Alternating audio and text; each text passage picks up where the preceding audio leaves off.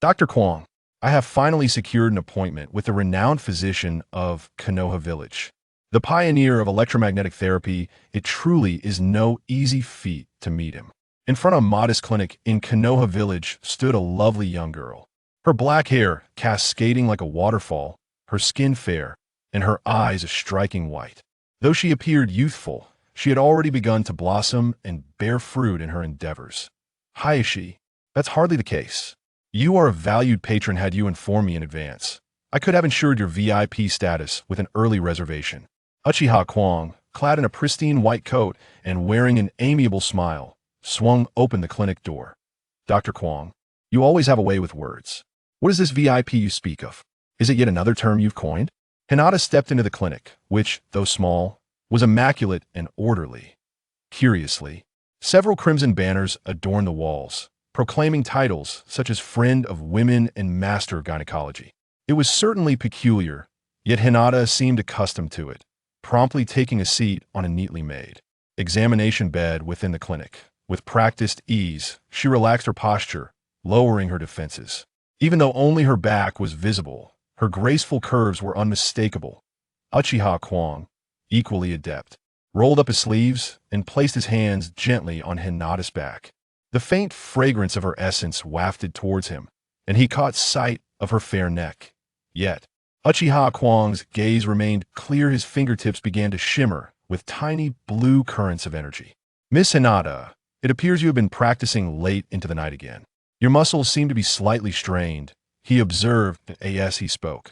Uchiha Kong subtly drew a trace of chakra from Hinata, a motion so discreet that she remained oblivious, merely savoring the moment with her eyes closed, a blush gradually gracing her cheeks. Indeed, the Hyuga clan maintains strict discipline that if one does not train until late, they are forbidden from dining, and with the Chunin exams approaching, I cannot afford to relax. However, each visit to you is the highlight of my days. But you are so busy. Lady Tsunade, Sakura Haruno, and many kunoichi line up to seek your expertise. Hinata's voice carried a hint of irritation, clearly a touch jealous. Uchiha Kong smiled gently, applying a bit more pressure as his fingers danced across Hinata's back. The currents flowed through her body, accurately stimulating her acupoints and eliciting a tingling sensation. Gradually, Hinata's eyes fluttered shut, soft breaths indicating her descent into slumber. Uchiha Kong withdrew his hands, gazing at Hinata's serene form, a sigh of relief escaping his lips as excitement blossomed within him. At last. This infernal system has seen my task accomplished. Uchiha Kong was a traveler from another realm, a denizen of Blue Star, who met an untimely demise in the course of his duties, only to awaken in this world. He had become a member of the Uchiha clan in Konoha Village, a cousin to Sasuke. Currently, he was one of the last two surviving members of his clan within the village. Initially, this identity was quite favorable, akin to an auspicious beginning. Uchiha Kong had already devised a plan he intended to leverage his advantage of having read the original work to win over Naruto and Sasuke, thereby becoming a member of the protagonist group and surviving until the end. However, by the age of 18, Uchiha Kong had yet to awaken his Sharingan, falling even behind his cousin Sasuke. It is crucial to understand that without the Sharingan, the Uchiha clan's prowess was merely a slight enhancement over ordinary ninjas in a world where every ninja possessed exceptional abilities. Such a minor advantage was hardly noteworthy. As time progressed, it became apparent that if this continued, not only would he fail to attain exceptional power, but he might soon find himself reduced to a mere bystander, potentially unfortunate and ineffective transmigrator. Fortunately, 3 years ago, a system materialized, albeit a rather merciless one. To bind to it, Uchiha Kong was required to complete a preliminary task to absorb the chakra of every female ninja in the village. This was an exceptionally daunting challenge. Chakra, being a deeply personal attribute, was not something one could simply extract without consent. Attempting to do so would be exceedingly difficult, especially since it had to be specifically from females. Unless Uchiha Kong was willing to become a rogue ninja, bearing the stigma of a lecher and resorting to forceful methods, it seemed he had little hope of success. Fortunately, the system was not entirely unforgiving. It first granted Uchiha Kong mastery over lightning-style manipulation. With just a sliver of chakra, he could generate a modicum of electric current. While not particularly lethal, its precision and control was remarkable. This inspired Uchiha Kong to conceive a brilliant idea: to establish an electromagnetic massage parlor exclusively for female clientele. With his exceptional skills and the delicate application of electric currents, he managed to interact with all the women of Konoha village, albeit in a strictly professional manner. To this day, he had finally completed his task. Hinata was his final customer. As her chakra was absorbed, a melodious voice echoed in his mind. Ding! Notification to the host. System task completed. Binding system. Binding successful. Congratulations, host, you have unlocked scientific cultivation. Everything in the world follows a certain order once understood and discovered. It is science. Under science, all are equal. This system emphasizes scientific training, allowing the host to integrate chakra attributes based on scientific principles. Reward for the host. A fusion platform. Ding! High affinity detected between the host and the customer. System rewards the following beginner's gift pack. Hinata's affinity is maxed out. The host's strength has advanced to Chunin. The host's mastery of lightning style has reached its maximum level, and the chakra within has mutated to lightning style. Wood style chakra has also reached its maximum level, allowing for self-transformation into wood style. Reward for the host. First fusion is free. Uchiha Kong, with an exhilarated heart and trembling hands, immediately selected the fusion platform in his mind. Select to fuse wood style and lightning style. In his mind, a fusion interface materialized out of thin air. The interface was simplistic, containing only a few black frames, indicating that filling these with materials would enable synthesis. However, at that moment, it displayed a deficiency in materials. Only his chakra could be input, and that was far from sufficient.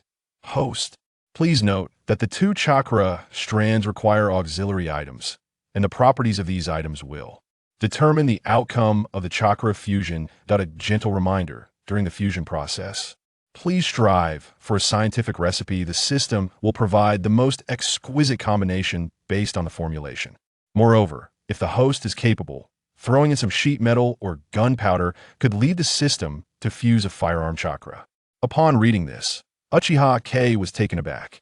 Could this system truly be so beneficial? It could provide the most perfect recipes based on scientific principles. Does this imply that as long as one understands the recipe, anything could be fused, and not just limited to chakra? Excitement surged within Uchiha Kong. Before his transmigration, he was undeniably a dual academic prodigy in both the humanities and sciences. In an instant, ideas began to blossom in his mind. Since the system has clearly stated that as long as the formula is scientific, anything can be synthesized, let us embark on a scientific endeavor and bring a modern shock to the world of ninjas. The AK rifle, Gatling gun, anti-tank rocket launcher, and even atomic bombs flashed through Uchiha Sara's mind. So many options, which one could not easily overshadow ninjutsu. A tailed beast bomb is indeed powerful, capable of reshaping mountains and filling seas, but can it rival the might of a nuclear bomb? If so, then why not unleash 2 or even 10? A nuclear bombardment would obliterate everything. If that fails, one could always resort to the magnificent hydrogen bomb. One might fear that such a display would leave the tailed beasts utterly devastated. While the shadow clone technique is formidable, allowing the creation of thousands to win through sheer numbers, can it compare to my ability to unleash 600 rounds from a Gatling gun? Is your division speed greater? Or is my rate of fire superior? Under a carpet of gunfire, all beings are rendered equal. While chakra is finite, firepower is limitless. Provided the logistics are sound and ammunition is prepared in advance, even a great ninja world war could be subdued in mere moments. In an instant, Uchiha Sora felt a surge of passion. He was undoubtedly embarking on a path paved with firearms toward the pinnacle of ninjutsu. However, while dreams are splendid, reality is often stark. Given the current technological level of the Naruto world, it can be likened to a prehistoric civilization where communication relies on shouting and travel depends on foot, lacking any industrial foundation. Even crafting a single bullet casing is a formidable challenge, let alone a nuclear bomb. In the short term, Uchiha Sora could only rely on self-sufficiency and lower his aspirations. Yet, There exists one substance that could yield extraordinary results without the need for an industrial base: gunpowder. Indeed, the romance of a man lies in explosions. If conditions permit, who wouldn't he wish to create their own gunpowder? Based on his experiences after traversing into this world, Uchiha Sara was already aware that gunpowder did not exist in the ninja realm. As for explosive tags and other detonative devices, their principles primarily rely on chakra, which is fundamentally magical rather than scientific. This signifies a gap that could be filled by the manufacture of gunpowder. Moreover, the production of gunpowder is relatively straightforward, utilizing readily available materials that can be sourced locally. Black powder essentially requires potassium nitrate, sulfur, and charcoal, mixed in appropriate proportions. After mentally reviewing the formula, Uchiha Sara was pleasantly surprised to discover that the materials were not particularly rare and could be purchased in Konoha village. Without further ado, Uchiha Sara stood up, determined to procure the necessary ingredients.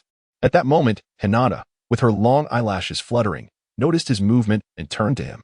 For reasons unknown, upon seeing Uchiha Sara, Hinata's cheeks flushed bright red, and her heart began to race.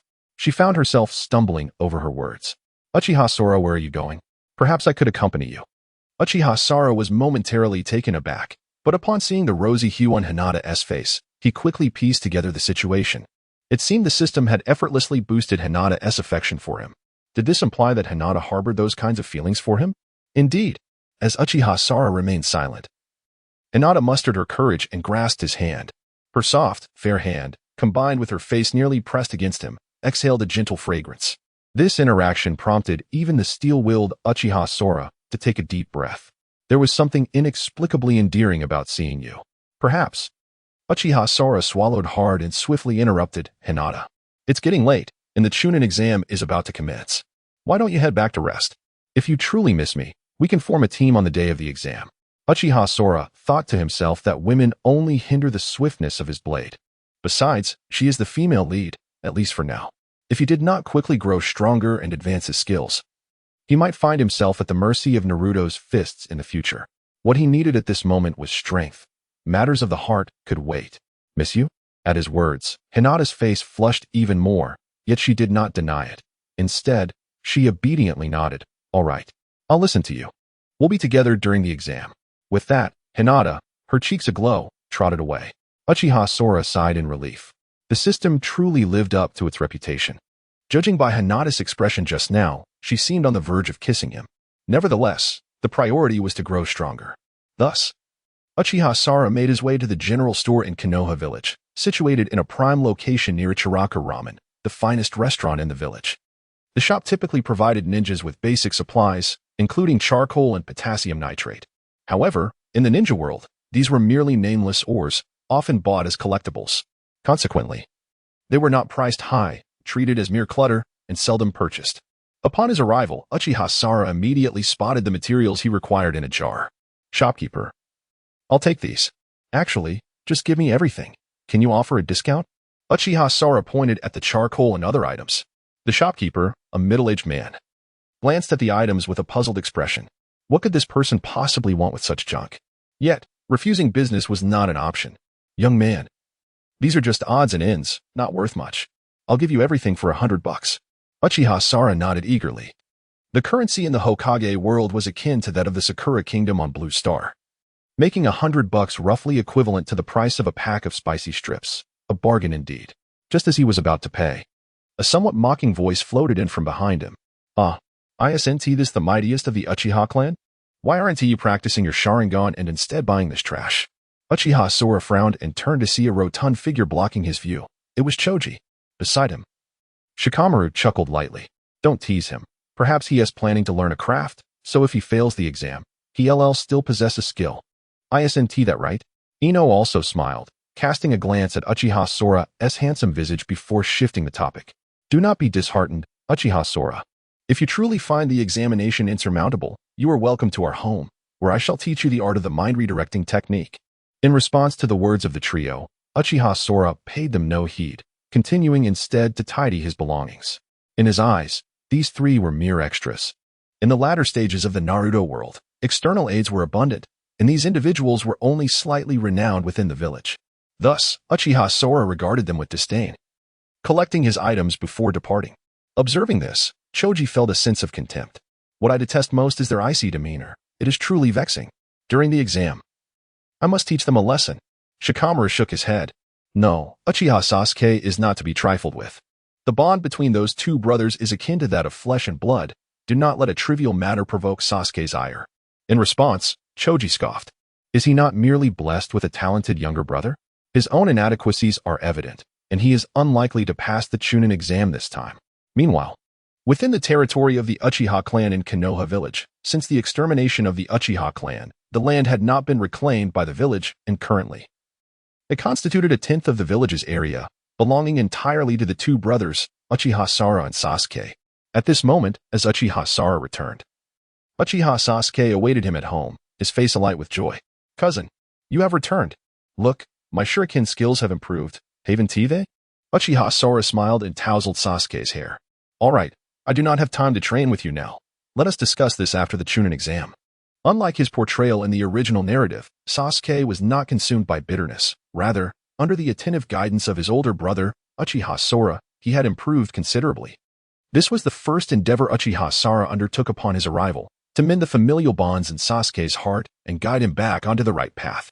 This approach afforded Uchiha Sora two advantages. Firstly, Sasuke was a member of the main cast, enveloped in a halo of significance.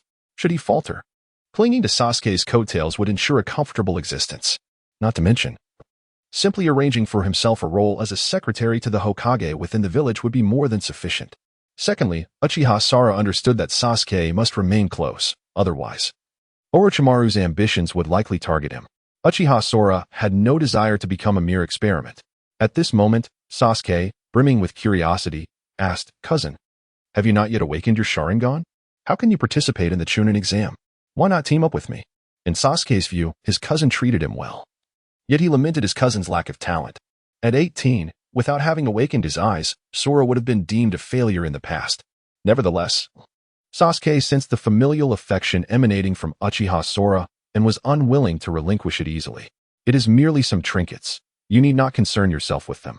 When the Chunin exam arrives, remember to team up with Naruto and Sakura. Keep your distance from the ninjas of the Land of Rain. Uchiha Sora solemnly cautioned. As someone who has read the original work, he understands that Orochimaru will take advantage of the situation and disguise himself as a ninja from the Land of Rain. This is something Uchiha Sora cannot alter, nor can he confront Orochimaru directly. Therefore, he must evade. Sasuke, though naive, comprehends that his elder brother would not harm him. So he nods in agreement. Understood. Cousin, you go ahead. I will continue practicing with my shuriken for a while longer. Observing Sasuke's obedient demeanor, Uchiha Sara nods in satisfaction. Had he not taken charge, Sasuke might have fallen into the same despair as depicted in the original narrative. In this light, it is evident that he is indeed one of the 10 most influential figures in the ninja world. Alas, the pressing matter is to hasten the synthesis. Shaking his head, Uchiha Sara casts aside his thoughts and swiftly enters the room. He then accesses the system in his mind. The synthesis interface appears instantly, displaying 7 or 8 white item frames, just as before. Uchiha Sora can arrange the items he has acquired in a specific order and quantity, leaving the rest to the system. Without further ado, he retrieves charcoal and other materials, placing them in his palm, where they vanish and reappear in the item inventory. Ding. Material detected for the host. The system is assessing. As time passes, the evaluation continues, and beads of sweat form on Uchiha Sora's forehead. What will the assessment yield? Will he successfully synthesize black gunpowder? After synthesis, will he receive a bomb or a ninjutsu? Thus, amidst his anxious waiting, the system finally chimes again. Ding. Congratulations, host. The formula is completely scientific. According to the system's assessment, this is indeed the black gunpowder formula. Given the host's precise control over the formula, the system will induce a mutation and doubling for this synthesis. Immediately, a cascade of brilliant light flickers in Uchiha Sora's mind, and in the next moment, the materials transform into radiant energy, merging instantaneously. Moments later, a dark energy sphere materializes before him. It looks somewhat familiar, reminiscent of Chakra. Ding. Congratulations, host. Mutation successful. Black gunpowder and Chakra unlocked. As the saying goes, all chakra in the world is interconnected. Chakra is merely a form of energy possessing attributes. Under normal circumstances, ninjas primarily exhibit wind attributes, along with a few singular attributes. This has little impact on combat, merely affecting a ninja's proficiency with certain jutsu. However, the mutated black gunpowder chakra can be regarded as a bloodline limit, enabling the host chakra to mutate into a force capable of igniting all items and even triggering explosions from a distance. Upon hearing this, Uchiha Sora is immediately elated. The ability to detonate anything, especially from afar, signifies that he has essentially mastered the Great Fireball technique. The Fire Release, Great Fireball technique is considered a superior ninjutsu in the ninja world, accessible only to a select few geniuses in the Uchiha clan. It possesses tremendous power, suitable for close combat and long-range attacks, yet the learning cost is exceedingly high. But now, the chakra he had mastered was essentially an enhanced version of the Great Fireball technique. After all, no matter how intense the flames, they remained formless, easily blocked by earthen walls or flowing water. Explosions, however, were entirely different. If, as the system claimed, he could trigger detonations at will and remotely, wouldn't that grant him the power to strike wherever he desired? At this thought, Uchiha Sora could scarcely contain his exhilaration. Without hesitation, he rose and made his way to the Uchiha clan's rear courtyard. Their vast territory included ample space where the brothers often tested their ninjutsu. Now, as he channeled his chakra, Uchiha Sora could distinctly sense its transformation, more potent, more volatile, yet paradoxically harmless to himself. It was as though a torrent of savage beasts surged through his veins. Such overwhelming energy. What would happen if he unleashed it? With that, he extended a finger toward the distant lake, releasing a mere wisp of chakra. Under normal circumstances, such an insignificant amount would be utterly inconsequential. Even if the Hokage himself emitted a trace of chakra without molding it into a technique, it would remain as harmless as unignited gas, no more substantial than air. Yet before Uchiha Sora's eyes, a shadowy mass materialized instantaneously, as though leaping from the void itself. It was his own chakra, erupting into a blossom of flames that unfurled across the lake's surface. The explosion's radius was staggering. In the blink of an eye, the lake's center was gouged into a gaping crater. A deafening roar reverberated through half of Konoha, jolting Sasuke awake. Rushing to the scene, he stood dumbfounded before the desiccated lake, its waters either flung skyward as rain or vaporized into mist that swirled around Uchiha Sora, shrouding him like a figure of mythic prowess, a true scion of the Uchiha.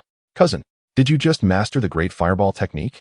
Sasuke gasped, awestruck by the devastation, which he attributed solely to that legendary jutsu. Equally stunned, Uchiha Sora inhaled sharply and nodded reflexively. Indeed, though my Sharingan hasn't awakened yet, I can finally participate in the Chunin exams. He hadn't anticipated that expelling the faintest trace of chakra could yield such cataclysmic force.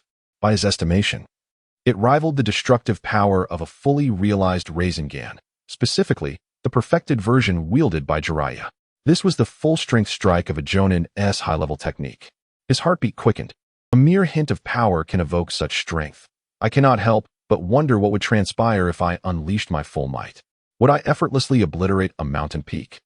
Does this not imply that every strike I deliver is akin to a tempest, an enhanced version of the spiraling sphere? Is this not, in essence, a leap into the fray? Ascending to the pinnacle of the ninja realm would be within my grasp. Uchiha Sora felt a surge of exhilaration, fully aware that his prowess, when juxtaposed with the current ninja world, rendered him invincible in the Chunin exams, devoid of any external enhancements. Even the mightiest of novices, Rock Lee, would likely falter in my presence. One punch could unleash a spiraling sphere, one kick could invoke Lightning Cutter, who could withstand such onslaught.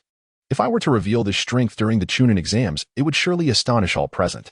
Beside him, Sasuke beamed with delight. That is splendid. Without further ado, cousin, immerse yourself in practice. Seize that fleeting sensation, and I shall not intrude. Sasuke's face radiated excitement. His cousin's awakening signified he was not a failure. Henceforth, the two brothers would thrive in the Hidden Leaf Village. Uchiha Sora affectionately ruffled Sasuke's hair. Indeed, what do you think of the power of this fireball? Sasuke gazed for a moment before replying. It far surpasses my own.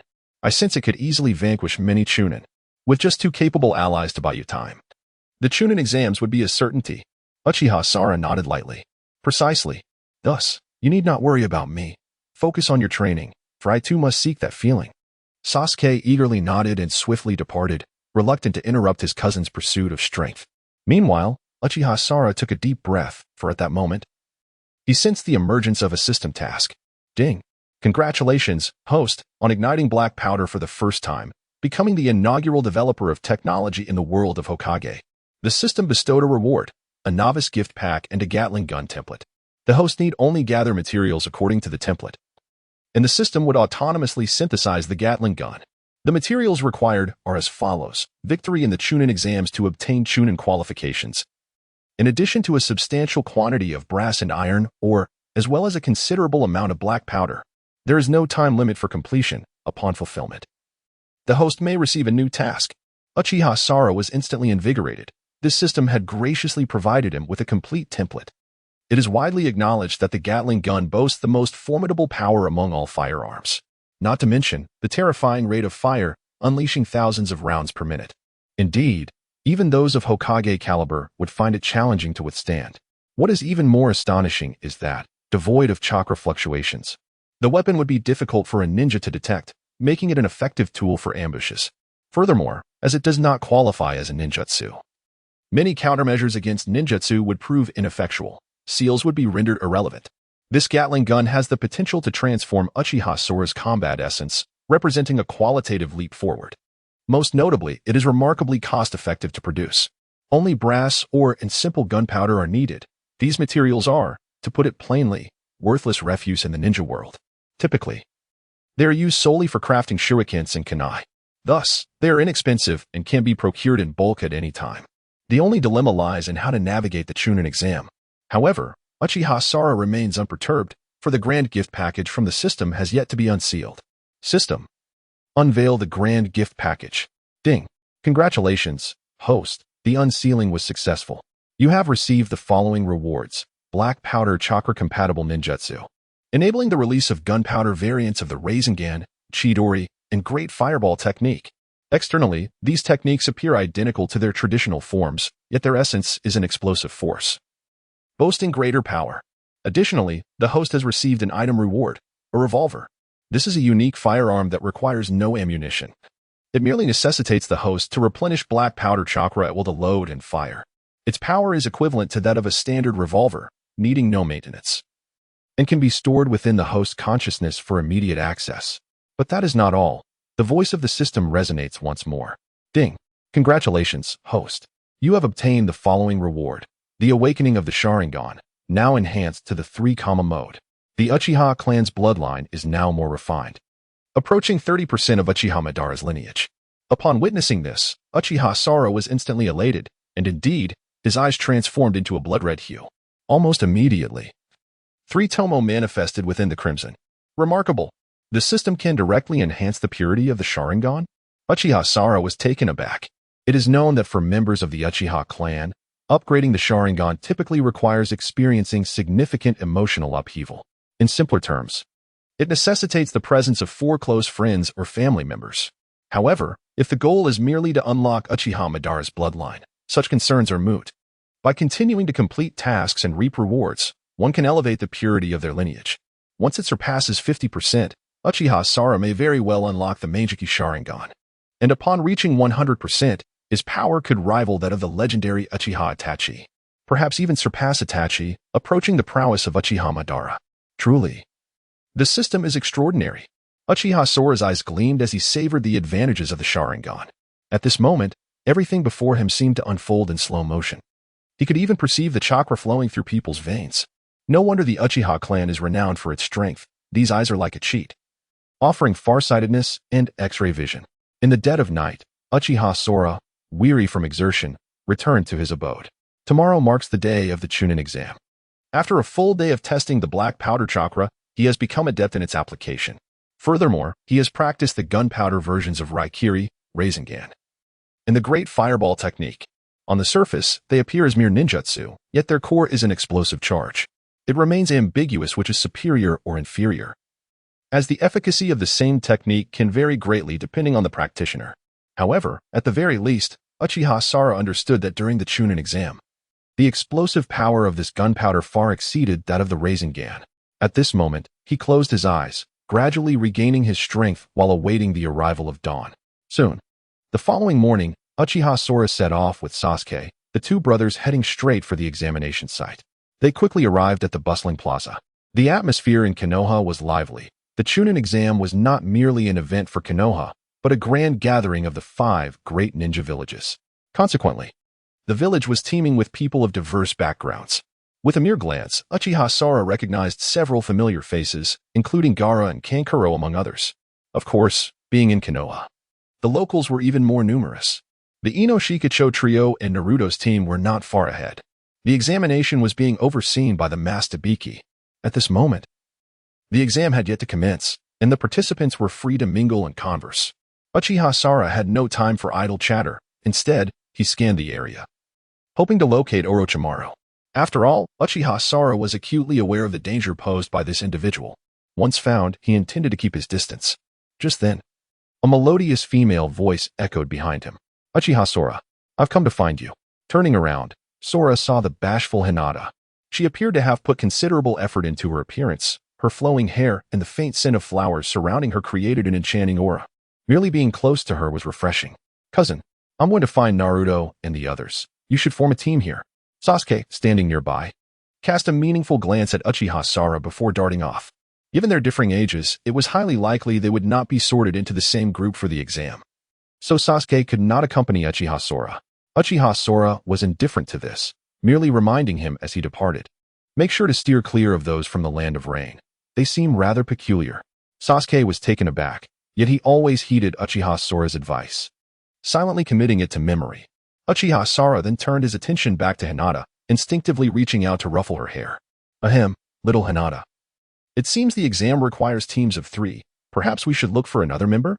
To his surprise, Hinata displayed no resistance to his affectionate gesture. In fact, she even rose onto her toes, leaning in closer. All right, but who should we find? It seems there aren't many from our grade left. This was indeed true. Being 18, Uchiha Sora was among the oldest of those yet to graduate. The only other person of similar age that came to mind was Rock Lee, one of the strongest during the early years of the Hokage. Then let us seek him out, Uchiha Sora declared, scanning the vicinity.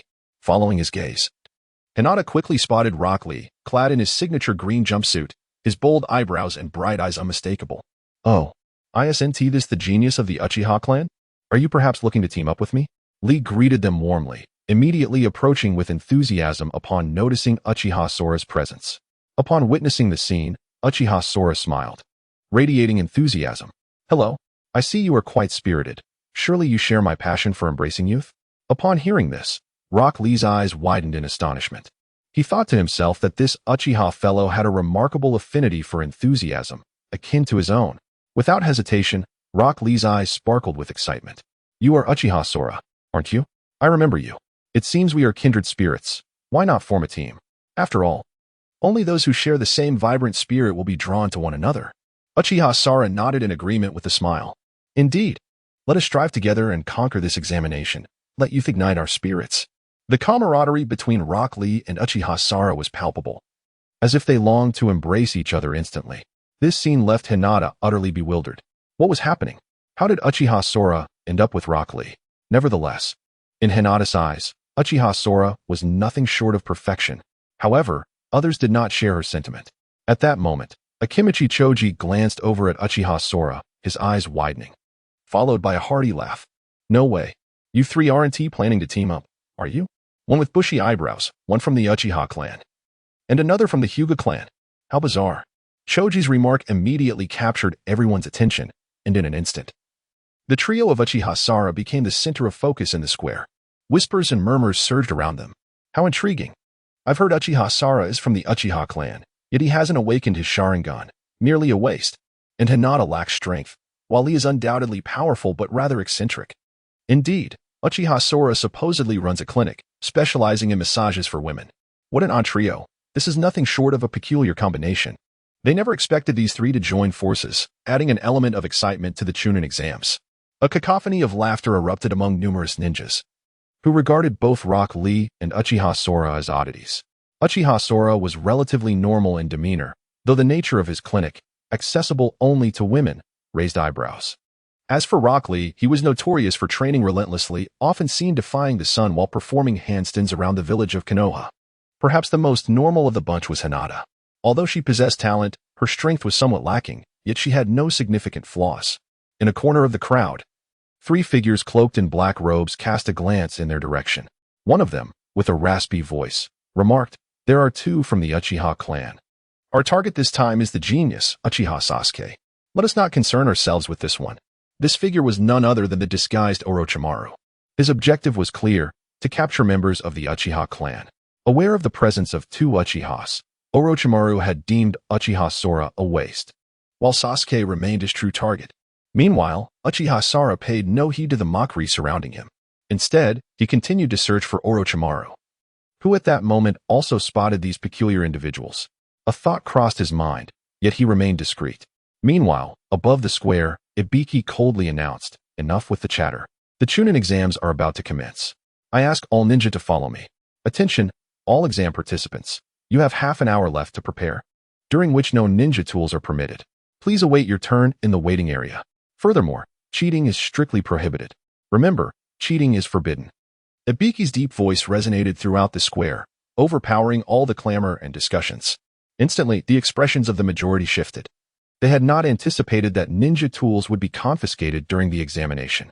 For some ninjas, their entire lives had been devoted to mastering their tools. How could they possibly compete without them? What was going on in Konohagakure? Were they intentionally creating trouble? The crowd struggled to accept this sudden change. Could it be? Is this exam truly so stringent?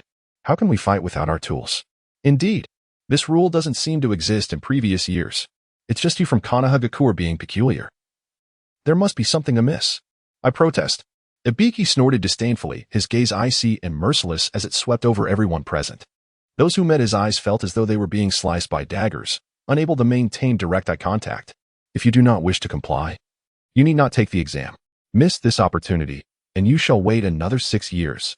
Should there be any further discontent and disturbances during the examination, you will be placed on the blacklist and will lose your eligibility for future exams permanently. With that, Ibiki departed with an air of nonchalance, leaving behind a group of candidates grinding their teeth in frustration. What is the meaning of this? How can I fight without my tools? Among the crowd, Kanjiro's expression darkened as he gazed at the puppet in his hand, his brow furrowing tightly. Beside him, Tamari stroked her chin, equally perplexed, before stating, "Konohagakure must have its reasons for this action. Surely an explanation will follow. After all, it's not just us. Many from Konohagakure also rely on weapons. There shouldn't be any hidden agenda, right, Gaara?" As they spoke, both cast uneasy glances towards Gaara, seemingly wary of his potential rage over this issue. "No worries. Even without weapons, I can still fight. What they should be concerned about is themselves." Gaara replied flatly, his tone laced with a chilling undertone. Kanjiro and Temari wiped the sweat from their brows. "Ah, let us hope the ninjas from Konohagakure do not encounter us. This younger brother is a true anomaly." Meanwhile, in a corner, Orochimaru squinted, equally puzzled. Confiscation of ninja tools? It seems the first exam may not require equipment, or perhaps the test does not pertain to combat prowess. Regardless, they should not discern my true identity. On the other side, Naruto fixated curiously on Sasuke, his mouth never ceasing. "Hey, your brother is so strange. Why does he want us to steer clear of the Rain Country ninjas? Is there something wrong with them? Also, your cousin is blind. Yet he is participating in the Chunin exams?" Sasuke merely snorted in response. "The matter at hand is trivial. You need only to trust in the intentions of your cousin. He certainly has profound reasons for his actions." Naruto blinked in surprise. It seems you hold your elder brother in high regard. Does he possess any extraordinary qualities?" Before Sasuke could respond, Sakura tugged at Naruto's ear, leading him aside. "Oh dear. Why pry into someone else's family affairs? Hurry and prepare yourself. Return your weapons." Thus, everyone surrendered their weapons and sat in the waiting hall. At that moment, Uchiha Sora and his companions were also present. However, Sora's gaze flickered, within his mind. The system's voice resonated. "Ding. The system has detected that the host is taking an examination and has issued a task. Assist your companions in successfully cheating. The host may strive to accomplish this through scientific means, and rewards will fluctuate based on completion. Nonetheless, a minimum reward will elevate the host's technological level by 1 tier and unlock the shop function. The technological level determines the synthesis table's limits. Without it, even if the host possesses formulas, materials, and some advanced technology, synthesis will be impossible. Subsequently, the host may review the equipment corresponding to their technological level." Upon hearing this, Uchiha Sora could not help but breathe rapidly. Setting aside what the technological level entailed, Merely unlocking the shop function rendered him nearly invincible. After all, it was a system shop. Those familiar with novels understand that credit shops are filled with exploits. Acquiring even a few items could easily overpower ninja tools. The emergence of the shop was quite logical, Sora mused. He had anticipated this because, without a marketplace, acquiring finished electronic components would prove exceedingly challenging. After all, even a simple chip necessitated the establishment of a factory from scratch, which was quite cumbersome. Thus, the shop was essential. This task must be accomplished. However, while Hinata might be agreeable, how could the dim-witted Rock Lee possibly cheat? He was as thick-headed as they come, and lacking chakra, conventional methods would not suffice. After much contemplation, Sora concluded that the safest approach would be to provide them with the answers. As one who had perused the original work, he understood that the crux of the first examination was indeed cheating. Yet, it must not be too conspicuous, lest the instructor discover it and expel them. In essence, the challenge lay in the sophistication of the cheating methods employed. Consequently, the most prudent strategy remained physical cheating, employing scientific methods. There would be no use of chakra. It would rely solely on intellect. However, what approach should be taken? Uchiha Sora furrowed his brow in thought until a brilliant idea struck him. Morse code. A system of encoding characters based solely on the length of sounds. This concept is not difficult to learn. If one remembers just A, B, C, and D, the four options, mastery could be achieved in no time. Furthermore, based on Sora's understanding, as long as one passed the examination, it sufficed to answer only multiple-choice questions. In an instant, Sora's eyes sparkled as he immediately shared this idea with the group. What is Morse code? Uchiha Sora, do you mean to suggest that we should cheat?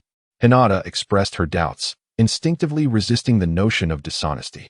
Yet, Uchiha Sora confidently asserted that Hinata would not refuse. Curiously, she inquired about the nature of the password. Nearby, Rock Lee's eyes widened. Although this approach was somewhat unscrupulous, he admitted, I've been too preoccupied with the vigor of youth to focus on studying. I truly lack the ability to solve these problems. I must rely on you. Brother Uchiha Sora. Uchiha Sora nodded and succinctly explained the Morse code corresponding to the letters A, B, C, and D. When the time comes, simply tap on the table, remembering the lengths of the signals. Do you understand now? Observing both of them nodding, he finally exhaled in relief. Just then, after half an hour of waiting, the voice of Abiki resonated, announcing, the examination begins. Candidates, please enter the hall in sequence. Immediately, everyone present rose and, following the prearranged order, proceeded into the examination room. Uchiha Sora and Hinata, being a team, were naturally assigned to the same location. Upon entering, Uchiha Sora instinctively surveyed the surroundings. Noting the presence of renowned figures such as Sasuke and many other notable ninjas from Konoha, including the Ino Shikacho trio and Shino Aburame. They were all familiar faces. To his dismay, he also spotted the sneaky trio of Orochimaru lurking in a corner, which heightened his wariness. Orochimaru would undoubtedly intervene during the second phase of the exam. I must devise a way to thwart him. Uchiha Sora's gaze flickered, aware that Orochimaru posed the greatest threat at present. Once seated, the examiner began distributing the papers. Soon, each candidate stared at the densely packed questions before them, bewildered. What is this? This was supposed to be the CH-NIN exam. Why are we faced with these questions? Naruto was utterly flabbergasted, for he was undeniably illiterate. Tackling these problems felt akin to a death sentence. Sasuke fared slightly better, but still found his eyelids twitching. We actually have to solve problems? Fortunately, my brother had forewarned me and provided tutoring for several months. In truth, after Uchiha Sora's arrival in this world, he realized he was Sasuke's elder brother and had been diligently nurturing him, even helping him anticipate the exam as content. Thus, Sasuke approached the questions without panic, instead reflecting, as expected of my brother, he truly possesses foresight. However, the others were not so fortunate. The Ino Shikacho trio widened their eyes in disbelief. Who on earth devised these questions? Asking us ninjas to solve problems is a gross misallocation of talent. CHG protested indignantly. Thankfully, Ino gritted her teeth and declared, I can barely comprehend some of these questions. I'll discreetly share the answers with you. Thus, amidst the dissatisfaction and complaints of the candidates, the examination commenced. The atmosphere instantly turned tense. At the outset, this assembly of ninjas had never anticipated that the CH-NIN exam would entail answering questions. Consequently, most were unprepared, resembling individuals grappling with a foreign script. After a full half-hour had elapsed, many still had not put pen to paper.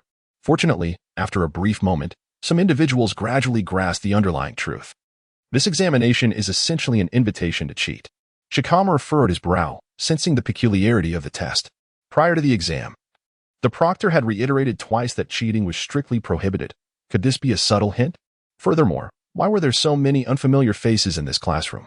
Each of the unknown students seemed to possess an extraordinary flair, writing with remarkable speed. Suddenly, it dawned upon him. This examination was fundamentally about mastering the art of deception. Filled with astonishment, Shikamaru wasted no time and employed the shadow possession technique to stealthily mimic the actions of others. Indeed, many questions soon became effortlessly solvable. With one person paving the way, soon everyone present demonstrated their unique skills. Niji Hyuga utilized his Byakugan to glean the answers through the bodies of his peers. Hydrogen released several flies, observing the correct answers before replicating them through their flight patterns. Gaara unleashed a small amount of sand, using its movement in the air to perceive the inscriptions on the test paper. Before long, he too had completed several questions. As various ninjutsu techniques and flamboyant methods of cheating unfolded, the proctor, Ibiki, nodded in satisfaction, inwardly marveling at the candidate's ingenuity. This cohort was impressively adept, completing the examination in a remarkably brief time, perhaps merely half an incense stick's worth. Moreover, each student showcased their talents. The manipulation of insects was clearly a hallmark of the Aburame clan, executed with finesse. The Byakugan, too, demonstrated a commendable level of development. Although it was regrettable that it did not belong to the main branch, the descendants of the Uchiha clan were not to be overlooked either. Although it seemed they were producing their own answers, could it be that Sasuke was indeed a prodigious talent?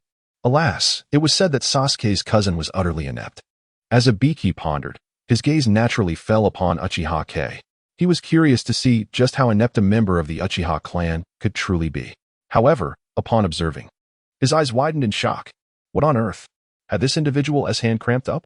Uchiha Kong was neither utilizing chakra nor employing any flamboyant techniques. Instead, he simply rested his fingers on the table, tapping rhythmically as if in a spasm. Yet, his expression was strikingly serious, as if the act of cramping required his utmost concentration. Surely not. Was the descendant of the Uchiha clan genuinely a fool? Ibiki gasped, quickly finding himself in a state of astonishment, for he realized that Uchiha Kong was not alone in this peculiar behavior. Hinata and Rock Lee were similarly entranced. What was going on? Had these three succumbed to some sort of ninjutsu? As the proctor responsible for the examination's integrity, Ibiki felt justified in suspecting that Uchiha Kong and his companions had indeed fallen under some enchantment. He approached Uchiha Kong, his gaze sharp as he cast a glance at K's test paper. What he saw left him even more astounded. The answers were meticulously inscribed in an orderly fashion, and, astonishingly, they were all correct. Although limited to multiple-choice questions, this was nonetheless a commendable achievement. This revelation left Ibiki astounded, as he abruptly turned to glance at the papers of Hinata and Rock Lee. In that moment, clarity washed over him. Their answers were not only correct, but the sequence in which they approached the questions was identical. Could it be that those seemingly spasmodic gestures were, in fact, a form of covert communication? In an instant, Ibiki inhaled sharply, realizing that Uchiha Kong was a prodigious talent within the Umbu. At such a tender age, he had devised a secret code? Ibiki strained to eavesdrop for a considerable time, yet he could discern no discernible pattern. After a brief while, he could only marvel at the ingenuity of Uchiha Kong. Particularly after listening intently, he was astonished to discover that the code appeared to be incomplete. Or rather, Uchiha Kong was utilizing only a portion of it. The cleverness of this cipher, with its unique patterns, was evident. While others might overlook it, Ibiki, being a member of the Umbu, recognized it immediately as a comprehensive cipher system. The complete version might encompass even more, potentially replacing all written language. This implied that Uchiha Kong had likely invented an entire lexicon of secret phrases. What was even more alarming was that this entire system could be conveyed solely through sound, without the slightest use of chakra. This was truly astounding. In the world of ninjas, where superhuman abilities abound, many tasks often lack finesse. They are accomplished merely through the application of chakra. Without chakra, the technological advancement of the Hokage would likely remain in the prehistoric era. Thus, the shock of encountering a complete modern cipher left Ibiki gasping in disbelief. To invent a logical, coherent system of communication that relied solely on sound without drawing upon chakra at such a young age? A genius. A true talent. It would be a travesty if this young man did not join the Umbu. Ibiki resolved that once the examination concluded, he would personally recruit Uchiha Kong. ensuring he was brought into the fold of the Umbu. Meanwhile, Uchiha Kong remained blissfully unaware of the examiner's scrutiny. After all, he had committed no act of cheating. At that moment, his fingers danced fervently as he noted the answer to question 30. This one should be A. With each tap of his fingers, he transmitted the code. Hinata and Rock Lee hurriedly transcribed his messages. Indeed, Uchiha Kong had devised such a method. He was nothing short of a genius. Who could dare label Uchiha Kong as worthless? Hinata's cheeks flushed with admiration, and she unconsciously referred to him as our Uchiha Kong. As for Rock Lee, his eyes sparkled with excitement, recognizing the brilliance of his peer. Unbeknownst to Uchiha Kong, he had already left a mark on a small segment of onlookers. As time progressed, the written phase of the CH9 exams approached its conclusion. Ibiki rapped the blackboard. The exam is over. All candidates, hands off the desks, cease writing. Soon, everyone sat still, expressions ranging from grim to jubilant. Clearly, the results of the examination were varied and multifaceted. A considerable portion of those present had not succeeded, their faces etched with worry and uncertainty. Beside them, Uchiha Sora appeared utterly bored, fully aware that, according to the unfolding circumstances, Ibiki would present a choice, a veritable psychological test. As anticipated, Ibiki declared that among those who had not passed, there was Naruto. Now, you have two options: either forfeit this examination and wait until next year for the second round, or proceed to answer a single question. If you answer correctly, you shall pass. However, an incorrect answer will result in a lifetime ban from participating in any further exams, effectively barring you from ever advancing to CH9. At this proclamation, an uproar erupted among the crowd. No way. Is it really that harsh? A lifetime ban. There must be some hidden agenda in Konoha. I protest. What should we choose? Perhaps it would be wiser to wait until next year. The discussions buzzed fervently. Meanwhile, Naruto and his companions, as in the original narrative, opted to answer the question. The entire process unfolded smoothly, as Ibiki inquired about their motivations for becoming ninjas. Each response varied, yet they shared a common essence. As long as they chose to answer, they passed the trial. As the assessment concluded, Uchiha Sora prepared to leave when suddenly, Ibiki approached him. In front of the assembled crowd, he expressed his admiration, saying, "You are from the Uchiha clan, are you not? I have heard tales of your supposed ineptitude. However, I perceive you to be quite the opposite, a true genius. How about joining our Umbu after this examination?" Sora was taken aback, as were all present. Naruto's eyes widened in disbelief. Indeed, Uchiha individuals were anything but ordinary. Sasuke receiving praise from an instructor was surely a historic first. Sakura blinked in surprise, noting how Sora appeared rather dashing, even more mature than Sasuke. In the distance, the Ino-Shikacho trio exchanged glances, their expressions shifting. CHG gasped. Wait, this instructor is the legendary one-eyed Ibiki. He can actually give compliments? Who is this kid? It was not only CHG who was astonished. Ino too was taken aback. A genius? Could it be that Uchiha Sora exhibited remarkable prowess during the exam? Even Orochimaru cast several glances in Sora's direction. It was a difficult choice. Both siblings were exceptionally strong, and Sora seemed to possess an intellectual edge. Perhaps seizing him would be advantageous. Orochimaru chuckled slyly.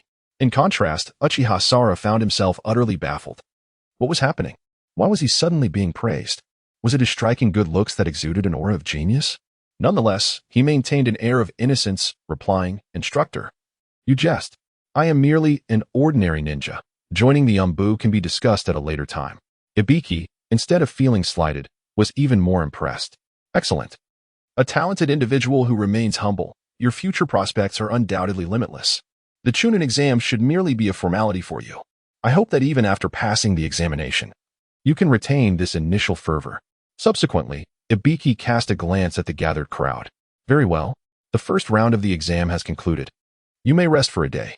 Tomorrow morning, assemble at the designated location for the second round.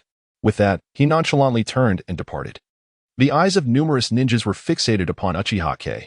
Undoubtedly, this exam has elevated Uchiha Kong to prominence. Let us return and rest. Tomorrow promises to be a grueling battle. Uchiha Kong shook his head, guiding the group out of the classroom. They first escorted Rock Lee home. Following that, Uchiha Kong and Hinata strolled along the path toward the Hyuga clan. Uchiha Kong, you are truly remarkable, having received praise from Ibiki. It is said that he seldom extols anyone. Hinata's cheeks flushed with a rosy hue, illuminated by the setting sun, making her appear especially enchanting. Is that so? Perhaps my innate talent has finally been acknowledged by the world. Uchiha Kong chuckled, thinking that Hinata deserved her place among the top 3 most beautiful women in the Hokage. Her beauty, paired with her figure, is nothing short of perfection. However, considering the challenges that lie ahead, Hinata may soon find herself overwhelmed. Thus, I must hasten to grow stronger so that I can protect her. By the way, regarding tomorrow's matters, remember that you must refrain from training tonight and instead conserve your energy. Hinata was momentarily taken aback, but upon seeing Uchiha Kong's serious expression, she understood that tomorrow's battle would indeed be arduous. Understood. She nodded obediently. At that moment, Uchiha Kong arrived at the entrance of the Hyuga clan. Just as he was about to speak, the clan head, Hyuga Hayashi, emerged. Ah, it is the Uchiha lad. It is late. You should return now. Thank you for bringing my daughter home. It was evident that Hyuga Hayashi's demeanor toward Uchiha Kong was less than warm, possibly due to the Uchiha's less than stellar reputation. After all, at such a young age, he had opened an electrotherapy massage parlor exclusively for women, which was bound to attract disdain. Uchiha Kong was not offended, after all.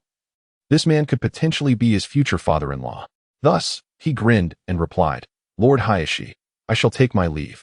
Amid Hinata's reluctant farewell, Uchiha Kong departed, walking back to the Uchiha clan under the glow of the sunset. In contrast to the prosperity of the Hyuga clan, the Uchiha clan had fallen into decline.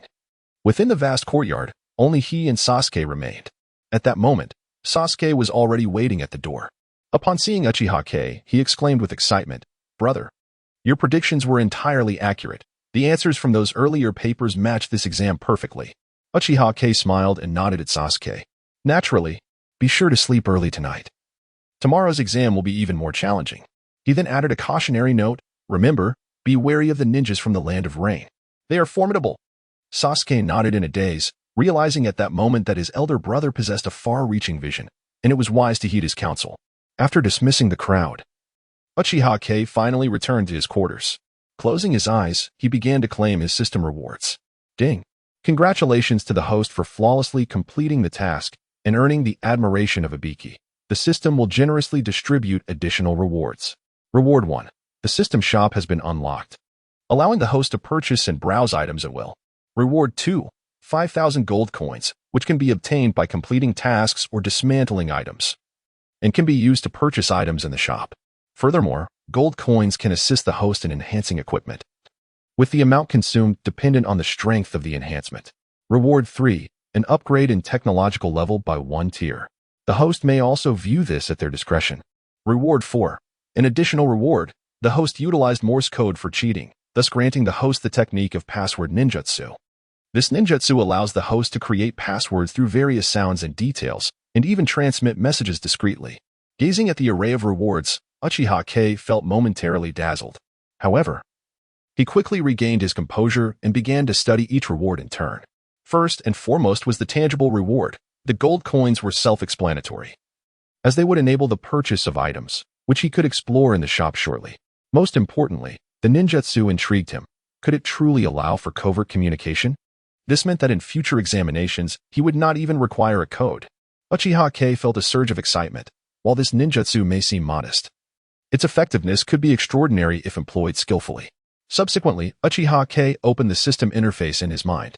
He discovered that, aside from the synthesis section, there were now options for technology in the shop. He first accessed the technology section. Upon clicking, he realized that technology represented the current ceiling of technological advancement, as well as the limits of what the system could synthesize. Presently, the system could combine gunpowder, firearms, and some rudimentary vehicles. In addition, there were numerous inventions of similar caliber. However, constructs such as interstellar warships and atomic bombs were not yet feasible. Even if the materials were available, they remained in a state of lockdown and required unlocking. This was quite understandable. After all, who could expect to create an atomic bomb with bare hands from the outset? Uchiha Kong did not linger long on this and instead clicked on the shop.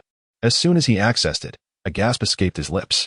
The shop was filled with a plethora of materials. Most items were components, yet they were sufficient to leave Uchiha Kong astounded. Item 1. Plastic. Description.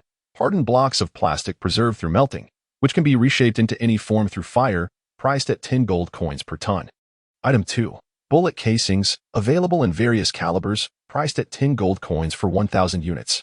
Item 3. a complete set of chemical laboratory equipment, including beakers, measuring flasks, hoses, and more, available for 500 gold coins for the entire set. Beholding the dazzling array of products, Uchiha Kong inhaled sharply. The plastic blocks were undeniably useful.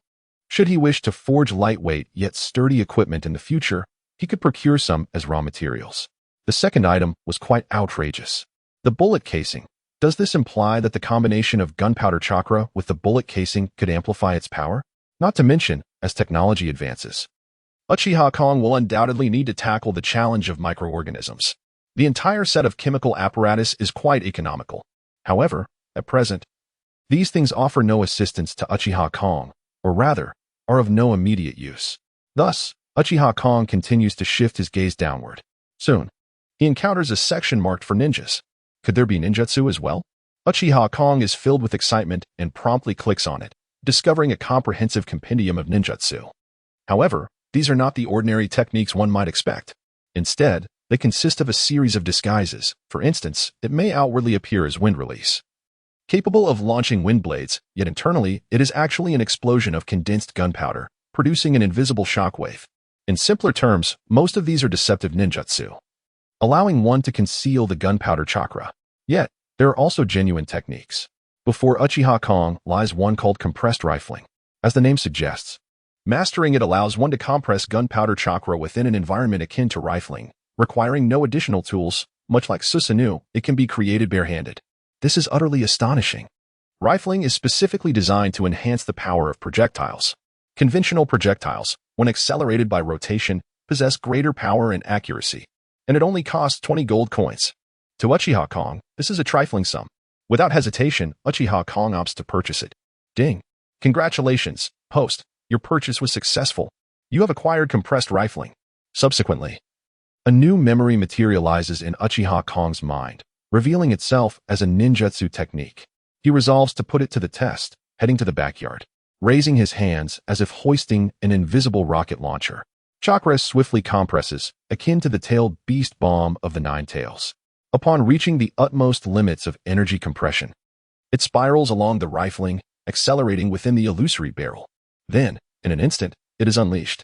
Uchiha Kong merely sees a fireball flash before him, hurtling at terrifying speed towards a mound in front of him. Boom!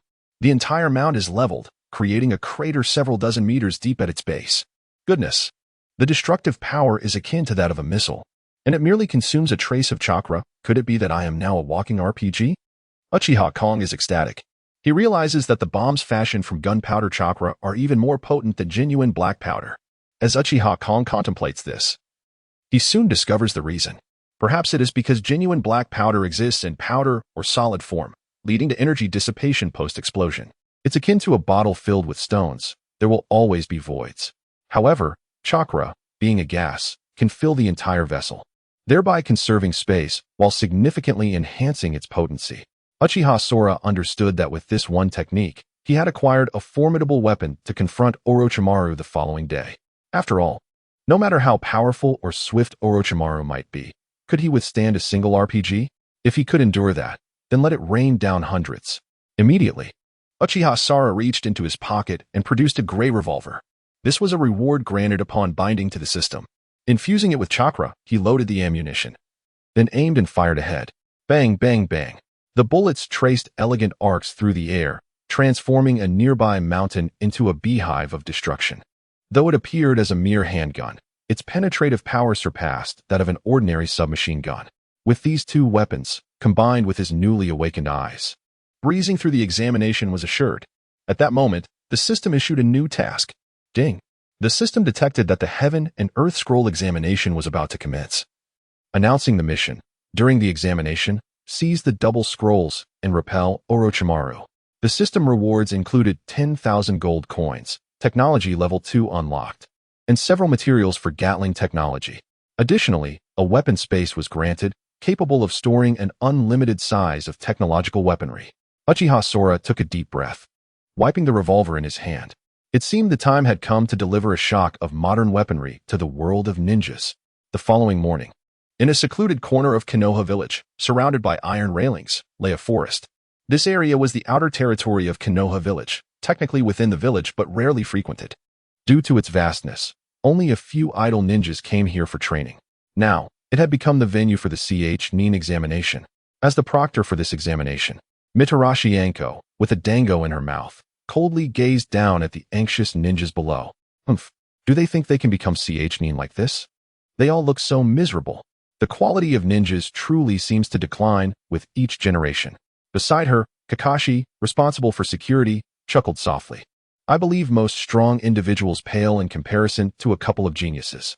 Just like Jiraiya and Orochimaru, the three of them upheld an entire era.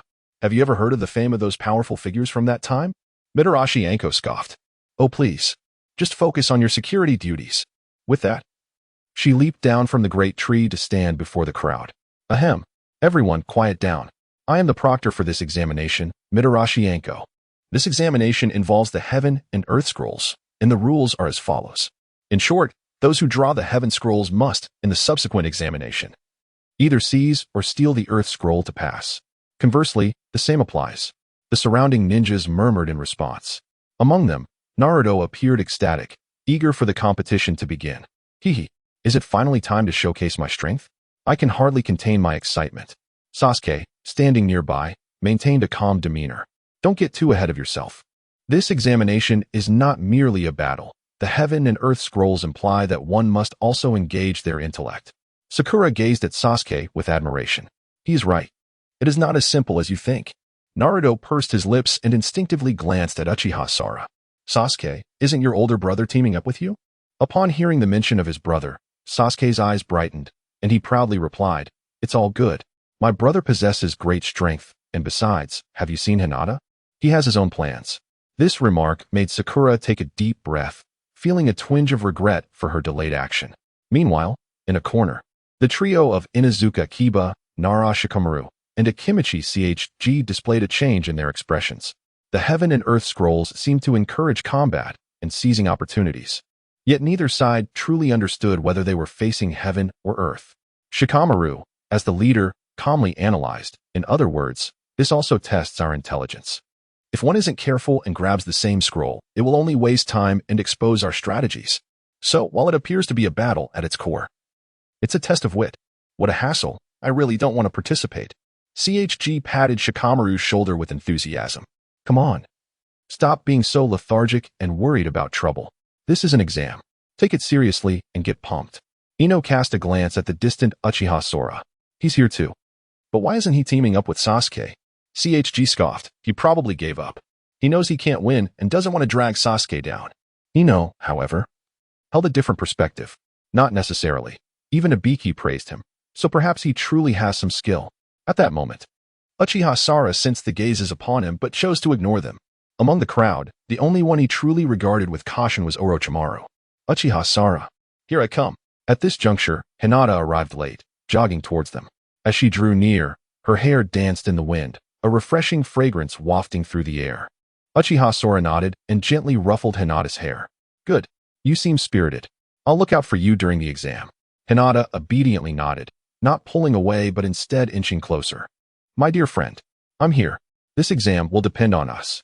Rock Lee burst in with exuberance, making a peculiar entrance. He was upside down. In an instant, Uchiha Sora's group became the center of attention. In the corner, Orochimaru's gaze sharpened. Hey, this Uchiha Sora, while his true strength remains unknown, is undeniably intriguing. If he demonstrates combat prowess later, perhaps selecting Uchiha Sora as a vessel wouldn't be a misstep. Orochimaru had always believed Sasuke was more suitable for him. He had previously disregarded Uchiha Sora as a mere weakling. However, recent observations suggested otherwise. Uchiha Sora was indeed fascinating. Subsequently, Orochimaru glanced at Mitarashi Anko, a cold smile creeping into his heart. This little girl has grown quite a bit. I wonder if her strength has improved, but her arrogance has certainly inflated. Nonetheless, as her mentor, it is essential to temper her enthusiasm. At this moment, Mitarashi Anko chanced upon Orochimaru, which inexplicably stirred a wave of disdain within her. What are you staring at? Yes, I mean you. After issuing 2 warnings, she noticed that Orochimaru remained unperturbed, and a sense of contempt welled up inside her. To her, this was insubordination from a student. Could she allow such behavior to go unchecked? A lesson must be imparted. Thus, Anko brandished a kunai, taking aim directly at Orochimaru. As a seasoned jonin, she believed it would be effortlessly manageable to deal with a mere student. In an instant, the kunai was hurled forth, swiftly closing in on Orochimaru. The onlookers felt a collective tightening in their chests. Hey, wait, is the teacher actually attacking? I knew those from the Leaf Village were unreliable. Goodness, that's excessively violent. Isn't anyone going to intervene? Gasps of astonishment erupted among the crowd.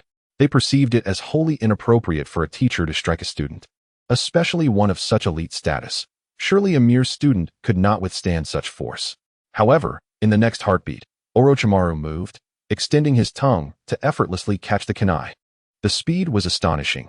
Not only did he capture it flawlessly, but his tongue emerged unscathed. What? Anko's eyes widened in disbelief, clearly taken aback by the strength of this peculiar individual. Although she had not exerted her full power, her intent was to teach him a lesson. A regular chunin would likely have been unable to withstand such a blow. Orochimaru smirked sinisterly, his form shifting once more as he suddenly appeared beside Anko. He extended his tongue, returning the saliva-covered kunai. Teacher, it's not good to throw things around. Here, take it back. Anko's face contorted with disdain. Yet her mind raced with shock. Who is this person? Judging by the emblem on his head, he hails from the land of rain? I've never heard of such a figure. With such prowess, it seems the young ones from the Leaf Village are in for a rough time. Anko cast a disdainful glance at Orochimaru, yet she could not deny his incredible strength. Swallowing her revulsion, she retrieved the kunai and declared, All right. Everyone, stand in formation quickly. Soon you will receive your respective scrolls, which will divide you into the heaven and earth categories. This gate will open in half a stick of incense. Proceed deeper, and you will encounter a red tower, which is your destination. However, upon reaching the end, you must possess both the heaven and earth scrolls. Having explained the rules, someone stepped forward to distribute opaque bags to each individual. Inside were the scrolls. Uchiha Kong had also received one. He stole a glance and discovered it to be the heaven scroll. This indicated that soon he would need to acquire an earth scroll. The challenge was manageable. With a stroke of luck, he might even graduate on the spot. Hinata, feeling somewhat timid, leaned in and remarked, that ninja from the land of rain was incredibly strong. Is it true that ninjas from villages other than the Leaf are all this powerful? Do we truly stand a chance? Beside her, Rock Lee wore an expression of apprehension. The actions of the individual earlier were so formidable that I could barely keep pace. Indeed, they were exceedingly powerful, and I hope to avoid an encounter with them. Rest assured, among the thousands participating in the examination, it is unlikely that misfortune will befall us. Moreover, we possess considerable strength. Uchiha Sora offered these words of comfort. Yet he understood in his heart that it was inevitable to cross paths with Orochimaru. As a member of the Uchiha clan, he inherently attracted Orochimaru's attention. Although initially, Sasuke had been the primary target, as Sora began to reveal his own prowess, it was certain that Orochimaru would seek him out as well. However, Uchiha Sora could not allow this apprehension to deter him. To rise within the village, showcasing his abilities was essential. Furthermore, he could not permit his well-trained cousin to fall into Orochimaru's grasp. After all, that would be a significant asset for his future. Uchiha Sora had resolved to give his all this time. Even if faced with Orochimaru, he intended to make him suffer. At the very least, he aimed to delay until Kakashi and the others arrived. Thus, as the group awaited, time passed swiftly, and soon half a stick of incense had burned. The moment the iron gate swung open, a throng of ninjas hurriedly surged inside, swiftly disappearing into the depths of the forest. Uchiha Sora also sprang into action, leading Hinata and Rock Lee as they navigated the treetops. Utilizing Chakra, they moved rapidly between the trees, quickly distancing themselves from the entrance. Meanwhile, in the Hokage's office in the village hidden in the leaves, Sarutobi Hiruzen, Might Guy, Asuma, and other esteemed leaf ninjas were observing every movement of the examination through a large crystal ball. Can you guess how many of our leaf ninjas will graduate this year? Asuma mused, a toothpick dangling from his mouth, his anticipation palpable. Beside him, Might Guy beamed with enthusiasm. Of course, without a doubt, my disciple Lee will be among them. That boy may lack talent, but he is a diligent genius, certainly among the elite of the lower ninjas. With him in the mix, we can at least ensure that a trio from our team advances. Hokage Sarutobi Hiruzen nodded thoughtfully. Speaking of Lee, this year's crop of graduates did not seem particularly promising. Sasuke, a descendant of the Uchiha, was rumored to have awakened his Sharingan, and not just any, but a double tomo. Throughout history, such talent has marked the Uchiha clan, and he was expected to pass the examination. Shikamaru was said to possess considerable intelligence, and barring any unforeseen circumstances, he too should advance. Then there was Naruto, who was the greatest cause for concern. Subsequently, the Hokage's gaze swept across the crystal ball, landing on the figure of Uchiha Sora. As for him, well, there are rumors of his ineptitude, yet I can't shake the feeling that he possesses remarkable agility. Moreover, not long ago, Ibiki even requested him for recruitment into the Umbu. Upon hearing this, Asuma's eyes widened in disbelief. What? Uchiha Sora? He was sought after by that guy? Might Guy echoed his astonishment. Is that possible? From my understanding, Ibiki is quite a somber character. It's unprecedented for him to ask for someone. Could this young man possess some unique quality? Sarutobi Hiruzen chuckled softly. Who knows? The competition is still lengthy. We shall await the outcome. Additionally, let Kakashi keep a close watch. I harbor an unsettling premonition. The crowd nodded in respect. Meanwhile, in the examination venue, deep within the forest, the trio of Ino Shikacho advanced, with Shikamaru furrowing his brow. According to his calculations, the moment they crossed the threshold, all ninjas were distributed in a fan-like formation, moving away from the gate. Theoretically, as long as we proceed swiftly and cover sufficient distance, the likelihood of encountering other ninjas diminishes. Choji panted heavily. Isn't anyone taking a breather? This is the first time I've run this far without stopping. Is it just you who is tired? This exam isn't a game. We must hurry, Ino replied, her face contorted in disdain. Suddenly, Shikamaru halted, wordlessly pulling his companions into hiding. Keep your voices down. Someone's approaching. At that moment, three figures swiftly passed by. The leader was none other than Orochimaru, his expression dark as he surveyed the surroundings. These insignificant insects are of no concern. I must ascertain whether there are any Konoha proctors nearby. Orochimaru's objective was straightforward: locate a Uchiha and implant a curse mark. To achieve this, he needed to first observe if any Konoha eyes were monitoring the area. After a brief moment, the three figures departed, allowing Shikamaru and the others to cautiously emerge. Good grief. Can you believe we actually encountered him? How unlucky can we be? Choji spat, seemingly unconcerned, yet sensing a deeper motive. Let us move away. It's better to keep our distance, Shikamaru cautioned.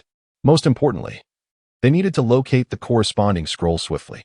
Once acquired, they should minimize any delays and proceed directly to the Red Tower. This approach, characterized by speed and decisiveness, was currently their most reliable strategy. The group nodded in agreement, then set forth deeper into the forest. Simultaneously, on another side, Naruto, Sasuke, and Sakura had arrived at the bank of a small river. Naruto, looking utterly defeated, plopped down on the ground, utterly exhausted. This is ridiculous. I'm so tired. How come we haven't encountered a single soul? Sakura, equally fatigued, responded, this is a good sign. At least we haven't been ambushed. She then turned to Sasuke. Sasuke, what did your brother say earlier? Did he provide any guidance on how to safely obtain the scrolls? Naruto's eyes gleamed with anticipation. Unbeknownst to them, they had unwittingly placed their faith in Uchiha Sora, whom they had yet to meet. This was largely due to Sora's accurate predictions regarding the strength of the Rain Country ninjas, which they had witnessed firsthand. According to Sasuke, during the first exam, his brother had seemingly foreseen the answers with uncanny accuracy. All these factors, combined with Sasuke's habitual praise of his brother, had elevated Uchiha Sora to a near-mythical status in their minds. Upon hearing his brother's name, Sasuke's eyes sparkled. He instructed us to proactively seek out a team, defeat them to acquire their scroll, and then promptly retreat to the tower to avoid any conflict. He must be concerned about our potential encounter with the Rain Country ninjas. Naruto grimaced in response. It may seem straightforward, yet the corresponding scrolls are not easily found. It all hinges on luck, and victory is not guaranteed. Sasuke chuckled, brimming with fighting spirit. I have longed to test my combat prowess. As long as you do not hinder me. Naruto inhaled sharply, but soon mirrored the enthusiasm. Oh, let us go. We must demonstrate the might of our village, Konoha, to these ninjas. Meanwhile, on the other side, Uchiha Sora was leading his comrades swiftly through the jungle. The trio remained vigilant. Hinata activated her Byakugan, constantly surveying their surroundings. Uchiha Sora was equally alert, his Sharingan fully engaged to respond to any disturbances. So far, they had encountered no battles. Lee Rock, however, was growing impatient, his thoughts drifting to idle conversation. I wish to encounter that ninja from the Land of Rain. I want to see who among us is stronger. Uchiha Sora scoffed inwardly, thinking, with your skills, You might be devoured by Orochimaru at first glance. At that moment, Uchiha Sara suddenly furrowed his brow and abruptly grasped Hinata's arm. Do not move. The three halted instantly, spotting a translucent thread entwined around a tree branch ahead. It resembled a spider's web, perfectly obstructing their path. The semi-transparency combined with its concealment among the leaves rendered it nearly invisible to the untrained eye. This was the advantage of Uchiha Sora's Sharingan. Had it been anyone else, they would have surely collided with it. How treacherous. A trap has been laid in advance. Someone is swifter than us. Following the thread's end, Lee Rock's expression soured upon discovering a detonating tag affixed there. This is a matter of life and death. And there is more than one. Be cautious. There may be others nearby. Uchiha Sora's crimson gaze darkened, the three tomos spinning rapidly, swiftly identifying threats from all directions. He discerned a staggering 70 to 80 tags hidden among the shadows of the trees. This is quite a significant setup for a mere genin. At that moment, a chilling voice echoed from all around. Hee. Quite clever indeed. You have managed to see through our ambush. You must be Uchiha Sora, right? Three figures emerged from the surrounding trees, as if they had melded with the wood itself. Leading the group was a burly middle-aged man, half his body still embedded in the tree, sneering at the trio. Are these ninjas from Sunagakure? Hinata furrowed her brow, quickly recognizing their origins. Uchiha Sara let out a cold snort. Hiki, knowing I am Uchiha and still daring to confront me, you must possess considerable confidence in your abilities. The burly man laughed heartily, his expression one of mockery. It is not confidence in our strength. We have heard tales of two Uchiha from Konoha, one a prodigy, the other a failure. And since you are clearly not Sasuke, it appears this duo consists of merely two individuals. We shall easily acquire the scrolls. Upon hearing these words, Hinata's expression darkened as she stepped protectively in front of Uchiha Sora. The rumors are false. If you dare to speak recklessly again, do not blame me for my lack of courtesy. Beside her, Rock Lee smiled broadly. Huh, how dare you insult my brother? Today, I shall show you what the Azure Beast of Konoha truly is. The leading burly man's expression grew even more derisive, hiding behind a woman, truly deserving of the title waste.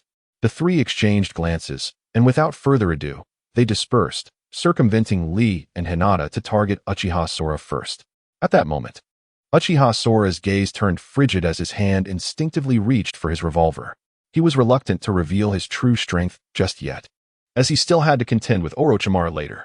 However, faced with impending danger, he had no choice but to act. Fortunately, Rock Lee's speed was astonishing. He delivered a powerful kick to one of the ninja's abdomen. The force was akin to being struck by a charging bull, sending the man hurtling backward, crashing through several trees before finally coming to a halt. By the time he regained his senses, he was left gasping for breath, barely clinging to life.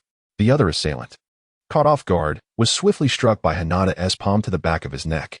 The Hyuga clan's chakra specifically targets the chakra pathways. That blow shattered both his bones and chakra network, causing him to stammer a groan before collapsing to the ground, unconscious. The only remaining burly man inhaled sharply, his expression turning blank. What on earth? How are these two so formidable? He was no fool. He realized he had encountered a formidable force. Without a second thought for Uchiha Sora, he hastily retreated. He could hardly fathom that this seemingly easy target was anything but, especially since everyone besides Uchiha Sora appeared to be exceptionally powerful. Just as he turned to flee, an agonizing twist contorted his face. He looked down to find a gaping wound in his chest, from which a small white snake was writhing rapidly. The burly man's eyes widened in shock as he turned to see a figure clad in a gray robe, adorned with the headband of the Land of Rain. It's you, he gasped, recognizing the individual who had effortlessly withstood a blow from Anko. Orochimaru. Interesting, I've struck gold here. Thank you, Uchiha. Orochimaru grinned sinisterly as he flicked his wrist, and the burly man crumpled to the ground, lifeless. Orochimaru's gaze then locked onto Uchiha Sora. Damn, not so soon. Uchiha Sora inhaled deeply, relieved he hadn't drawn his weapon earlier. At least he still had a trump card. Shikamaru twitched his ears. Look, there were sounds of fighting over there. Choji's eyes widened as he prepared to dash off. People are fighting. Shouldn't we hurry and get out of here? What if we get caught up in it? Shikamaru wore an expression of exasperation. How foolish. If there's fighting, and it's not too intense, it indicates there are two groups, and it's not far. If we go over, we might just reap the benefits. Beside them, Ino's eyes sparkled with excitement. Indeed. Moreover, the scrolls possessed by those two groups must be different, Otherwise, they wouldn't have clashed so easily. We can just pick up one at random and secure our victory. Shikamaru nodded, equally exhilarated. Precisely. There's no time to waste. Let's hurry and take a look. With that, the three of them altered their course, heading swiftly into the distance. Meanwhile, Naruto and Sasuke widened their eyes. It seems like a fight is breaking out. Should we join the fray? Naruto rubbed his hands together, eager to dive in. Sasuke, however, took a moment to analyze the situation. It wouldn't hurt to take a look. Perhaps we could seize an opportunity. If we managed to obtain the corresponding scroll, it would certainly make things easier for us. After this exchange, the three of them also made their way toward the commotion. Soon enough, the two groups fortuitously found themselves on the same path, arriving simultaneously, one in front of the other. Sasuke spotted Shikamaru, while Choji recognized Naruto and Sakura. The two groups exchanged glances, quickly retreating and eyeing each other warily. What are you doing here? Shikamaru inquired cautiously. Sasuke let out a cold snort. You all wish to benefit from the chaos? I presume you've noticed the fighting nearby as well? Shikamaru's eyes darted. Indeed, since we are all here. Why not team up to investigate? If we can navigate the turmoil, we can each claim a share of the scroll. Sasuke pondered for a moment before nodding. Very well. Although he verbally agreed, the two groups maintained their distance, proceeding cautiously. Before long, they arrived at the very heart of the battle, where they beheld Uchiha Akira and Orochimaru. Wow, is it really this lively here? Choji exclaimed, his mouth agape in excitement. Finally, I've got you. Today, I won't hold back. Uchiha Akira, you're mine. The trio of Shikamaru seemed oblivious to Orochimaru's formidable reputation and were still contemplating their strategy against Uchiha Akira. Meanwhile, Sasuke's expression soured. Brother, this is the land of rain. Even Naruto and Sakura gasped in disbelief. No way. You mentioned that these three are not to be trifled with. In an instant, the examination venue buzzed with activity. An unusual gathering of 4 small squats. Elsewhere, in the Hokage's office in Konohagakure, Sarutobi Hiruzen observed the crystal ball with a peculiar expression. So many have congregated together? Asuma chuckled beside him. Now, this promises to be entertaining. We might witness a grand brawl. Kurenai glanced at Orochimaru and suddenly inquired, who is that? Why would someone of such an age participate in the CH9 exams? Is there a backup plan? Asuma looked amused. It seems he hails from the land of rain. It's not unusual for older individuals to compete, especially since some have yet to take the exam at their advanced age. Kurenai shook her head. No, I can sense an unsettling aura about him. He may not be as simple as he appears. Sarutobi Hiruzen's gaze deepened with contemplation. As the crowd swelled, the urgency heightened. If this individual exhibited any peculiarities, they would promptly send someone to apprehend him. Asuma nodded gravely. I shall contact Kakashi immediately. Thus, the higher-ups of Konoha village were keenly observing the unfolding battle. Remarkable. I did not anticipate such a commotion, Orochimaru mused darkly, casting a furtive glance around. To his surprise, he discovered that both of the Uchiha brothers were present. A wave of exhilaration washed over him. He felt that this visit had not been in vain. Listen, strange one. Our target is not you but Uchiha Sara. If you keep your distance, we might refrain from engaging you, Dingji scoffed, regarding Orochimaru with disdain. He perceived Orochimaru as gaunt as a monkey, contrasting sharply with his own robust physique, surmising that the slender figure could hardly withstand a single blow from him. The Uchiha brothers also let out a dismissive snort. Do not be so arrogant. Both of us are here. Even if you all decide to attack, what difference would it make? At that moment, Sasuke and his companions advanced towards Uchiha Sora. Naruto and Sakura exchanged glances, harboring no aversion towards Uchiha Sora, especially Sakura, who found him exceedingly handsome. Without hesitation, she expressed her agreement. Thus, 3 unexpected allies emerged at Uchiha Sora's side. Dingji and the others soon sensed a shift in the atmosphere. Shikamaru furrowed his brow, sensing impending trouble. Perhaps we should withdraw? Inuyama, nearby, echoed his sentiments. Yet, Dingji remained resolute. Indeed, the brothers' alliance is formidable, but what of the denizens of the land of rain? Undoubtedly, he still harbored hopes of seizing an opportunity. However, before he could articulate further, Orochimaru emitted a cold chuckle. Ah, the audacity of youth. Today, I shall impart a lesson. With that, Orochimaru moved with astonishing swiftness. Not towards Naruto, but directly towards the Inoshikacho trio. Damn it. Retreat quickly. Shikamaru's expression darkened. Although he was unaware that the figure before him was Orochimaru, he understood that anyone who could instill fear in the proctor must possess formidable strength. He swiftly fell back, initiating his shadow control technique aimed at Orochimaru. Beside him, Denji's arm expanded significantly, delivering a powerful punch towards Orochimaru. Meanwhile, Ino unleashed her mind-body switch technique, attempting to subdue Orochimaru's two companions. Yet, this array of control and assault, which should have been effective, proved utterly futile against Orochimaru. His form contorted at the moment of impact from Denji's fist. His neck elongated grotesquely, stretching over several meters like a constrictor snake, lunging towards Denji's face. In an instant, before anyone could react, Denji's complexion turned a ghastly shade of purple, evidently succumbing to poison. Damn it! Shikamaru gasped, realizing in horror that his shadow was immobilized. Though clearly manipulating Orochimaru, Orochimaru unexpectedly seized control through shadows, turning the tables. Impossible. Shadow manipulation is unilateral. How could it possibly reverse control over me? What immense chakra is at play here? In astonishment, Ino gasped alongside. This cannot be. It seems my two teammates are not even alive. My ninjutsu is rendered ineffective. Both were now in a state of panic. However, Orochimaru did not afford them a moment to ponder, swiftly seizing control over the two.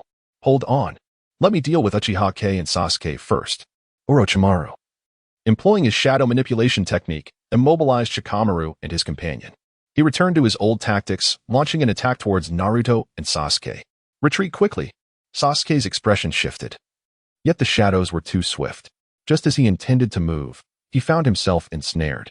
His body felt as if it were cemented in place, rendering all attempts to escape futile. Quick, cover Uchiha Kong's retreat. Hinata's face paled, instinctively wanting to shield Uchiha Kong. Yet, beside her, her teammate Rock Lee had already succumbed to the shadow's control. Furthermore, Orochimaru's two accomplices were not truly deceased, like puppets. Each had ensnared Naruto and Sakura.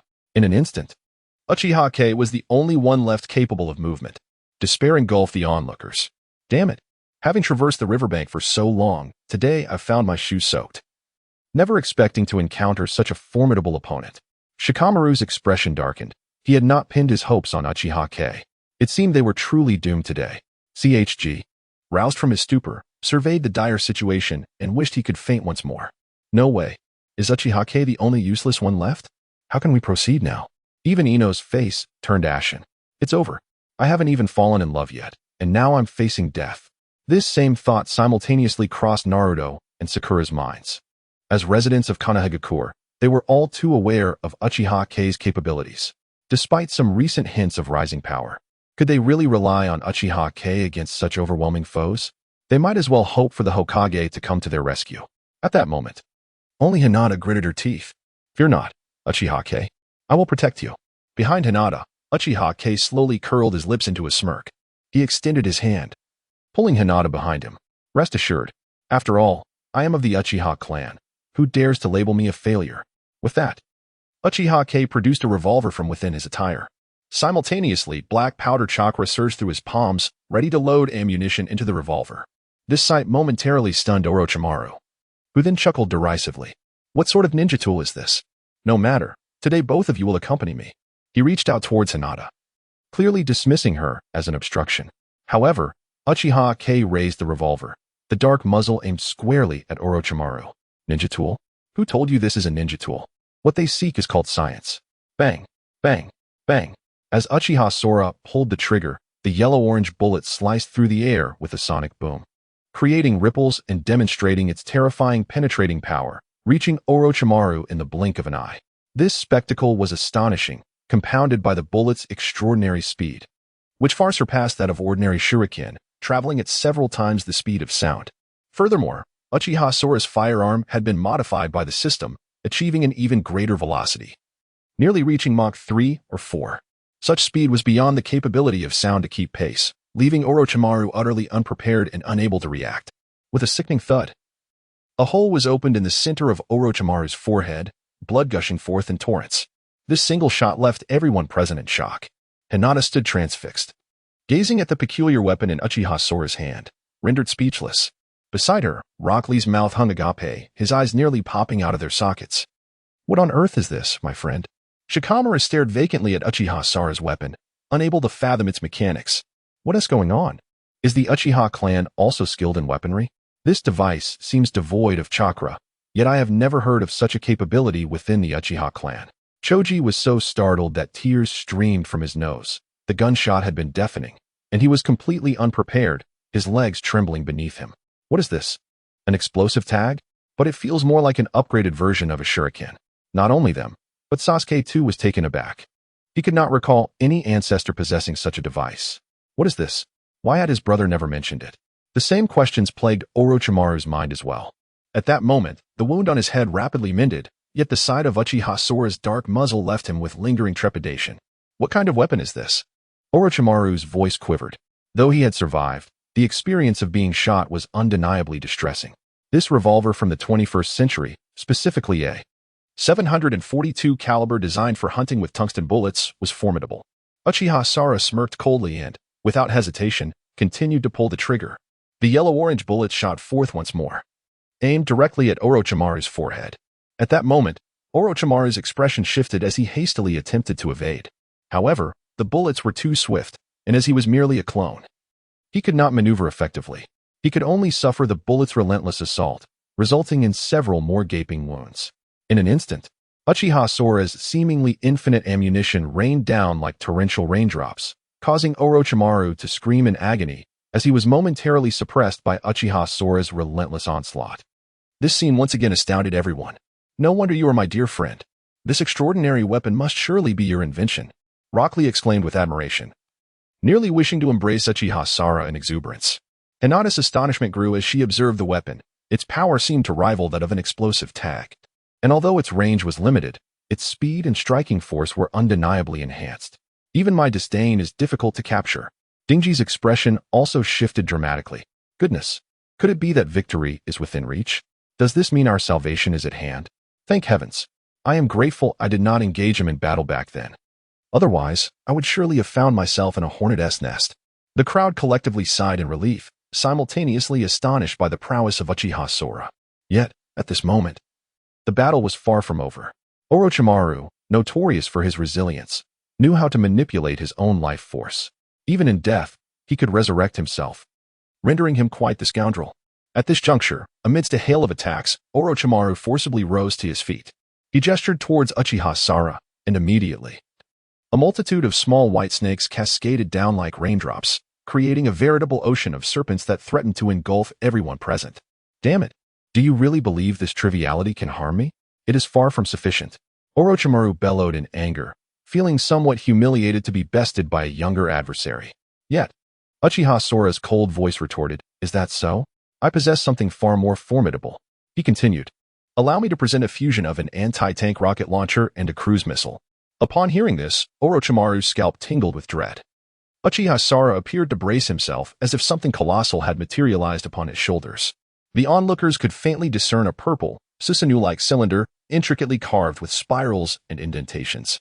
At that moment, a dark object at the cylinder's end began to launch forth. What on earth is that?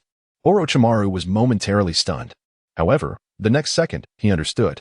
The rocket launcher discharged, accompanied by a thunderous roar. A single projectile, infused with a tenth of Uchiha Sora's chakra, comparable to an armor-piercing round yet packed with the explosive power of a cruise missile, shot forth like lightning, striking Orochimaru amidst the sea of serpents below. Boom! In an instant, a fiery explosion erupted, sending shockwaves rippling through the air. The serpents were obliterated into nothingness, and Orochimaru bore the brunt of the blast, enveloped in a conflagration that rendered him utterly defenseless. He was caught off guard, unable to evade the devastating explosion. In that moment, the site was infused with the acrid scent of gunpowder, the ground scorched, leaving behind a vast, blackened crater. As for Orochimaru, his fate was now uncertain.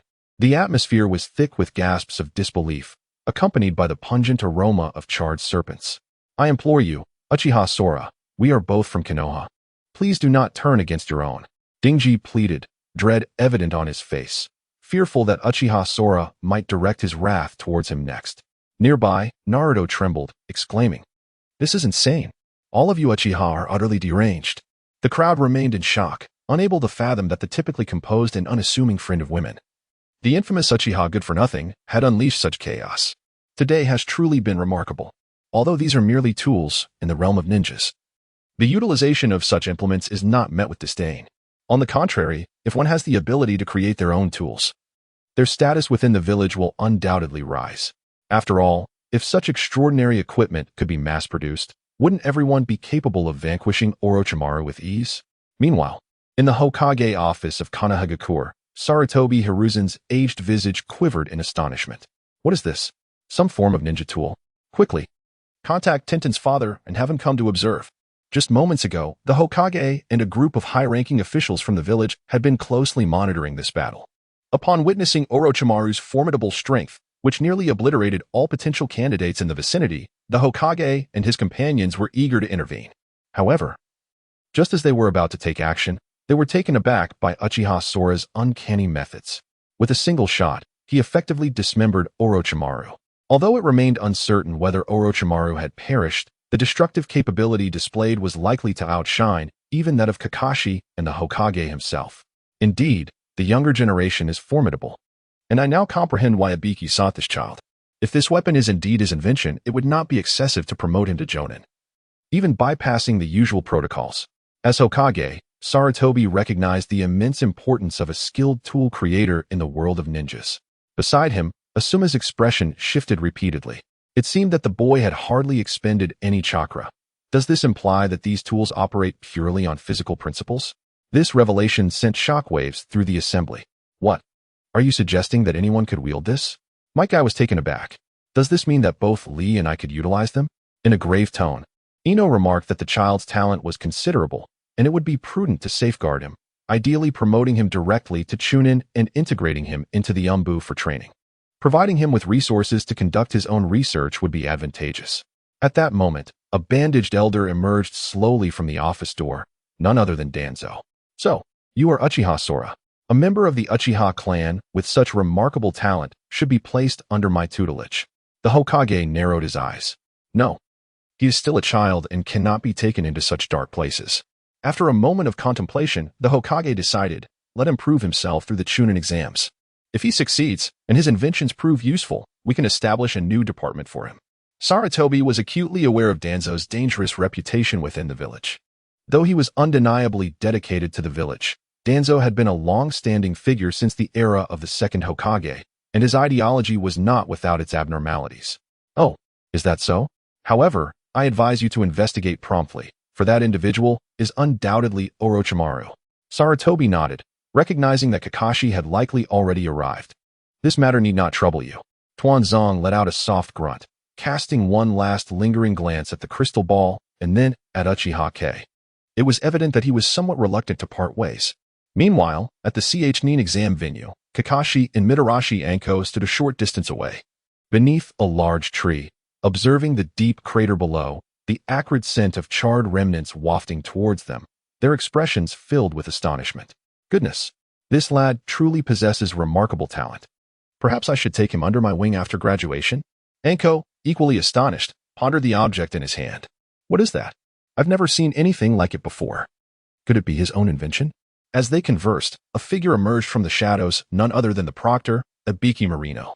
Hey, it would be a travesty if this young man does not join the Umbu.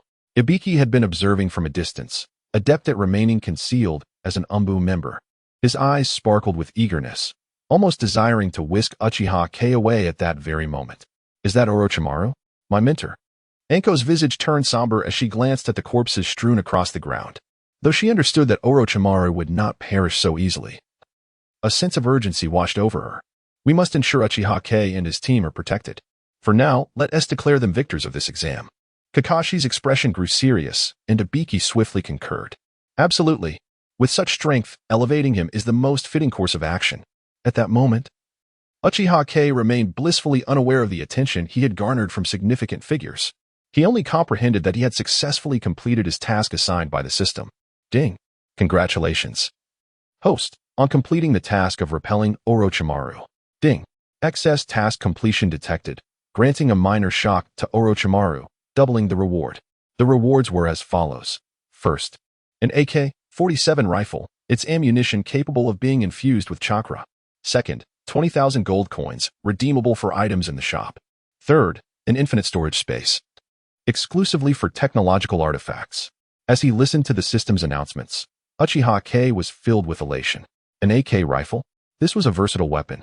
renowned for its durability and resilience, capable of functioning in harsh conditions without maintenance or lubrication. With this, he had secured his primary weapon for the future. Furthermore, the storage space resolved a pressing need, providing him with a personal armory. Just imagining the future, pulling out dozens of grenades or a rocket launcher, or perhaps even retrieving a tank from his space, was exhilarating. However, now is not the time to indulge in such thoughts. Completing the CH9 exam and unlocking the Gatling gun to precedence, Uchiha Kong shook his head, forcefully redirecting his focus. This individual was undoubtedly not a participant in the exam. Likely, they were dispatched from another ninja village. Yet, this matter would be resolved by the Hokage's men. The immediate priority was to continue with their examination. Lacking influence or power, failure in this exam would mean no leniency from the village. With an air of calm, Uchiha Sara remarked, You were simply too handsome." Beside him, Hinata's face was flushed with admiration as she spoke. Just moments ago, Uchiha Sara had displayed a breathtaking performance in battle, remaining unflappable throughout the ordeal. After the fight, he maintained his composure and continued with the examination. What could this be called? This was undoubtedly the epitome of a male protagonist. In that instant, Hinata's already overwhelming fondness for Uchiha Sora surged exponentially, overflowing with intensity. This scene left Uchiha Sora feeling quite helpless. After all, he was not invincible yet. His attempts to charm the female lead might draw the attention of the protagonist. And under the influence of the protagonist's aura, what if he found himself facing a narrative demise? Thus, Uchiha Sara could only adeptly ruffle Hinata's hair. As for the next step after their feelings had intensified, there was no need to rush. Rock Lee's eyes sparkled with enthusiasm, practically yearning to shower Uchiha Sara with praise. "My dear friend, truly, you are the azure beast of Konoha, number 2. That battle was simply magnificent. I had no idea when you devised such ninja tools. What are they called? Are they your exclusive invention? May I use them?" Upon hearing this, everyone present turned to gaze at him in unison, including Kakashi and Hanabi, who were not far off. At this moment, Kakashi's gaze was particularly profound. He too was curious about what Uchiha Sara had just employed that allowed him to suppress Orochimaru in combat. Was that technique replicable? If it could be replicated and distributed to every villager, wouldn't that be an overwhelming advantage? Konoha would undoubtedly ascend to supremacy within the entire ninja world. Uchiha Sora coughed, aware that Kakashi and possibly members of the Umbu were nearby. Perhaps even the Hokage was paying attention to this battle. If he were to claim that the technique was replicable or divulge any confidential information, he might find himself reduced to a mere production machine. It wasn't that he was stingy. Rather, Uchiha Sora understood that if Konoha were to arm every ninja with such weapons, what would be the purpose of learning ninjutsu? The entire ninja world might as well embark on its first industrial revolution. At that point, the storyline would diverge entirely from the original narrative. And how could he still foresee the future? It can be said that currently, aside from firearms, Uchiha Sora relied heavily on his understanding of the original story and his ability to navigate the future. Thus, he was reluctant to make any moves on Hinata, fearing too much alteration to the timeline. He preferred to wait until he had reached a state of near invincibility before influencing events. According to the original plot, once Orochimaru infiltrated the village, the Umbu had already begun to take notice. Subsequently, when Orochimaru targeted Sasuke, the Hokage and others would soon arrive on the scene. Uchiha Sora could not afford to speak carelessly. "This is my exclusive ninja tool, which can be understood as a unique power I acquired upon awakening my Sharingan. Apart from my chakra, others cannot utilize it. Otherwise, I would have already equipped my younger brother with a set." Uchiha Sara spoke with a steady heart and a calm demeanor, weaving a fib that, ironically, no one could unravel. The truth was that upon activation, the Uchiha clan's Sharingan was highly likely to grant its wielder a distinctive ability. It is merely a matter of probability. Uchiha Itachi wields Amaterasu, while Shursui possesses Kodo Amatsukami. This is the reality. Even if one were to engage in fruitless debate, no evidence could be unearthed. Indeed, upon hearing these words, Kakashi and the others resigned themselves to the truth. It is only natural. With such formidable abilities, if they could be mass-produced, who would even bother to train in ninjutsu? Kakashi remarked with a tinge of disappointment. "Let us proceed. I will notify the Umbu to handle the aftermath. It has been confirmed that this involves Orochimaru.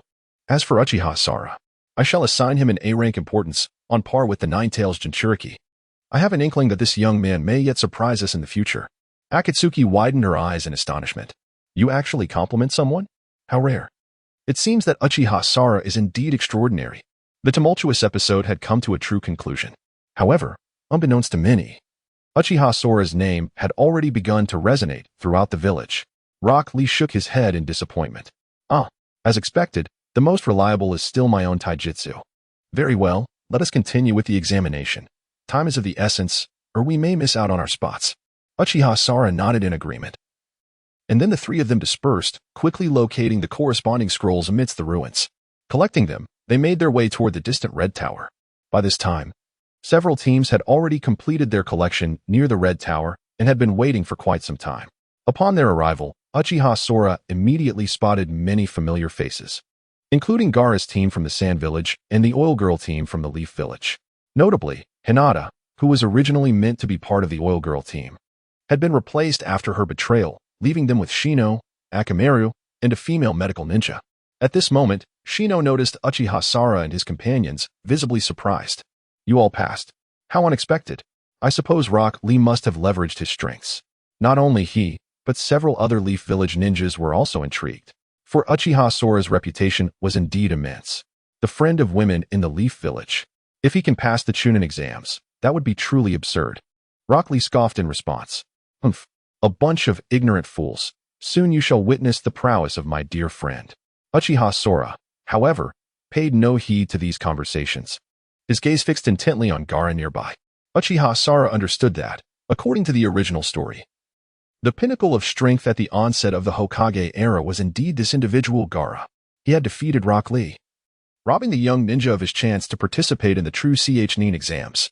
Currently, there were two methods to safeguard his comrades. One was to delay time, ensuring that these two could not draw each other, or to assign Gaara to another team.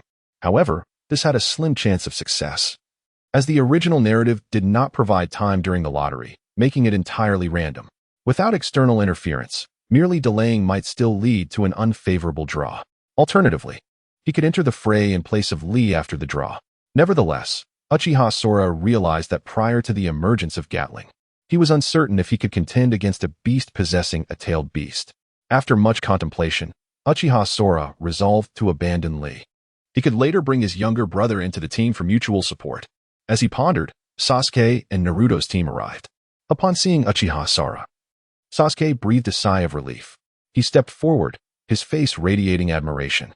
Brother, you are incredibly impressive. Why didn't you share such formidable techniques with me earlier? Uchiha Sora chuckled softly, articulating the explanation he had prepared. It seems to be something unlocked in the moment, perhaps a reaction from the Sharingan during a crisis. I didn't possess this skill before. Being a member of the Uchiha clan, Sasuke knew such abilities were not easily obtained, and he instantly wore a look of envy. As for Naruto, his gaze towards Uchiha Sora was tinged with an indescribable peculiarity, prompting him to approach with palpable excitement. Uchiha Sora, you're astonishing. You seem far stronger than this kid Sasuke. I suppose I'm doing all right, Uchiha Sora replied with an awkward smile. On the other side, Haruno Sakura took a few steps forward, her face a mask of admiration. Indeed, both of you brothers are exceptional, especially you. You seem even more reliable than Sasuke. Before Uchiha Sora could respond, the Inoshikacho trio arrived. Upon spotting Uchiha Sora, Shikamaru's expression turned wary. As he glanced at Uchiha Sora, he cautiously nodded in acknowledgement. Shikamaru was astute. After this battle, he could tell that Uchiha Sora was destined for greatness. Cultivating a good rapport now is crucial, as it might prove beneficial in the future, perhaps even securing a powerful ally. As for CHG, he was visibly shaken upon encountering Uchiha Sora, clearly still haunted by the previous events. Only Ino, upon seeing Uchiha Sora, couldn't contain her excitement and approached him eagerly. Uchiha Sora, could you tell me how you created that amazing technique? Could you perhaps gift me one? I promise I will cherish it. In an instant, Uchiha Sora found himself encircled. Hinata, unable to sit idly by any longer, felt her position precarious. Thus, she approached, grasping Uchiha Sora's arm. Uchiha Sora, we should leave quickly. Let us take this opportunity to rest before the next battle. Observing this, Uchiha Sora understood that little Hinata was feeling jealous. Moreover, Uchiha Sora perceived an elusive hostility, not emanating from an individual, but rather from a collective of male compatriots from the hidden Leaf Village. It was a gaze laden with jealousy. Uchiha Sora internally lamented his plight. How unjust. He had not sought to entice anyone. It was merely the allure of his charismatic persona that drew such attention. Much to his chagrin, his thoughts were rather self-deprecating. Just then, the proctor, Akamatsu, approached. Among the crowd were Asuma, Kakashi, and Irika, among others. Kakashi surveyed the assembly and spoke slowly, indicating that the examination was nearing its conclusion, with nearly all participants accounted for. Those yet to arrive were unlikely to make it. Thus, he suggested they engage in a preliminary match. 2 teams would draw lots, and whoever's number was drawn would take to the field. It was possible that members of the same team would battle multiple times, but such was the nature of chance. With that, he declared the commencement of the drawing. As the signal was given, the gathered individuals stepped forward to draw lots. Uchiha Sara, as a representative, casually participated. Upon drawing, he noted his number was 3, indicating he would be the 3rd to compete. Fortunately, upon glancing at Gaara, he saw that his number was 7, which meant their paths would not cross. Relieved, he realized that only 1 participant was required for the match, and upon surveying the opponents, he found them to be rather weak, a mere supporting cast. Facing Rock Lee, he surmised, would yield little chance of victory. Contemplating the situation, he decided it prudent to remain discreet. Thus, Uchiha Sora smiled and said, "My dear friend, why don't you take the stage this time? I have yet to witness your prowess." Rock Lee, already brimming with enthusiasm, eagerly replied, "Leave it to me." In truth, Rock Lee's abilities were unparalleled at the onset of the ninja world, particularly when he unleashed the Lotus technique, which could even breach Gaara's formidable defenses, an extraordinary feat indeed. Hence, as long as his opponent was not Gaara, victory was virtually assured for Lee. As time passed, the moment for the 3rd contender arrived. Lee, as anticipated, secured a swift victory over his unknown adversary, who readily conceded defeat. Thus, Uchiha Sara and his companions secured their qualification for the tournament. Upon receiving their temporary headbands, they were free to depart. At this juncture, Uchiha Sora's gaze flickered with contemplation as he began to analyze the prevailing circumstances. According to the original narrative, this examination served as a preliminary test, akin to an initial screening to eliminate the majority of ordinary participants, leaving only the worthy to engage in the true contest. The competition, a series of arena battles, would soon unfold, during which Orochimaru would instigate chaos. Time was of the essence, and Uchiha Sora felt an urgent need to strengthen himself before then. He was acutely aware that this was merely a trial run. Not to mention, Orochimaru's presence was but a shadow of his full power. Furthermore, formidable adversaries from the Sand Village loomed on the horizon, and it was even possible that Gaara would confront him directly. Therefore, rapidly enhancing his abilities had become Uchiha Sora's paramount objective. As I pondered, the competition gradually approached its conclusion. Naruto and Sasuke swiftly succeeded, completing the examination. Thus, it appeared that all participants from the Uchiha clan had passed, leading to a collective sense of joy. Along the way, both Sasuke and Hinata exhibited a hint of excitement. "Brother, now that we've passed, what are your plans? I heard Naruto intends to embark on training. Furthermore, before leaving, Kakashi-sensei asked me to inform you that we could study alongside him."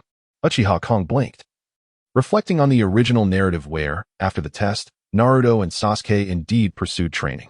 At that time, Naruto mastered the Rasengan, while Sasuke, under Kakashi's guidance, learned Chidori. Notably, Sasuke was late and nearly disqualified. His opponent was Gaara, but that match never transpired. Subsequently, Orochimaru's destruction of the village unfolded. Uchiha Kong's gaze deepened, and after a moment of contemplation, he stated, "I shall not join. There are still 2 weeks remaining. You should learn a great deal under Kakashi-sensei. I need not worry myself, as I must delve into the abilities of the Sharingan."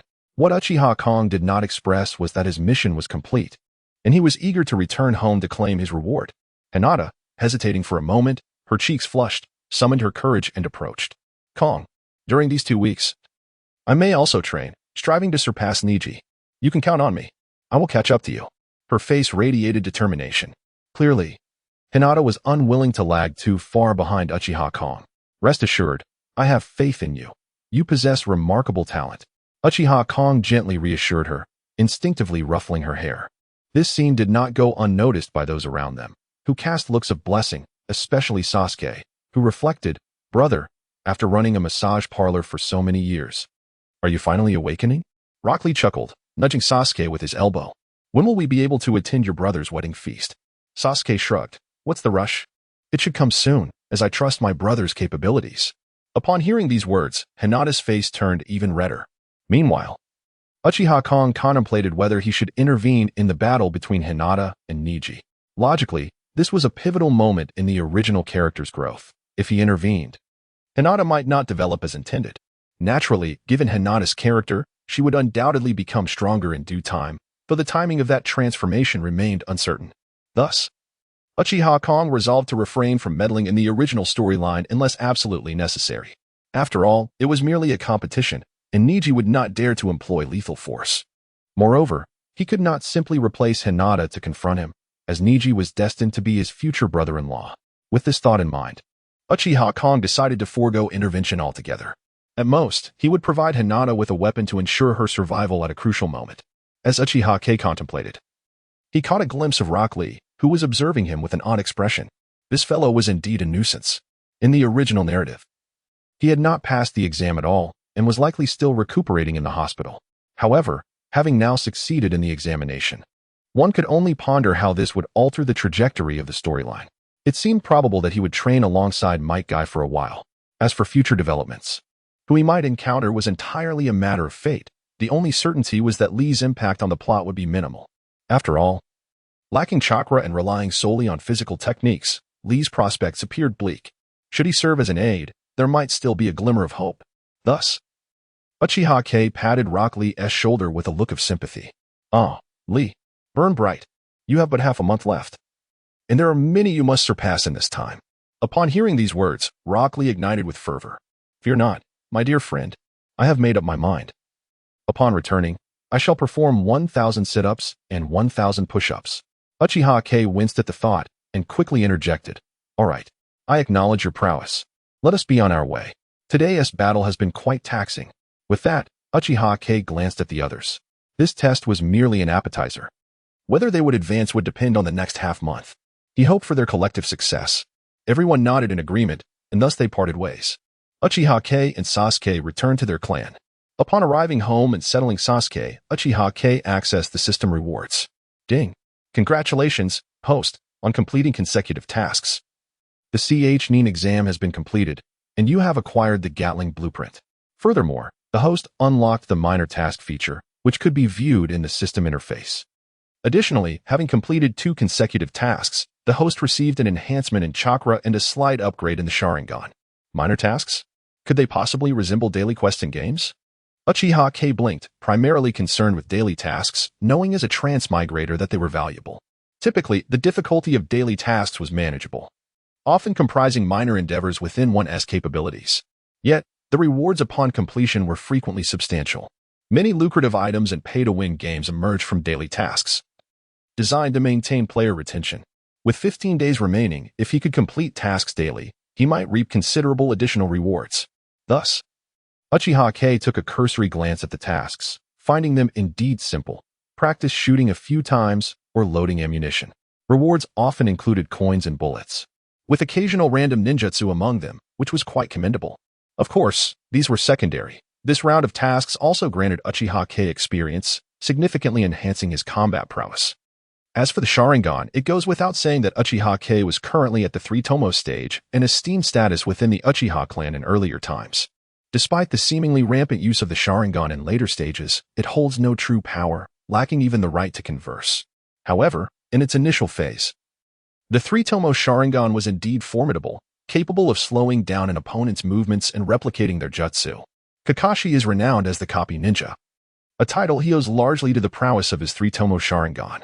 Consequently, Uchiha Kong's eyes are at least comparable to Kakashi's at present. As for chakra capacity, it serves as a vital metric for assessing a ninja's strength. Previously, Uchiha Kong had little understanding of this concept. Now, having grown stronger and referencing the original narrative while considering his own reserves, he can make a rough estimation. Currently, a genin typically possesses a chakra amount ranging from 100 to 120.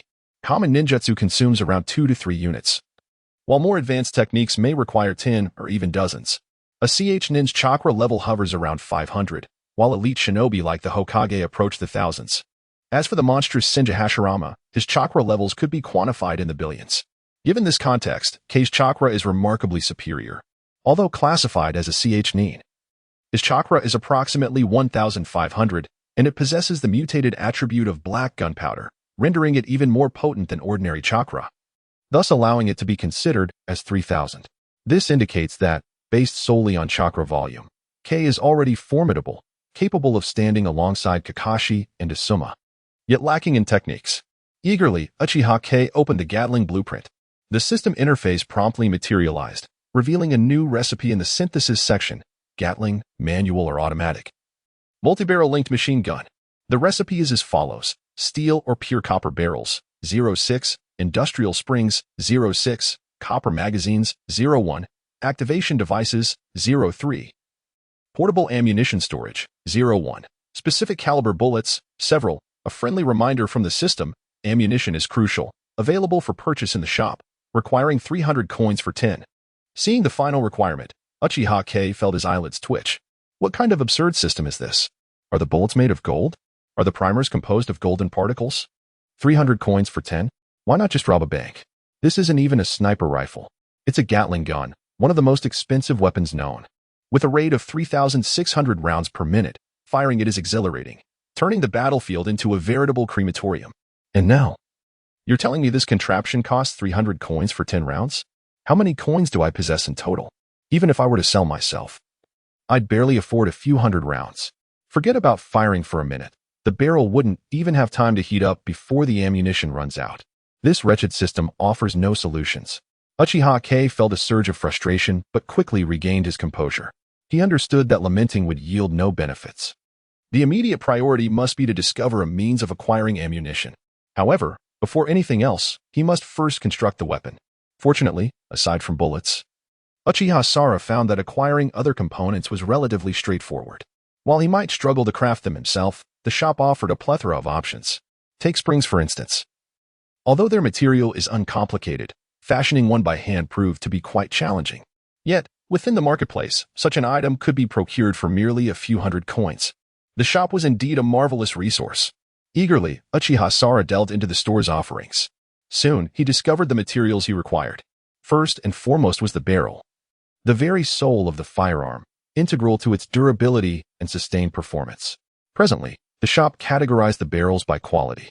The lowest tier was astonishingly an aluminum alloy barrel, priced at a mere 10 coins.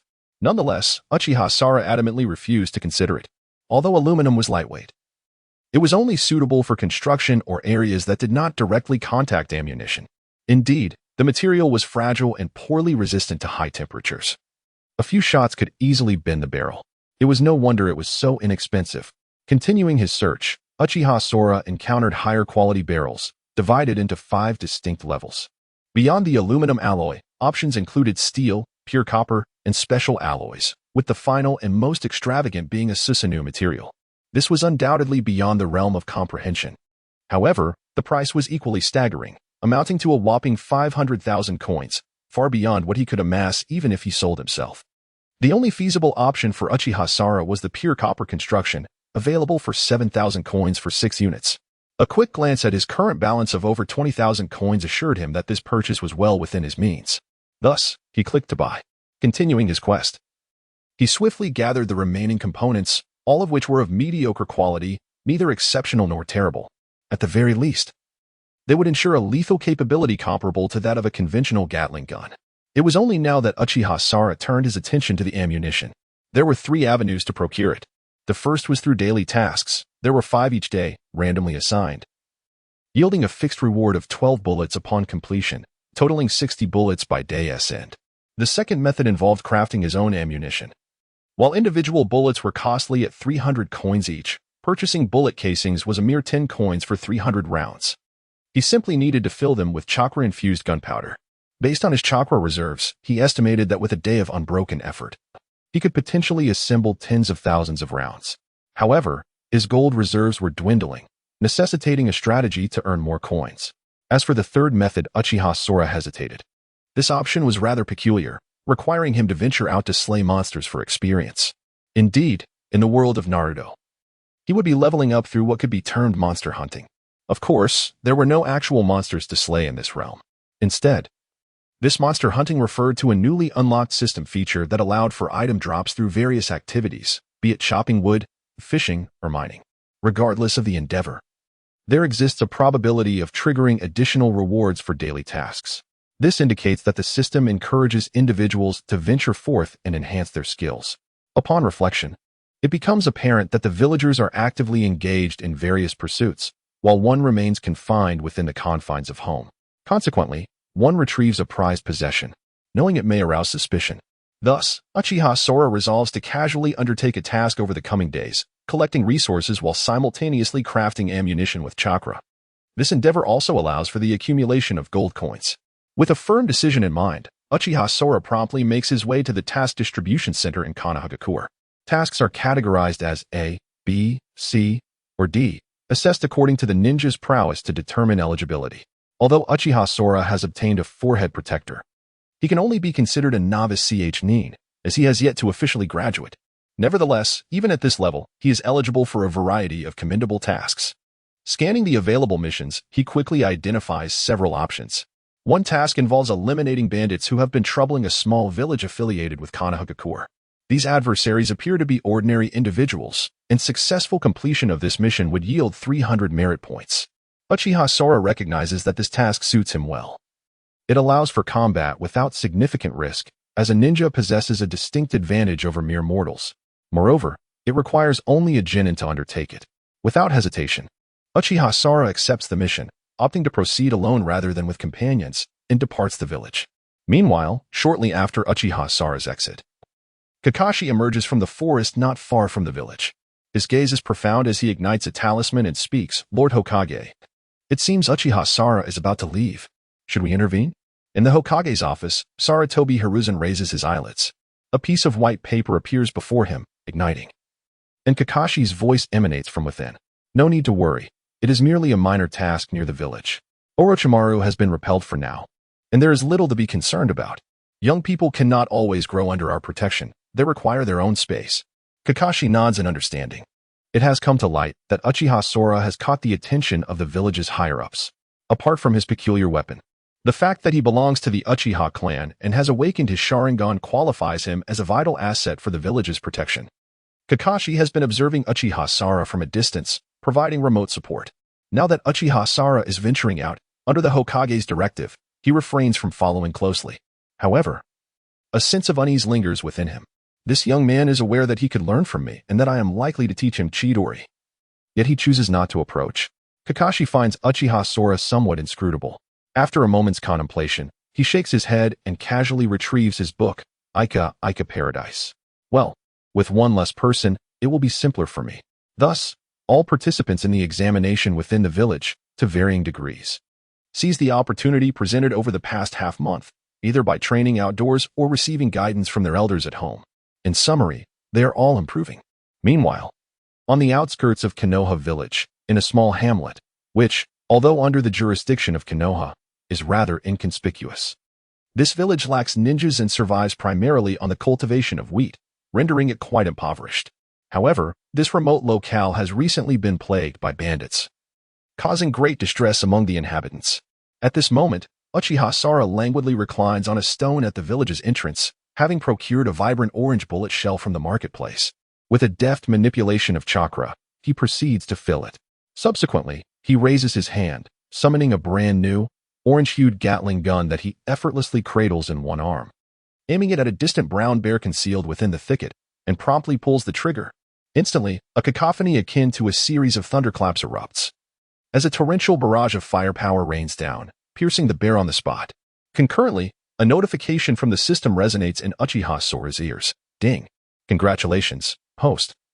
For slaying the beast, you have earned 120 bullets and 200 gold coins. Uchiha Sora smiles faintly as he collects the seemingly conjured 120 bullets into his spatial inventory. Over the past few days, he has repeated such actions numerous times, having already eradicated all the bandits. By now, he has amassed over 1,000 bullets through his endeavors.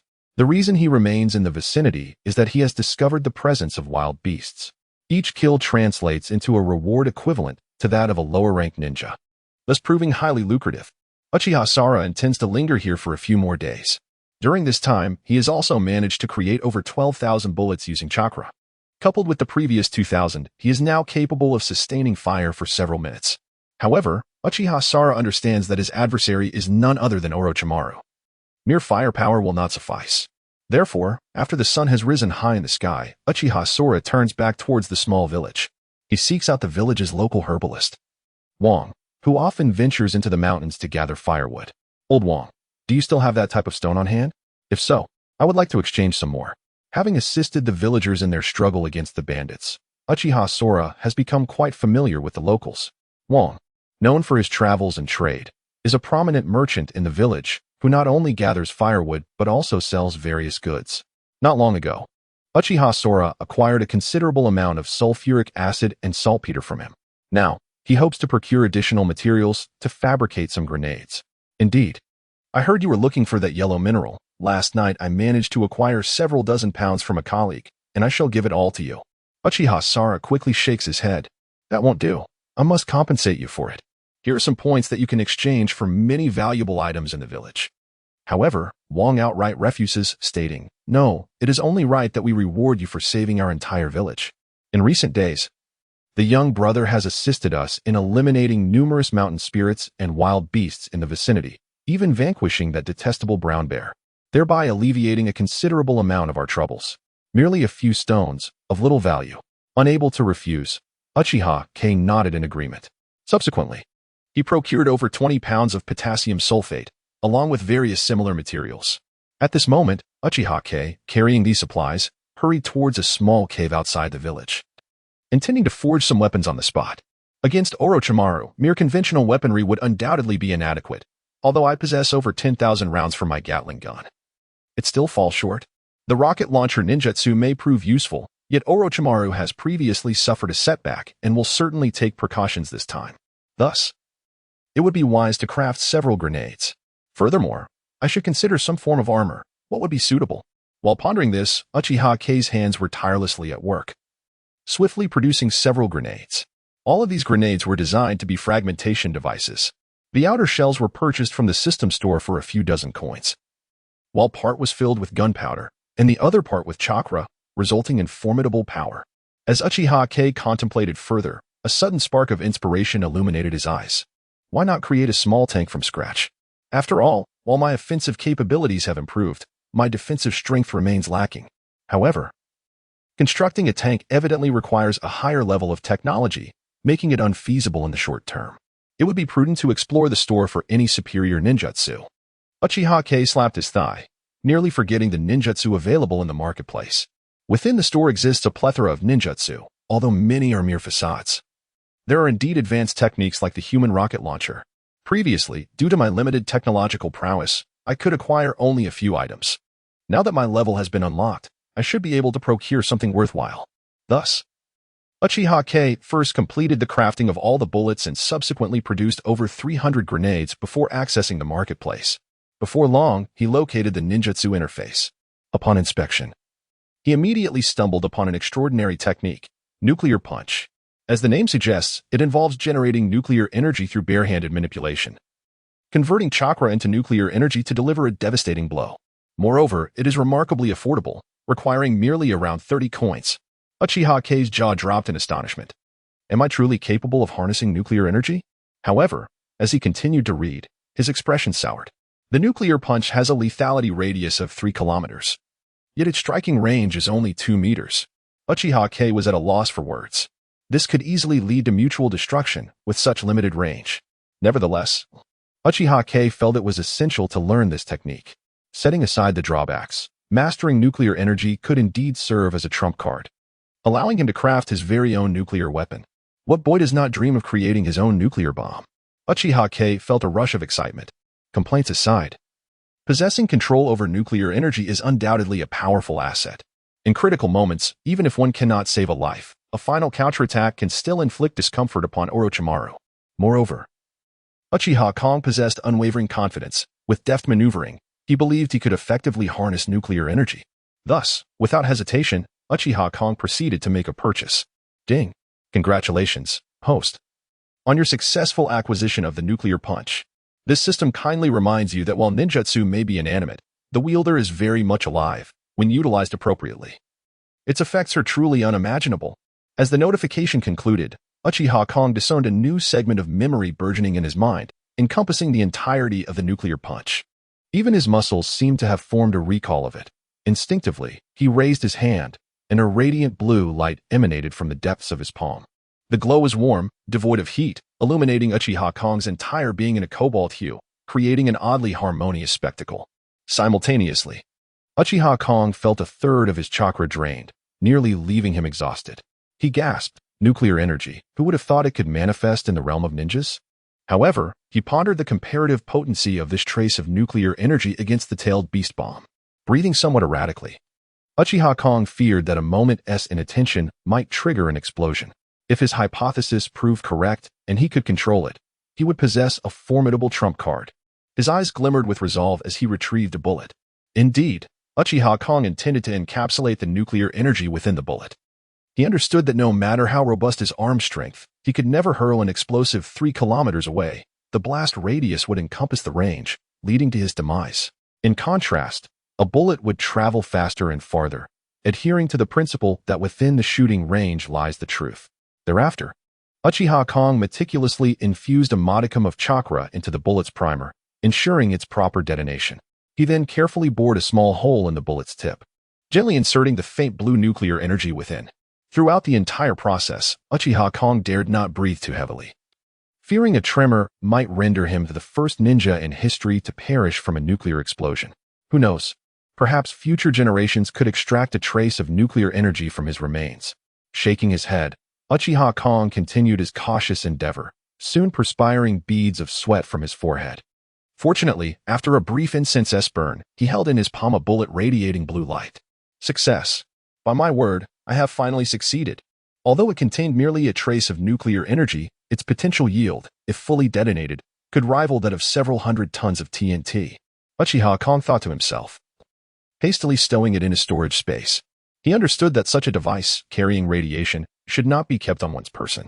With this lethal weapon in hand, Uchiha Kong felt emboldened. As he strolled toward the village, he contemplated his current combat capabilities. To begin with, the Gatling gun served as his primary weapon. Boasting over 15,000 rounds, under continuous fire, he estimated it could last for an incense stick duration. Under normal circumstances, it should be sufficient to eliminate a cadre of elite ninjas. Additionally, he possessed several grenades for close-quarter combat. In conjunction with the Sharingan, coupled with my current chakra and physical prowess, I should be able to unleash formidable combat power. Uchiha Sara smiled confidently, feeling assured about the impending confrontation. He was acutely aware that his combat capabilities extended beyond mere scientific prowess. The Sharingan, the explosive chakra bestowed by the system, and the near-jonin level of chakra, combined with his rigorous training in elite martial arts during his leisure time, constituted the essence of his strength. It was crucial to synergize scientific weaponry at pivotal moments to fully harness his potential. This exemplified a comprehensive development of virtue, intellect, physical ability, aesthetics, and labor. Meanwhile, in a secluded forest path outside the Hidden Leaf village, a rather disheveled figure emerged from the underbrush, reeking of charred flesh. As if he had just been pulled from a frying pan, with not a single unscathed part on his body. He staggered with each step, shedding flakes of skin onto the ground, and after a few more steps, he finally collapsed in utter exhaustion. Yet, moments later, a fresh body crawled out from his mouth, coated in a thick layer of slime. As he struggled to rise, his face reflecting lingering dread. It was Orochimaru. Damn. Are the young ones from the Hidden Leaf village this powerful? Could it be that the Uchiha clan is truly filled with anomalies? At this moment, Orochimaru was still somewhat dazed, grappling with the reality of his situation. His initial intent in infiltrating the Hidden Leaf village was merely to seize the Uchiha clan's bloodline, to cultivate his own vessel. What was wrong with that? Who could have anticipated that Uchiha Sara would be so formidable, wielding some unknown artifact that kept him on the defensive throughout their battle? To make matters worse, he had never encountered such a technique before, leaving him utterly unprepared and ambushed, resulting in a grievous injury. The more Orochimaru pondered, the angrier he became, wishing fervently to capture Uchiha Sara for further examination. What on earth was that? A type of ninja tool, or perhaps a unique ability awakened by his Sharingan? It felt as though he utilized chakra during the fight. Yet, that minuscule amount of chakra shouldn't have been capable of producing such a horrifying explosion. What could it possibly be? His eyes glowed crimson, but simultaneously, his heart swelled with greed. He felt as though Uchiha Sara was even more enticing than Sasuke. This youth possessed such talent. Seizing him could yield greater rewards than taking Sasuke. Perhaps I could acquire that power as well. However, I cannot accomplish this alone. I must hasten to inform the organization to expedite our plans. A moment later, outside the sand-swept village of Sunagakure, two mysterious figures clad in black cloaks adorned with red clouds stood with icy gazes. One of them was Orochimaru. Deidara, are you certain that Sunagakure has reached an agreement with you? Deidara scoffed, clearly skeptical. Of course, Sunagakure is not a united front. They too have their traitors. We have reached an understanding. More importantly, do you truly believe that Uchiha's young man is as extraordinary as they say? Capable of causing explosions seemingly out of thin air? Orochimaru bitterly nodded in affirmation. Indeed, upon reflection, I still fail to comprehend the underlying principles. It must be akin to the mystical techniques of the Sharingan. However, before Orochimaru could finish his thought, Deidara, brimming with excitement, seized Orochimaru's hand with fervor. Truly, to conjure art out of thin air. Remarkable. You must take me to meet him. No, I shall accompany you on this mission. I must capture him alive. He is a talent endowed with artistic sensibilities like my own. Yet, before he could complete his exclamation, a cold voice emerged from behind them. Humph. Orochimaru, you withdrew from the organization years ago. Why have you returned now? Startled, Orochimaru shuddered at the sound. The two instinctively turned to see another figure garbed similarly. This individual possessed raven black hair, and his crimson eyes resembled two blood moons suspended in the sky. It was none other than Uchiha Itachi, a member of the Akatsuki. Itachi, what brings you here? Orochimaru could not help but take a few steps back, feeling a sense of trepidation towards this man, a feeling compounded by a hint of guilt. After all, he had harbored intentions towards his younger brother. Deidara, too, widened his eyes, feeling a sense of shrinking fear. They were not foolish. The man who had annihilated the Uchiha clan in a single night was not to be trifled with. Within the organization, he was regarded as a powerhouse of the highest caliber. Are you plotting against our Uchiha clan? Itachi's tone was frigid, his gaze fixed intently on Orochimaru. Orochimaru shook his head vigorously. Oh, no. We were merely discussing strategies to confront Konoha, and besides, Uchiha Sara shares no blood ties with you, does he? Orochimaru's heart raced with unease. Years prior, his departure from the Akatsuki was prompted by his reckless desire to study the Sharingan, which had drawn the ire of Uchiha Itachi. Subsequently, other factors led to Orochimaru's exodus, leaving him to conceal himself in the wilderness, engrossed in his scientific pursuits. Now, the reason for his return lay in his inability to confront Konoha alone. Itachi's unwavering gaze remained fixed on Orochimaru, and though he did not speak, his chakra began to emanate ominously. Just as a confrontation seemed imminent, Deidara hastily interjected to defuse the tension. Wait. We are all comrades here, and our leader has tasked us with cooperating with Orochimaru to assault Konoha. When the time comes, we will all go. If Orochimaru dares to lay a hand on Sasuke, you can dispose of him on the spot, can't you? At this, Orochimaru felt a twitch of irritation. What do you mean by disposing of me on the spot? Do you truly believe I am so easily vanquished? Meanwhile, Itachi's voice cut through the air with cold precision.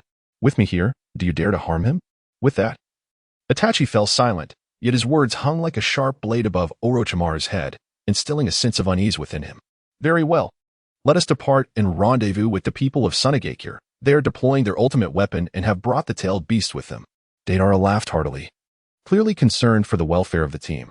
Orochimaru let out a cold snort, and the trio fell silent as they rode on the white clay bird crafted by Deidara. They swiftly arrived at the entrance of Sunagakure. At that moment, a bald, muscular man was there to greet them. They have arrived. Let us proceed. The scheduled plan is about to unfold. As dawn broke, gentle sunlight bathed the streets of Konohagakure.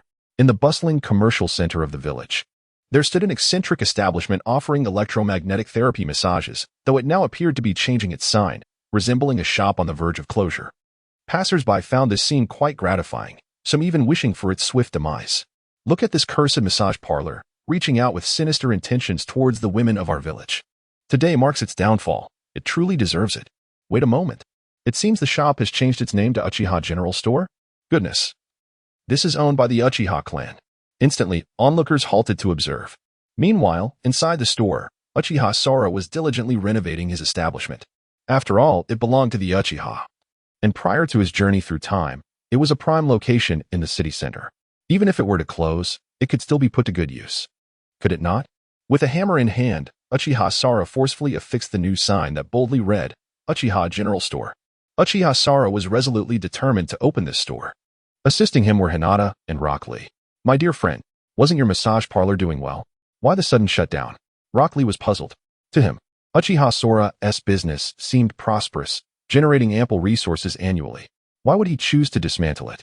Hinata, on the other hand, refrained from questioning further and helped organize the miscellaneous items, her mind wandering in imagination.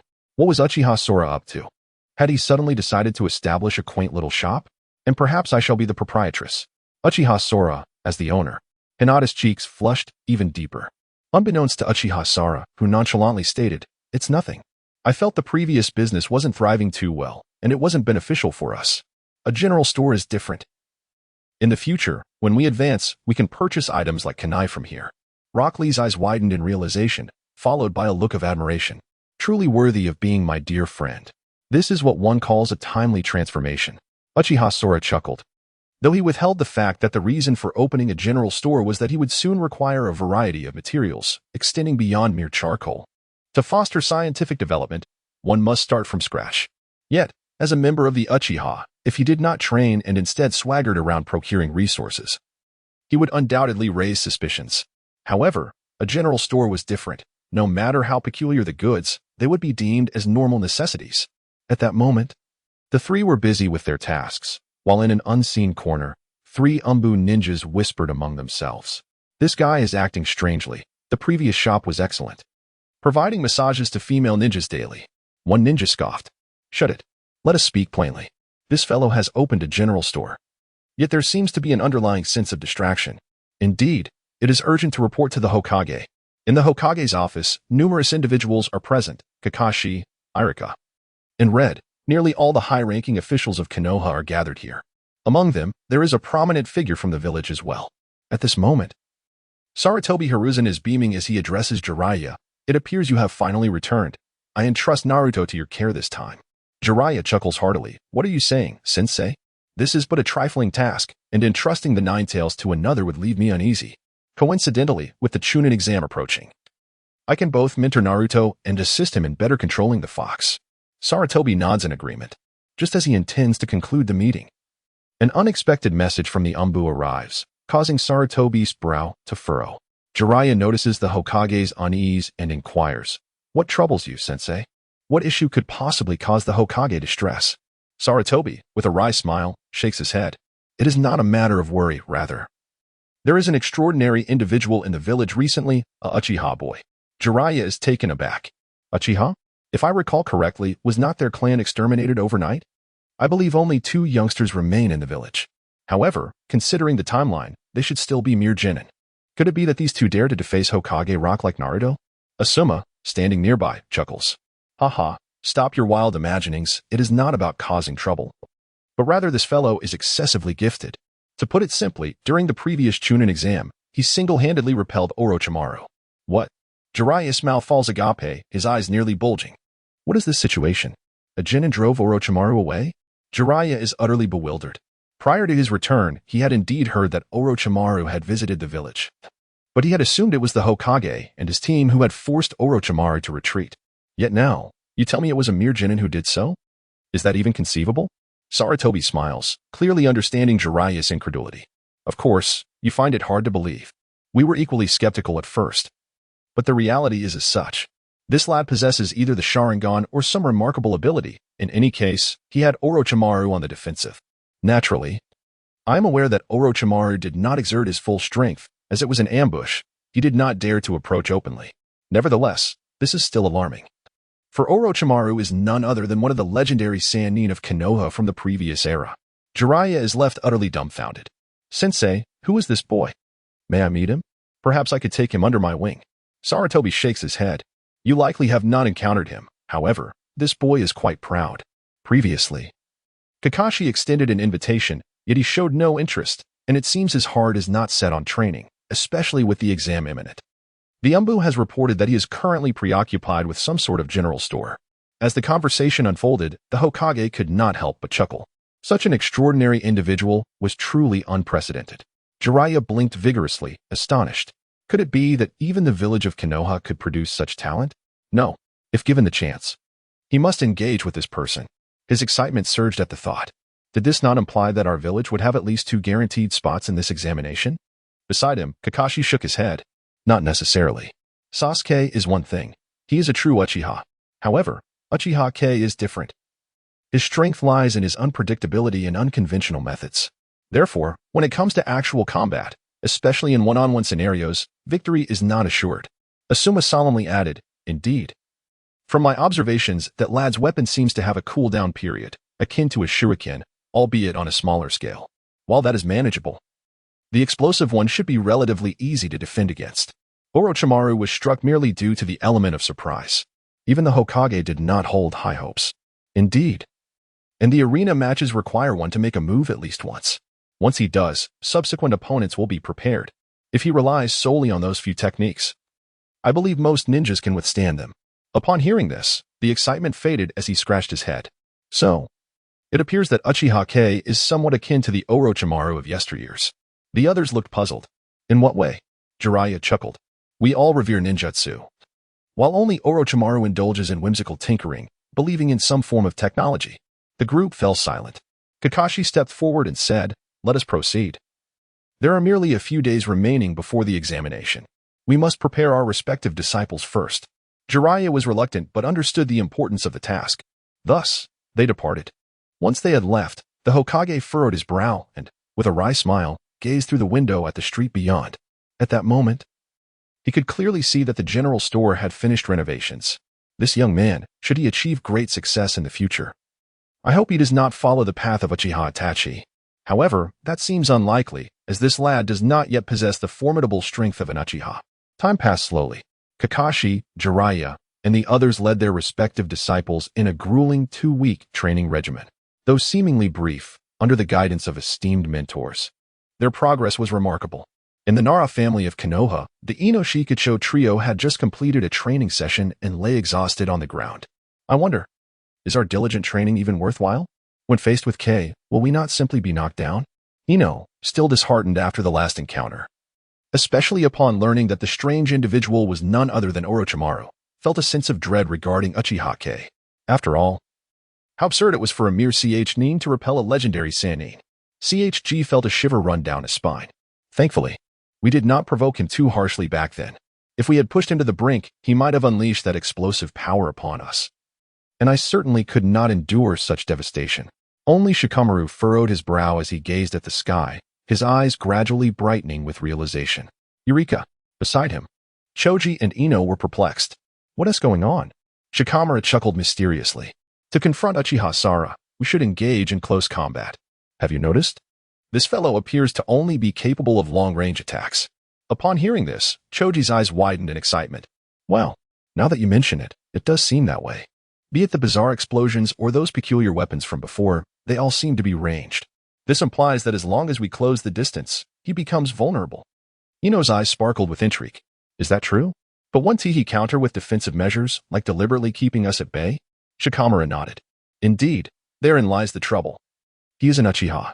We witnessed his prowess during the battle. He truly activated his Sharingan. Engaging in close combat against someone with the Sharingan is quite challenging. However, it's all right. From 7 steps away, his peculiar weapons may be swift, but within 7 steps, our weapons should be faster.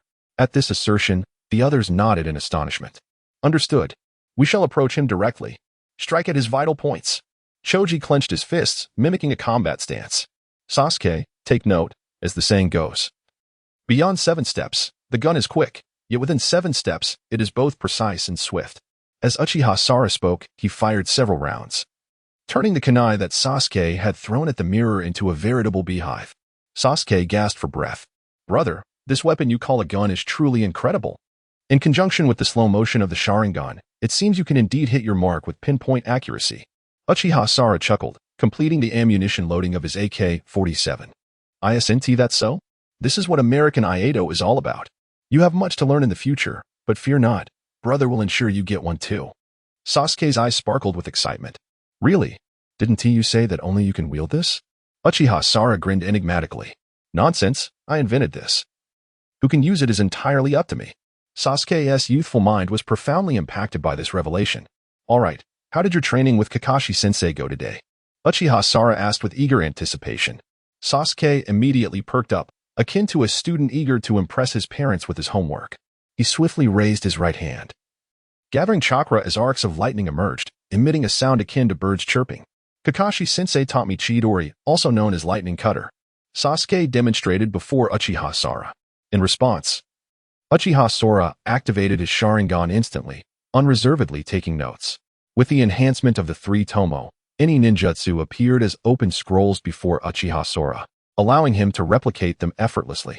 Soon, arcs of lightning coiled around his right hand as well. Brother, what level are your eyes at?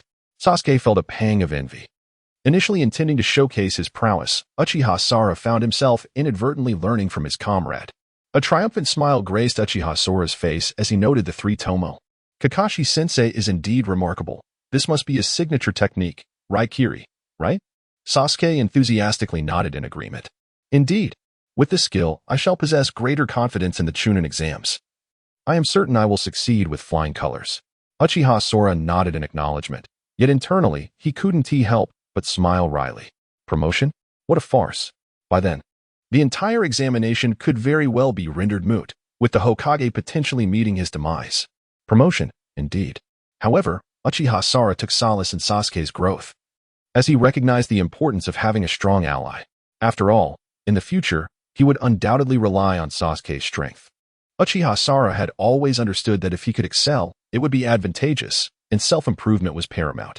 Nevertheless, with the multitude of external factors in the shinobi world, should he falter, he would need to cling to Sasuke for support. Lost in thought, the sound of bells resonated throughout the village. Sasuke's excitement was palpable. Brother, it's time. This morning marks the start of the Chunin exams. Uchiha Sora quickly realized that half a month had indeed passed.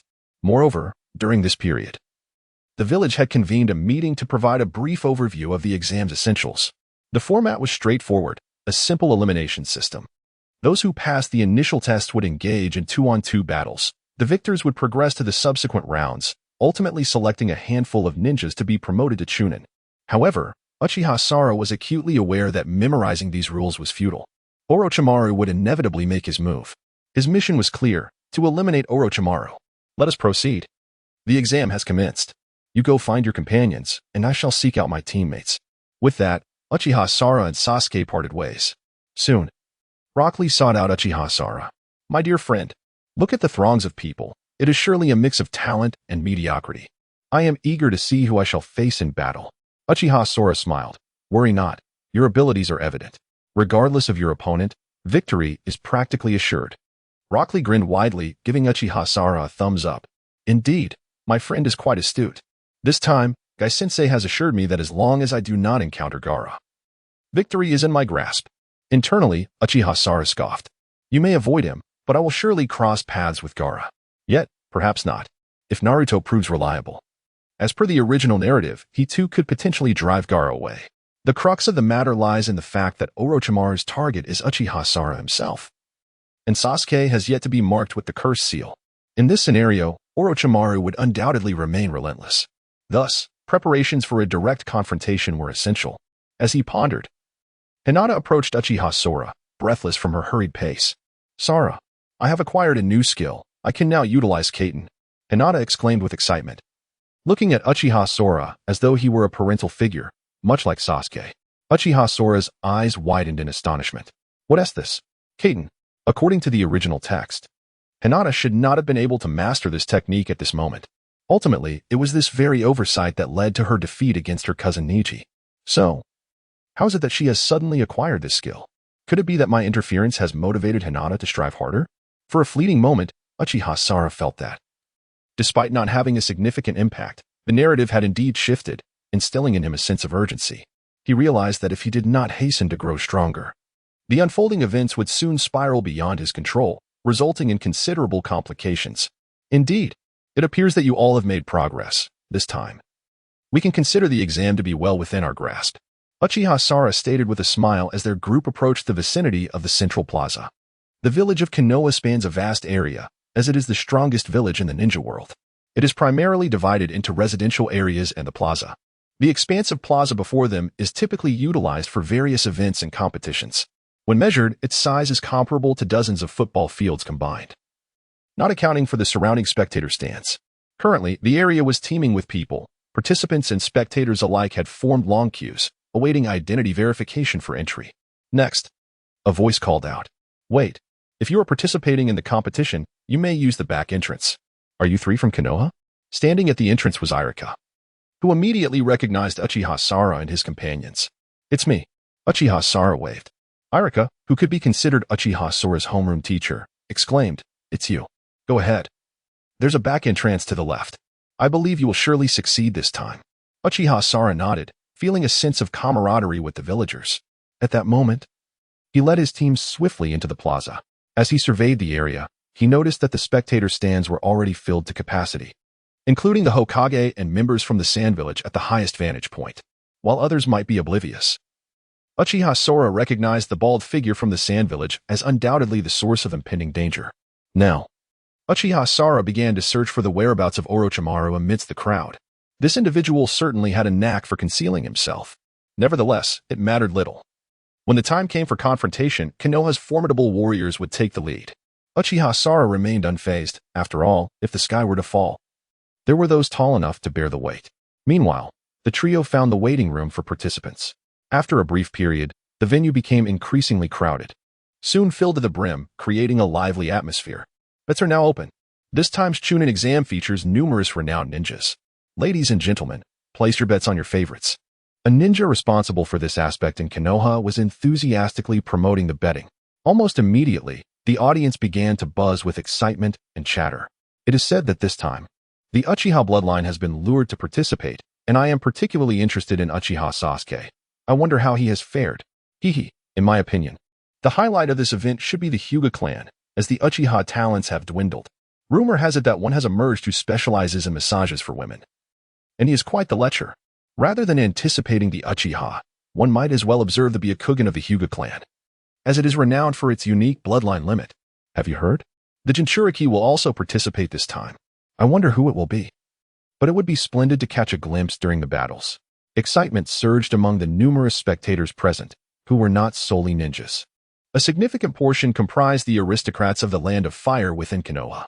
They had come to witness the exam, mostly for amusement. As it appeared that nearly everyone had gathered, the Hokage cleared his throat, capturing the attention of all in attendance. Attention! All students and spectators have now assembled. The competition is about to commence. For the first match, we will draw lots to determine the contestants. Participants, please prepare yourselves. The first match. Rock Lee versus Gaara. A tremendous uproar erupted at the scene. What? Rock Lee? That guy with the thick eyebrows from our village? He dares to challenge the prodigy of the Sand Village. He must be out of his mind. Indeed, it is said that Gaara is exceptionally powerful. Rumors suggest he is the Jinchuriki of the Sand Village. This should be quite a spectacle.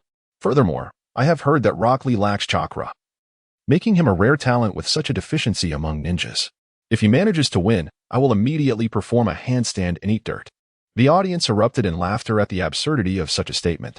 Meanwhile, down below in the stands, Rock Lee's eyes sparkled with determination. My dear friends, I never expected to be the first to step onto the stage. I am thrilled. Please enjoy the display of Konoha's beast. With that, Rock Lee enthusiastically clapped Uchiha Sara on the shoulder, flashed a toothy grin, and gave a thumbs up. You, Uchiha Sara thought, feeling a bit exasperated. He mused that he had indeed helped Lee evade one battle, but never could he have anticipated that he would face Gaara. It appears that some confrontations are fated. Uchiha Sara found himself at a loss for words. Beside him, Hinata tugged at his sleeve. Sara, I heard that Gaara seems to be the Jinchuriki of the Sand Village. Will everything really be all right? Uchiha Sora shook his head lightly. Do not worry, the Hokage is watching over us.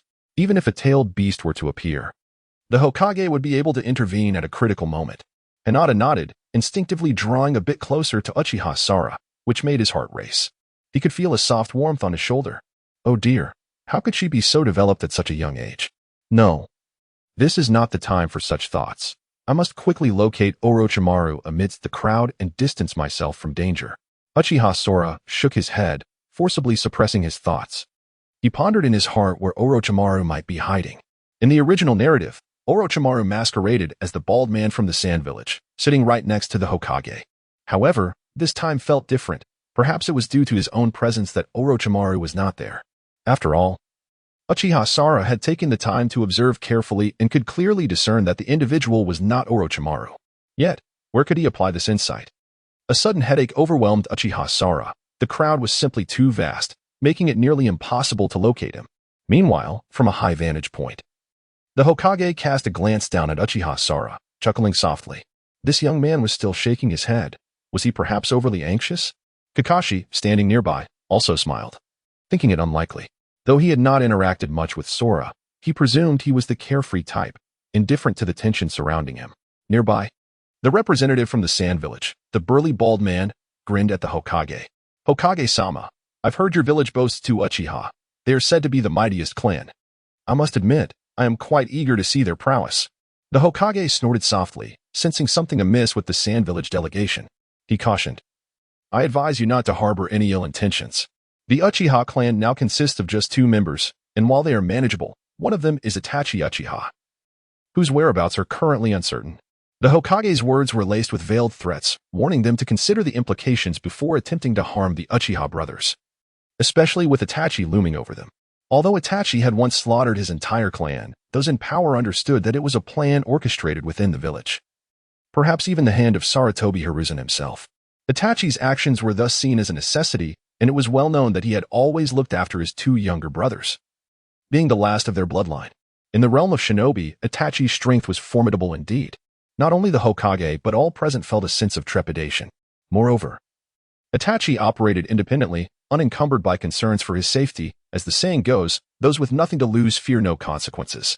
If provoked, he could very well descend upon and annihilate an entire village. The bald man from the Sand Village chuckled, choosing not to elaborate further. Instead, he directed his gaze toward Uchiha Sara, smiling. This young man was quite renowned, had he not achieved great feats in the village. However, his curiosity remained. Just how powerful was he? How did his talents compare to Sasuke's? The Hokage glanced again at Uchiha Sara and then at Sasuke not far away, weighing his thoughts. To be candid, had this been in the past, he would have confidently declared Sasuke the stronger of the two. But ever since Uchiha Sara had repelled Orochimaru, he hesitated to make any rash judgments. The specifics of Uchiha Sara elude comprehension, and at this moment, one can only respond with vague remarks. Once the competition commences, you can assess for yourself. Meanwhile, in a corner of the crowd, Orochimaru's gaze was fixated intently on Sara. This young lad seems to possess an air of unwarranted confidence. Truly, the young are fearless, believing that such trivial techniques can perplex me? Orochimaru snorted derisively. He perceived Uchiha Sara as rather presumptuous. While it was true that he had been momentarily repelled, Orochimaru had not exerted his full strength then. Caught off guard, he had suffered an unexpected setback.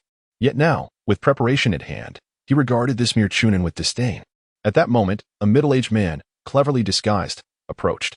I say, Orochimaru, that must be Uchiha Sara, right?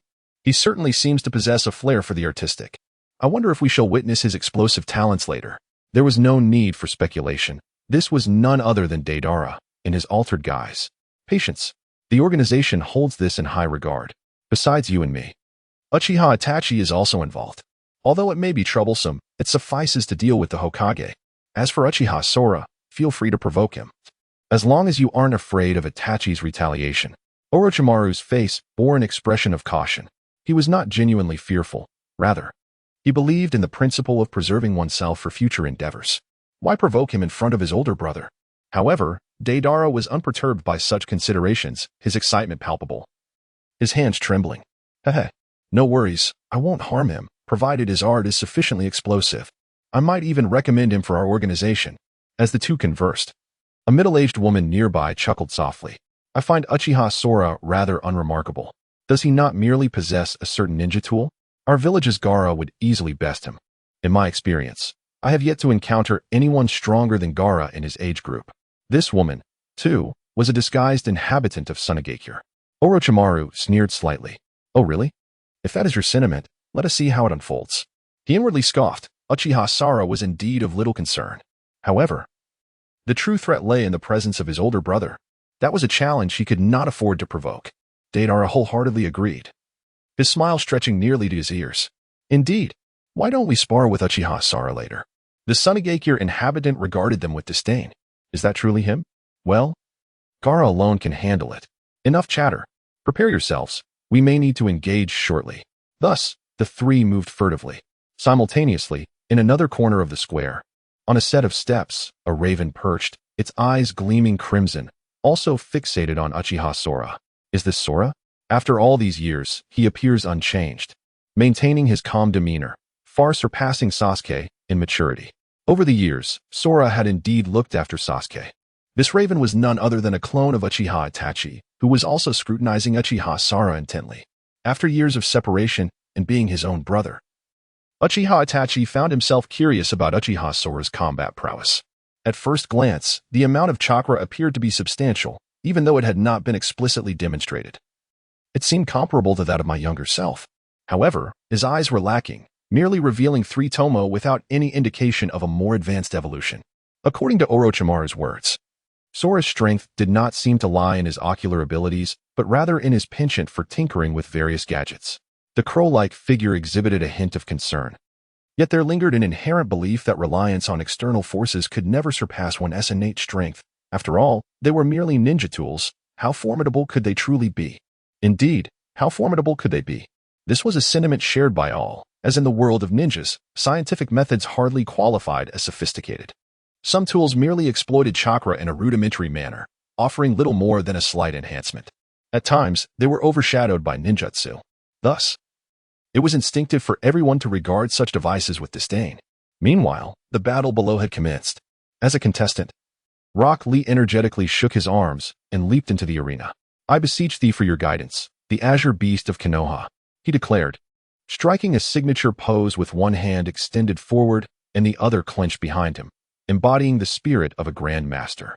Before him, Gaara stepped forth with a gaze filled with contempt. I didn't anticipate to be your first opponent. It seems the plan is to unfold sooner than expected. Nevertheless, I shall endeavor to prolong the engagement and entertain you for a while. With this thought, Gaara merely waved his hand, causing the surrounding sand to coalesce instantaneously into a multitude of sand blades, exuding an imposing aura. Dear spectators, the first match has commenced. Rock Lee of the village hidden in the leaves versus Gaara of the sand village. The announcer proclaimed with fervor, and thus the battle was set in motion. Rock Lee initiated the offensive, akin to a swift leopard, propelling himself off the ground with his left foot and launching a kick aimed squarely at Gaara's head. This strike seemed destined to connect. Even with ironclad resilience, one would likely sustain injury. However, the sand on the ground possessed an almost sentient quality, instinctively forming a thick wall that absorbed much of the kick's force. Traversing through sand was inherently arduous, often more taxing than navigating through water. Consequently, even a strike imbued with considerable power would ultimately be diffused, leaving merely a fraction of its intended impact, resulting in negligible harm. What? Rock Lee's eyes widened in disbelief. Although his kick was exploratory, it had contained a measure of force. Under normal circumstances, he had never encountered anyone of his age capable of withstanding such an attack. Is this it? And you dare to call yourself the Azure Beast? Gaara sneered dismissively, casually flicking his hand as if to brush off dust. The sand swirled, transforming into a colossal hand that swiftly swatted towards Rock Lee. It was too rapid, and with one of Lee's feet ensnared in the sand, he had no time to evade. In a moment of unpreparedness, he was struck directly by a torrent of yellow sand. The impact sent him spiraling backward like a kite severed from its string, crashing heavily against a robust concrete wall. With a resounding thud, Lee Locke coughed up blood, revealing several wounds on his skin, each embedded with grains of sand. At that moment, disbelief washed over Lee Locke. How could it be? You are truly formidable. In the realm of skilled combatants, the outcome hinges on a mere thought. What appeared to be a simple slap concealed an immense force and an uncanny precision that few could achieve. It was clear to Lee Locke that the disparity between them was substantial. Yet, he had no intention of conceding. Straining to rise, he wiped the blood from the corner of his mouth. After all, it was his first time unleashing his full strength in front of a cherished friend. He simply could not afford to disgrace himself. With that, he gave a thumbs up to Uchiha Kong behind him. Slowly, he began to unwrap the bandages from his hands. This display elicited a derisive snort from Gaara, who looked on with scorn. Is this all you've got? You call him a friend? That young man, Uchiha Kong? Let me assure you, even if you were to confront me personally, I would remain unfazed. With that proclamation, Gaara reached into the air and under the swirling sands. A colossal hand began to form, once again targeting Lee Locke. Gasps of alarm echoed through the crowd. This is bad. Someone must intervene. Irika's expression shifted, clearly believing that Lee Locke would struggle to endure this onslaught. However, Kakashi shook his head, asserting that the moment had not yet arrived. Did they truly believe that the inhabitants of Konohagakure were mere soft targets? Nearby, Might Guy chuckled mysteriously. Young man, you must not grasp the significance of bandages weighing several hundred pounds. Do you genuinely think Lee Locke's speed is so limited? He trains relentlessly with me, rising at 5 each morning to perform 200 one-finger push-ups, followed by running upside down throughout the village, and then focusing on leg workouts. The surrounding onlookers couldn't help but feel a pang of disbelief. Absurd. If that were the case, the outcome of this battle remains undetermined. Kakashi surveyed the battlefield, where clouds of dust obscured the view. Yet, contrary to the anticipated brutality, tranquility enveloped the arena after the slap. Suddenly, a voice erupted from the crowd in astonishment. My goodness! Look at that shadow! All eyes turned, and amidst the swirling sands, an ethereal figure emerged, traversing the air with an astonishing velocity, seemingly walking upon the very grains of sand. It was none other than Lee Locke, liberated from his bandages. As the crowd finally discerned the truth, they realized that the yellow sand had not been conjured by a hand, but rather was the result of the shockwave created when Lee Locke's bandages struck the ground. What is this absurdity? Why are these 2 bandages so heavy? How does this fellow manage to move around normally? Indeed, it feels as though he is bearing the weight of 2 elephants on his hands. No wonder he possesses such remarkable speed. The outcome of this battle hangs in the balance, leaving the audience in a state of exhilaration, captivated by the intensity of the confrontation. Even Uchiha Sara, with eyes wide open, was not marveling at Rock Lee's combat prowess. Having read the original work, he was well aware of it all. Instead, he was astounded by the fact that Lee was seemingly launching himself by stepping on his own feet. Goodness, this young Lee, with his feet planted in the yellow sand, was achieving a helicopter-like lift through sheer velocity and the frequency of his steps. Uchiha Sora's eyes sparkled with realization, contemplating the existence of physics in the Naruto world. Did it not say that Newton was indifferent to foreign matters? Now it seems Newton's coffin lid may very well fly off. Meanwhile, on the battlefield, Gaara was equally stunned. Eyes widened in disbelief. All he could perceive were fleeting afterimages. Rock Lee was moving at an extraordinary speed, akin to lightning, evading detection by the naked eye. Seizing an opportunity, he launched another swift kick aimed directly at Gaara's face. This time, it was far too rapid. The sand could not form a defense in time. The kick struck him squarely, producing a resounding thud, reminiscent of a heavy sandbag hitting the ground. Gaara was sent flying, spiraling into the wall beside him, nearly losing consciousness as he slowly crawled out of the crater he created. This scene left everyone in awe once more. As for Gaara, he was now panting heavily, a glint of murderous intent flashing in his eyes. How dare you destroy my absolute defense? You shall pay for this. In a fit of rage, Gaara waved his hand, causing a massive amount of sand to coalesce into sharp, blade-like spikes that rained down upon Rock Lee in a relentless torrent. The density of the onslaught resembled falling raindrops, kicking up vast clouds of dust upon impact. Yet, Lee's figure moved like a specter, skillfully dodging each attack with precision. As he retreated, he was struck with astonishment. He had begun to realize that this opponent was anything but ordinary. Something felt amiss. The chakra emanating from Gaara was far too dense. It felt inexhaustible. Could it be that he had awakened the power of the tailed beast? Having spent considerable time with Uchiha Sara, Rock Lee had gleaned some insights into the secrets surrounding the tailed beasts in the murky areas of the village. This was not a well-kept secret, after all, as it was common knowledge that the Nine Tails resided within Naruto. Consequently, Lee found himself feeling somewhat anxious.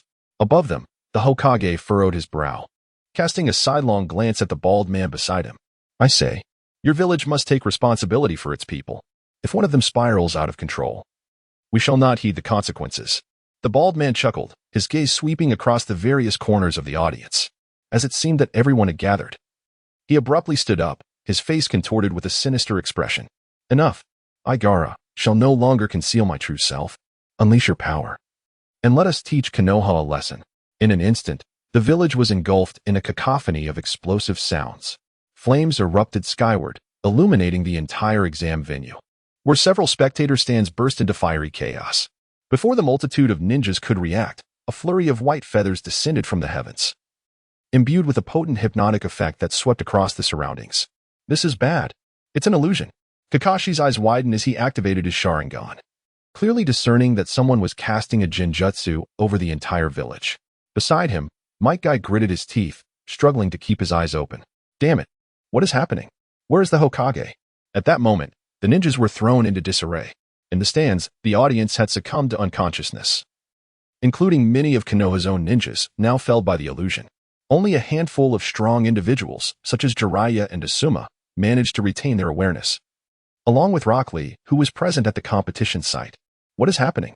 Lee exclaimed in horror as he looked up to see the Hokage surrounded by 7 or 8 individuals, including Orochimaru, Deidara, and Itachi Uchiha.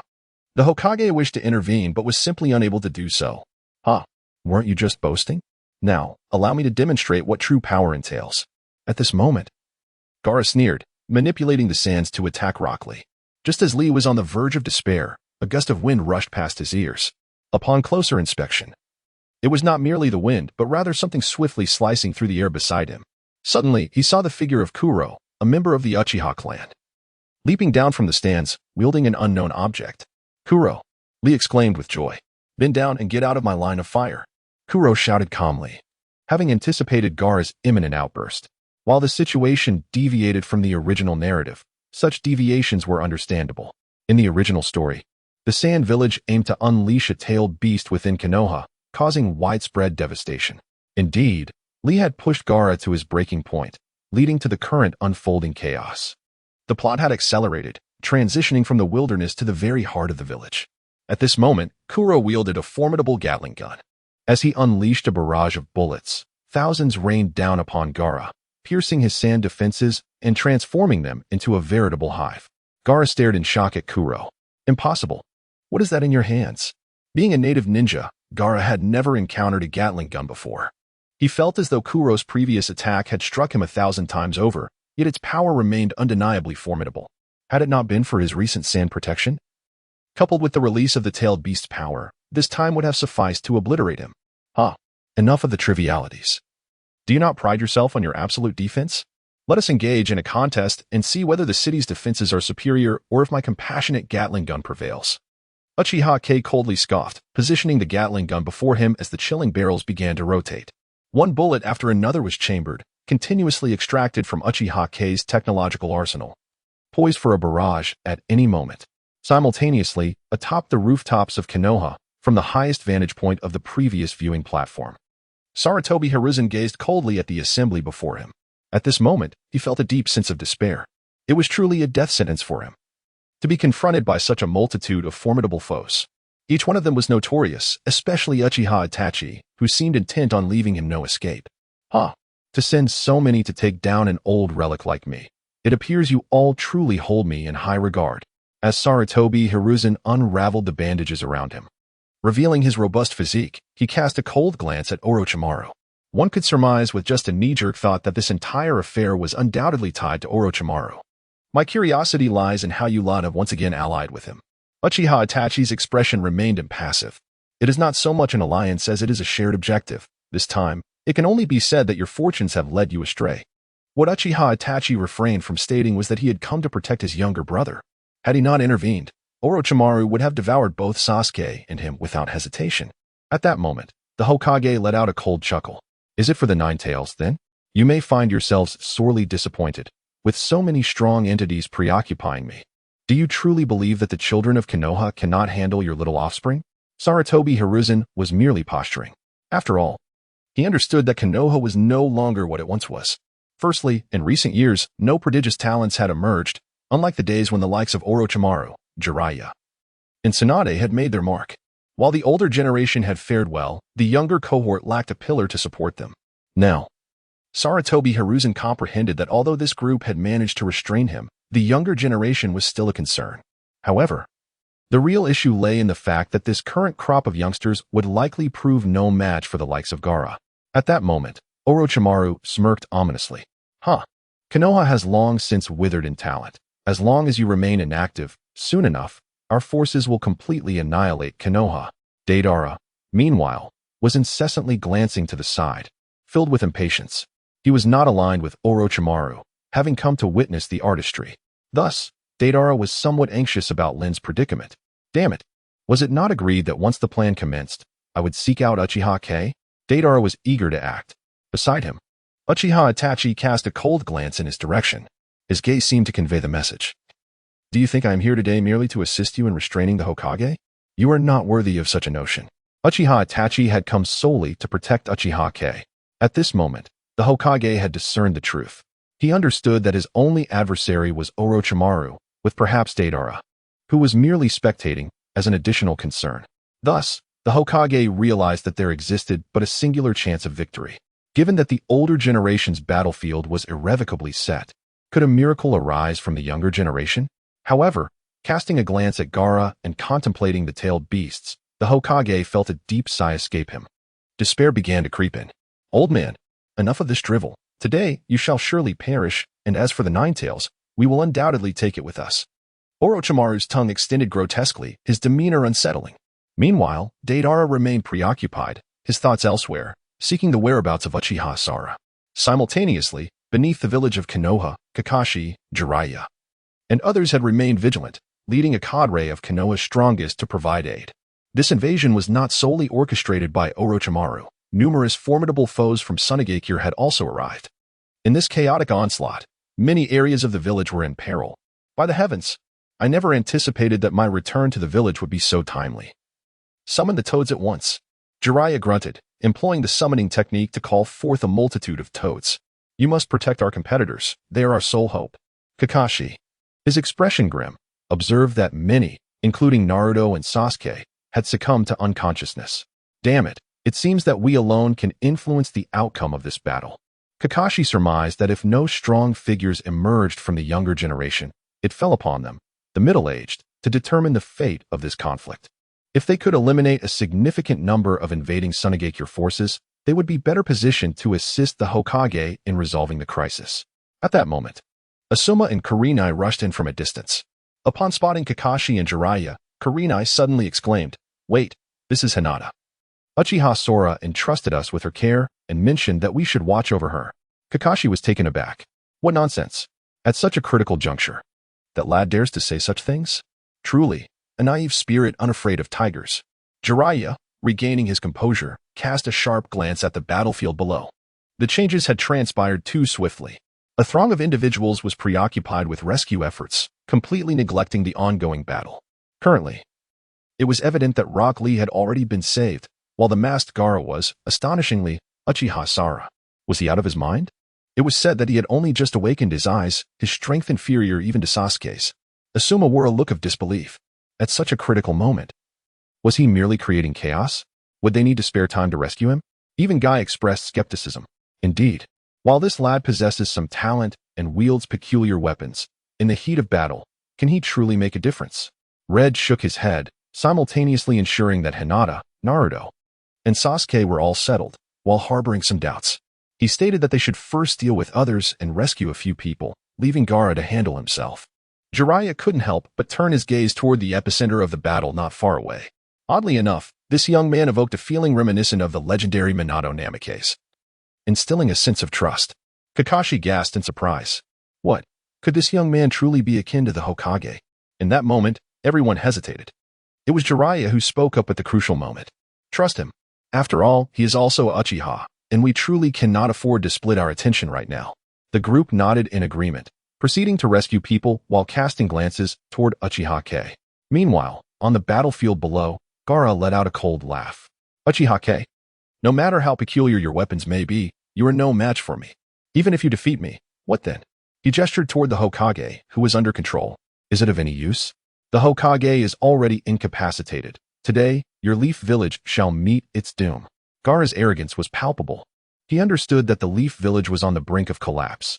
Among the upper ranks were Orochimaru and formidable masters from Sunagakure, even the members of Akatsuki.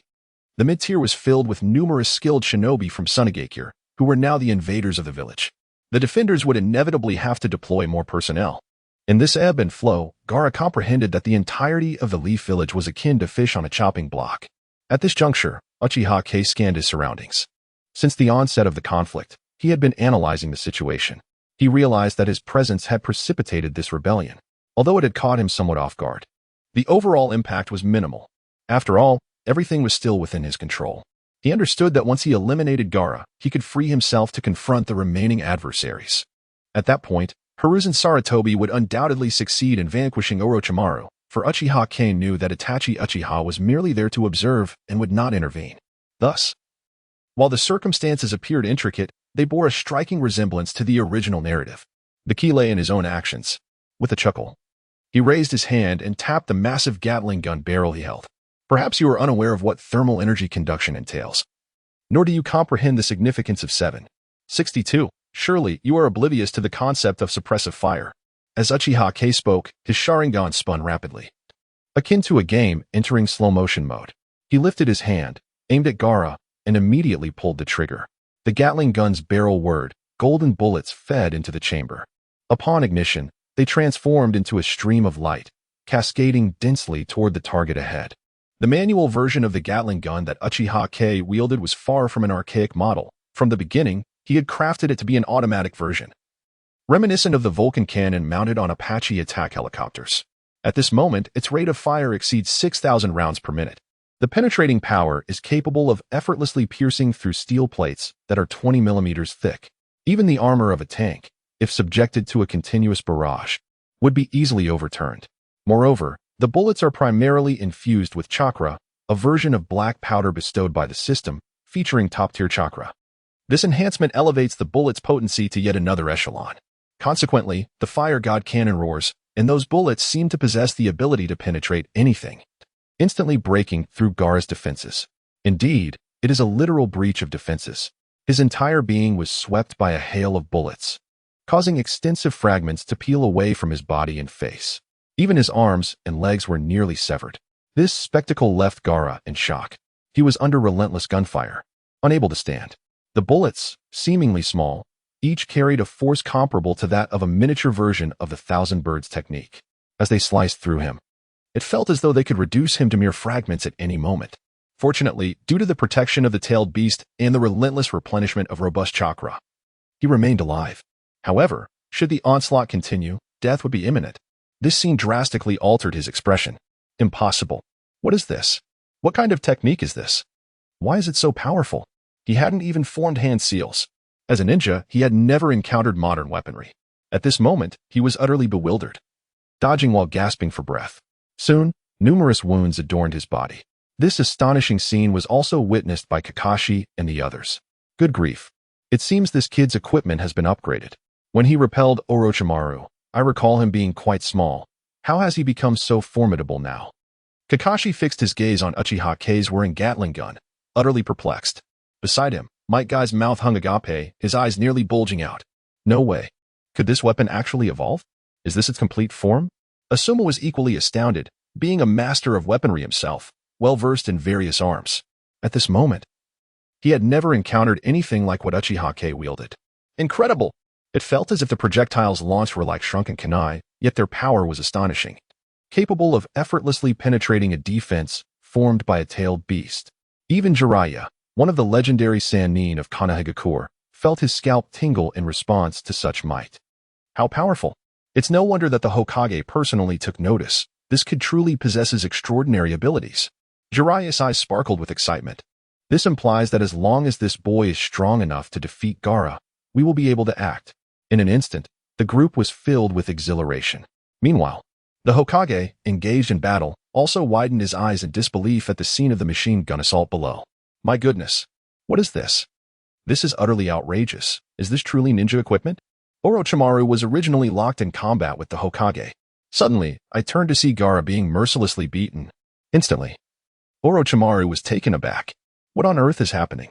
Wasn't it agreed upon that they would only fight once? Moreover, that peculiar weapon he wielded seemed far more formidable than before. Orochimaru had always underestimated Uchiha Sora, believing him to be merely a sneak attacker.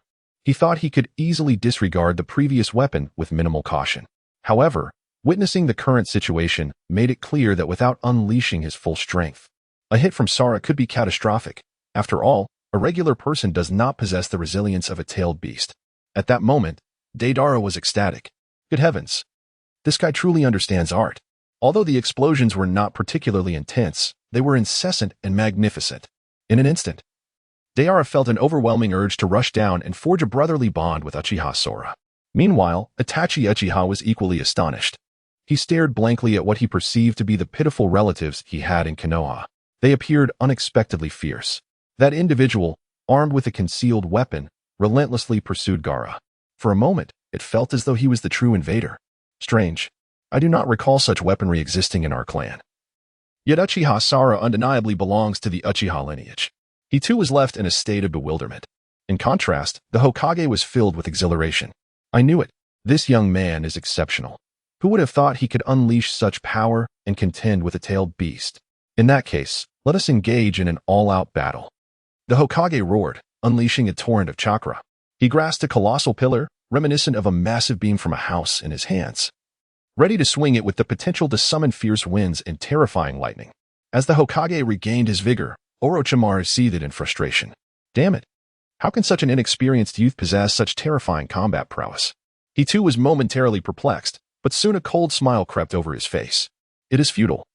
No matter how strong he is still just a person, and against the formidable tailed beasts, he is insignificant. Orochimaru's gaze darkened. Sand Village allies. Unleash your tailed beast quickly, or we may face dire consequences. Indeed, Orochimaru's trump card was Gaara's tailed beast. If a tailed beast were to rampage within the village, many high-ranking members of Konoha would undoubtedly be unsettled. At that point, the elite would be preoccupied with the tailed beast. What storm could a mere Uchiha Sara possibly stir? Then, as anticipated, Gaara let out a furious roar in the plaza. At that moment, my body felt as though it were being ravaged by a Gatling gun. Leaking like a beehive, with the gourd on my back spilling sand frantically. It is no exaggeration to say that the risk of being eliminated loomed large. Without hesitation, he reached out to communicate with the sleeping tailed beast within him. Shikaku, emerge now. This is your moment to shine. In an instant, the sky above the hidden leaf village darkened ominously. Thunder rumbled, causing the heavens to tremble. The ground cracked, and with the quaking sky, it felt as though the apocalypse had descended. This was Kakashi, who was in the midst of a rescue mission. Couldn't help but cast a glance towards the chaos. His expression turned grim. Jiraiya gasped in shock. The tailed beast, a single beast, though merely one, was overwhelmingly powerful. Might Guy's face was equally troubled. This was dire. What would become of Uchiha Sara? No matter how strong he was, he could not possibly confront a tailed beast alone. Asuma gritted his teeth. If it comes to it, we must set aside our current situation and focus on restraining the tailed beast. Yet, those Sand Village scoundrels aim to exploit this very beast against us. Seeing the urgency, everyone felt a rising panic. Meanwhile, not far away, Hinata and the others were gradually awakening. This included Sasuke and Naruto, as well as the trio of Inoshikacho. At that moment, their memories were still of participating in the Chunin exams, witnessing the exhilarating battle between Rock Lee and Gaara at a crucial moment. But how had they suddenly fallen asleep? Now, upon waking, it seemed as if the world had turned upside down and their village was on the brink of destruction. What had transpired? It felt as though they had merely dozed off, only to awaken to a changed reality. Choji scratched his head, and upon seeing Uchiha Sara engaged in combat with Gaara, he was left utterly stunned. My goodness, what has happened? Someone is invading the Hidden Leaf Village while we slept. Only Uchiha Sara is standing against them. Shikamaru also regained consciousness. He quickly surveyed the situation and assessed the circumstances, taking on the role of the analyst. It must be. That presence is the tailed beast, and Uchiha Sora is battling it. Ino's eyes sparkled with admiration. For the sake of the village, he fights against the tailed beast. Uchiha Sora is so incredible. Hinata felt a surge of anxiety for Uchiha Sora. No, I must assist him. Sakura shook her head. We cannot intervene. Our presence would only complicate matters. We must trust Uchiha Sara. Sasuke's expression was grave to the utmost. Rest assured, my brother will find a way to resolve this. Shikamaru, with a serious demeanor, remarked, it seems that the village's strongest are unable to intervene, given the current momentum. The tailed beast is about to emerge. If Uchiha Sora cannot withstand it alone, we must rescue him. Clearly, upon learning that Uchiha Sora's opponent was a tailed beast, hope dwindled among them. After all, in the depths of their minds, the tailed beast was synonymous with the Nine Tails, a creature capable of single-handedly taking on the Hokage. In that moment, Hinata's eyes glistened with unshed tears. Amidst the spectators' astonishment, the ground shook violently, and suddenly, a colossal figure appeared in the sky above the Hidden Leaf Village. It was none other than the menacing Shikaku, the sand spirit, its body entirely cloaked in earthy yellow scales, exuding a fearsome presence. In the world of Naruto, the one tail stands tall. Roaring to the heavens, Shikaka seems to celebrate its newfound freedom. Its vast form nearly obscures the entire sky, instilling a sense of oppression that leaves everyone gasping for breath. Even the Hokage cast a despairing glance at the scene. A horde of beasts. Have you truly unleashed a tailed beast here? Sarutobi Hiruzen, despite his faith in Uchiha Sara, understands that it is beyond the realm of possibility for him to vanquish a tailed beast. After all, they are entirely different entities. Even Uchiha Itachi's eyes gleam with lethal intent. Dare to harm my younger brother, regardless of your identity, and you shall not escape unscathed today. Itachi has come to disrupt the situation. Yet, he hesitates, pondering whether Uchiha Sora is now capable of standing alone. Has he truly matured? Should he intervene? Uchiha Itachi's expression was grave. He had initially believed that the purpose of this endeavor was to safeguard his two younger brothers. However, the recent scene revealed that Uchiha K was unexpectedly formidable. The peculiar weapon in his grasp was actually capable of pursuing Gaara, who was no ordinary opponent but rather a secret weapon of Sunagakure, renowned for its devastating capabilities, akin to a nuclear weapon in contemporary terms. Yet now, he was being relentlessly chased by a mere genin, reduced to a state of disarray. At this moment, even the tailed beast mode had been forced out. One would expect Uchiha Itachi to be alarmed at the sight of such a colossal entity, yet he remained remarkably composed. For some inexplicable reason, he felt that Kei possessed the means to confront this adversary. Observing Kei's confident demeanor, Itachi pondered whether everything would indeed be all right. A moment of hesitation enveloped Uchiha Itachi. Itachi, are you not supposed to protect your brothers? Should I take your place? Deidara, itching for action, was eager to meet this like-minded young ally. No need. It is merely a tailed beast. He should be able to manage it. Itachi finally declared after a brief silence. What? Kei can manage it? Orochimaru was taken aback, his already large mouth gaping wider in disbelief. What is happening? That seems exceedingly presumptuous. It is a tailed beast. Even if it is merely Shikaku, the weakest among them, it is still far beyond the capability of a genin to contend with. Not only him, but Sarutobi Hiruzen also wore a somber expression. Unable to restrain his anger as he exclaimed, Uchiha Itachi, that is your own brother. Are you not condemning him to death? Based on what I know of you, your purpose in coming here should be to aid Kei and Sasuke. Why are you not intervening? Have you truly lost your senses? If these two perish, the Uchiha clan will be left with but you. This was an undeniable truth, one that even Orochimaru and the shinobi of Sunagakure comprehended. Itachi was merely a figurehead. In truth, he had not engaged in combat. His presence here was merely ornamental. His sole objective was to protect his brothers. Otherwise, if he had allied with Orochimaru and Deidara, not even a Hokage, let alone all 5 Kage combined, would stand a chance against them. They would not have lingered here for so long. As for Deidara, he was akin to Itachi, merely a bystander contributing nothing to the effort. Thus, while their assembly appeared extravagant, it bore no difference from the original narrative. It was still Orochimaru laboring alone. However, everyone, including Orochimaru, had long prepared themselves for this reality. In their eyes, even a mere appearance could exert considerable influence. At this juncture, Orochimaru chuckled softly, casting a glance at Uchiha Itachi. Could it be that you have come to a realization? Are you contemplating severing ties? If so, it would be for the best, freeing you from all burdens. How about you assist me in eliminating this old man? Uchiha Itachi interjected coldly. Silence. Should you utter another word, I shall turn my attention to you. Orochimaru curled his lips, refraining from further conversation, fully aware that Uchiha Itachi possessed the authority to threaten him.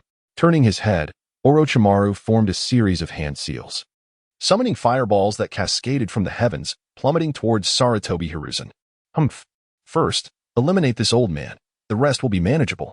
Moreover, with the scarcity of strong warriors in Konohagakure, if I can merely restrain the Hokage, I could decimate the village with Shikaku alone.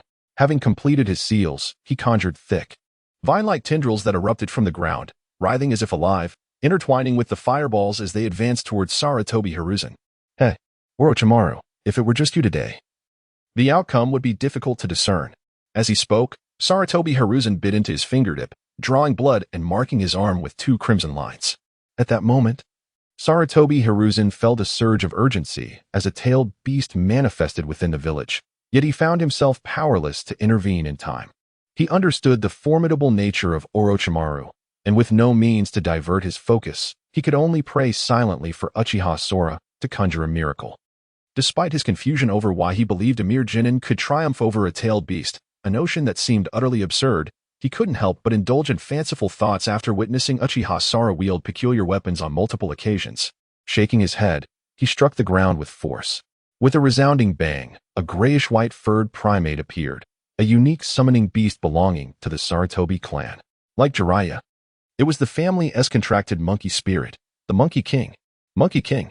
Today, we must summon our strength to protect the village and its children.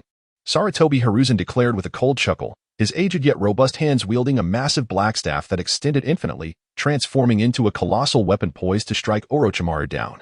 With a roar, the Monkey King surged forth like a bolt of white lightning, swiftly closing in on Orochimaru from behind. Its claws, capable of rending steel, lunged toward Orochimaru's head. Heh, futile. Today, you are but a waning force. Orochimaru grinned broadly, deliberately absorbing the blow. In an instant, his head exploded, and his body was crushed to oblivion. Yet, moments later, several small serpents materialized from the ground, writhing before coalescing into a new version of Orochimaru. This spectacle elicited an expression of disdain from Deidara. Indeed, no matter how many times he witnessed it, he found the sight of this individual utterly repulsive. In contrast, art captivated him far more. With that, Deidara turned his gaze to the battlefield below. At that moment, the colossal Shikaku occupied a significant portion of the village square, its singular eye rivaling the size of a house, fixated intently on Uchiha Sora. Its mouth gaped wide, resembling a gaping chasm, as the wind that escaped its maw threatened to sweep away anyone nearby. Before him stood an immense behemoth, yet Uchiha Sora remained utterly composed. Exuding an air of tranquility, he merely smiled faintly, taking a few steps back, and retrieved a golden bullet from his pocket. At the tip of the bullet glimmered a faint azure luminescence. Though seemingly insignificant in comparison to the colossal creature, almost like a firefly against the bright moon. Uchiha Sora understood that this was the key to victory. With a cold chuckle, he mused, "Tailed beasts, how many nuclear warheads can you withstand?" With practiced ease, Uchiha Sora drew his AK-47, swiftly loading the bullet, pulling the trigger, and unlocking the safety, a seamless flow of action. Finally, he raised his weapon, aiming at the towering Shikaku. The dart barrel of the gun resembled the eye of death itself, instilling a primal fear in anyone who dared to meet its gaze. In the distance, Kakashi and Jiraiya, who had been secretly observing the battle, were taken aback. My guy could not help but give a thumbs up, impressed. This kid is remarkable, faced with such a massive monster. He remains unfazed, his heart steady, he's a promising talent. Beside him, Jiraiya nodded in astonishment. Indeed, I've taught many students, but he's the first with such a mindset. If he finds himself in peril, I shall rush to his aid. Kakashi, however, was fixated on the firearm in Uchiha Sora's grasp. This weapon seemed distinctly different from those he had seen before, and the yellow bullet held an unusual quality. As a copy ninja, endowed with the Sharingan, he scrutinized Uchiha Sora's every move. He had witnessed the revolver, the AK-47, and the Gatling gun in action. And it dawned upon him that Uchiha Sora possessed a plethora of diverse weaponry. Could the Sharingan truly awaken weapons? The realization left Kakashi bewildered. Uchiha Sora was far from ordinary. Asuma wore a serious expression. We've done what we could here. Those we needed to save are safe. And the elite from Sunagakure have been dealt with. Should we lend a hand? In response, Hong shook her head. It's best not to intervene. That kid just warned me to stay back. It seems he is about to unleash something formidable. Indeed, amidst the uncertainty, Uchiha Sora suddenly turned, his voice empowered by Chakra, and bellowed, "Everyone, stay away from me. I'm about to cultivate mushrooms." His proclamation sent shivers down the spines of all present. Despite their confusion, they instinctively began to distance themselves. Even atop the building where the ultimate battle raged, everyone was momentarily stunned. What on earth is a mushroom? They wondered. Sora, this peculiar individual, had always been eccentric, often tinkering with bizarre creations, yet mushrooms had never been mentioned before. Uchiha Itachi widened his eyes, feeling somewhat perplexed. Meanwhile, Deidara's eyes sparkled with excitement. Mushrooms. I always sense this must be related to art. Indeed, I smell it. I smell the essence of art. Deidara's eyes widened with fervor. And without hesitation, he was about to charge toward Uchiha Sora. Wait. Uchiha Itachi swiftly pulled him back. Didn't you hear him? Keep your distance first. Deidara paused, the brilliance in his eyes intensifying. You're right. Art must be admired from the perfect vantage point. With that, the two immediately retreated, distancing themselves even from the battlefield. Witnessing this, Orochimaru was utterly bewildered. What is happening? Why do I feel like Uchiha Sara is concocting something perilous? A flash of blue light just now. Could it be? Does he possess another devastating weapon? Orochimaru shuddered. The last time, Uchiha Sara had caught him off guard, leaving him with lingering trauma. Now, he too wanted to flee, but how could he simply halt mid-battle? Old man, he called out, how about we relocate to an open area? Beside him, Sarutobi Hiruzen eyed the faint blue bullet in Uchiha Sara's hand, his heart trembling. Truth be told, he had witnessed Sara's methods before. That palm-sized object, its explosion rivaled dozens of layered explosive tags. That tiny, seed-like projectile, its speed and piercing force surpassed that of a kunai by dozens of times. And now, what had Uchiha Sora prepared to unleash against the tailed beast? A mushroom? Or perhaps some form of genjutsu? As he pondered, seeing Orochimaru's suggestion, Hiruzen glanced downward. This was the heart of Konoha. Avoiding battle here was ideal. With a cold snort, he agreed. Very well. In an instant, the two vanished, leaving behind only afterimages, yet their gazes remained fixed on Uchiha Sara. Not just them. Nearly the entire village had their eyes locked on this scene. Among them, the Inoshika CH trio wore expressions of sheer dread. Hey, is that guy about to unleash something catastrophic? How do we escape? Shikamaru muttered, drenched in sweat. Panic gripping him. CHG trembled, his nose running. Damn it, couldn't Uchiha Sora at least clear the area first? What about the elderly and the weak? Ino inhaled sharply. Sora, what is he planning? Surely he wouldn't disregard even us? Hinata stood firm amidst the crowd, her voice resolute. He won tea.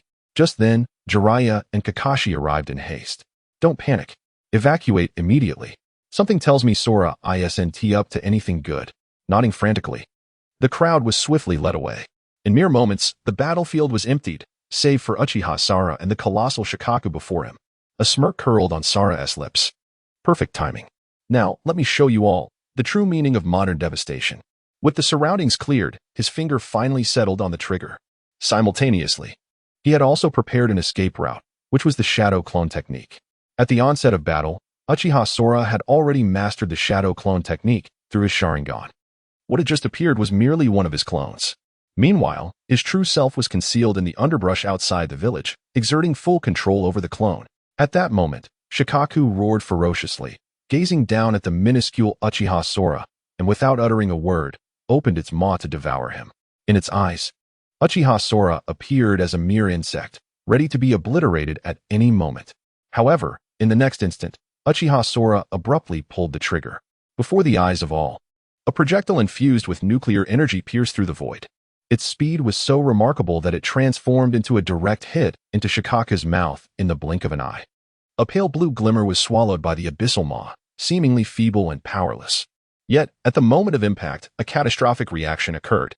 The disintegrating atomic nuclei collided with others, causing a chain reaction that led to an explosive release of energy. In an instant, a terrifying force was unleashed. It was a blinding white light, erupting forth like a lightning bolt tearing through the darkness, rending it asunder. In the following moment, the illumination did not fade but multiplied, resembling a singular bolt of lightning transforming into countless streams, as if the sky had been adorned with a tempest of thunder. A deafening roar followed suit, resonating 1,000-fold louder than thunder itself. Accompanied by violent tremors of the ground, it felt as if 1,000 suns had detonated upon the earth. Like a divine entity demonstrating its might, or as if the very heavens were collapsing. The lethal heat was sufficient to melt steel and liquefy rock, radiating outward from the projectile's epicenter in a frenzied expansion. The shockwaves rippled outward in concentric circles, reminiscent of ripples on water. Wherever it passed, the ground collapsed and melted into liquid.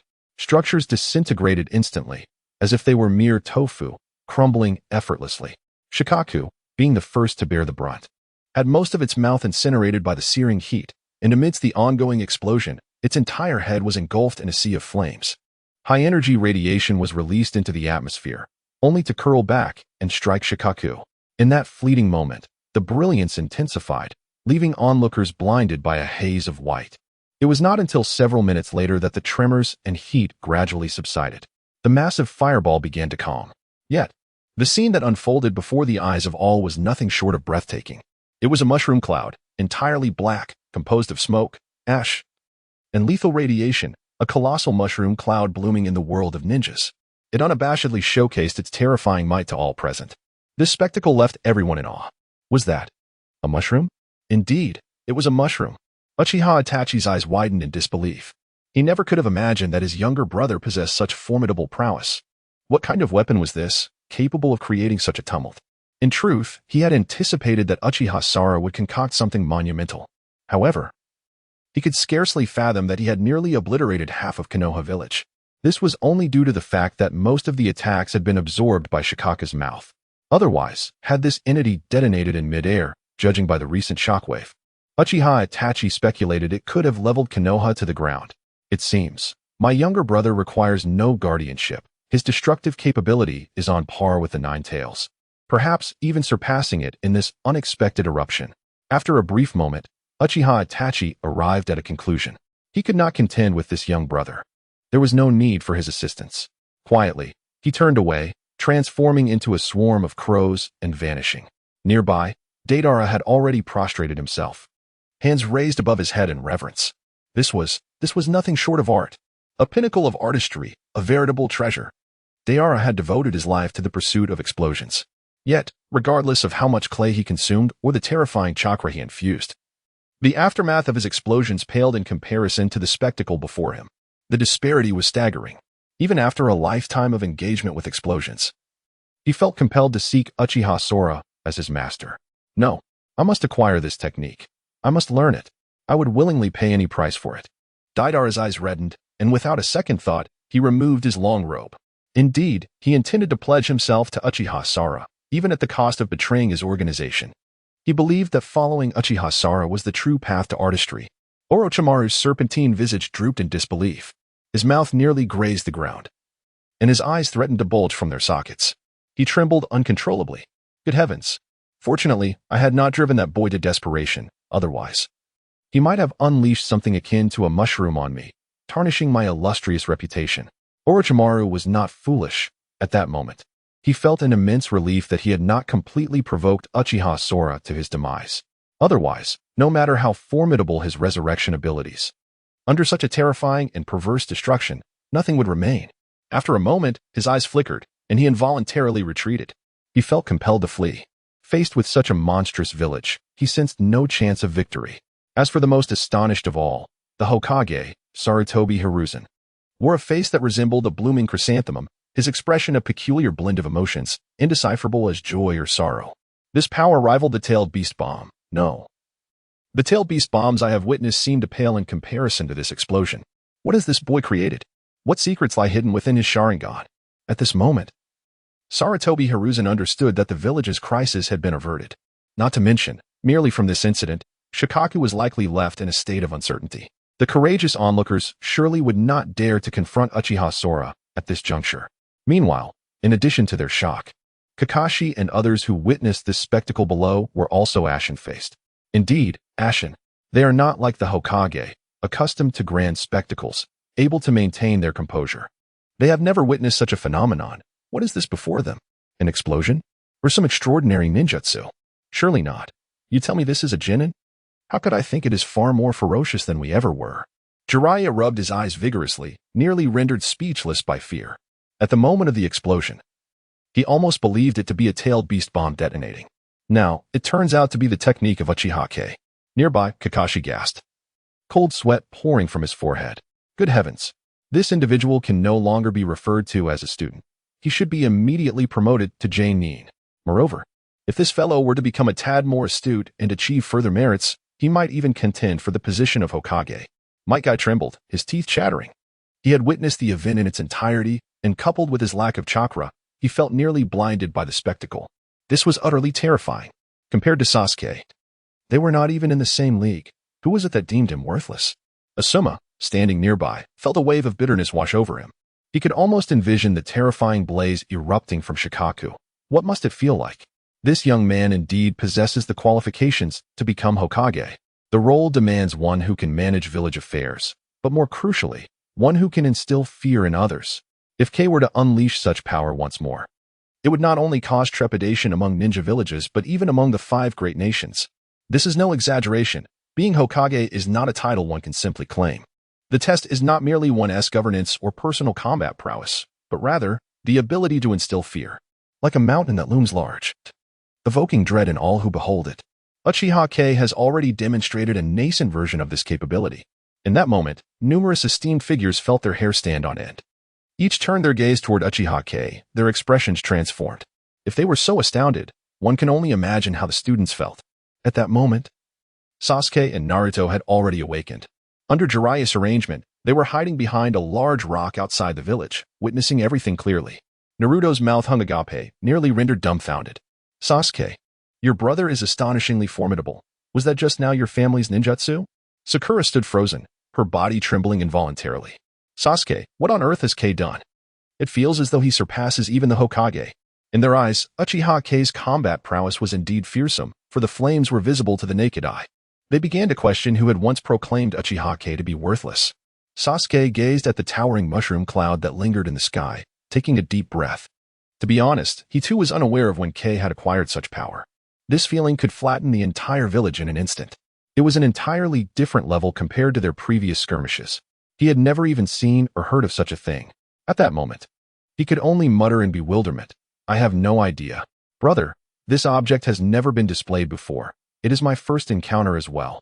However, it is undoubtedly not a legacy of our Uchiha clan. Even if it is related to the Uchiha, it must be a unique manifestation resulting from a mutation of the Sharingan. This is no jest, if it were not unique and had existed since ancient times. Perhaps the Uchiha clan would be the leaders of Konohagakure. Where would that leave the Shinja clan? At this moment, Shikamaru was utterly astonished, taking a deep breath. Uchiha K. The future is boundless. Inuzuka Choji gaped with fury. Who was the fool that called Uchiha K worthless? Step forward. Let me deal with you. Ino hesitated before responding. It seems like you were the one who said it. Back then, you were the most vocal, even wanting to confront Uchiha K. Choji coughed and quickly shook his head. Impossible. I never said such a thing. I never acknowledged it. He vigorously shook his head, knowing full well that he would not dare to admit it now. In an instant, the entirety of Konohagakure was in shock. Meanwhile, 1,000 miles away in Sunagakure, Granny Chiyo was tending to her flowers at home. Gazing at the vibrant blossoms before her, she couldn't help but smile. In the desert, these flowers are treasures. Cultivating them requires considerable effort. Just then, her expression changed abruptly as she felt a tremor beneath her feet. What is happening? This tremor seems mild, yet it clearly originates from a distant place. If it is a battle, the combatants must at least be of the level of a Kage. Moreover, it seems those old-timers could not achieve this. Could a tailed beast have escaped from somewhere? Granny Chiyo's eyes grew serious. She swiftly turned and stated, quickly seal the village gates and summon all the strong warriors in the village. Something significant may be about to occur. In an instant, Sunagakure was on high alert. Meanwhile, in Kumogakure, atop a pile of scattered rocks, Killer Bee was engaged in a duel with his own reflection in the water, wielding a short blade. His speed sometimes surpassed even that of his shadow, slicing through the reflection. However, moments later, Killer Bee's expression changed as he observed the water's surface quivering rapidly. Yo, what is happening? Is there some commotion? Or is it that, yo, a calamity is about to befall the ninja world? They need a hero like me to set things right. Speaking in his characteristic rap style, he gazed in astonishment toward the distance. After a brief moment, he declared, no way. To ensure safety, I cannot let the bigger picture slip. I must find my brother quickly. Yo. With that, Killer Bee vanished from his spot. Shortly after, the entirety of Kumogakure entered a state of maximum alert, with the fourth Raikage personally standing at the gate. In the tranquil village of Yanin, the elder Mu sat leisurely in the village office, savoring his tea. Suddenly, his eyes widened, and the cup in his hand trembled. He inhaled deeply, only to gasp in shock. Unable to suppress the urge, he rubbed his nose. What was that disturbance? And what was that scent in the air? It was so pungent, feeling less like mere dust and more akin to a noxious substance, permeating with a violent ferocity. With a swift motion, Mu invoked the dust escape technique. He sealed a vast amount of dust in the air, gathering the ominous substance from all directions. In his hands, the square block of air emitted a faint blue glow. Just as Mu intended to scrutinize it further, he abruptly hurled the block away. His eyes felt as if they were seared. What malevolent energy was this, piercing through the very cells of my being? Mu had no knowledge of what radiation was, but he understood that this phenomenon had intensified in the air. Instantly, he soared into the sky, gazing in horror towards the direction of Konoha. The atmosphere was thick with danger. It seemed that something significant had transpired in the village. No matter the circumstances, Vigilance was imperative. Moments later, Daimu activated the village's defenses and unleashed the dust shield separation technique, purifying the nuclear radiation particles from the air on a large scale. Meanwhile, in Konoha village, the figure of Shikaku had vanished, leaving only a deep pit in the plaza. As for Uchiha Sora, his shadow clone had dissipated. His true self approached from the village gate, the night enveloping him in an air of calm. All eyes turned towards Uchiha Sora. Firstly, there was Orochimaru, whose deep-set eyes glinted with malice. This boy, the prior shockwave was astonishingly powerful. But could he strike a second time? Indeed, Orochimaru remained undeterred, pondering whether Uchiha Sora was capable of only a single attack. If he were to act now, with Uchiha Itachi absent, could he seize the opportunity for possession? However, the Hokage sneered. Orochimaru, you have no allies left, and Konoha has produced such a prodigy. Do you still intend to linger? The Hokage's threat resonated, yet Orochimaru hesitated to retreat, feeling that leaving empty-handed today would be a grievous loss. After all, he had mobilized so many and allied with the Sand Village. It was a considerable investment. Should he fail to attain Uchiha's bloodline, it would be a total loss. Thus, he gritted his teeth and chose not to flee. Instead, a cunning thought crossed his mind. Perhaps this boy could indeed strike only once. What if he tested him? If he found Uchiha Sora unable to attack again, he would have gained a fortune today. Conversely, if the boy could still fight, he would flee at once. After all, the activation period of that technique should be prolonged. Ultimately, Orochimaru's avarice subdued his rationality, compelling him not to flee. In an instant, he drew a long blade and descended from the sky, aiming directly for Uchiha Sora.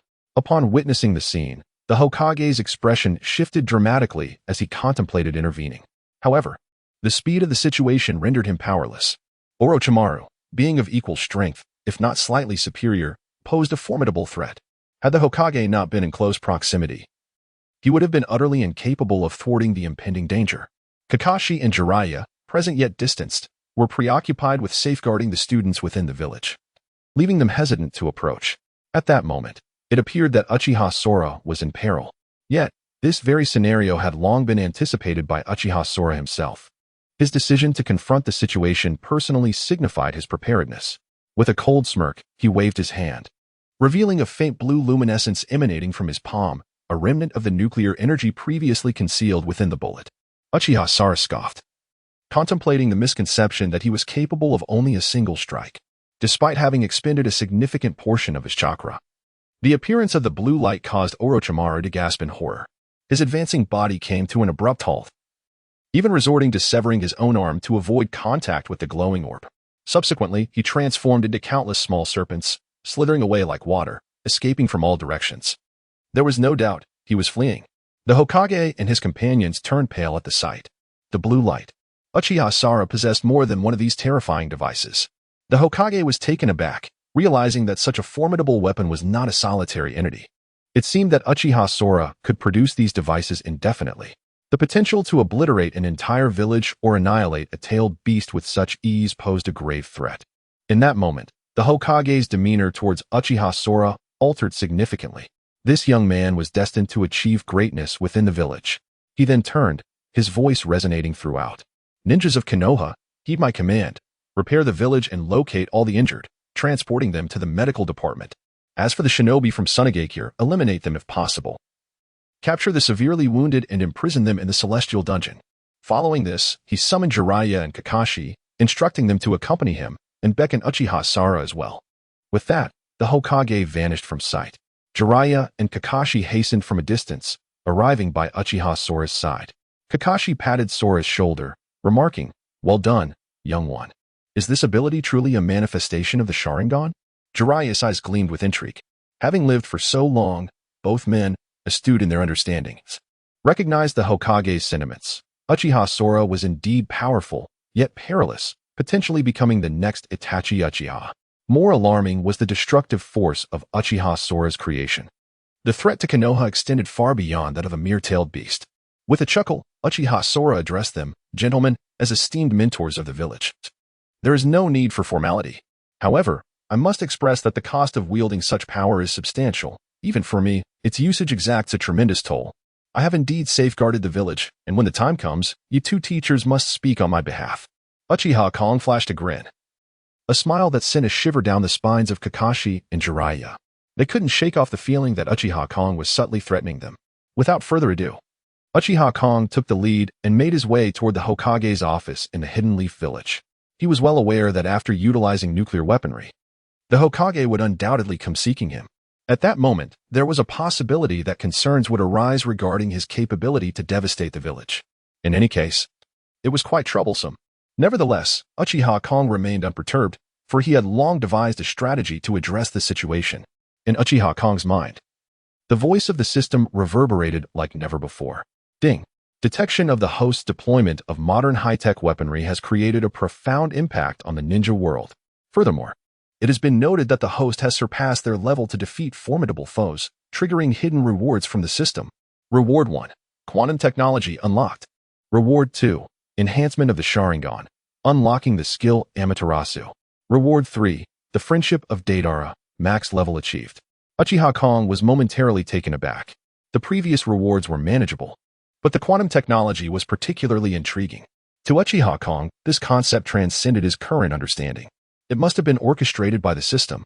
However, this was indeed a valuable asset. After all, in the future, he would encounter an increasing number of ninjas, especially in later stages where overwhelming adversaries would be rampant. Conventional nuclear weapons might prove ineffective, making quantum technology a timely solution. The third reward, however, was rather absurd. What did it mean to have Deidara's friendship? Wasn't he a member of the Akatsuki? How could such camaraderie suddenly arise? Uchiha Kong understood that the system did not arbitrarily increase goodwill. It was contingent upon relationships. Deidara, he seemed to have no connection to him whatsoever. Yet soon, he found himself pondering.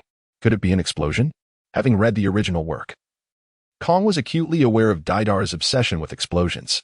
If he were to witness a nuclear detonation, it might indeed foster a sense of affinity towards him.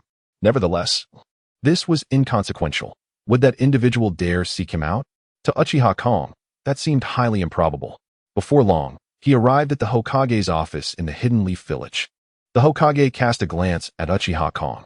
Despite having just endured a fierce battle, bearing numerous wounds, the Hokage's commanding presence remained unwavering as the leader of the Hidden Leaf Village. Uchiha Kong, you have performed admirably, achieving great merit for the village. However, could you elucidate the nature of your eyes? Uchiha Kong shrugged his shoulders. It's challenging to explain, as I too do not fully comprehend it. It merely awakened within me, akin to Itachi. However, currently, we are the only two Uchiha in the village, and Sasuke is still young. He surely lacks knowledge about it. Without a point of reference, it is difficult to articulate. The Hokage frowned. He could certainly discern that Uchiha Kong was cleverly evading the question, engaging in a game of semantics. Yet, paradoxically, his argument held a semblance of validity. The enigma of the Sharingan is profound. So much so that even the ancient Uchiha Madara dared not claim mastery over the entirety of its power. Nonetheless, the Hokage remains wary of Uchiha Sora, perceiving him as a potential ticking time bomb within the village. Particularly alarming is the discovery that the azure luminescence of Uchiha Sora seems capable of manifesting in his hands at any moment. What if, on a day of discontent, he were to unleash chaos upon the village? Just as he contemplated expressing his concerns, he was abruptly drawn to the window by an unexpected sight. There, outside his office, stood an individual perched upon a magnificent white bird, gazing with enthusiasm at Uchiha Sora. An artist? No, a master. You are indeed my mentor. Please allow me the honor of becoming your disciple. The member of Akatsuki. Why have you not departed yet? The Hokage's expression shifted dramatically, nearly prompting him to leap from his seat. After all, this was the same individual who had just moments ago allied with Orochimaru to plot his demise, now brazenly appearing at his office window. Had his composure been less steadfast, he might have acted impulsively. Fortunately, the Hokage was astute, recognizing that this individual, much like Uchiha Itachi, had merely been a bystander, not truly engaging in hostility. Moreover, this was a perilous character. Provoking him could spell disaster for the already beleaguered village. Thus, it was prudent to avoid confrontation whenever possible. As he prepared to speak, Uchiha Sora, with an air of resignation, turned to glance at Deidara. I cannot guarantee that I can teach you. This endeavor demands innate talent. Should you fail to grasp it, do not cast blame upon me. Even so, are you still willing to become my disciple? Uchiha Sora spoke truthfully. Mastering technology requires an early immersion and an understanding of foundational theories. How could a native Hokage possibly succeed? It is akin to teaching a monkey to play a video game when it cannot even operate the keyboard, let alone execute any moves. However, to Deidara, these words resonated differently, taking on a new flavor. Ah, this is truly art. The ability to learn hinges upon talent, cloaked in ambiguity and an ineffable inaccuracy. What else could it be but art? Art is elusive, confounding, and defies comprehension. Fear not, master. I am certain I shall learn. Even if I do not succeed, I will persist. Should I truly fail, I would gladly serve as your assistant. With that, Deidara leaped through the window, fervently grasping Uchiha Sora's hand, his expression that of an ardent admirer. This scene startled the Hokage, causing him to jump in astonishment, his aged visage contorting in disbelief. If memory serves correctly, this is indeed the Hokage's office in Konoha. Why does it seem that these two are more unrestrained than I? Is there not a door? Why not use it?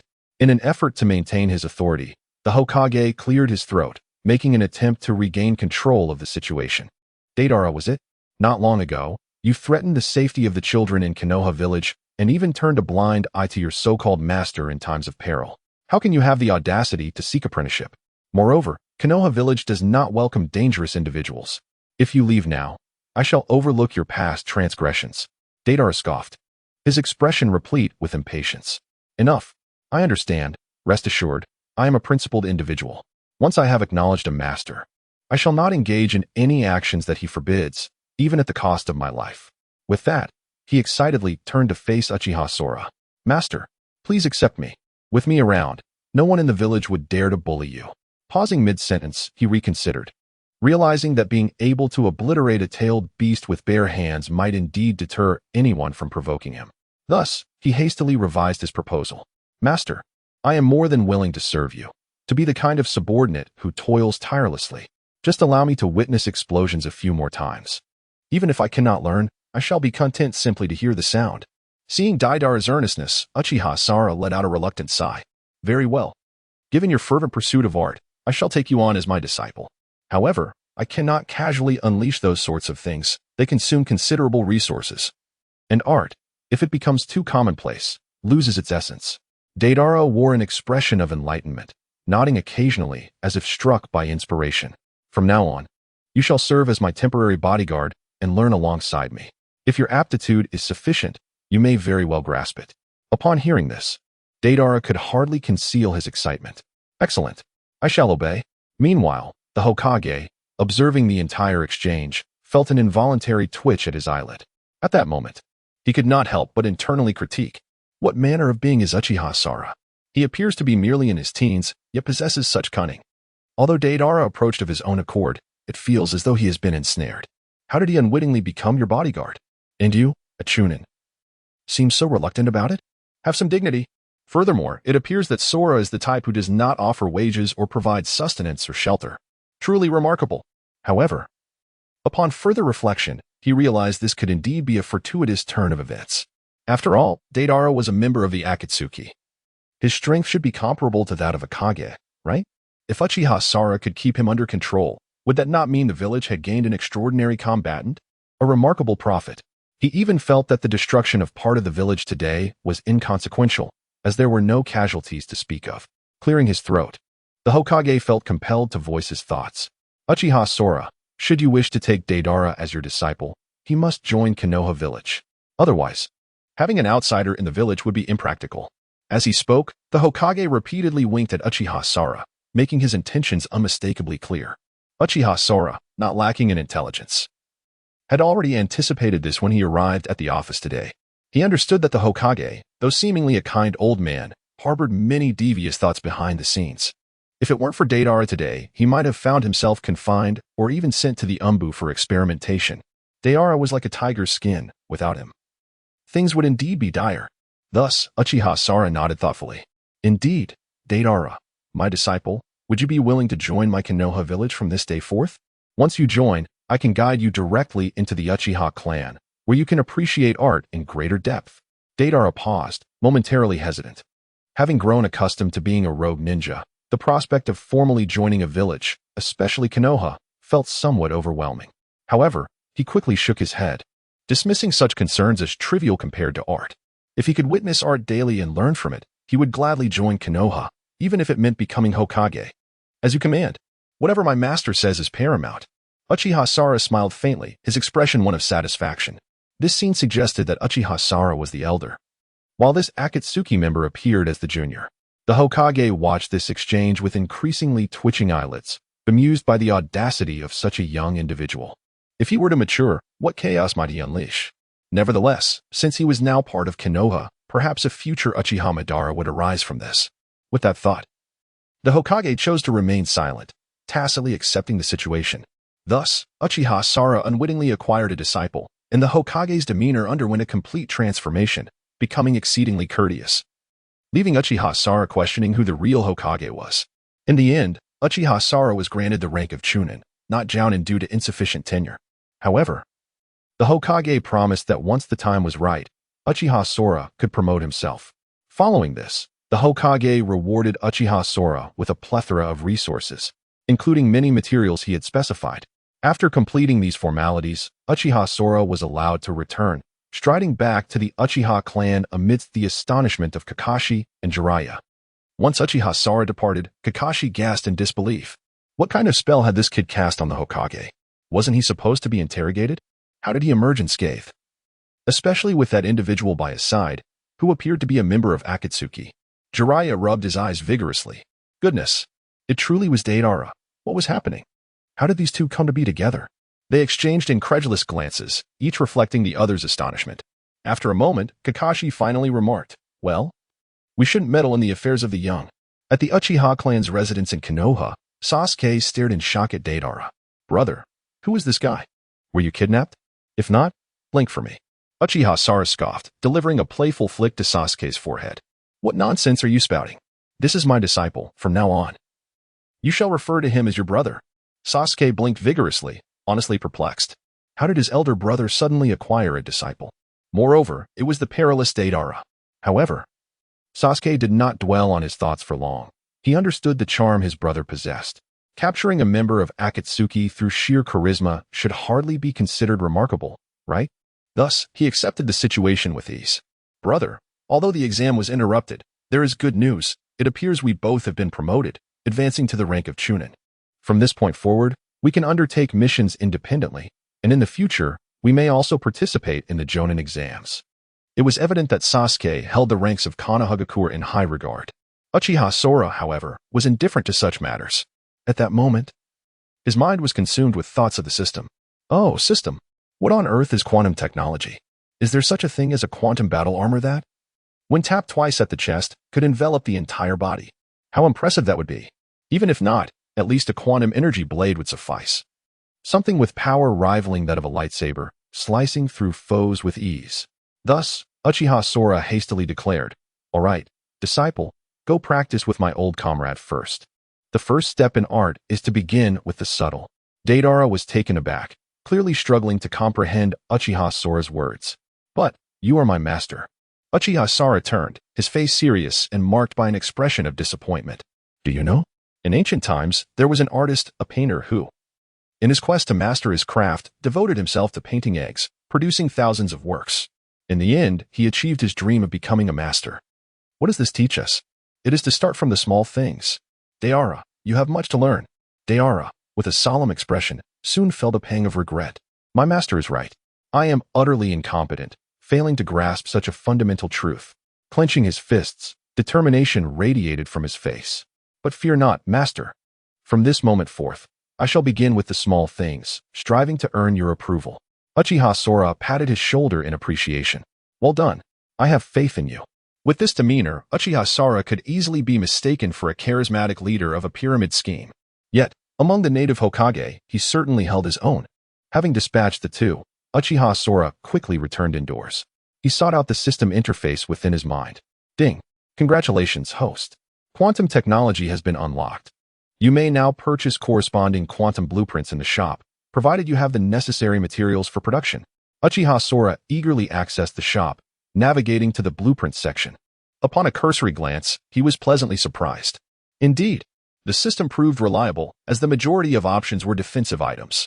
Before him lay blueprints for quantum battle armor, quantum shields, and anti-gravity boots, all of which serve supportive roles, primarily focused on protection. It is worth noting that Uchiha Sora now lacked offensive capabilities. Instead, he found himself in dire need of means to ensure his survival. In the later stages of the ninja world, even many ninjutsu techniques could swiftly claim the life of Uchiha Kong. Presently, Uchiha Kong's strength is merely a result of his high lethality, coupled with his Uchiha lineage. He naturally possesses the extraordinary Sharingan, which allows him to slow down actions and learn to replicate ninjutsu.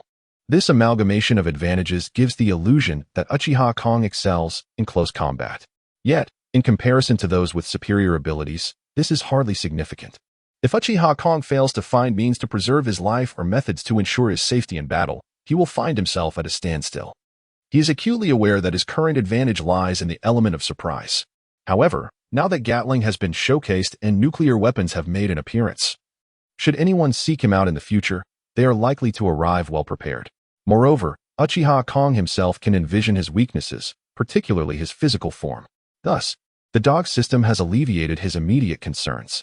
Without hesitation, Uchiha Kong promptly purchased the blueprint for the quantum armor. Shortly thereafter, he successfully acquired it, depleting 400 gold coins from his resources. After completing several missions and with half a month's daily earnings, Uchiha Kong had amassed approximately 30,000 gold coins. Spending a mere 400 was a trivial expense. At that moment, a description of the quantum armor materialized in Uchiha Kong's mind. The quantum armor, crafted from quantum nanotechnology, is a high-performance, highly mobile suit that can shrink to a nanoscopic size when not in use. Furthermore, it can be modified to nearly any shape within the owner's capability and preference. The required materials include a quantum nanocomposite synthesizer, a small reactor, and a nuclear propulsion system. Uchiha Kong was momentarily taken aback, then erupted with joy. The description unequivocally resembled the latest nanotech armor from Steel Shrimp. Moreover, it was evident that the dog system had enhanced the original design, likely rendering it superior. However, the materials seemed rather extravagant, and gathering them in a short time frame would prove challenging. Nevertheless, when faced with uncertainty, one can always turn to the system's marketplace. Uchiha Kong immediately accessed the materials interface of the marketplace, beginning his search for similarly named components. After a thorough exploration, he discovered that such items indeed existed. The system was quite considerate, especially since Uchiha Kong was currently unable to craft them himself. Nearly all were available for purchase in the marketplace. However, the prices were far from favorable. A small reactor of the lowest quality demanded 200,000 gold coins, while a dual nuclear propulsion jet of medium quality cost 450,000 gold coins. As he recited these figures, Uchiha Kong felt a twinge of discomfort. These items were exorbitantly priced, certainly beyond his current means. Yet, Uchiha Kong remained unperturbed. For at the very least, he had a goal to pursue: accumulating wealth. There were various avenues for amassing gold. Besides daily tasks, completing system-designated missions would yield substantial rewards, which would adjust based on the current unlocked technological level. According to the predictions of Uchiha Sora, after the next significant event, the rewards in gold coins will be sufficient to acquire those items. Thus, Uchiha Sora set aside the matter of the blueprints and shifted his focus onto himself. Following a recent battle, what remnants does he possess? There is no need to elaborate on the Gatling gun. Based on Uchiha Sora's earlier calculations, he still has over 8,000 bullets remaining. By producing a few more during regular intervals, it won't be long before the count exceeds 10,000 again. Even when faced with formidable opponents, the Gatling gun can hold them at bay for an extended period. Hence, it can be regarded as one of his trump cards. Additionally, there are nuclear weapons. After Uchiha Sora's initial launch, a cooldown period of half a day is required for subsequent use. He also realized that the system occasionally misprices items. For instance, the nuclear punch appears to be a rather ineffective ninjutsu, yet it can generate a small amount of nuclear energy, which is notably stable. Astonishingly, it costs only a few dozen gold coins. It is worth noting that this nuclear energy can be mass-produced, equivalent to launching several nuclear strikes. Although the consumption is substantial, each use drains Uchiha Sora significantly. The results are undeniably impressive. This technique can incapacitate a tailed beast in a single blow. From Uchiha Sora's later understanding, Gaara did not perish. The tailed beast merely suffered a grievous injury, its mouth slightly askew from the explosion. Currently, it should be recuperating in Sunigakure. After all, the tailed beast has committed no wrongdoing. It is merely a weapon of the village. The true fault lies with those who wield it. Konoha has also refrained from pursuing the matter, After all, they possess the strongest of the tailed beasts, the Ninetales. What right do they have to criticize others? Uchiha Sora shook his head, suppressing these thoughts. Besides these weapons, he also has an ally, Deidara, a member of the Akatsuki organization. Although he was swiftly defeated by Sasuke, that was after Sasuke had matured. Analyzing overall strength, it can be calculated that Deidara is roughly comparable to the peak of Hiruzen Sarutobi's power, with ninjutsu that is even more peculiar. In the early stages, having him as a bodyguard will suffice. Uchiha Sora nodded to himself, feeling that he has reached a minor milestone. He can now live a comfortable life within the village, even if he were to become complacent. Merely relying on his nuclear capabilities, he could navigate his way to a satisfactory conclusion. However, merely surviving and dominating are two entirely different concepts. Uchiha Sora has always been a person striving for progress. He knows that since the system has chosen him, it signifies that he possesses the ability and the conditions to surpass others. So why should he relinquish that potential? Furthermore, Uchiha Sora's aspirations are simple. He seeks to establish a reputation for science within the world of Naruto. The next step. Should he perhaps recruit Orochimaru as an ally? Uchiha Sora pondered. Having read the original work, he understands that during Konoha's legendary three ninjas, Tsunade upheld faith and hope. Ultimately, her objects of affection perished, including her brother. Jiraiya, who championed a carefree existence, also met a tragic end. Yet, only Orochimaru remains alive. What could be the reason for this? Because one believes in science. From the beginning to the conclusion, the narrative centers around a researcher, tirelessly unraveling and exploring various unconventional paths. Yet, remarkably, not only does he survive, but he also earns the moniker of Orochimaru. In the sequel, he fulfills both paternal and maternal roles, embracing a truly pastoral existence. Thus, Uchiha Sora reaffirms that faith in science is indeed commendable. The sole dilemma lies in how to lure Orochimaru over. Perhaps employing scientific methods? After some contemplation, Uchiha Sora decided to dismiss this notion for the time being. Currently, Orochimaru's prowess surpasses his own, and attempting to recruit him would likely result in his own demise. This would be akin to seeking the skin of a tiger. Subsequently, Uchiha Sora entertained other thoughts. Why not bring his elder brother back instead? He recalled the figure of Uchiha Itachi and Konohagakure. Despite the distance that separated them, Uchiha Sora and his group of students were gathered in the square, yet he still caught sight of his elder brother.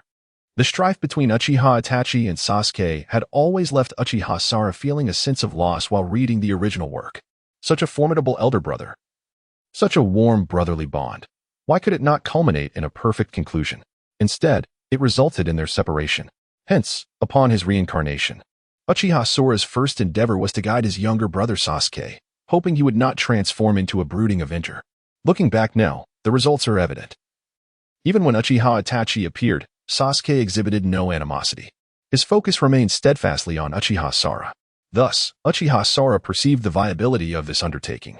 In the original narrative, why did Uchiha Itachi distance himself from his younger brother? Was it not due to concerns over the treachery within Konohagakure? Fearing that the Hokage and others might conspire to eradicate the remaining Uchiha bloodline? Additionally, Uchiha Itachi had seen through the brutality of the ninja world, using this as a means to spur Sasuke on.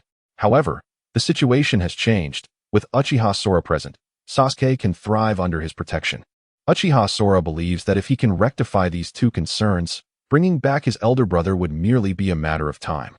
The thought of the formidable Uchiha Itachi returning to Konohagakure, heralding the resurgence of the Uchiha clan, fills him with exhilaration. Excellent.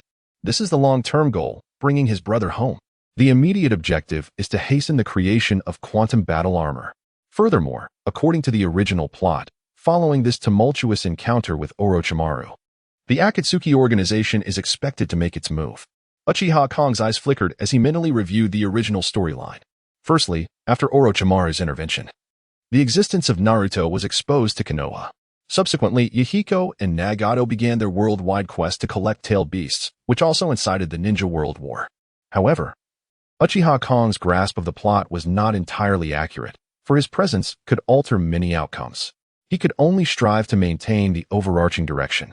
In this regard, the Akatsuki would undoubtedly take action, though it remained uncertain whether their target would be Naruto or himself. Nonetheless, he resolved to hasten his own advancement. Tomorrow he would craft 2 rifles, one for Sasuke and one for his apprentice, equipping his organization. Uchiha Kong understood the strength in numbers. With Sasuke and Deidara at his disposal, he intended to transform them into modern warriors, embracing the faith and technology. In the world of Naruto, amidst a desolate mountainous region, there lay a slender, damp chasm, overgrown with moss on either side. Gazing down revealed an endless abyss, resembling a scar upon the earth, leading to its very core. This was the cave where the Akatsuki convened, aside from the land of rain. At this moment, all members of the Akatsuki had gathered, their figures obscured, revealing only their eyes and the rings adorning their fingers. Yahiko spoke coldly. Failure? I instructed you to bring Uchiha Itachi along with Deidara, aided by the Sand Village. Orochimaru, you are utterly useless. At this, Orochimaru shuddered, not solely due to the words, but because they evoked painful memories of his past in Konoha. One could say that the weight of his failures bore heavily upon his fragile spirit, leaving him profoundly shaken, as a mere rogue ninja in this vast world. The psychological toll he endured was immense. He stammered, "This is not my fault that Uchiha Kong is too formidable. No, the entire Uchiha clan is monstrous." The others fell silent. Truth be told, the mushroom cloud of Konoha was visible to anyone, even to Yahiko, who recognized that this failure might have deeper implications. Just then, Kakuzu scoffed derisively. What a waste. Do you realize that regardless of any mishap, your mission has drained a significant portion of our resources, at least half of our assets? Orochimaru, how do you intend to make amends? Dans, with a sinister smile, added fuel to the fire. Indeed, Orochimaru, Konoha boasts no real powerhouses, as far as I know. Just one Hokage and perhaps Jiraiya at best. Yet you brought Uchiha Itachi and Deidara with you. To lose with such an advantage is utterly pathetic. As the derision echoed around him, Orochimaru felt his anger boil. He thought, if you all are so capable, why not take action yourselves? Faced with such a terrifying mushroom cloud, if you remained unfazed, I, Orochimaru, would gladly adopt your surname. Furthermore, the fear had indeed paralyzed him. The memory of Uchiha Sora's singular strike, imbued with a terrifying force, remains vividly etched in his mind, prompting an involuntary deep breath. You cannot fathom it. Mere frogs at the bottom of a well. That boy, Uchiha Sora, surely has an issue with his Sharingan. You have not witnessed the horrific explosion that resembled hundreds, even thousands of tailed beast bombs detonating simultaneously. At that moment, even Uchiha Itachi witnessed it. Ask him if you doubt. Yahiko scoffed. He did not attend. That guy is often absent. However, you assert that this overwhelming power emanated from the Sharingan? Danzo, too, was intrigued, his gaze fixed intently on Orochimaru. The Sharingan. What a marvel. I have long heard it is the most potent ocular technique, capable of awakening extraordinary abilities when mastered to the utmost. This appears to be true. Yahiko scoffed again. Enough. Let us refrain from speaking and allow Orochimaru to elucidate the circumstances of that moment. Orochimaru nodded. Here is what transpired. In summary, Uchiha Sora seems capable of unleashing that terrifying explosion not just once. Perhaps, akin to firing a tailed beast bomb, he is akin to a humanoid tailed beast. Orochimaru succinctly recounted the events. As the crowd comprehended that Uchiha Sora had effortlessly slain Shikaku with a single blow, they were left in stunned silence. What did you say? He defeated Shikaku with merely one strike? Is that for real? Even if it was just a tailed beast, it is still a formidable entity. Danzo was bewildered, his expression one of shock. Indeed, if one merely claimed strength without context, they might struggle to grasp its significance. However, the might of tailed beasts is deeply ingrained in the psyche of every ninja, a veritable nightmare for them all. Who among us was not frightened by tailed beasts in their youth? Even Kakuzu felt a twitch in his eye. Are you saying that this Uchiha lad, merely a genin from Konoha, somehow managed to seemingly obliterate Shikaku? If this is true, it would likely rewrite the very understanding of genin in the ninja world. Orochimaru smirked. You may think as you wish, but I have no desire to confront that individual again. I sense that Uchiha Sora possesses an inexhaustible array of techniques. Upon hearing this, Yahiko's expression grew grave. Could it be that Uchiha Sora harbors the potential to rival the legendary Uchiha Madara? After all, this so-called ancestor of ninjas likely could not vanquish a tailed beast in his youth. After a moment, he inhaled deeply, a glint of avarice flashing in his eyes. Regardless, Uchiha Sora must be given focused attention. His significance should be elevated to that of the Nine Tails. Should he continue to display formidable prowess, we must capture him without delay. The crowd gasped. This was the first time they had heard of prioritizing the capture of an individual over that of a tailed beast. Yet, Uchiha Sora's extraordinary nature seemed to warrant such considerations. At that moment, Orochimaru interjected. It is best not to act hastily. The 5 great ninja villages are already mobilized. Especially after the previous battle's overwhelming spectacle. They are now on high alert, and striking at this juncture would be unwise. Suddenly, Duan Fei remarked. It seems there are many absentees this time. Where is Deidara? Beside him, Uchiha Xie shook his head. Deidara, although my partner, is rather elusive. He accompanied Orochimaru on an expedition and has yet to return. The group turned their gaze towards Orochimaru, who appeared quite aggrieved. How could he possibly know Deidara's whereabouts? When he departed, Orochimaru was solely focused on fleeing and paid no heed to Deidara. After all, despite his unreliability, Deidara possessed considerable strength. Surely, he would not have been detained by the old Hokage, would he? At this moment, a hint of uncertainty crept into Orochimaru's demeanor. I cannot say for certain. However, he is most likely safe. Yahiko sighed. Let us just attend to our own matters for now. Once this turmoil subsides and the various villages lower their guard, we shall seize Shikaku. The others nodded in agreement. Simultaneously, the entire ninja world was stirred, impacting every ninja. This was due to the announcement made by the Hidden Mist Village, which declared that in 3 days, a summit of the 5 Kage would be convened in Konohagakure. Indeed, this highest-level meeting in the Naruto world was about to unfold, prompted by the repeated assaults on the formidable Hidden Leaf Village. Other villages sensed the terrifying tremors and, fearing they might be next, convened this meeting not out of concern for Konohagakure but rather to safeguard their own interests. At this moment, the news spread like wildfire throughout the village. In the Uchiha clan's residence, Uchiha Kong was holding a freshly crafted standard version of an AK-47, diligently instructing Sasuke before him. See here, this is the trigger, this is the firing mechanism, and this is the safety. Sasuke listened intently, occasionally asking questions. Brother, what is this called? A rifle, to be precise. It's called the AK-47. Meanwhile, Deidara was visibly excited. Art. Without a doubt, this is art. Although the sound of the explosion is subtle, it undeniably resonates with the essence of art. Uchiha Kong smirked. Isn't appreciation part of it? Don't be fooled by the small size of the bullets. They contain pure gunpowder. In terms of potency, it surpasses that explosive clay by a significant margin. At that moment, Uchiha Kong noticed Deidara's envious gaze and retrieved a belt of ammunition from his pocket, adorned with fist-sized green projectiles. Of course, from Deidara's perspective, these appeared to be extraordinary. In truth, these were shells purchased from a store, infused with chakra to create high-explosive grenades. While the power of each individual grenade was modest when combined, their effect was comparable to the accumulation of dozens of explosive tags. Furthermore, with shrapnel inside, if aimed accurately, their lethality was quite formidable. Master, what is this? Deidara asked. His eyes filled with curiosity, clearly unacquainted with such devices as a native of the Hokage. The gateway to art, also known as the fruit of creativity, can be unleashed by merely pulling this ring and casting it forth like clay, resulting in an explosive manifestation. Uchiha Sara wore a mysterious smile as he activated a hand grenade, hurling it towards a rockery in the backyard. With a resounding bang, the very area already filled by Uchiha Sora now bore yet another crater. In an instant, Deidara was exhilarated. Goodness, that explosion was sharp and resonant, and remarkably potent, seemingly filled with fragments capable of inflicting widespread devastation. Anything related to explosions transforms Deidara into an expert. At times, his analyses leave even Uchiha Sora astonished.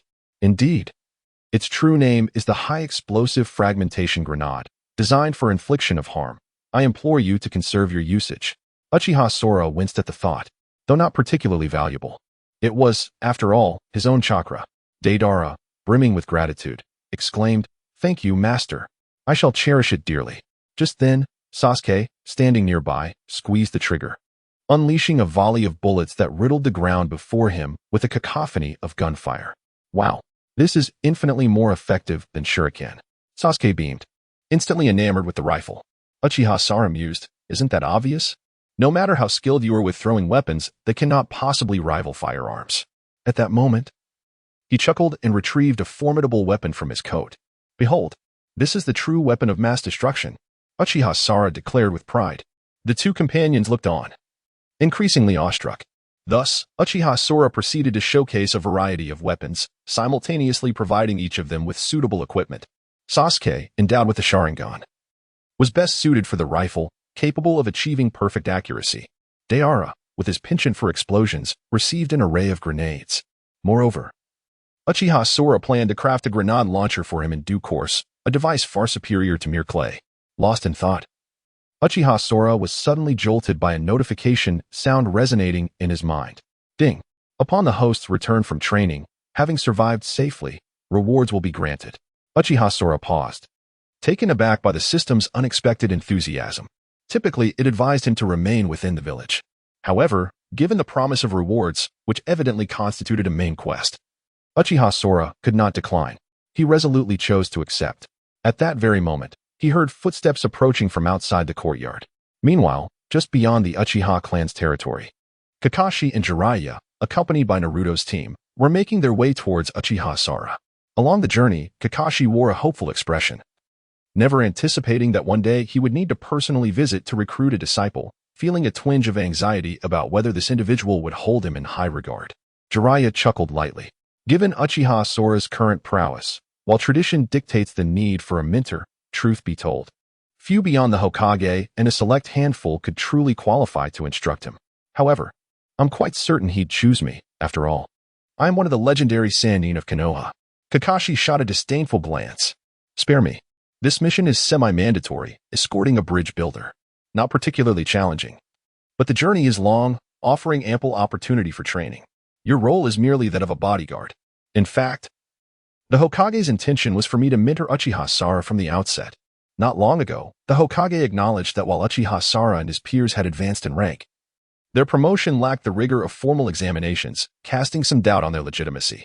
Though the Hokage understood, others were less forgiving. Hence, this mission was arranged, a formality to validate their status upon completion. As they conversed, the pair arrived at the gate. Just as they raised their hands to knock, the doors swung open, revealing Deidara. Gentlemen, seeking my master? What for? Jiraiya froze, suddenly recalling, damn it, Uchiha Sora, a mere genin, had somehow secured a disciple from the Akatsuki, which meant, in essence, Sora's apprentice could hold his own against them. Kakashi, too, wore a grave expression. Well, we're here at the Hokage's behest to invite your master on a mission. Village orders. Declining would be problematic. Deidara scowled, viewing these intruders as obstacles to his artistic tutelage under Uchiha Sora. Yet, he grudgingly acknowledged his quasi-affiliation with Konoha. With a reluctant nod, he conceded. Fine. Follow me. As they stepped into the courtyard, the scene before them left them utterly dumbfounded.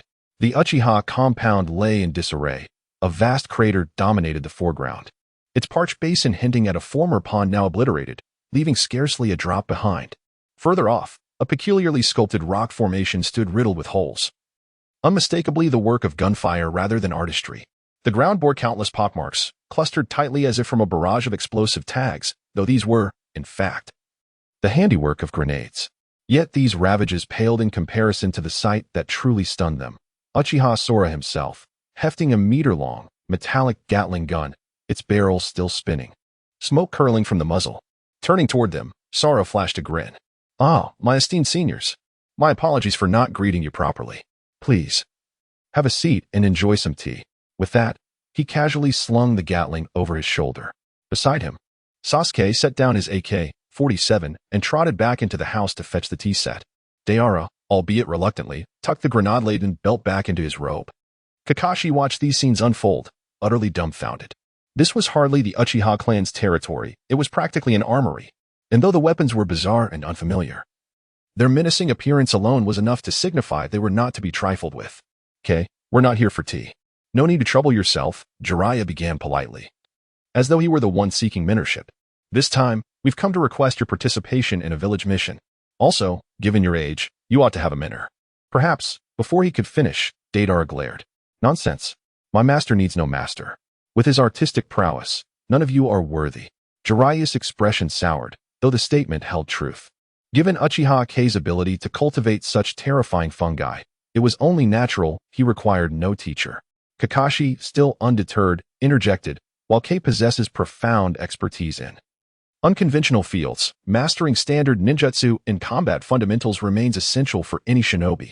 Before he could elaborate, Sasuke returned with tea, casually remarking, brother, didn't you mention awakening an evolved Sharingan? Why not demonstrate it? Silence fell. Kakashi and Jiraiya exchanged glances, their thoughts aligned. Just how monstrous is this kid? Not only did he invent formidable tools, but he had also upgraded his Sharingan. Though the progression of the Uchiha clan Sharingan was classified, both Kakashi and Jiraiya, as high-ranking Konoha officials, were privy to its intricacies. The standard path began with a single tomo, culminating in 3, yet this was merely the foundation. Beyond the 3-tomo stage, which granted abilities like Genjutsu perception, motion deceleration, and jutsu replication, lay advanced ocular techniques, Amaterasu, Susanoo, each requiring further evolution. Few in the Uchiha lineage had unlocked these. Shursui had been one, though now deceased. Itachi, a prodigy, had mastered more, only to betray the village. And here stood this boy, barely of age, seemingly on the verge of surpassing Shursui's legacy. For a moment, the two men fell silent, curiosity eclipsing their earlier arguments. Uchiha K, however, remained indifferent. Truthfully, he hadn't inspected the system's reward notification, though he knew his eyes had evolved. Yet he also understood, without certain physical enhancements, recklessly wielding the Sharingan's ultimate techniques invited severe backlash. For instance, the use of the otherworldly technique comes at the cost of permanent blindness, unless one is reincarnated from the dirt. However, such a transformation in a short span is practically impossible. Thus, Uchiha Sora was indifferent, choosing now to investigate. To his astonishment, it was Kamui. Uchiha Sora was taken aback. Kamui, one of the advanced abilities of the Sharingan, is akin to a miniature black hole. Once invoked, it can create a zone of annihilation within the line of sight, capable of devouring all matter. According to the original narrative, in the hands of a formidable user, it could even teleport a tailed beast bomb instantaneously. Furthermore, its lethality is commendable, but what is most significant is that Kamui is the least exhausting technique of all. It does not deplete one's lifespan, only causing a minor bleeding from the eyes during its use. This was merely a trifle for Uchiha Sora. Thus, Uchiha Sora's eyes swiftly transformed as he blinked at a nearby stone. In an instant, amidst the astonished gazes of onlookers, a black emerged. It was no larger than a pinhole, yet it exuded a terrifying and lethal gravitational pull. In the blink of an eye, the stone bore a neat, circular incision. This spectacle left the gathered crowd utterly astounded. This was Kamui. Though I possess it as well, the inherent prowess of his eyes is remarkable. But how old is Uchiha Sora? Kakashi, arguably the most knowledgeable about the Uchiha clan aside from the Uchiha brothers, recognized the significance. He possessed Shursui's eyes, capable of unleashing a portion of the Sharingan's powers, including Kamui. Kakashi was astonished to discover that his own Kamui seemed less potent than that of Uchiha Sora. Meanwhile, Jiraiya's eyes widened in disbelief. Goodness, what on earth has this boy consumed to grow? It feels as if yet another prodigy is about to emerge in the ninja world. Jiraiya, well-versed in the Sharingan, understood that Uchiha Sora had unlocked Kamui in such a brief period, equivalent to mastering the Rasengan at a young age, an endeavor that is hundreds of times more challenging. Such a genius is indeed remarkable. As for Sasuke, his mouth hung agape. Brother, have you surpassed the 3-tomo already? I distinctly remember being at 2-tomo when you had yet to awaken your eyes. And now you have surpassed me? Sasuke was bewildered. The reason Uchiha Sora was once deemed a failure was his prolonged lack of awakening. Now, he had surpassed all expectations, leaving everyone astonished. As for Deidara, he merely smirked, seemingly unfazed. A master creates art. A Sharingan is but a trifle. Surely, my master can handle it effortlessly. In the face of the crowd's astonishment, Uchiha Sora cleared his throat. All right, what do you two esteemed seniors require of me? Uchiha Sora inquired once more, but this time, the response was markedly different. The Hokage wishes for you to solidify your current identity. Although you are indeed powerful, the villagers are unaware. So this is merely a formality, Kakashi replied politely, as if addressing an equal. As for this mission, it's not particularly difficult, just escorting a bridge builder from a nearby small nation. At worst, we might encounter a bandit ambush, making it the lowest level of difficulty. Jiraiya said nonchalantly. Seeing this, Uchiha Sora frowned. Having read the original story, he knew this bridge builder arc would inevitably lead to an encounter with Zabuza. But something was off. According to the original timeline, this should have already happened. Could his arrival have altered the course of events? That was the only explanation he could think of. Still, though there were deviations, the overall challenge shouldn't differ much. Zabuza, one of the 7 ninja swordsmen, was roughly on par with Kakashi, early series Kakashi, at that. Dealing with him, Uchiha Sora believed an AK-47 would suffice. Let's go? If it's a mission assigned by Konoha, then completing it is our duty, Uchiha Sora agreed readily. And so, he followed them to the village gates, where Naruto and Sakura stood waiting. The two stared at him in awe. Sora, you're this strong? Someone named Choji was talking about picking a fight with you earlier. Naruto blurted out, eager to tattle. Sakura, meanwhile, gazed at him with hearts in her eyes. Sora, do you have a team right now? Uchiha Sara's looks were undeniably striking, inheriting Sasuke's rebellious charm and Madara's untamed intensity. Without a doubt, he ranked among the most handsome in the shinobi world. Clearing his throat solemnly, he replied, ahem. Sorry, I already have a team. Of course, he couldn't admit otherwise. He already had Hinata. As for the idea of a harem? Absolutely out of the question. At least, not with his current strength. Yet Sakura remained undeterred, her eyes still sparkling. Oh. So that means there is still a chance in the future. After a brief hesitation, Uchiha Sara nodded. I suppose so. Their exchange was bizarre, perhaps only the two of them could fully grasp its meaning. Kakashi, standing nearby, urged them onward. Let us move. The client is growing impatient. He said the blueprint delivery can't be delayed. With a nod, Uchiha Sora followed as the group swiftly departed the village. At the entrance, they met their client, an elderly man with a white beard. In the original story, this man had disguised himself as a bridge builder, concealing a conflict between two nations and even involving a local gang. Worse yet, this mission entangled the 7 ninja swordsmen, peak-level shinobi in the early stages of the series. By all rights, this should have been classified as an S-rank mission, not the lowest D rank.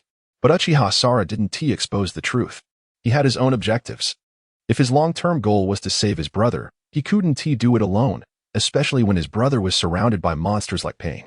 Thus, Uchiha Sara intends to cultivate his own team, relying on a strategy of overwhelming numbers to secure victory. It would be inconceivable for him to recruit Deidara and nurture Sasuke otherwise. Therefore, Uchiha Sora's mission is to gather companions, and this does not include Zabuza, but rather, Haku. Indeed, Uchiha Sora's task revolves around Haku, not merely for her beauty, but for her rare skills as a medical ninja capable of acupoint sealing within the ninja world. Furthermore, she excels in assassination techniques, making her one of the formidable forces in the early days of the ninja realm, a veritable jack of all trades. In contrast to Zabuza, who offers overlapping functions, Uchiha Sara requires support rather than another comrade. Are you all prepared? He inquired. This mission should not be too arduous. I hope you will safeguard me. The bridge builder chuckled softly, his expression inscrutable. Kakashi nodded in agreement. Despite being mere ninja students, they were all exceptionally capable. Particularly Uchiha Sara, a member of the esteemed Uchiha clan, ensuring ample protection. Naturally, he smirked. Why not introduce me? After all, I am one of the legendary 3 of Konoha. With my presence, what rogue would dare to provoke us? The bridge builder merely chuckled again, as if concealing something. However, the group paid little heed and approached the mission with a leisurely spirit, treating it more like an expedition. Along the way, Uchiha Sora, Deidara, and Sasuke formed a small team, while Haruno Sakura and the renowned ninja each operated independently. Kakashi and Jiraiya served as the leading instructors for this endeavor. For a moment, a sense of tension was absent as they did not regard the mission with any seriousness. Thus, they journeyed forth, exchanging laughter and conversation, swiftly departing the confines of the village and entering the true wilderness. In the world of Naruto, the wilderness is distinctly characterized by its status as a no-man's land, where the 5 great shinobi villages and the 5 great nations exert no influence, not even the smaller ninja clans. Such areas may harbor minor nations or villages, but within the realm of Naruto, they are simply desolate regions. Without Chakra, it hardly qualifies as the ninja world. At this moment, on an abandoned hillside overgrown with weeds, a particular area was meticulously maintained, revealing a hidden small courtyard. Zabuza coldly scrutinized the note in his hand. Intriguing. This assassination target will traverse a bridge not far from here. Let us proceed. The task awaits. Emerging from behind Zabuza was Haku, still adorned in her characteristic mask. Once this mission is accomplished, shall we not be afforded a moment's respite? Zabuza scoffed. Not likely. As assassins, do you believe we can ever enjoy tranquil days? How long has it been since we entertained such dreams? We are killers, not children at play. Having chosen this path, there is no turning back. Haku's expression shifted, revealing a hint of melancholy, yet she nodded resolutely. Let us go. The target should not be overly strong, I presume? Zabuza pondered as he walked, contemplating the mission ahead.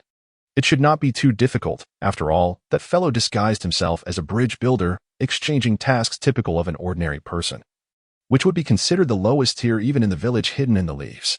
Based on experience, Those who take on such tasks are usually just the village students, particularly from the graduating class, at most accompanied by a teacher. However, merely a teacher, as long as they are not among the well-known few. The rest are manageable. I nodded, yet still felt a twinge of concern. Recently, had he not heard of a certain Uchiha Sora? It was said that he was exceptionally strong. What if it was him? Zabuza let out a scoff. He was overthinking it. Such an existence would undoubtedly be treated as a prodigy even in the village hidden in the leaves, and it was highly unlikely they would encounter him. Moreover, even if they did, mid-sentence, Zabuza tapped the large blade in his hand. Therefore, I wished to inquire if he could activate such abilities faster than my blade. I nodded, considering it as well. Indeed, Zabuza was formidable, ranking among the elite in the entire ninja world, not to mention dealing with a mere student. Even renowned teachers like Kakashi would be no challenge for him. Thus, the two moved swiftly forward, their voices soon swallowed by the desolate mountains and dense forests. In a remote area of the world of Hokage, Orochimaru wore an expression of urgency, facing 3 lifeless bodies. How infuriating. What manner of weapon does that Uchiha Sora wield? Why does it feel as if my body could collapse at any moment? At this moment, Orochimaru was filled with rage. The last time he invaded the village hidden in the leaves, he had clearly sustained no injuries. Moreover, the Hokage of the Leaf Village was perfectly fine, logically. This should have been merely a clash of equals.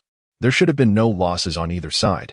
However, Orochimaru discovered that ever since he had come into close contact with Uchiha Sora, his body had begun to malfunction. At times, while walking, an arm would simply drop off. And at other moments, he would experience sudden pains in various parts of his body. In short, Orochimaru had not engaged in battle for days. He had continuously utilized the snake clone technique to create several clones. Yet for reasons unknown, it seemed ineffective. That force lingered incessantly. Left with no choice, Orochimaru contemplated switching bodies. He had hesitated previously due to a lack of suitable vessels. But these 3 individuals before him were powerful warriors selected from various ninja villages by Orochimaru himself. Though they bore no significant renown, they were currently the best vessels available. Damn it, it must be that weapon's side effects, capable of infecting me. Next time, I shall definitely use the body of an Uchiha as my vessel. Orochimaru felt a deep sense of reluctance yet began the process of possession. Soon, his consciousness was transmitted into a new body. Upon awakening, he found movement somewhat inconvenient. Although the pain had subsided, it seemed he was still injured. It appeared he should seek out a medical ninja for treatment. However, the renowned medical ninja, Tsunade. Orochimaru's eyes flickered as he suddenly exclaimed, "Kabuto, come here and assist me in investigating whether a fat sheep has appeared in the recent gambling dens." Kabuto stepped forward, looking utterly bewildered. "Why are you investigating this, adult?" He appears quite bewildered. Even Orochimaru does not possess such a quirk. Why the sudden need to block? Orochimaru retorted, a hint of annoyance in his tone. "If I instructed you to investigate, then do so without all this unnecessary chatter. If it weren't for the importance of the matter at hand, I would have slapped you already." Kabuto, sensing the tension, instinctively recoiled. All right. I shall commence the investigation immediately," he hastily replied before taking his leave. Moments later, Orochimaru inhaled deeply. What is this individual truly? Could it be that he is indeed the reincarnation of Uchiha Madara, as the rumors suggest? Orochimaru had delved into numerous scientific studies, including the concept of reincarnation. One theory posited that certain ninjas, upon reaching a certain level of prowess, would be reborn after death. Although it was noted that without memories or emotions, they became entirely new beings. Nevertheless, their combat capabilities, including their innate talents, were inherited. Currently, Orochimaru found himself vexed by this seemingly insignificant individual, Sora, leading him to question the latter's origins. Yet, it seemed implausible. If this person were truly Uchiha Madara, his combat prowess ought to manifest in actual combat rather than through these dubious methods. Was this truly a function of his eyes, or was he, like Orochimaru, engaged in scientific pursuits? Orochimaru hesitated, beginning to entertain the notion that Uchiha Sora might be a kindred spirit. There was no need to become adversaries in a struggle for dominance. If this individual also pursued scientific inquiry, their collaboration could potentially forge a legendary tale of technological advancement. With this thought, Orochimaru's eyes sparkled with intrigue. We shall see during our next encounter. If he shares my reverence for science, then we are indeed allies. In a vibrant city within the world of Naruto, where the nightlife was as dazzling as it was indulgent, the locale was renowned for its revelry. It boasted numerous entertainment facilities, though gambling was its most infamous attraction. Countless tales of overnight fortunes emerged from this place, alongside many unfortunate souls who lost everything in a single night. At present, a group of individuals engaged in a card game wore expressions of anticipation. "Are you saying the big fish is on their way? The legendary big fish?" exclaimed a burly man, his eyes gleaming with excitement. "Indeed. I've heard that the woman who loses 10 times out of 10 is coming here, and every time she arrives at a new venue, she is laden with wealth. If we win, we may never have to worry about food or clothing again for the rest of our lives." The group erupted with enthusiasm as they awaited eagerly. Footsteps echoed from the entrance, prompting everyone to turn their attention towards the sound. Soon, they beheld a figure clad in a flowing green robe emblazoned with the character for gambling.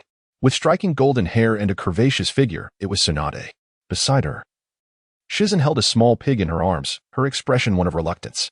"Tsunade-sama, shouldn't we leave? We worked hard to complete our mission and earned so much money. Do you really want to risk losing it all?" Tsunade shot her a glare. "What kind of defeatist talk is that? We haven't even gambled yet. How can you presume I will lose?" Silently helpless, Shizen thought. "Isn't that so? You have gambled 10 times and lost every single time. Every time you venture to a new place, you are labeled as the fat sheep that has arrived." Occasionally, individuals even set up betting games specifically inviting Tsunade. Clearly, they are after her wealth. However, Tsunade paid no heed to such matters and promptly entered the room. Upon seeing the cards before her, her eyes sparkled with excitement. "Shall we make it a grand affair, everyone?" At once, the crowd erupted with enthusiasm. Only Shizen appeared helpless. Suddenly turning her gaze towards the window. "Is someone watching me? Who is it?" Without hesitation, Shizen lifted her skirt and retrieved 3 or 4 silver needles from her thigh, launching them towards the window.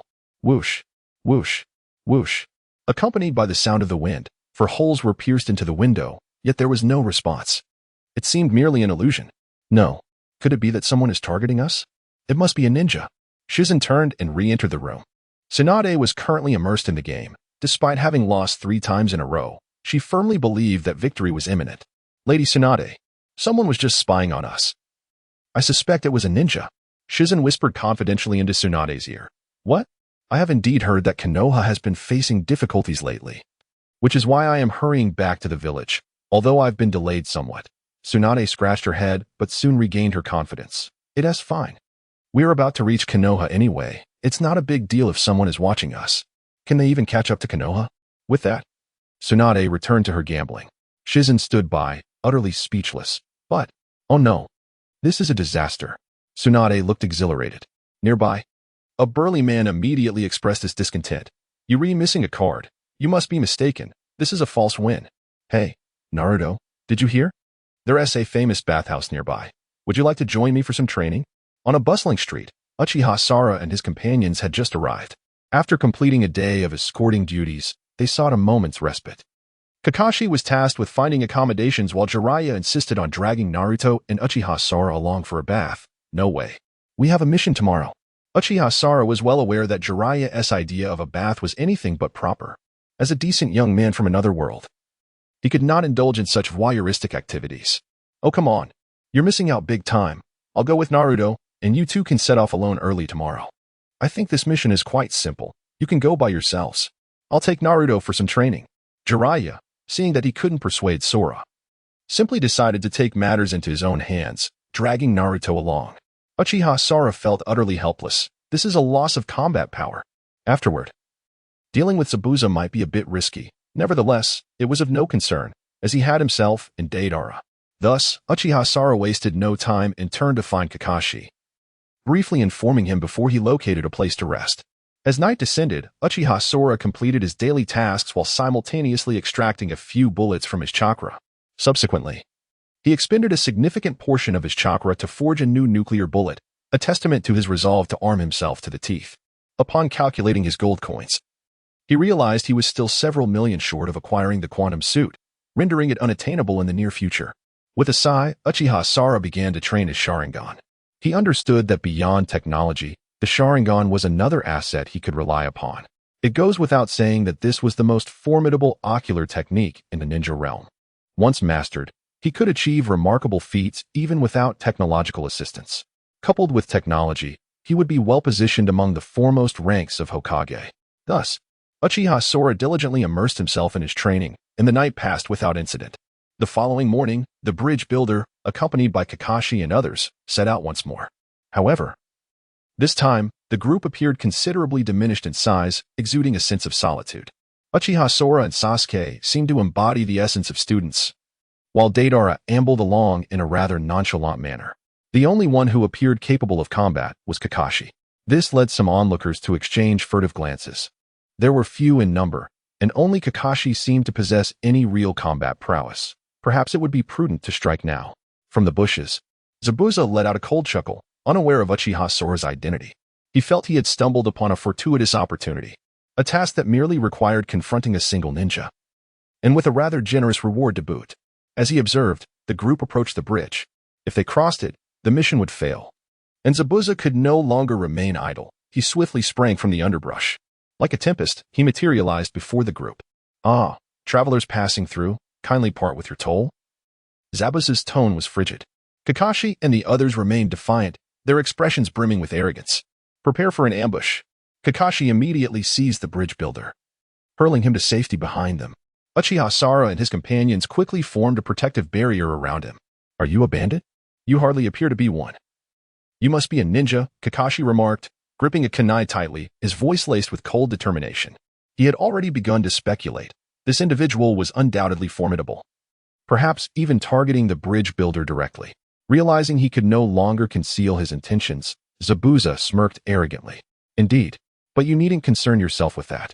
With that, he vanished, only to reappear directly in front of Uchiha Sora, his blade ominously poised against Sora's form, as if ready to strike at any moment. "What?" Kakashi was momentarily taken aback, utterly astonished by the speed of Zabuza's maneuver. What had just transpired? In the blink of an eye, he had vanished. Meanwhile, the bridge builder trembled with fear, his legs quaking visibly. Seeing the palpable terror he had instigated, Zabuza's confidence surged further. "Haha. I am indeed one of the 7 ninja swordsmen, Zabuza Momochi. It is perfectly normal to be astounded by my speed. However, fret not, my blade strikes swiftly, and you will hardly feel a thing." He glared coldly at Uchiha Sora, as if sizing up a plump lamb. At that moment, Kakashi intended to turn and intervene. But it was too late. He could only hastily exclaim, "Do not act rashly. It is unnecessary. Truly unnecessary." Upon hearing this, Zabuza was taken aback. Shouldn't the response at this juncture be one of threats or pleas for mercy? What did he mean by unnecessary? However, before he could process this, Uchiha Sora smiled faintly. "Kakashi-sensei, worry not. It is but one person, and I am not compelled to resort to such measures." Upon uttering these words, Zabuza felt a chill run down his spine, his heart filled with uncertainty. What was happening? These two were conversing amongst themselves. What did it mean? Could it be that this young man possessed some astonishing technique? In an instant, Zabuza understood the implication. Without hesitation, he swung his massive blade towards Uchiha Sora's neck. Yet, in the next moment, his strike met only air. To be precise, it appeared as though his blade had become entangled with an illusion. "This is bad. Is this a genjutsu?" Zabuza gasped in realization, having failed to notice when he had fallen victim to it. Without a moment's delay, he leaped backward, sweat pouring down his face. For in that fleeting instant, he had indeed been ensnared by an illusion. But from whence did this genjutsu originate? Just moments ago, he had boasted of being one of the 7 ninja swordsmen. What unique abilities might he possess? At that moment, Uchiha Sora emerged from the shadows, flanked by Kakashi and the bridge builder. It became clear that he had anticipated an ambush and had made preparations accordingly. In fact, from the moment they departed the previous resting place, he had employed genjutsu to conceal their figures. More specifically, he had created several shadow clones, while his true self remained concealed several meters behind them. This strategy allowed him to maintain the existence of the clones with minimal chakra expenditure. Now, Zabuza stood dumbfounded. Inhaling deeply, the 7 ninja swordsmen must be renowned for their swift blades. Uchiha Sora chuckled softly. "Is that so? Then let us see whether it is your blade or my gun that is swifter. Times have changed."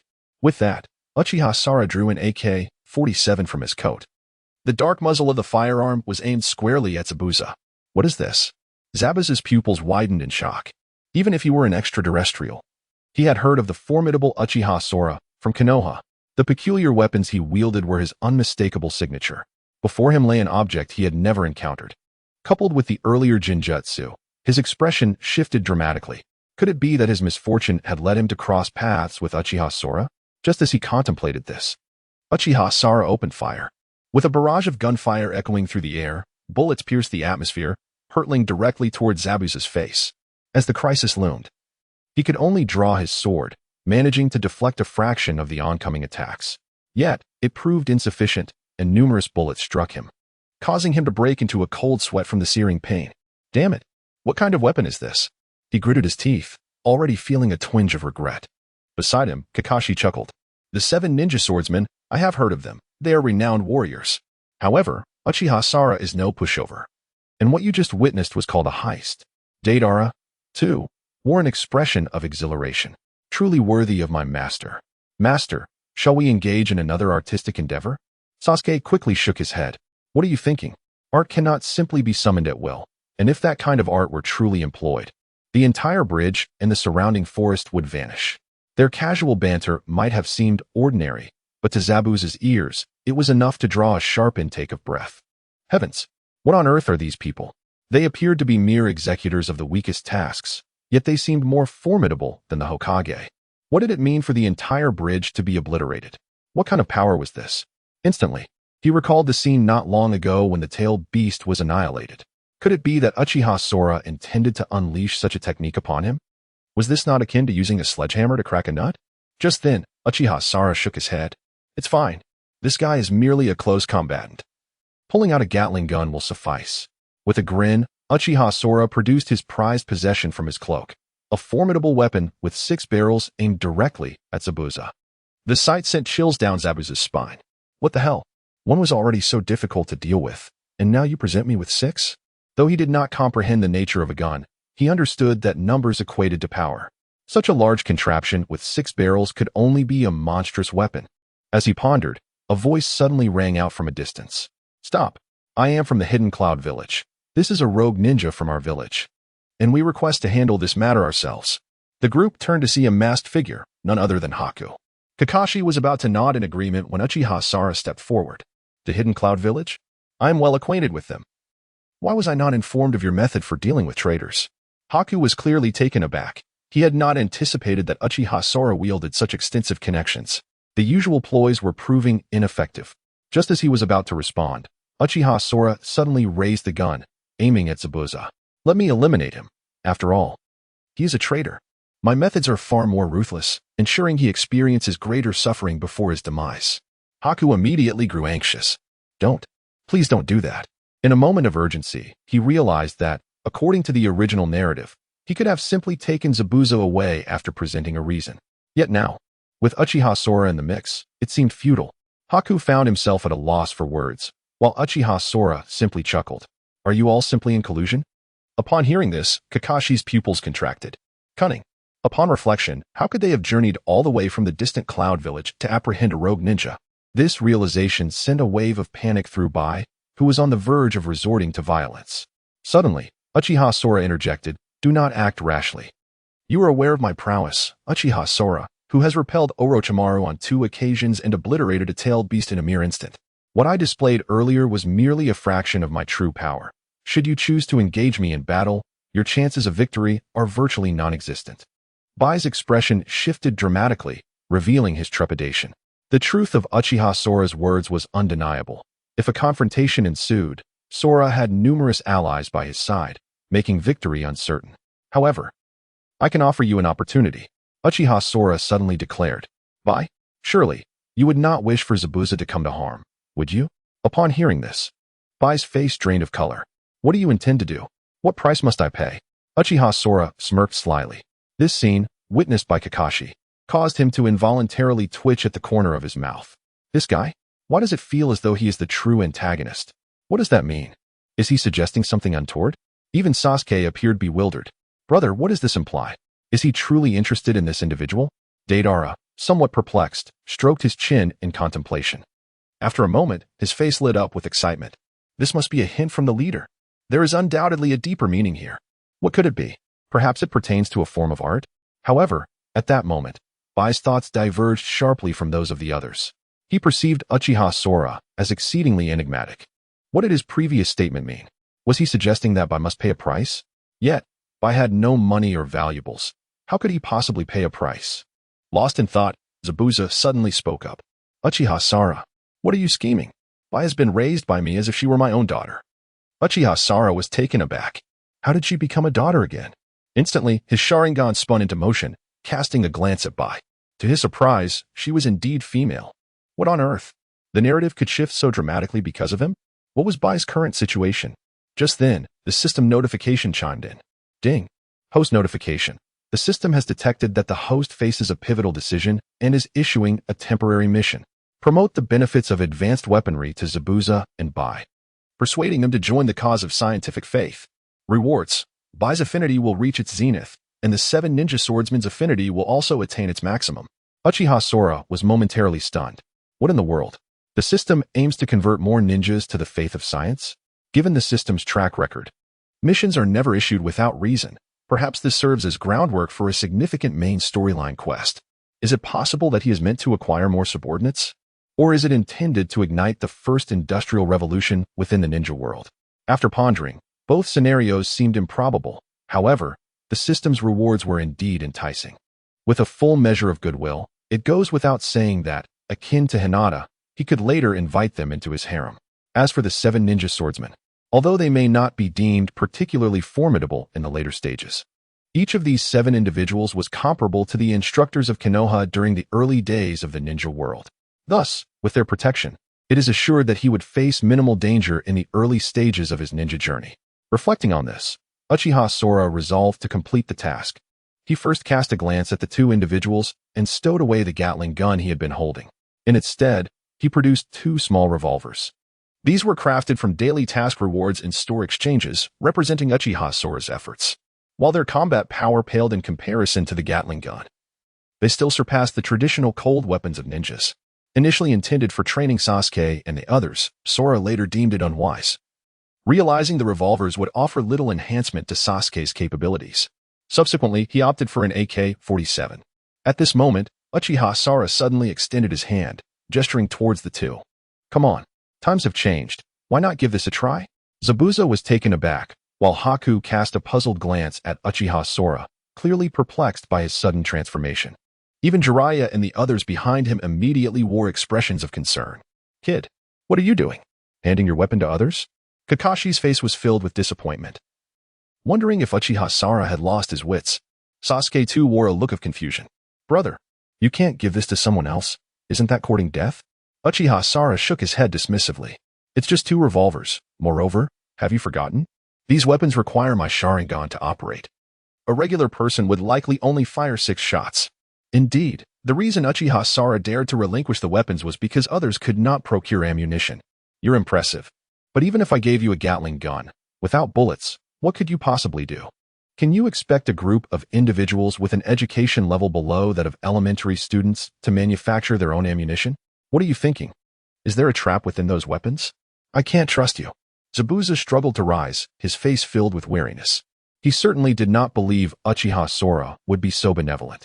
Haku instinctively took a few steps back, equally on guard. In Haku's eyes, Uchiha Sora seemed to embody a rogue. Why not give it a shot? It's not like you'll lose a piece of flesh. With that, Uchiha Sora tossed the 2 revolvers forward. Startled, Zabuza quickly leaped back several meters. However, Haku remained still, hesitating for a moment before surprisingly picking one up. Have you lost your mind? That could be a trap. Zabuza exclaimed in alarm, wanting to intervene. But Haku shook his head. It's fine. If he truly wanted to kill us, there would be no need for such theatrics. Upon hearing this, Zabuza was momentarily taken aback. After careful consideration, he realized that this reasoning held merit. Indeed, given Uchiha Sora's current combat prowess, he could easily dispose of them without any effort. As for utilizing this method, upon contemplating this, Zabuza, emboldened, stepped forward to pick up the weapon. It felt remarkably heavy in his grasp. After all, it was entirely metallic and uniquely designed, something he would not know how to wield for some time. He pressed the trigger, which resembled a black hook. Rest assured, I have infused it with energy. You may use it briefly, Uchiha Sora remarked, stroking his chin, displaying a carefree demeanor, entirely unconcerned about the prospect of an attack. Zabuza's gaze flickered. He was tempted to aim the weapon directly at Uchiha Sora and fire a couple of shots. However, he hesitated. Firstly, this weapon belonged to another and was likely connected to Chakra. Should he retaliate, he might very well be eliminated on the spot. Secondly, he lacked the audacity. Uchiha Sora must have had some ulterior motive for his actions.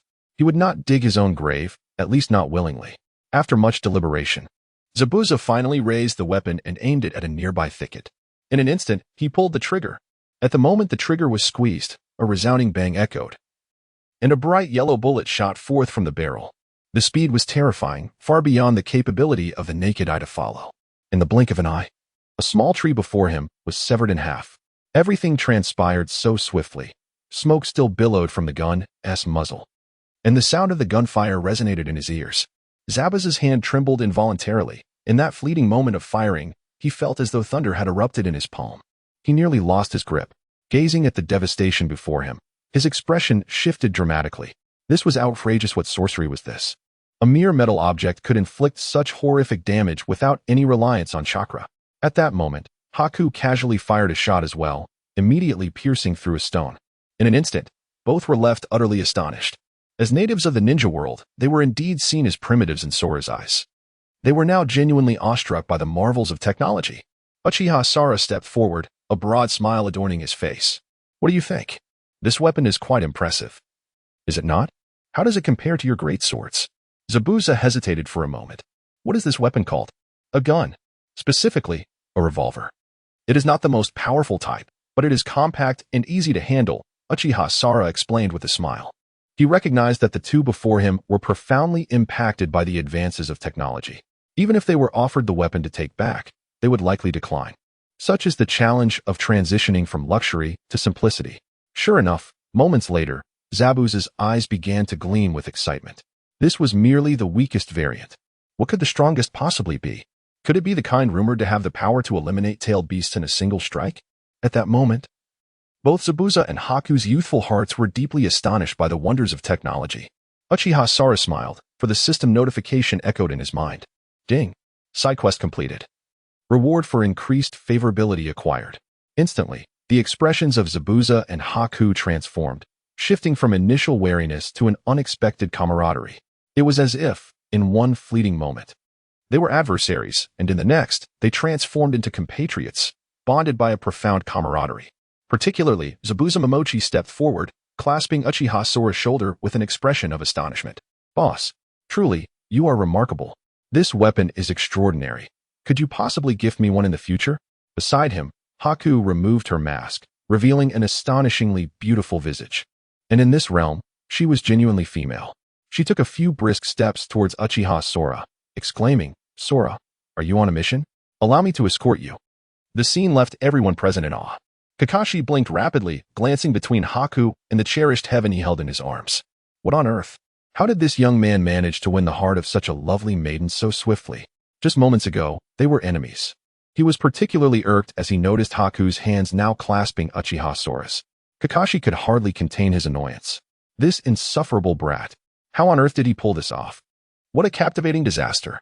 Jiraiya's eyes widened in disbelief, his focus fixed on Zabuza. Goodness. This seems to be one of the 7 ninja swordsmen, even if not the strongest. They are renowned throughout the ninja world. How could he be so easily tamed upon their first encounter? Wait, could it be that Sora employed the Sharingan's Genjutsu to ensnare these two? The thought of such an impressive talent at such a young age, capable of controlling 2 living beings in mere moments, left Jiraiya regarding Uchiha Sora as if he were some sort of monster. Meanwhile, Sasuke stood dumbfounded. His elder brother had merely engaged in conversation for a brief moment, yet somehow, he had become Zabuza's leader and the figure Haku referred to as Sora. Could it be that his brother had secretly activated the Sharingan? But wait, why had his own eyes failed to discern this?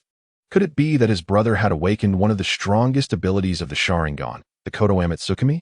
Deidara, on the other hand, gazed at Sora with sheer admiration. Truly, he is a master. That recent battle was nothing short of art, though it may not have appeared as such. Presenting the weapon and earning the enemy's goodwill. Now that is the essence of human relationships. In that moment, everyone present was profoundly shaken. They could not fathom how their adversary had so suddenly become an ally. Uchiha Sora, turning slightly, offered a casual explanation. It's nothing, merely technology. Thus, Uchiha Sora completed his mission while simultaneously forging the friendship of 2 individuals. Zabuza chose to relent, obeying Uchiha Sora's command to summon the remaining members of the 7 ninja swordsmen.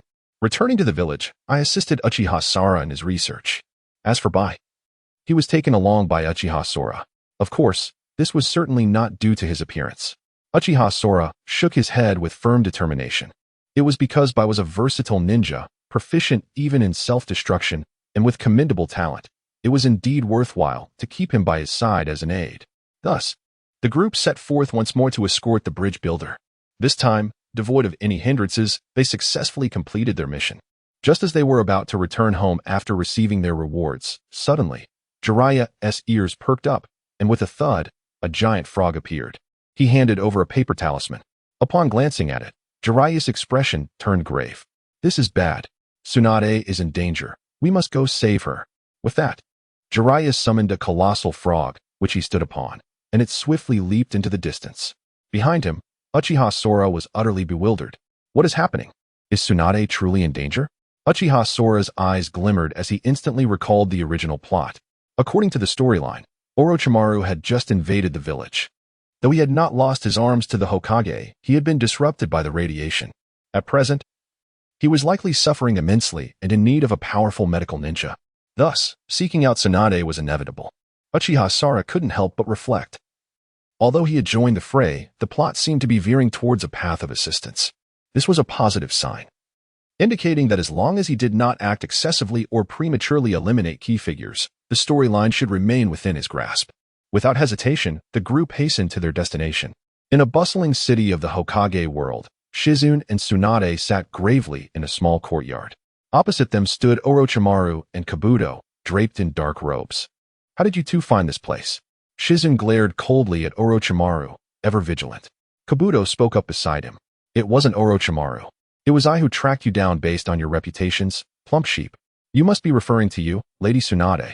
Shizune was taken aback, left momentarily speechless. Good heavens. They were found not through any exceptional ninja skills, but simply due to Tsunade's unfortunate luck? At that moment, Tsunade interrupted Shizune. It's all right, after all. We were old classmates, and Orochimaru hasn't descended into madness to the point of wanting to kill me. Orochimaru smirked darkly. Huh, it seems you understand, but I trust you also comprehend the purpose of my visit. Tsunade furrowed her brow and after a moment replied, You seek my healing services? Have you been injured recently? Orochimaru nodded. He then revealed his hands, which bore no visible wounds, yet any discerning eye could see that they were in a state of decay. This caused Tsunade's pupils to constrict. What kind of forbidden technique has ensnared you, causing you such agony? Have you not resorted to your abhorrent reincarnation method? To Tsunade, Orochimaru appeared akin to an indomitable cockroach, seemingly impervious to conventional ninjutsu. Yet now, he finds himself in such a disheveled state. As a medical ninja, Tsunade could clearly discern that Orochimaru's injuries were peculiar, indistinct, resembling a form of persistent damage, as if the very air surrounding him had been disturbed. Beside her, Shizune's pupils constricted, sensing an ominous aura that made her feel unwell merely by proximity. Tsunade's expression darkened. In her years of practice, she had never encountered such symptoms. Was it a curse? Or perhaps the manifestation of a cursed seal? Neither, it was the result of being struck by Uchiha Sora not long ago, a power she had yet to fully comprehend.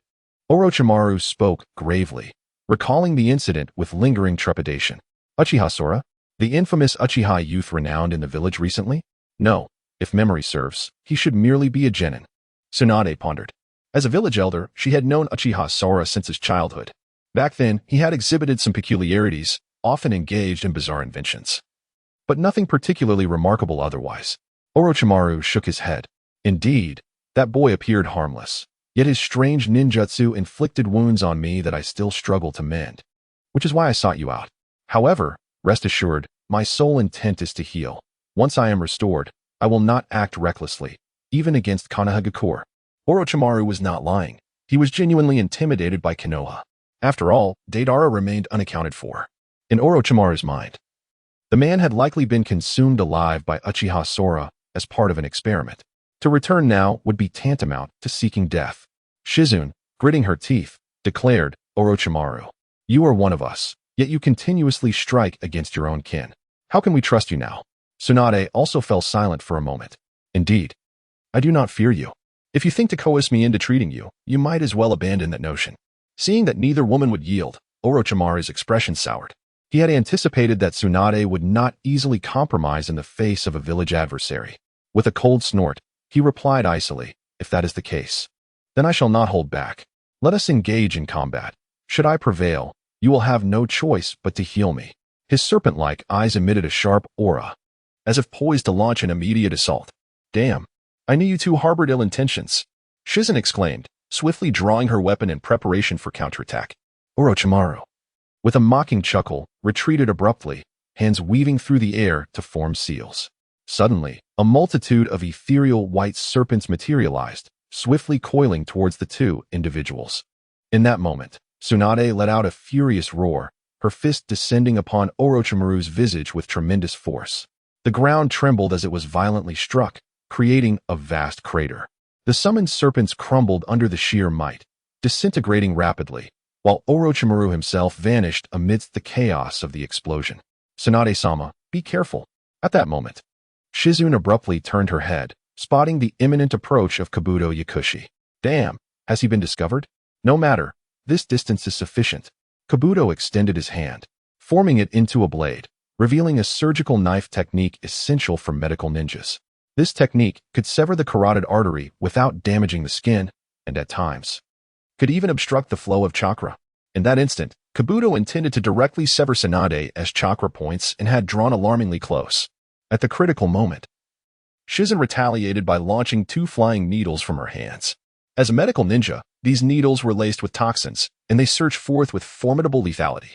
Even Kabuto dared not confront them head-on, retreating swiftly and evading the assault. "It seems you two are resolute in your intent to engage. In that case, shall we relocate to a more spacious battlefield? Otherwise, making too much noise may attract formidable warriors from Konoha, perhaps even Uchiha Kong would arrive." Tsunade coldly threatened, simultaneously buying time as she had already sent a distress signal moments earlier.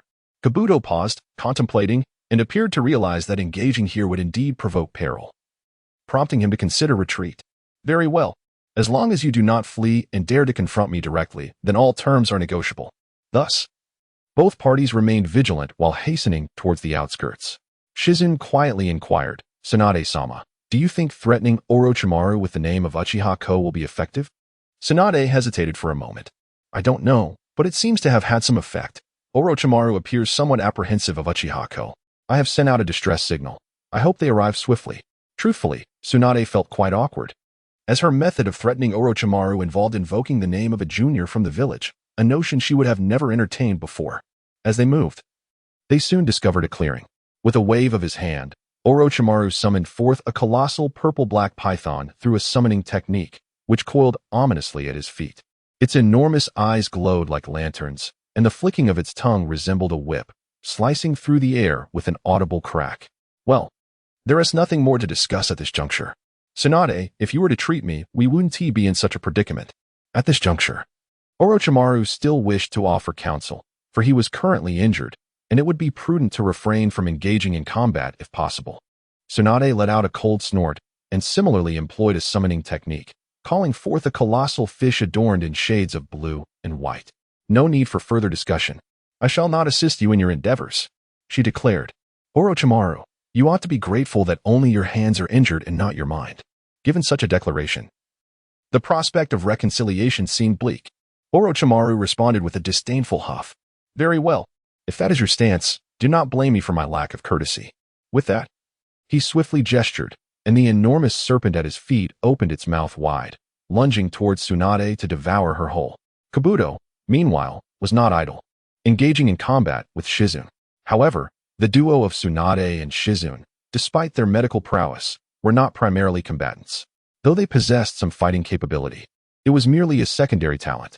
When the battle escalated, they quickly found themselves at a disadvantage, particularly Shizune, who sustained numerous injuries under Kabuto's relentless assault. At one point, her meridians were severed, rendering her temporarily immobile. "Damn it, where is our backup?" Shizen's expression darkened as she realized her combat capabilities had waned.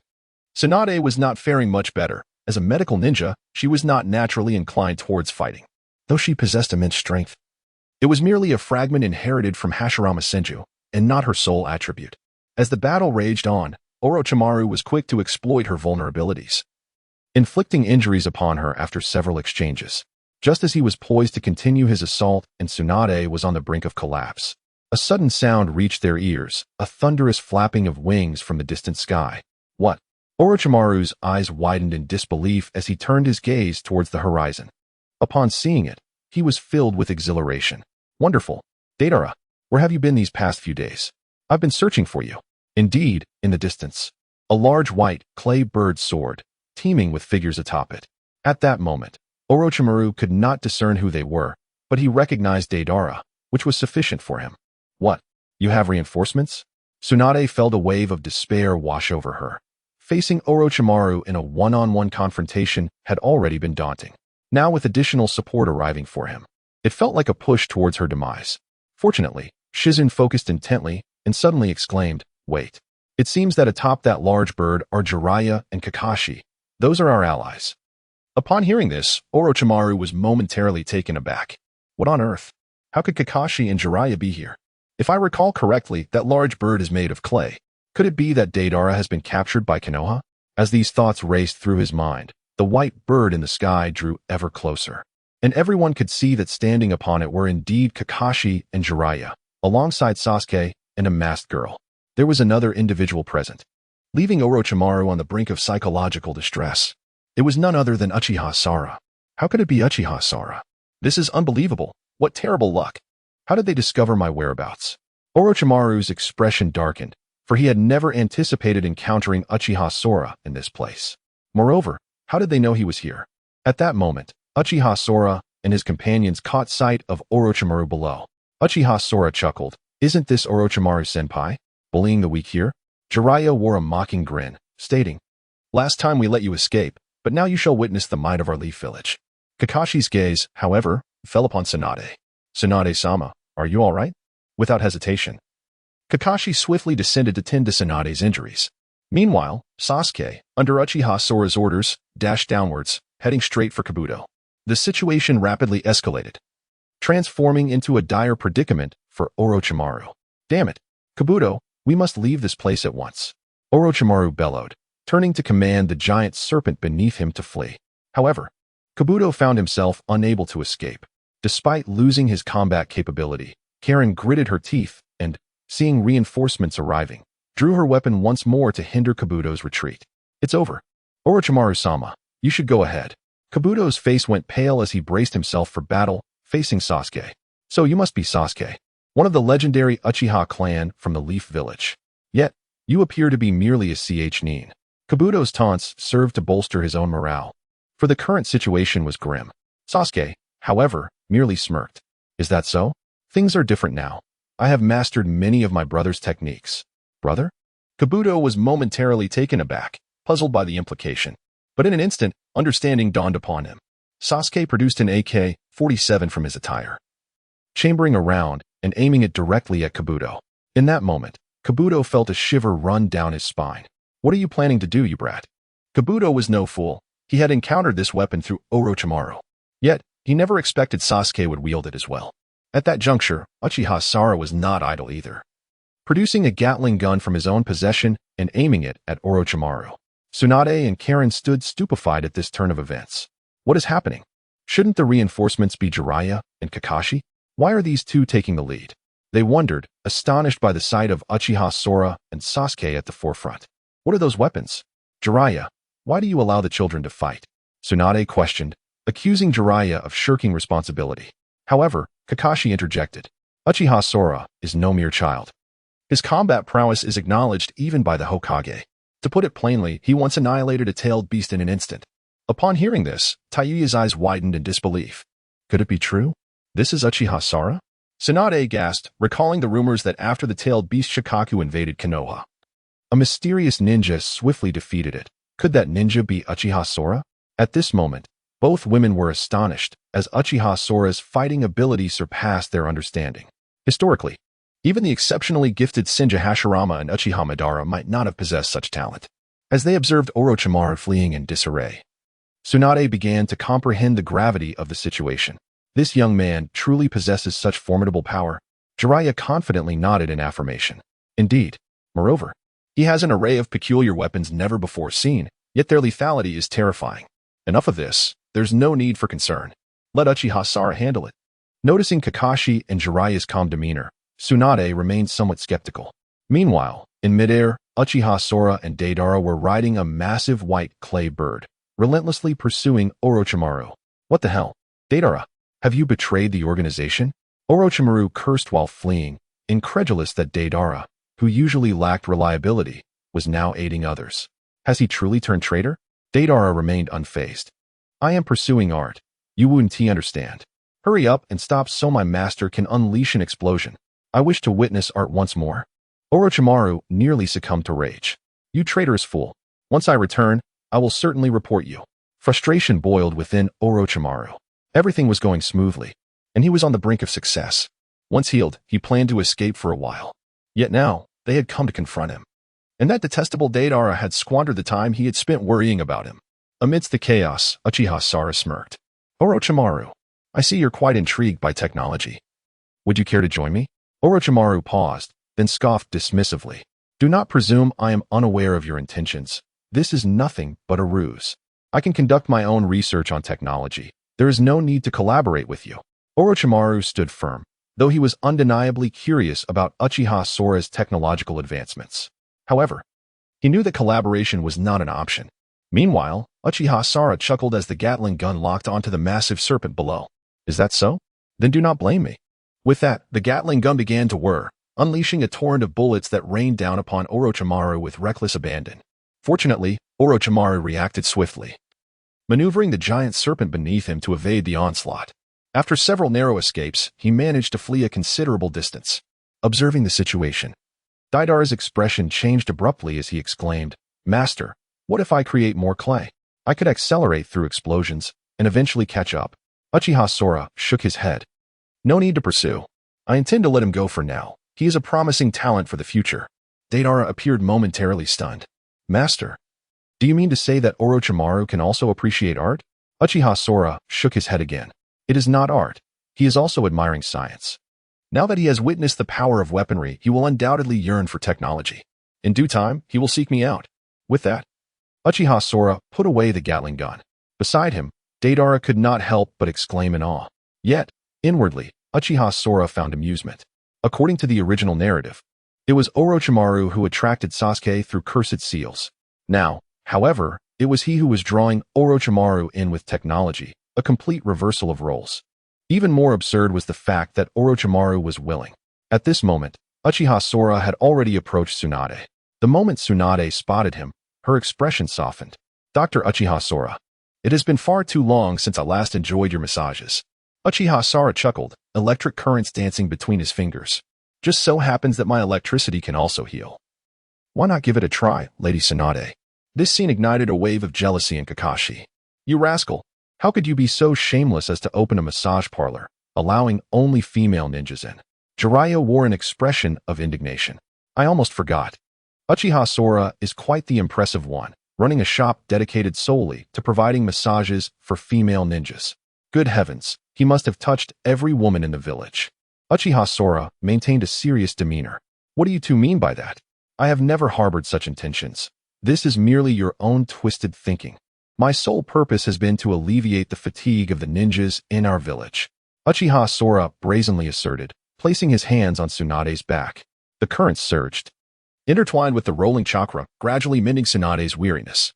Ah, Jiraiya, you see, it is your thoughts that are so impure. Uchiha Sora is still so young. How can you entertain such notions? He is merely a child. Kakashi and Jiraiya's eyelids twitched in response, observing Uchiha Sora's expression of enjoyment. They could not help but feel that he hardly resembled an innocent child. Damn it. Enough. By the way, why has Orochimaru set his sights on you? Jiraiya stepped forward, his face full of confusion. It was evident he did not understand how Tsunade could be entangled with Orochimaru. On the side, Shizen could not help but turn pale at the mention of Orochimaru. Orochimaru sustained a peculiar injury that has been impossible to heal for a long time. It is quite strange. Even I must admit that the severity of the injury is formidable. However, it is said to have been caused by Uchiha Sora. Silently speaking, her gaze shifted towards Uchiha Sora. Uchiha Sora wore an innocent expression and quickly shook his head. Don't look at me. It wasn't my doing. Orochimaru is not after you because of me. Tsunade couldn't help but shake her head. It's not that I'm blaming you, but I'm curious about what you did to injure Orochimaru so severely. What kind of bizarre wound is that? Not only Tsunade, but also Jiraiya and others turned their attention towards him, equally intrigued. As the legendary Sannin of Konoha, they understood Orochimaru's perverse resilience. He was like an indestructible cockroach. The sight of him being so grievously harmed by Uchiha Sora's strange weapon was utterly fascinating, seeing that he could no longer conceal the truth. Uchiha Sora cleared his throat and pondered for a moment before speaking. Well, it's nothing special, just the collateral damage from my previous attack. It's nothing extraordinary. Just very persistent, perhaps lasting several 100,000 years. Upon hearing this, everyone present was rendered speechless. What on earth could endure for 100,000 years? Surely, curses and seals could not achieve such longevity. Jiraiya's mouth fell agape, his expression a mixture of confusion and disbelief. Nearby, Kakashi's breathing quickened, unable to tear his gaze away from Uchiha Sora. Lasting for 100,000 years? What have you done? As far as I know, even some of the most forbidden techniques would leave such lingering effects. Tsunade appeared even more astonished. Is it poison? No. I've never heard of any toxin that could persist for such a duration. Could it be the Sharingan? What exactly did you do? As the curiosity of those around him grew insatiable, Uchiha Sora could only cough lightly and, after some contemplation, replied, "It's nothing much. Aside from lasting for 100,000 years, it merely disrupts human genetics. Of course, you might not comprehend. Genetics is essentially the foundation of an individual, the very essence of life. This phenomenon is called nuclear radiation, which can penetrate any material. Only specific substances can obstruct nuclear radiation. Otherwise, the areas I have attacked would remain uninhabitable for at least several hundred years, devoid of any life." His words fell upon the assembly like a heavy silence. Each individual unable to suppress a gulp, their astonishment directed at Uchiha Sora. What sort of capability could result in an area being barren for a century after a single engagement? This was far more formidable and terrifying than any forbidden technique. Fear gripped them. If Uchiha Sora were to unleash his power multiple times, it seemed the entire world might be left with no unblemished ground. In that moment, Tsunade gazed at him with admiration, feeling that this young man surpassed all the prodigies of her time. He was nearly on par with Uchiha Madara, prompting Tsunade to exclaim in wonder, "Uchiha Sora, you are exceptionally gifted at such a young age. It seems you might just become the next Hokage of our village." Uchiha Sora quickly waved his hand, a humble expression on his face. No. If I may say so, Lady Tsunade should be the new Hokage." Tsunade was taken aback. "Why do you say that?" As Uchiha Sora's expression shifted, he inwardly murmured his concern. According to the original narrative, Tsunade was destined to inherit the position of Hokage after the passing of the previous leader. Yet now, due to his own actions, the Hokage was still very much alive. This discrepancy with the original timeline troubled him. Hastily, Uchiha Sora cleared his throat. "I firmly believe that Lady Tsunade, with her exquisite beauty and formidable strength, is undoubtedly the next Hokage." Upon hearing these words, Tsunade's face lit up with joy. "This child, how sweet," she exclaimed. "Come on. Let me treat you all to something delicious." With that, she seized Uchiha Sora and, without further ado, whisked him away. Sasuke and the others could only look on with resigned expressions. Meanwhile, within Sunagakure, Granny Chiyo wore a grave expression as she gazed upon Gaara. What on earth has transpired? You ventured to Konohagakure without permission and even attacked its inhabitants? The 5 great ninja villages are supposed to maintain a facade of peace. Gaara, still recovering from his injuries, had sustained significant damage after his tailed beast was forcibly extracted. It would likely take several years for him to fully heal. However, Granny Chiyo possessed exceptional skills that could considerably shorten this recovery period. At that moment, Temari's face darkened. "Granny Chiyo, you have no idea how formidable that Uchiha Sora is." He merely lifted a finger and summoned a colossal mushroom cloud. At the time, both the Hokage and Orochimaru were present, and even they were left in awe. Granny Chiyo gasped. The turmoil in Konohagakure, while now common knowledge, was often dismissed as mere legend. After all, the notion of a lowly genin defeating a tailed beast seemed utterly preposterous. Yet now, hearing these accounts, Granny Chiyo could not help but believe. Uchiha Sora. It appears that the Uchiha clan is set to produce yet another prodigy. Nevertheless, she thought, no matter. The 5 Kage summit is imminent. We can discuss this matter further then. Kankuro's expression shifted. Does this mean you intend for the Hokage and others to take action against the Uchiha clan once more? Indeed, historically, The Hokage and their allies had targeted the Uchiha not merely out of malice, but due to their overwhelming strength. The Uchiha clan had long been perceived as a potential threat within the ninja world, an uncontrollable weapon. Consequently, the purge of the Uchiha clan had been backed by the shadows of the other 4 great ninja villages. Exactly. If necessary, we can convene another tournament, sending forth powerful warriors to quell this threat at its inception, she asserted. I shall discuss this with Noki. We cannot allow another Uchiha Madara to emerge.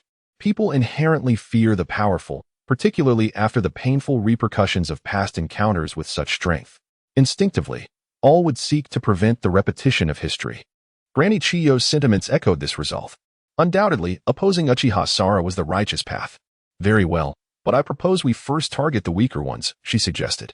It is said that Uchiha Sara is accompanied by Sasuke, Naruto, and Hinata. If Uchiha Sara proves to be formidable, what of his companions? Upon hearing this, I, Gaara, slowly opened my eyes, despite my grievous injuries. A glimmer of malice flickered deep within my gaze. How infuriating. At any cost, I must ensure that Uchiha Sara receives the punishment he rightfully deserves. Granny Chiyo fell silent for a moment, pondering and weighing the pros and cons. After all, targeting the Uchiha clan is deemed just throughout the entire ninja world.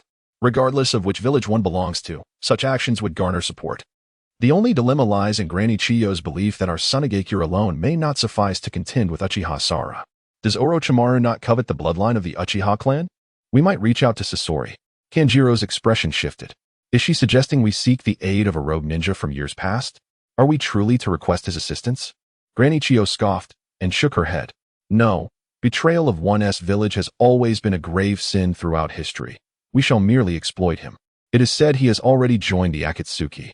With his help, we are likely to locate Orochimaru, and given the nature of such a twisted ninja, still in his youth, do you think those deranged lunatics would not be intrigued?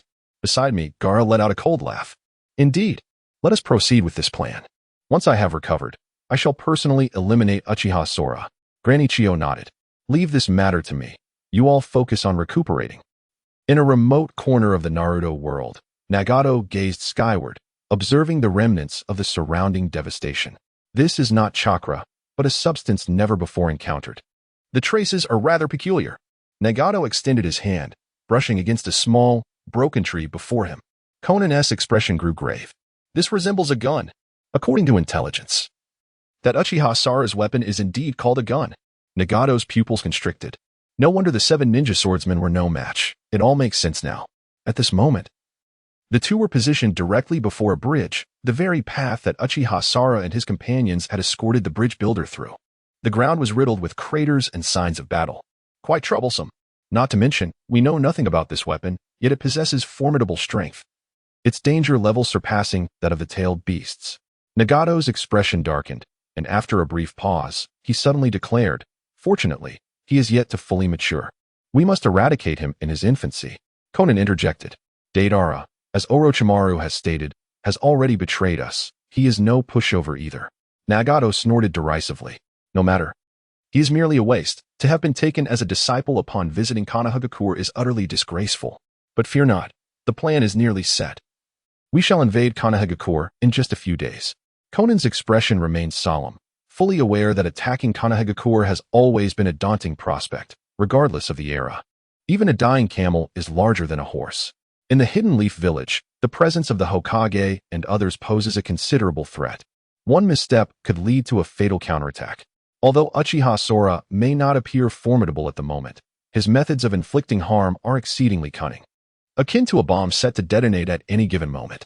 No one wishes to provoke the Hidden Leaf Village at this juncture. The potential repercussions are simply too severe. We should prioritize gathering tailed beasts to bolster our strength, suggested Conan. Nagato pondered for a moment, then declared, there is no need to delay. We must act within the next few days. Otherwise, given Uchiha Sora's rapid growth, we may soon find ourselves unable to manage the situation. Upon finishing his statement, the two exchanged a knowing glance and vanished from the spot. Meanwhile, Uchiha Sora was enjoying a meal with Tsunade and others, indulging in some drinks, basking in the delightful atmosphere. However, suddenly, a voice echoed in his mind. Ding! An urgent mission has been issued. The system has detected that the host is about to face a crisis. Complete the mission to temporarily enhance combat prowess. Rewards include a sum of gold coins and 1 enhancement of strength. Unlock 1 level of technological advancement. Uchiha Sora's pupils contracted. Was someone plotting against him? Who could it be? Orochimaru? No, that would be unlikely. Orochimaru clearly feared him, and wouldn't he dare to provoke him without allies. But who else could it be? Uchiha Sora, come have a drink with your sister Tsunade. Amidst the lively atmosphere, Tsunade approached Sora, raising her glass. Already slightly inebriated and leaning closely against him. Her figure was accentuated. Ahem. Lady Tsunade, this isn't appropriate. I am still underage and shouldn't be drinking. Uchiha Sora feigned composure. Though he couldn't help but steal a few glances. One could only remark on the remarkable appearance of the beer. However, this scene made Jiraiya and Kakashi grit their teeth in envy. You young rascal, you are oblivious to the fortune you possess. Laughter erupted among the group. Sora promptly focused on the mission in his mind. At this moment, increasing his strength was paramount. Thus, once the meal concluded and everyone retreated to their quarters, Uchiha Sora began contemplating how to grow stronger. He needed to ascertain who was scheming against him or who could pose a threat in the near future. After much deliberation, he recalled a particular organization, a minor group that was, indeed, one of the most powerful and formidable entities during the early phases of the Naruto saga. If they were truly targeting him, even 1,000 lives would not suffice. The pressing matter remained. He must grow stronger. System, you provide me with blueprints, but no gold coins. How can I swiftly enhance my abilities? In frustration, Uchiha Sora sought guidance from the system. Ding. System notification. The host can continue to delve into scientific research and establish a personal laboratory. Once the host invents a sufficient number of scientific items, system achievements will be triggered. Achievement rewards yield substantial monetary compensation, with each small reward ranging from several thousand to tens of thousands. As for the types of achievements, it is necessary for the host to conduct their own research. Upon hearing this, Uchiha Sora's eyes sparkled with brilliance. Setting aside other matters, the idea of inventing small gadgets was indeed enticing. For instance, items such as light bulbs and lighters. Although they may be trivial, they are the embodiment of wisdom. Their emergence in the world of ninjas would undoubtedly cause quite a stir. Thus, Uchiha Sora resolved that upon returning to the village, he would strive to create more inventions. However, that was a matter for the future. His long-term goal was to accumulate enough coins to purchase a quantum suit. In the short term, Uchiha Sora needed to devise some means of self-defense. Currently, he had 3 nuclear bullets remaining, 30,000 Gatling bullets, and several grenades. Additionally, he had taken the time to manufacture some flashbangs and similar devices. With these, he felt sufficiently prepared. During his training, whenever he found himself in a safe environment, he would continuously expend chakra. He utilized chakra to create bullets and grenades. Over time, his arsenal had become quite substantial, effectively arming himself to the teeth. Yet, this was not the end. Uchiha Sora understood the strength of numbers. Therefore, he promptly called upon a group of helpers. Haku, as a wielder of a bloodline limit. Haku possessed considerable potential for development. Sora, what brings you to me at this late hour? Moments later, in Haku's room, their eyes met. Ahem, it's nothing much. Merely a desire to teach you a few things. Haku's face flushed crimson. At this hour, you wish to teach me? Are you certain? Do not misunderstand. This is for you, a gift, an AK-47, along with 3,000 bullets. Additionally, here is a bulletproof vest, grenades, and flashbangs. As Uchiha Sora produced each item, they dazzled the eyes. For a moment, Haku was left awestruck. Sora, what is the meaning of this? Aren't these items quite precious? Uchiha Sora shook his head. Precious they may be, but I require you to possess the ability to protect yourself. I suspect we will soon face a formidable battle. Haku's expression shifted. What is it? At this moment, Haku's fondness for Uchiha Sora was at its peak, filled with deep concern. It's nothing. There won't be any immediate danger. Merely preparations for the future. Perhaps on our way back to the village, these items will prove useful. Observing Uchiha Sora's serious demeanor, Haku nodded solemnly. Rest assured, I will not be a hindrance. Uchiha Sora nodded in response, then proceeded to knock on Sasuke and the others' doors. Once the weapons were distributed, he felt a wave of relief wash over him. The following morning, the group rose early, gathering in the courtyard. All right, this mission has been successfully completed. We have significantly weakened Orochimaru and discovered a formidable ally from the Hidden Leaf Village. Kakashi announced. Now, we shall return to the village. Last night, I received a message via carrier pigeon stating that the 5 Kage summit is imminent. where they seemed to be discussing some form of competition. Upon the utterance of those words, the gathered assembly was taken aback. Sasuke, standing nearby, displayed his displeasure. Why do we still need to fight? Haven't we already emerged victorious? This match is undoubtedly aimed at us. Jiraiya also let out a disdainful grunt. The pretense of this competition is merely a facade. The true intent lies in the collusion of the 4 great villages to suppress our Konoha. Kakashi sighed in resignation, acknowledging the grim reality. What choice do we have? Our village lacks a true pillar of strength. If we had an entity like Uchiha Madara, the other villages would dare not act so brazenly. A heavy silence enveloped the group. Only Tsunade's eyes sparkled with intrigue as she glanced at Uchiha Sora. Isn't there someone capable? This young man has already vanquished Orochimaru. I perceive great potential in him. The eyes of the others lit up in agreement. Indeed, we have a formidable talent in Sora. Should he continue to grow, his destructive prowess would rival that of Uchiha Madara. Jiraiya nodded in acknowledgement.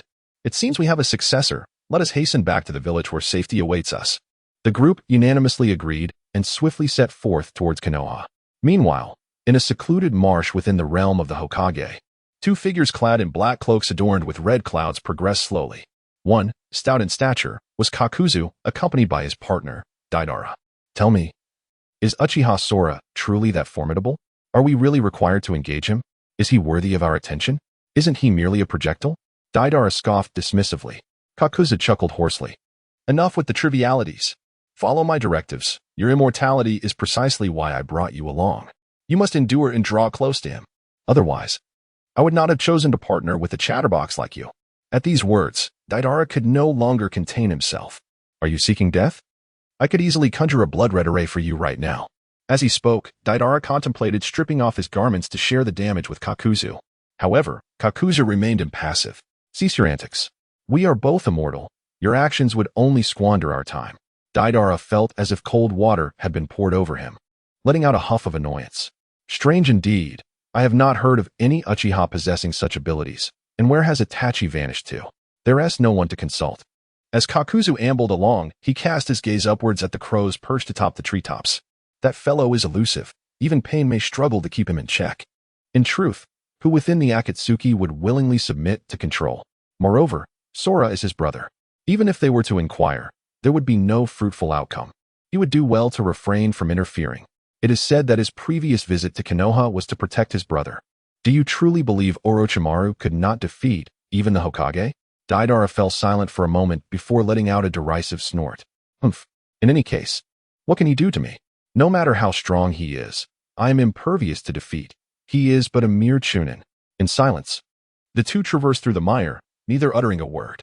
Within the opulent office of the Hidden Leaf Village, the atmosphere was heavy with tension. Apart from the Hokage, several other leaders had gathered for a small-scale 5-Kage meeting. I must say, your Hidden Leaf Village is quite peculiar, continuously producing oddities that bewilder the world. How do you intend to explain this situation? Inoki remarked coldly, seemingly pressing for answers. The fatigue from his recent endeavors was evident. Daily utilizing dust release techniques to cleanse the air of nuclear radiation had taken its toll on him. At this moment, Granny Chio let out a sardonic chuckle. Why ask so many questions? Perhaps this is merely a secret weapon cultivated by your village, just like the Nine Tails from years past. Do you expect it to turn against its own creators? The atmosphere turned icy in an instant. Sarutobi Hiruzen offered a faint smile. Everyone, let us temper our tempers.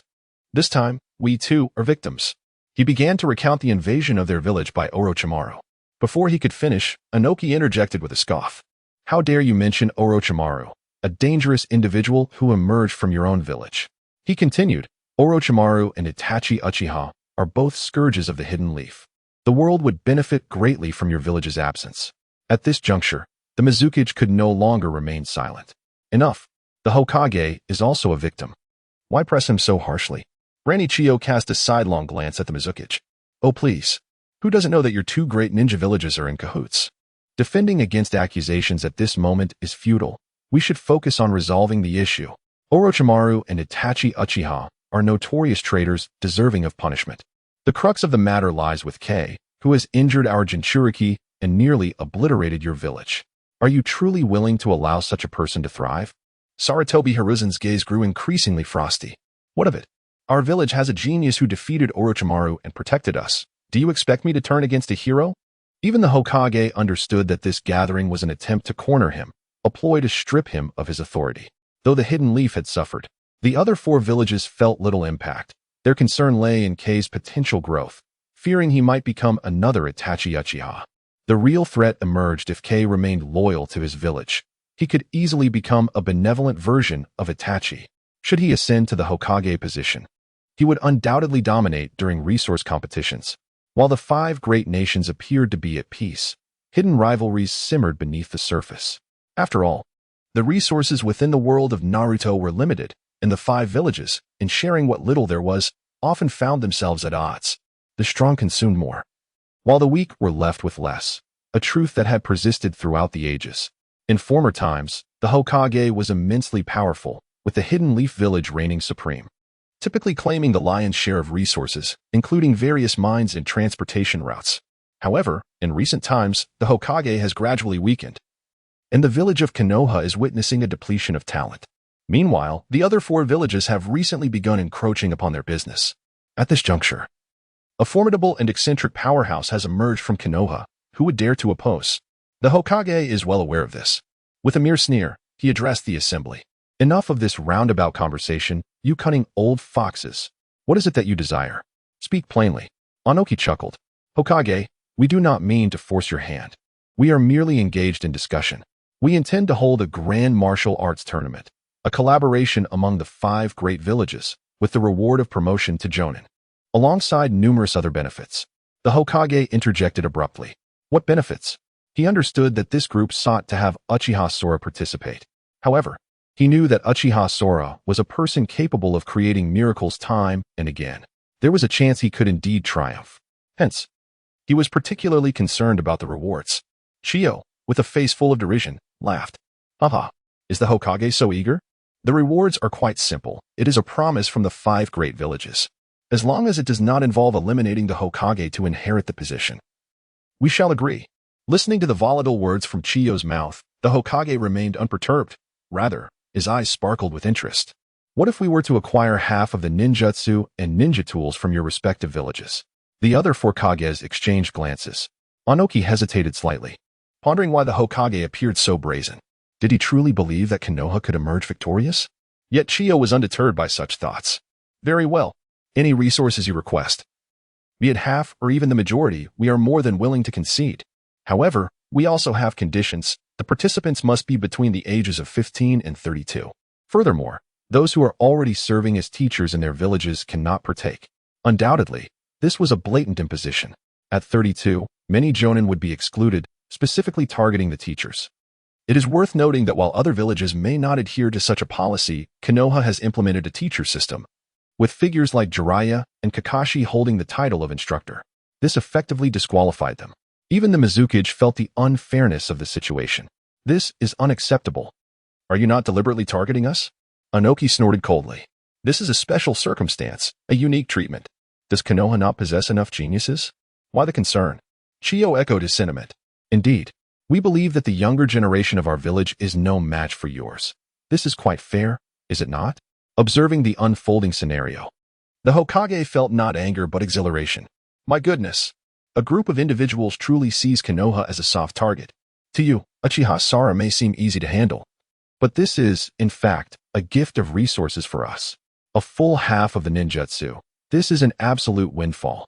The Hokage felt excited within, yet outwardly feigned indignation. You are being excessively oppressive. One must indeed raise the stakes a little. Should we lose, it would at least render us somewhat more agreeable. Anoki chuckled heartily and spoke generously. Indeed, given our greater age, we must certainly offer some form of compensation. If you emerge victorious this time, let it be known that I, Anoki, am willing to allocate 8/10 of the resources from Awagakure to you. Chiyo followed suit, adding fuel to the fire. I shall also contribute 8/10. Hokage, this is a lucrative deal forged through bloodshed. If you prevail, you need not worry about resources for the coming years. Sarutobi Hiruzen smiled thinly, though his eyes betrayed little mirth. If that is the case, then the competition is settled. However, I presume the meeting has additional purposes? Chiyo nodded, her expression grave. Indeed, we must address the existence of the recent small organization. From the outset, their intentions have been anything but peaceful. Not long ago, They directly attacked our Sunagakure, and I suspect they are in the process of gathering tailed beasts. Anoki's countenance darkened considerably. Those are formidable weapons. While their exact intentions remain unclear, if they were to unleash these tailed beasts simultaneously, it would spell disaster. We must strategize on how to counter them. We cannot simply sit idly by. At this juncture, Reikage interjected. A mere mercenary organization, no matter how formidable, is still just a collection of rogue ninjas. If they were truly powerful enough to dominate the 5 great shinobi villages, they would have already established themselves as one of them. Their failure to do so only underscores their lack of strength to overwhelm us. Therefore, we should not hesitate. We must dispatch our strongest to eliminate them swiftly. Catching them off guard. I refuse to believe that a mercenary organization could withstand the combined might of our greatest villages. Chiyo shook her head gravely. The situation is not so simple. Their strength lies in the individual prowess of each member, each a renowned figure in their own right. Our village's strength relies on numbers. They would never engage us directly. Should conflict arise, they could easily relocate, making it impossible for us to capture them. In fact, we might even end up revealing a significant number of our ninjas. The Hokage nodded, deeply reflective upon hearing this. Indeed. Unless we can devise a means to restrict their movements and ensnare them all at once, the likelihood of casualties is far greater should we confront them individually. Moreover, we are a village. While the monks may flee, they cannot escape the temple. If they seek retribution, we would have no way to preempt their actions. Upon hearing this analysis, the assembly fell into a contemplative silence. They understood well that it was not a matter of their inability to defeat the Akatsuki, but rather that those who have nothing to lose are often the most fearless. If pressed, they could scatter and retaliate against the 5 villages, each capable of inflicting devastation akin to that of a tailed beast. Should such a scenario unfold, it would undoubtedly leave them all severely weakened. In the realm of ninjas, it is crucial to recognize that it is not solely dominated by the 5 great villages. Beyond them, there exist other smaller villages and ninja clans, some of which are only marginally weaker than Konoha. If any village were to sustain injuries and suffer significant losses, it would be quite susceptible to being overthrown. This is precisely how the 5 great villages established their dominance in the past. So what shall be done? We cannot allow ourselves to be led astray. I believe I have a solution. At that moment, Granny Chiyo suddenly interjected. The crowd turned to her, each face reflecting surprise. What shall we do? Granny Chiyo smiled cunningly. It is quite simple. Their target is the tailed beasts, is it not? Moreover, the Uchiha clan's prodigies would undoubtedly be intrigued as well. When the time comes for the grand tournament, we can bring forth the tailed beasts to attract their attention, even if they do not come. Gathering the tailed beasts under the protection of so many powerful individuals would ensure their safety for a time.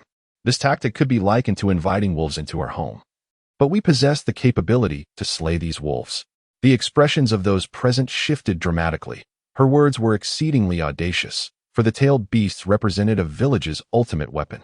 They are inherently unstable factors, and even the slightest disturbance or external influence could lead them to break free from their seals. In such a scenario, even the formidable warriors from the surrounding villages might struggle to contain these terrifying creatures.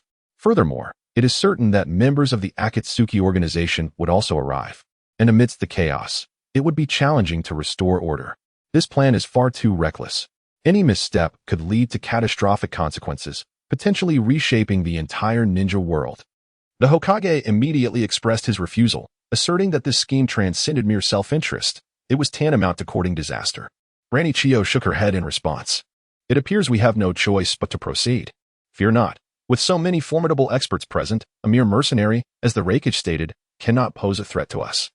The group fell into silence, for they indeed harbored a certain disdain for smaller organizations, though they acknowledged the presence of powerful figures such as Orochimaru within these organizations. The 5 great villages had maintained their supremacy in the ninja world for far too long to be underestimated. It is no exaggeration to assert that the strength of each village's leader, along with several high-ranking elders, is formidable. After all, the Akatsuki, no matter how strong they appeared, were merely rogue ninjas from various villages. It is entirely feasible for a place that produces such powerful defectors to also harbor several equally competent warriors. Konoha, for instance, is exemplified by Jiraiya, who could single-handedly contend with several opponents, while Kakashi could hold his ground against any adversary. The remaining individuals could easily muster a few from the other 5 great villages. The only complication lies in the multitude of spectators, should a battle erupt. How would it be resolved? Quite simply. At that moment, I shall deploy barriers to partition the entire tournament venue into 4 sections. Granny Chio declared. Within these 4 segments, we can station numerous experts disguised as spectators. As soon as the battle commences, the audience will reveal themselves and strike. With the influence of the formation, I remain unconvinced that we cannot vanquish a mere handful of traitorous ninjas. Upon uttering these words, confidence surged within me, causing hesitation among those present. Even the Hokage appeared momentarily shaken. After a brief pause, he declared, "The plan may proceed, but I insist that the location be outside of Konoha village. Any open square will suffice." Noki shook his head in disagreement. "That is unacceptable. Gathering so many skilled individuals in the wilderness would make it easy for them to deduce our intentions. There would be traps." The Hokage's anger flared as he slammed his hand upon the table. "Then let us establish the square in Urawagakure. I will not concern myself with it. Should you insist on this course of action, prepare yourselves for war." The Hokage was not to be trifled with, and his display of authority rendered the atmosphere heavy with tension. Despite the current depletion of talent within Konoha, the village's historical prowess could not be overlooked. Legendary figures such as Jiraiya, along with Tsunade and the others, would pose a formidable challenge. Furthermore, Konoha was home to numerous clans and an abundance of ninjas. Although the Uchiha clan had perished, the Hyuga clan still thrived. If a conflict were to erupt, it might necessitate the involvement of 2 or 3 additional villages. Chio let out a cold huff. "Noki, how foolish you are. This is an open conspiracy. Even if they become aware of it, what then? Are you not intentionally endangering Konoha?" Then, in a softer tone, Chio suggested, "Very well, let us establish the location near the desert. It is barren and would incur minimal losses in the event of war." The assembly nodded in agreement. The Hokage also acquiesced. "No matter if you play the role of the villain or the savior, Konoha has made concessions this time. How you proceed from here is your concern." With that, he rose and clapped his hands. "Enough. Please see yourselves out." As Chio stood to leave, she cautioned, "Remember, I have discerned great potential in the lad Uchiha Sara. He is destined for greatness. If you wish to avoid a repeat of the Uchiha Itachi incident, you must make wise choices." After her words, the assembly departed. Once everyone had exited, the Hokage sighed deeply. If Uchiha Sara can sustain his strength and perhaps surpass the likes of Uchiha Madara, Konoha could once again ascend to greatness. In the wilderness of the Hokage world, Uchiha Sora and Kakashi's group darted swiftly through the forest, their shadows flitting behind them. Before long, they arrived at a clearing, a stark contrast to the surrounding environment. In the midst of the jungle lay a patch of vibrant green grass, leaving everyone perplexed. "Halt! There may be traps," Jiraiya commanded, summoning 2 summoned beasts, blade-wielding toads, to investigate. The agile toads leapt towards the grass below, commencing their inspection. Kakashi's expression was grave. "Is someone attempting to ambush us?" Sasuke scoffed beside him. "What is there to fear? This lineup is surely among the strongest in the entire ninja world." Sasuke, a young man, observed the multitude gathered around him, including his elder brother. Regardless of who they were, it seemed unlikely that they posed any genuine threat. At that moment, Uchiha Sara's gaze flickered with realization. Something was amiss. It appeared to be a naturally occurring substance, reminiscent of, or? No, it was akin to oil. Uchiha Sara inhaled deeply. Indeed, he detected a pronounced scent of petroleum. In the world of ninjas, while the scientific method might be absent, the principles of physics remained intact. Based on Uchiha Sora's deductions, given the presence of the sun and moon, this place resembled a modified version of Earth. Moreover, having watched theatrical adaptations, he understood that this realm was essentially spherical. Therefore, aside from chakra, the fundamental laws of physics aligned closely with those of the real world. This signified that oil could indeed exist. To Uchiha Sora, the expanse of land before him resembled an oil field. Indeed, the undergrowth was sparse due to the oil beneath, making it difficult for larger trees to thrive, while the smaller grasses managed to take root. Upon Uchiha Sora's revelation, the onlookers were taken aback. Tsunade appeared puzzled. "What is oil? A type of mineral?" Kakashi regarded him with a serious expression, pondering. What is this kid thinking? Is he about to concoct another bizarre invention? Jiraiya retracted his 2 summoned creatures, noting the absence of immediate danger, yet sensing an unusual odor. Oil, perhaps? Uchiha Sora nodded in acknowledgement, but chose not to elaborate, aware that any explanation would likely fall on deaf ears. He hastened a few steps toward a more conspicuous area of the clearing. The ground there was elevated, dark in hue, resembling spilled ink. Without hesitation, Uchiha Sara activated his Sharingan. Suddenly, a large, orderly hole materialized in the ground, from which streams of black liquid surged forth vigorously. Indeed, it was oil. Incredible, it truly is oil, he exclaimed. This discovery promised prosperity. Such a resource was immensely valuable. Uchiha Sara was instantly exhilarated. His first thought was of becoming wealthy, akin to owning an oil field, which surpassed merely possessing a mine. Yet, he quickly realized that in this realm, oil might not hold significant worth, perhaps only useful as lamp fuel. However, Uchiha Sara possessed knowledge of technology. With oil came energy. And with energy, countless possibilities could manifest. Airplanes, tanks, automobiles, even engines. A cascade of technological marvels flashed through his mind. In the ninja world, these concepts seemed utterly ludicrous. Yet now they appeared tangible. What if he could create a tank with his bare hands? Would it be capable of obliterating Earth-based jutsu?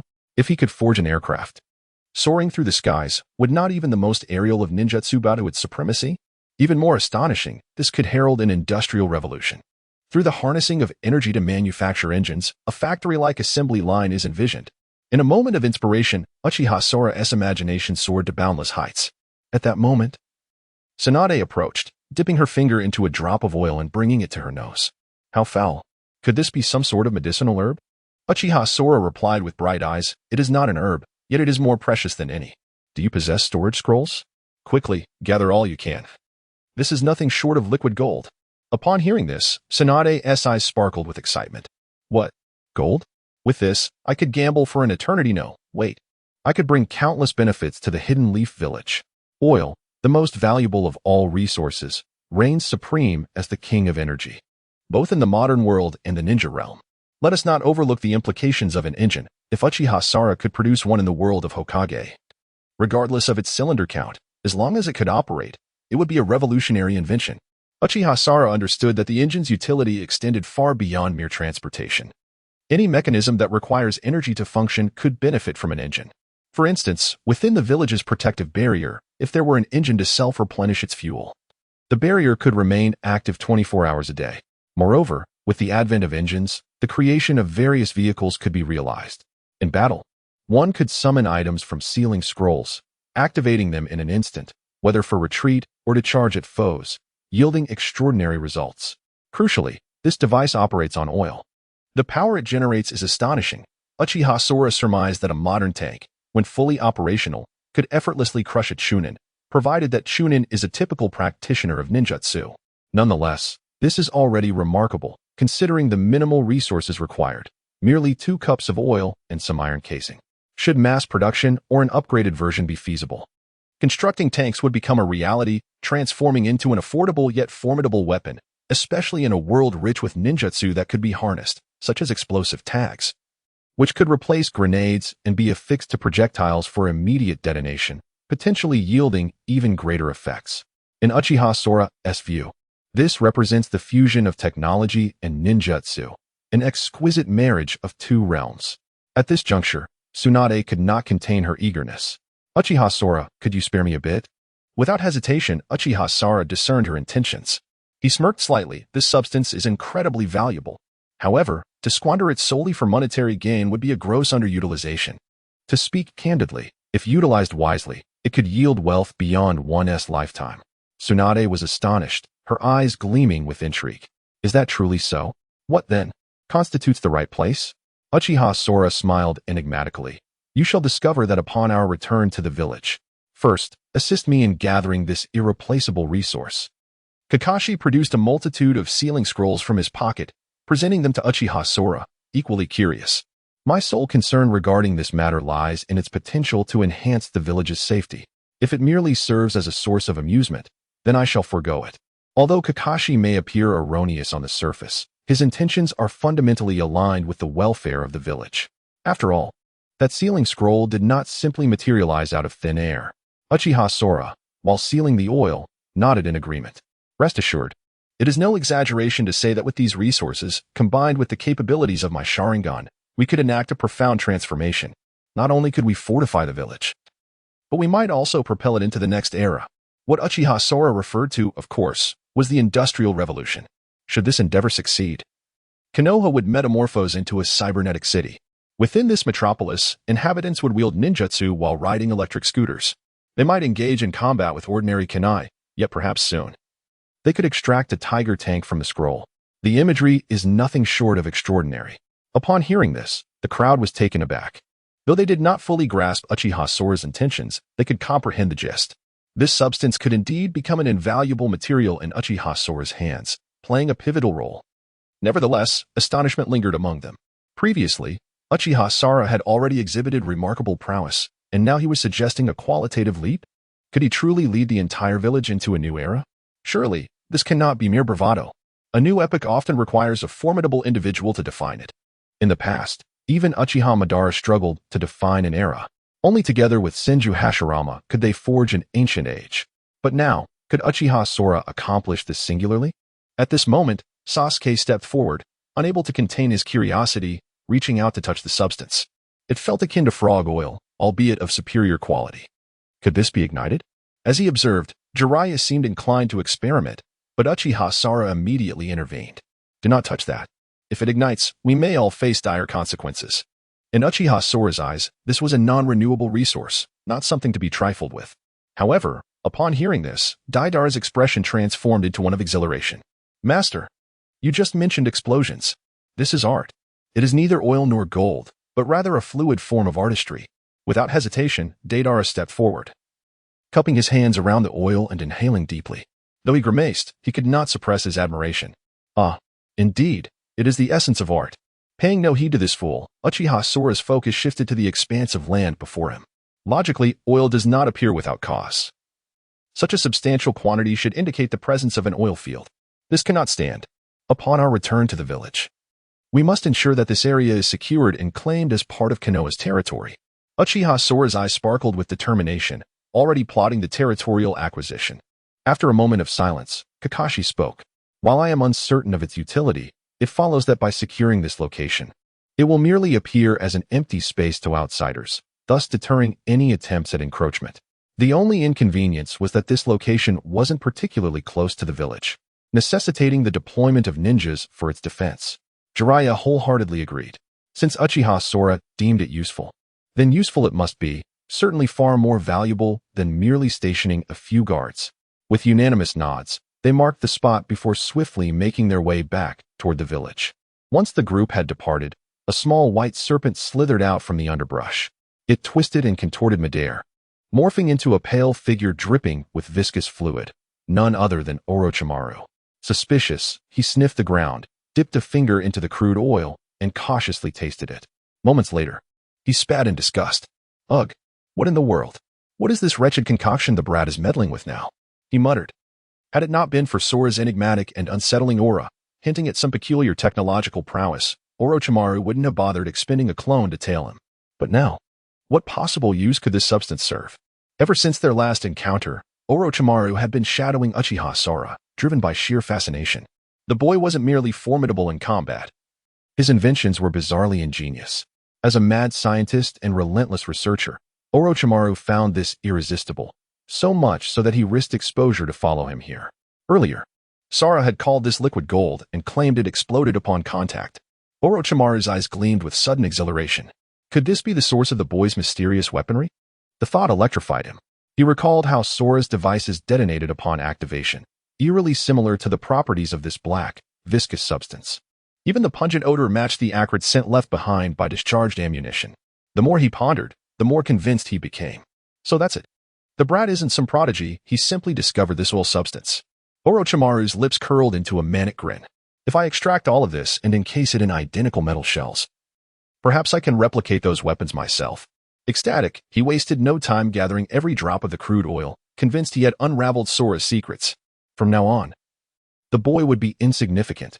Once the site was stripped bare, Orochimaru vanished with a sinister chuckle. Heh, Konoha, Uchiha Sora, just you wait. Meanwhile, at the gates of Konoha, the typically austere entrance buzzed with unprecedented activity. Mercenaries, emissaries from other villages, and ordinary clients seeking missions swarmed the area. The reason? The 5 Kage Summit had just announced earth-shattering news. In 3 days' time, the 5 great villages would jointly host a grand martial arts tournament in the desert. Participants from all corners of the world were welcome. Anyone of eligible age could compete. On the surface, it seemed innocuous enough. The competition among the 5 great villages has been ongoing for quite some time. However, this occasion is distinctly different. Not only is it open to the public, but the rewards are exceedingly generous. It is, in fact, a commitment from all 5 villages. Indeed, as long as it is achievable and does not contravene any principles, it shall be fulfilled. This is immensely enticing. Imagine, in contemporary terms, a nation granting you the liberty to make any wish, provided it is not excessively extravagant. One could have anything they desire, wealth, power, and even status, all at their fingertips. Some individuals even speculate that securing the first place would inevitably lead to an alliance with the Hyuga clan, to say nothing of the implications. That would equate to marrying the offspring of a high-ranking official, and a familial one at that. Not only would one win over a beautiful partner, but they would also attain significant accomplishments, wield power, and possess wealth. Such prospects are undeniably alluring to the outside world. Consequently, a multitude of outsiders has opted to sign up for participation. Not only from Konoha, but individuals from all 5 villages are welcome to enroll. The venue is teeming with people. In the Konoha office, the Hokage frowned as he regarded the few individuals before him, Asuma and Might Guy. With Kakashi and others away on missions, only these elders remained in the village. What is the situation? The village is crowded, and we must enhance security, the Hokage stated solemnly. Might Guy, standing nearby, flashed a thumbs up and grinned. Rest assured, I, Guy, am reliable in my duties. I have issued strict orders to the village's Umbu members. I even instructed them to perform handstand push-ups while on duty. Before he could finish, Asuma spat out the toothpick he had been chewing. Have you lost your mind? They are on guard duty, not training. Might Guy, however, seemed unfazed, retorting disdainfully. That's rich coming from you. Ever since you became a teacher, you've done nothing but indulge in feasting and merriment. You probably have a considerable belly by now. Unlike me, who has been burning with youthful passion, I even feel as though I am still in my adolescence. Faced with such shameless remarks, the Hokage could no longer contain himself and waved his hand dismissively. Enough. As long as you can keep an eye on the village, that is sufficient. Kakashi and the others will return shortly. Just then, the door swung open unexpectedly, revealing Uchiha Sora, followed by Haku, Sasuke, and others. Initially, the Hokage's eyes lit up, believing that the warriors had returned victorious. He had previously harbored concerns that Uchiha Sora's brilliance might attract the attention of the Akatsuki organization. However, upon seeing him unscathed, he noted that he was accompanied by a young woman. Goodness. Indeed, it was a young woman, and notably, she possessed an exceptionally high level of beauty. Even the Hokage could not help but steal a few glances. Internally, he couldn't refrain from scoffing. What on earth? After a brief outing, he has acquired yet another female companion. This rascal, instead of focusing on his training, has opened a beauty salon, exclusively catering to female ninjas. Having Hinata is not sufficient. Now he has taken in another. The Hokage felt fortunate, relieved that he did not have a daughter. He regarded Uchiha Sora as nothing short of a scoundrel. Yet, surprisingly, their usual demeanor was quite docile. Just as one was about to speak, Tsunade entered the room, placing her hand playfully on Uchiha Sora's head. From behind, she embraced him with a hearty laugh, exclaiming, Saratobi Hiruzen, how did you manage to cultivate such a prodigy in the village without informing me? Uchiha Sora coughed, suppressing a surge of discomfort. He felt utterly ill-equipped to handle such a scenario. Meanwhile, the Hokage stood, momentarily dumbfounded. Tsunade, what brings you back? Kakashi interjected, explaining the recent turmoil within the village, which everyone was aware of, indicating Tsunade's return as reinforcement.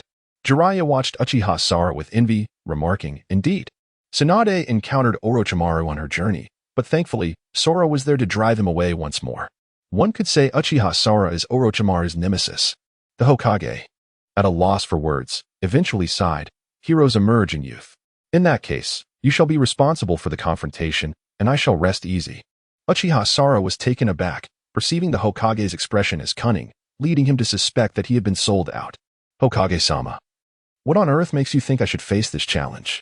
Uchiha Sora was most unwilling, considering his time far too precious to squander in such frivolous combat.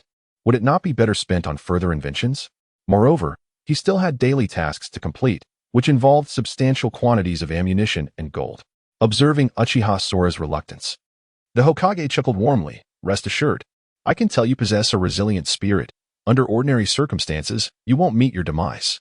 Furthermore, This is merely a showcase within the village, and at worst, you might encounter a surprise attack from a mercenary organization. At the very worst, it could resemble the previous incident in the Konoha Plaza. For you, that shouldn't be a significant concern, right?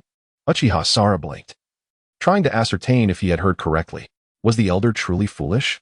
Had he lost his senses? The last encounter, though seemingly effortless, had danced perilously close to the gates of death. Had Uchiha Sora hesitated even slightly when facing Orochimaru, he would have been utterly annihilated. Not only he, but the entire village could have faced destruction at the hands of the tailed beasts, and ultimately it might not have been eradicated. After all, Konoha still had many hidden cards to play, though it would be severely weakened. The danger of that moment was palpable. Yet, despite this, the Hokage seemed intent on orchestrating a repeat performance. Dream on. Uchiha Sara was resolute. He believed firmly in his principles. Unbeknownst to him, the Hokage continued with a glint in his eye. This time, if you emerge victorious, you shall gain access to the resources of the other 4 villages. And I grant you permission to establish your own department within the village. Upon hearing this, the room fell silent. Kakashi was the first to break the stillness, exclaiming in shock, "Hokage-sama, did you just mistakenly refer to a department? Are you serious?"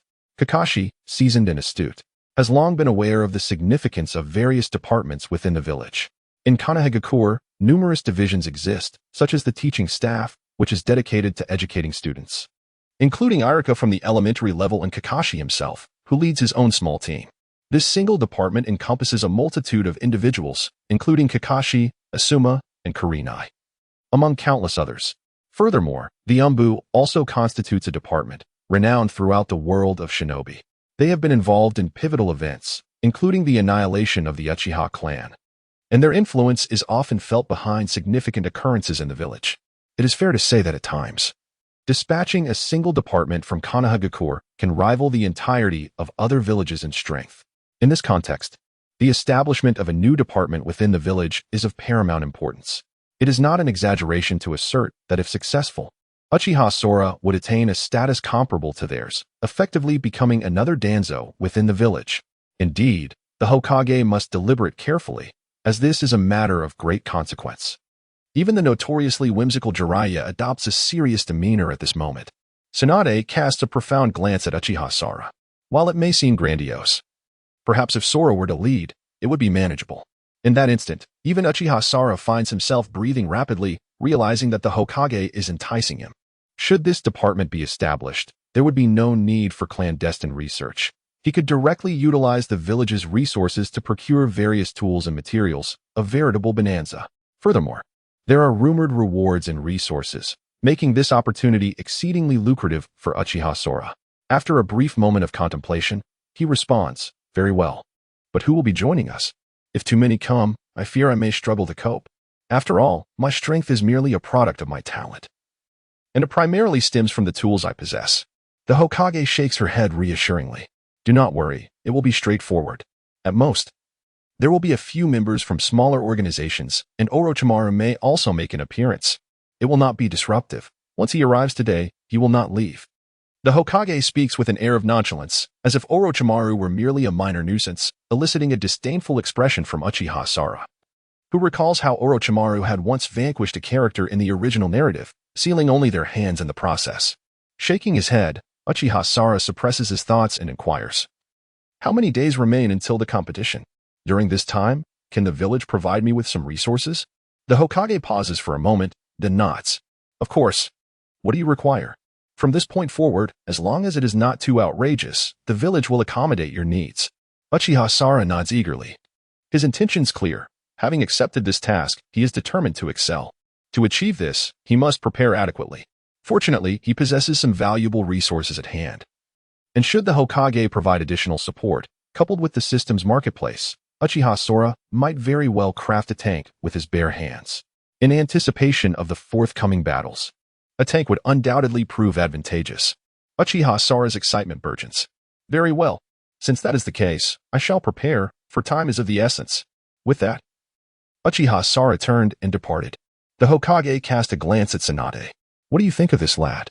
You seem quite invested in him." Tsunade smiled softly. "It is not investment, but rather I find this boy strikingly reminiscent of my late brother." Jiraiya, standing nearby, also felt a wave of nostalgia. Back then, our village was weak. The circumstances have changed now, and we must rise. Uchiha Sara represents our hope.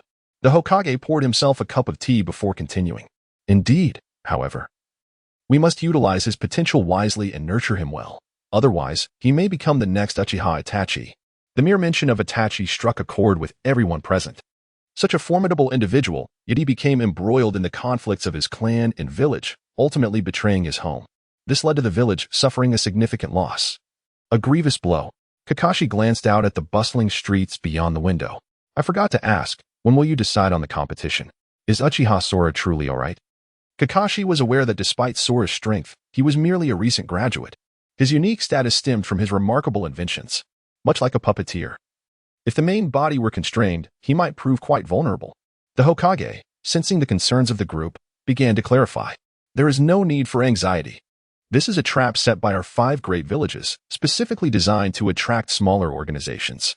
In due time, we shall be the ones to take the offensive. And as for Uchiha Sara, I have entrusted his safety to the Mizukage and Reikage. They will come to his aid at a critical moment. However, I believe such measures may be unnecessary. The group nodded in agreement, and thus the plan was set in motion. Outside the Uchiha clan's gates, a young girl with long hair stood waiting. Though she appeared youthful, her figure was already quite mature. At this moment, the girl eagerly gazed towards the village entrance. Soon enough, Uchiha Sora and Sasuke returned, accompanied by Haku and Deidara. Upon seeing them, Hinata quickly ran forward.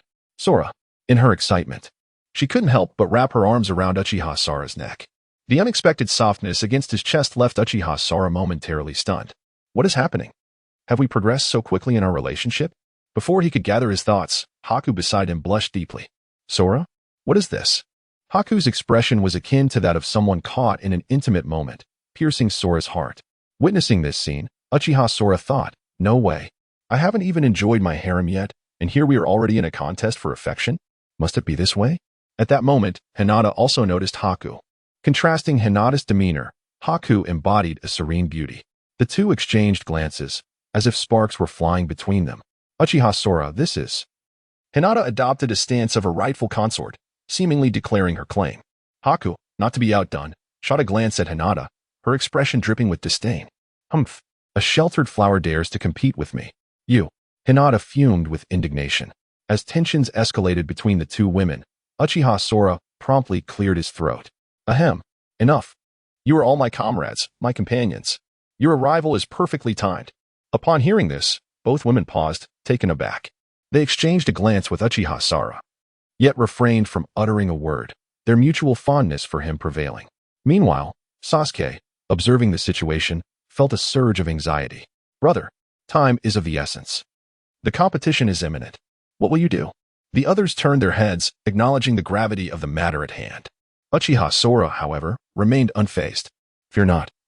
I have my methods. The Hidden Leaf Village will provide ample resources. With these, my strength will be significantly enhanced. Upon hearing this, Sasuke and the others exhaled in relief. Knowing that Uchiha Sora was not one to boast idly, their worries dissipating. Thus, Uchiha Sora led the group into their designated shop within the village. After dismissing those deemed unessential, he proceeded to tap into the village's vast resources. Facing not only Orochimaru but potentially Yahiko himself, Uchiha Sora felt a sense of urgency. Recalling the original storyline, the peril of carrying a bag of rice up several flights of stairs necessitated an immediate enhancement of his capabilities. His gaze flickered with determination. As the saying goes, fortune favors the bold. The rewards for this mission were substantial, yet the path to obtaining them was fraught with challenges. In Uchiha Sora's view, the only viable solution was to swiftly unlock quantum technology and acquire a quantum battle suit. However, with insufficient gold to amass the millions required, time was running out. With merely 3 days left, he pondered his options. Suddenly, an idea struck him. The Hidden Leaf Village had promised him resources. Could he, perhaps, exchange them for gold in a short time frame? Without hesitation, Uchiha Sora accessed the system interface and navigated to the marketplace, discovering the presence of a decomposition function. Indeed, this function, common in most games, allowed one to break down unnecessary items or surplus goods into useful universal resources. In this instance, decomposing would yield gold. After some experimentation, Uchiha Sora realized that the most valuable items he could decompose were ninja tools. Additionally, he found various simple technological components, such as batteries and mobile phones. Lacking these, he knew that his path to wealth lay solely through ninja tools. Resolute, he thumped his thigh and initiated a legendary request for ninja tools from the Hokage. Furthermore, Uchiha Sora did not limit his request to just one item. He also sought a substantial amount of oil and various ores. While the ninja community may not be familiar with these resources, Uchiha Sora was confident that, with his specifications and given the non-scarcity of such materials in the ninja world, he would obtain them swiftly. In addition, he requested some gold, as many components required a high degree of malleability, which only gold could provide. When the inventory of supplies arrived at the Hokage's office, his weathered face contorted in dismay. This insufferable rascal. Has he gone mad? Such an abundance of resources would certainly cause significant strain even for the Hidden Leaf Village. At that moment, the Hokage felt a pang of regret. Why did he agree to such lavish terms? This scoundrel even demanded gold, undoubtedly attempting to extort him. However, considering Uchiha Sora's demonstrated talents, coupled with the Hokage's authoritative word, he had no choice but to grit his teeth. Kakashi, contact the Umbu, and you shall personally lead the team to gather the supplies. Meanwhile, Uchiha Sora had another plan. He aimed to seize control of an oil field. Kakashi appeared out of thin air, closing the book he had been reading. Lord Hokage, the oil is a precious resource discovered by Uchiha Sora, and it lies just beyond the village. The Hokage nodded with a hint of resignation. After all, everything was in pursuit of victory in the competition, a means to ensnare their opponents. Let this Uchiha Sora indulge in his antics. Kakashi fell silent for a moment before speaking up. Hokage, you have assigned a separate department to Uchiha Sora, yet you have not allocated any personnel. Kakashi, seasoned and astute, had previously thought the Hokage had been overly generous towards Uchiha Sora. Assigning a department was tantamount to granting him considerable authority. Yet, reflecting on it now, all the departments seemed to be mere titles, as none had been provided with a contingent of ninjas to assist Uchiha Sora. This left Kakashi perplexed. Even suspecting the Hokage was merely testing the waters, the Hokage cast a sidelong glance at Kakashi, his gaze profound. What are you pondering? This lad has yet to be truly tested. He is the core of the department. If he fails this time, the department would inevitably face reorganization in his absence. Enough. I will manage this. Kakashi refrained from further commentary and instead turned to execute his mission. Beyond the Hidden Leaf Village, amidst a vast wilderness, Deidara and Sasori, two brothers, were swiftly traversing the terrain. Along the way, Sasori's gaze was anything but discreet, seemingly fixated on Deidara, searching for an opportune moment to strike. Stop staring at me. Focus on how to infiltrate the event. I can't believe they are actually holding the competition so soon, and right near the Sand Village. We have to go back, Deidara exclaimed, clearly agitated by the turn of events. Sasori, displaying little emotion, merely shrugged. Let them come. The more, the merrier. It will be an opportunity for them to witness the prowess of our Akatsuki organization. Besides, with a larger crowd, they will undoubtedly have more reservations once we make our move. As he spoke, a bloodthirsty glint flickered in Sasori's eyes. Suddenly, Deidara halted, gazing out at the vast expanse of desert before him. It's enormous, truly a testament to the might of the 5 great villages. Before them, amidst the swirling sands, a colossal circular structure emerged, concealed by the dust storm. From a distance, it resembled a great mountain, particularly daunting against the backdrop of the golden sands. The area covered spans several kilometers, clearly indicating that such a feat could only be accomplished through the use of ninjutsu. Truly magnificent, befitting a great village, though the destruction it entails might also be exhilarating. Duan Fei felt a surge of excitement as he sensed a multitude of individuals converging upon this location. It appears the rumors hold water. The competition is on the verge of commencing. Kakuzu's gaze darkened, a cold smirk escaping his lips. This was indeed an opportunity, had he known. He would have summoned the Red Sand Scorpion, for this is his homeland. Yet, that matters not. We shall remain hidden here, awaiting the arrival of Uchiha Kong, ready to catch them off guard. The two exchanged sinister smiles before swiftly concealing themselves nearby. In the Hidden Leaf Village, within the Uchiha clan's general store, the backyard had been transformed into a research facility by Uchiha Kong. At his command, an abundance of resources began to be gathered from all corners of the land. Presently, Uchiha Kong found himself surrounded by a plethora of materials, gold, an assortment of basic ninja tools, and various mined ores. Without hesitation, Uchiha Kong commenced the process of disassembling these resources within the system. Ding! The system detected the host's disassembly of items, as this was the first disassembly. The reward was doubled, yielding 200 gold coins. In no time, 200 gold coins were credited to Uchiha K's account. Although this sum was modest and far from the million-coin goal, it marked a steady progression forward. It is worth noting that Uchiha K had merely disposed of a slightly unique kunai, a standard weapon for some J-nin. The realization that such an item could be valued at 200 gold coins was astonishing, especially as he had an entire box of them. This could indeed amount to several million, especially with the inclusion of gold and other resources. Uchiha K was thrilled. He had never imagined that such a method could yield wealth. Henceforth, he resolved to seize every opportunity to acquire equipment during battles, as each piece represented gold. Without a moment's pause, Uchiha K resumed the disassembly process. With each passing moment, his speed accelerated, until he was almost recklessly feeding items into the system. The influx of gold coins surged rapidly, bolstered by occasional system rewards that multiplied his gains. Within half a day, Uchiha K had exhausted all available resources. Yet his gold coin total had skyrocketed to 750,000. This impressive sum comprised rewards from prior tasks, though the majority stemmed from his disassembly efforts. Now, Uchiha K wasted no time and began purchasing necessary items. The quantum equipment required specialized components, such as miniature reactors, which ordinarily would be impossible for him to craft by hand. However, not all hope was lost. A portion of the materials was within his reach. Thus, he gathered these materials, crafting them himself and saving a significant amount of gold in the process. Originally, one might have assumed that a sum exceeding 1 million was necessary. However, upon closer inspection, it became apparent that after meticulous craftsmanship, a mere sum of over 600,000 sufficed. Swiftly, Uchiha K's materials were gathered. Gazing at the array of components spread before him, Uchiha K was overwhelmed with elation. This was, after all, quantum armor. The prowess of the Iron Shrimp in the film is widely recognized. Who could possibly be unaware? By incorporating an additional layer of ninjutsu, the fusion of technology and the fantastical would undoubtedly yield an even more formidable and extraordinary creation. Without further ado, Uchiha K retrieved the materials and commenced the fusion process. Should this endeavor succeed, he would undoubtedly ascend among the ranks of the proficient. His eyes sparkled as the synthesis platform radiated a golden glow. The fusion had begun. Unlike previous smaller syntheses, this process was markedly slower. Concurrently, Uchiha K felt the strain. Each passing moment seemed to stretch into an eternity. Fortunately, the synthesis progressed steadily. And soon, a luminous white light began to materialize before him. Within this radiant glow lay a circular, flat stone resembling a jade pendant. Its entire surface was a muted black, devoid of reflection, easily visible when worn around the neck. This was the essence of the quantum armor. Uchiha K, filled with exhilaration, immediately grasped the core and pressed it to his chest. With a couple of firm taps, the armor began to extend, enveloping him like a second skin.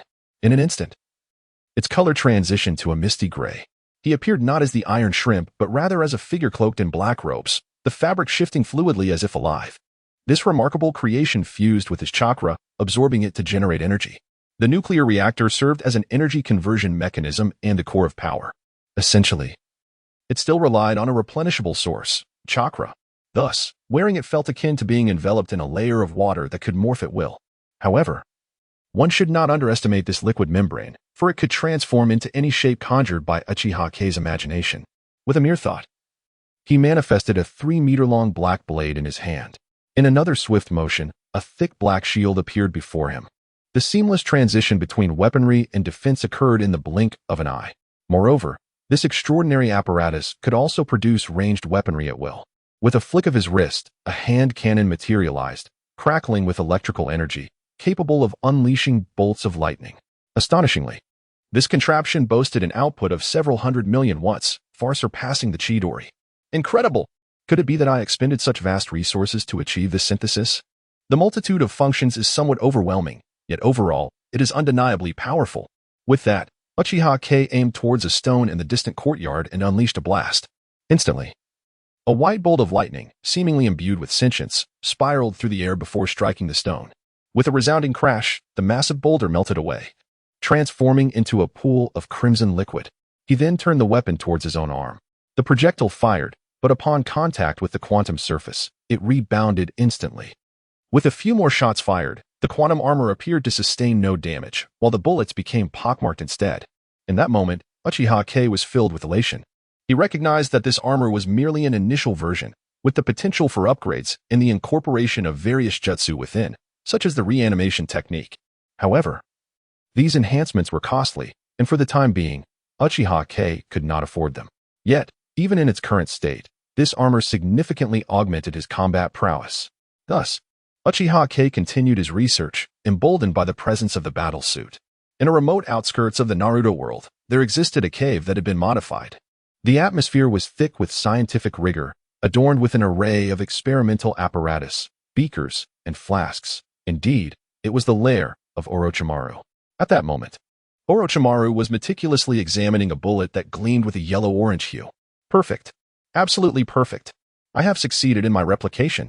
Orochimaru laughed maniacally, confident that he would no longer fear encountering Uchiha Kong. Uchiha Kong, just wait, for I shall wield your own weapon against you. And I wonder what pitiful expression you will wear then. In the land of rain, within the depths of the Akatsuki's base, Konan wore a grave expression. Her beautiful eyes knitted in concern. According to Orochimaru's report, the reason behind Deidara's betrayal seemed to be connected to Uchiha Kong. Moreover, given the previous Nin exams, Uchiha Kong was undoubtedly formidable. Could only Sasori and D.N. be truly capable of confronting him? Furthermore, it was said that this tournament involved an alliance of the 5 great villages, potentially laden with traps, even in the absence of such. The mere presence of the various Kage observing would pose a significant challenge for them.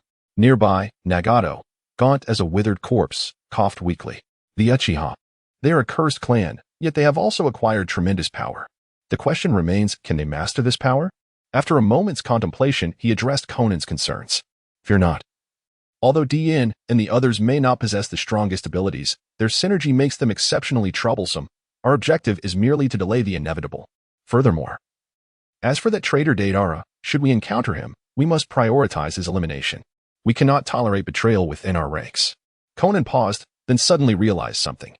Drawing in a sharp breath, Nagato, you cannot possibly be intending to sacrifice them as bait? However, we are already few in number, and those 2 are veterans. Sacrificing them seems unwise. Nagato smiled darkly, a glint of madness in his eyes, his lips curling in a way that made his wrinkled skin appear unsettling. What of it? For the sake of our plan and the realization of our goals, the sacrifice of a few is merely a necessity. In the grand scheme, those 2 are insignificant. They should consider themselves fortunate. Konan fell silent, gazing at Nagato, feeling an unfamiliar sense of estrangement. This was indeed a chilling cruelty. In those years, 3 individuals were mere orphans, wandering through the land of rain, subsisting solely by thievery.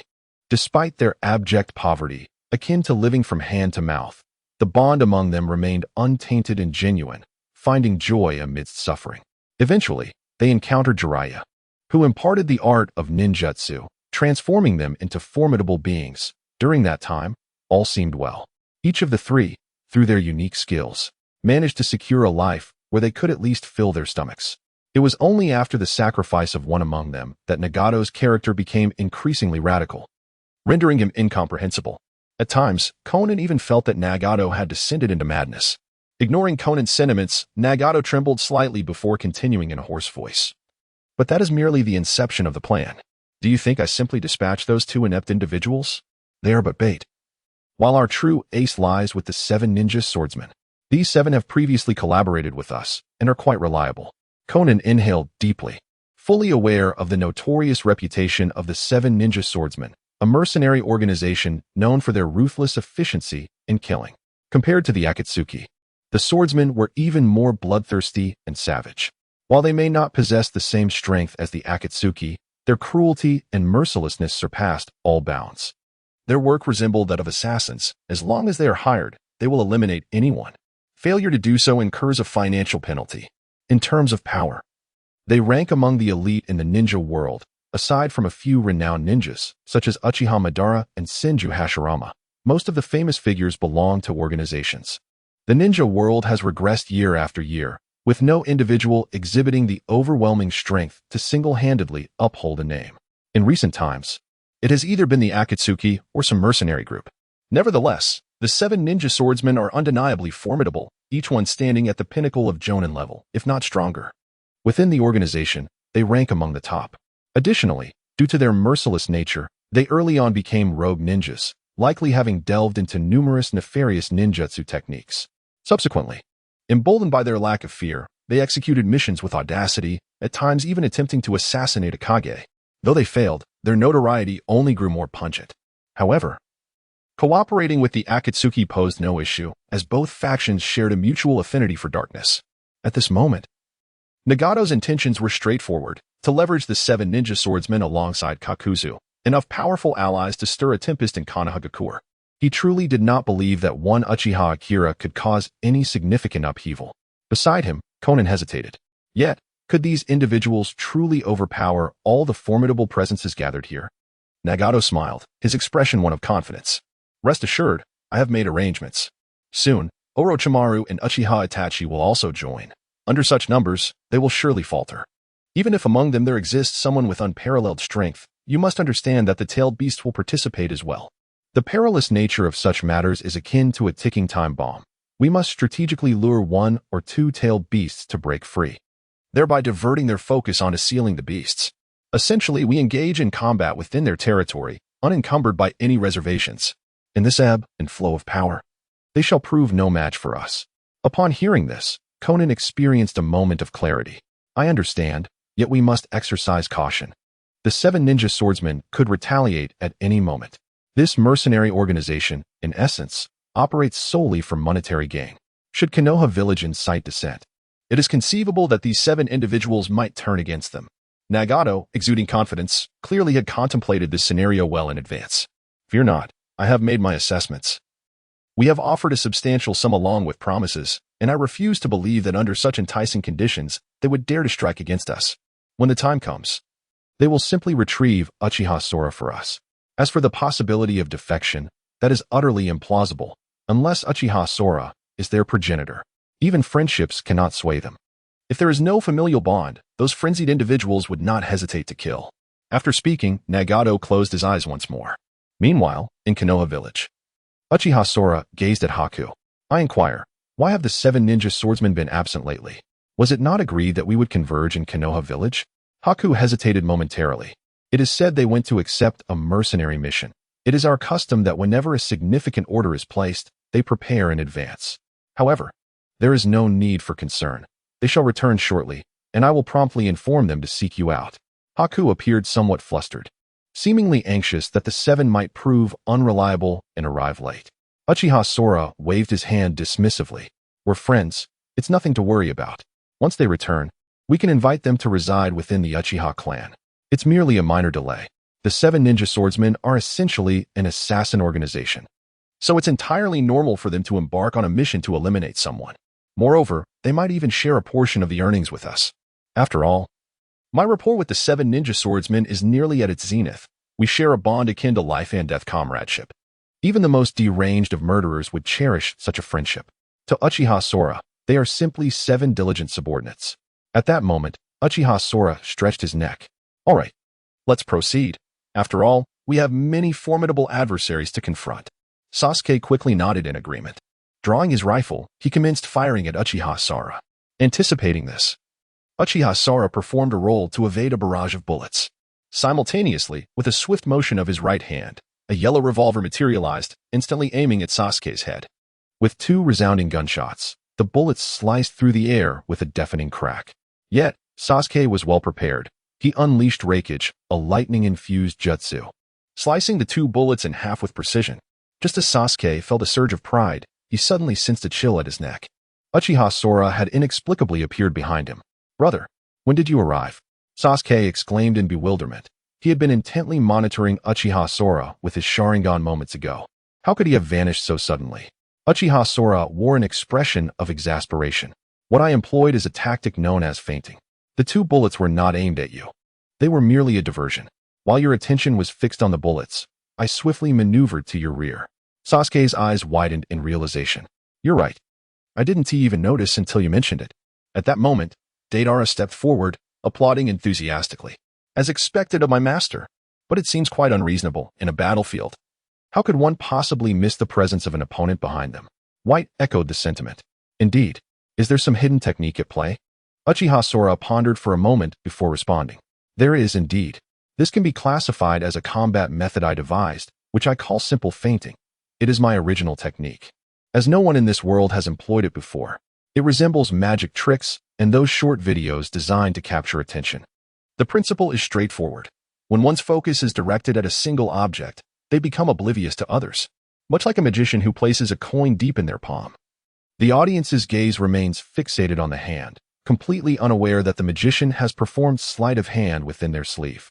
This technique may not be extraordinarily sophisticated, nor does it require chakra or excessive prowess. What is required are merely techniques to divert attention. At that moment, everyone present understood. Suddenly, Bai spoke up. Kong, I just received intelligence that the 7 individuals are ready. They have been assigned a secret mission, the details of which they do not yet know. However, it seems to be in close proximity to the Hidden Leaf Village. This is fortuitous, as they can both observe our participation in the competition and conveniently fulfill their mission. Bai was exhilarated, anticipating the imminent arrival of his comrades. Uchiha Kong raised an eyebrow. What kind of mission could there be near the Hidden Leaf Village? Could it be? He quickly shook his head. Surely, his luck couldn't be that fortuitous. Someone was out to kill him, yet the assailants were his close friends. That would be a comical blunder. Nonetheless, Uchiha Kong refrained from inquiring further, knowing that it would be futile. After all, the mission was confidential even to the 7 ninja swordsmen. It was likely highly classified, and only upon their arrival could those tasked with the mission take action. At that moment, Uchiha Kong shook his head, suppressing such thoughts, and turned his gaze to Bai behind him. All right. What we currently lack most is the enhancement of our strength. I have a suspicion that when the next competition begins, chaos may ensue once more. If an attack were to occur, it would be imperative for you all to possess the strength to at least protect yourselves. Bai nodded vigorously. Rest assured, Kong, with that weapon of yours, my strength has significantly improved. Sasuke, too, nodded in agreement. After training diligently with my brother these past few days, I've become quite adept at it. I should be referred to as a sharpshooter now. At that moment, Deidara, with a glint in his eye, hurriedly interjected, Master, if someone dares to assault the village this time, will I be able to observe this art up close? Before he could finish, Uchiha Kong interrupted. Let us not discuss that just yet. Art cannot simply be observed at will. It demands considerable energy from me. However, if someone truly dares to create mayhem in the village, I wouldn't hesitate to intervene. Deidara was immediately exhilarated, practically bouncing with joy. While the others looked on in bemusement, Bai stepped forward a few paces. Kong, this competition is particularly perilous. It's said that there are no age restrictions, as long as participants are under 30, and there are no limitations on methods. This is quite unfair, considering that many individuals are capped at 30 yet possess even greater strength. Therefore, we should prepare more thoroughly. Uchiha Kong nodded and retrieved a Gatling gun from his storage space. After surveying it, he began to maintain it. Sometimes, one must concede that the system shop is indeed quite useful. Occasionally, the items for sale are precisely what is needed, such as a simple wrench or screwdriver. The gun cleaning cloth he was using had also been purchased from the shop. Otherwise, with his limited skills, Uchiha Kong would not have been able to craft one by hand. At this moment, Uchiha Sora is preparing for the upcoming battle. Meanwhile, the others are not idle. The Ino Shikacho trio is diligently training at their home in the back mountain. This sight fills Choji with jealousy. Uchiha Sora, that guy, stole the limelight in the last match. Why is the village allowing him to participate again? Shikamaru looks on with disdain. It's absurd. He is the one who repelled the tailed beast, representing Konoha in the competition, which certainly reflects well on the village. Can you imagine them sending you instead? Choji scoffs, feigning indifference. What does it matter? It's merely due to his superior lineage. If I were born into the Uchiha clan, I would undoubtedly surpass him. Shikamaru and Ino exchange glances, and an image of Choji awakening the Sharingan flickers in their minds. It should be a striking sight, yet it appears so incongruous when considered with his physique. The two cannot help but laugh. Huh, you think you can compare with Sora? Weren't you the one who nearly fainted when you last saw him? Ino taunts. Shikamaru, maintaining a serious demeanor, adds, Uchiha Sora is exceptional. We have seen many Uchihas before, and even recently, Sasuke hasn't showcased such prowess. Historically, have you ever seen an Uchiha reach the level of a tailed beast at such a young age, let alone annihilate it? I doubt even Uchiha Madara could claim such a feat. This is not merely about bloodline. It speaks to individual capability. Choji finds himself at a loss for words after this retort. sighing in resignation. There's nothing to be done. Uchiha Sora is just too extraordinary. I still cannot comprehend the source of his destructive power. Shikamaru strokes his chin thoughtfully. Indeed, the first time he witnessed Sora in action, it felt uncanny. This guy doesn't utilize chakra and requires no hand signs to manifest such terrifying abilities. It is no wonder the village values him so highly. I hear they have even established a dedicated department for him. Although he is still relatively unknown, he is bound to become a significant figure in the village. Ino's eyes sparkle with admiration. She has always held a fondness for Uchiha Sora, a sort of infatuation. Now, witnessing his remarkable capabilities, Ino feels a sense of pride, believing it reflects her discerning taste.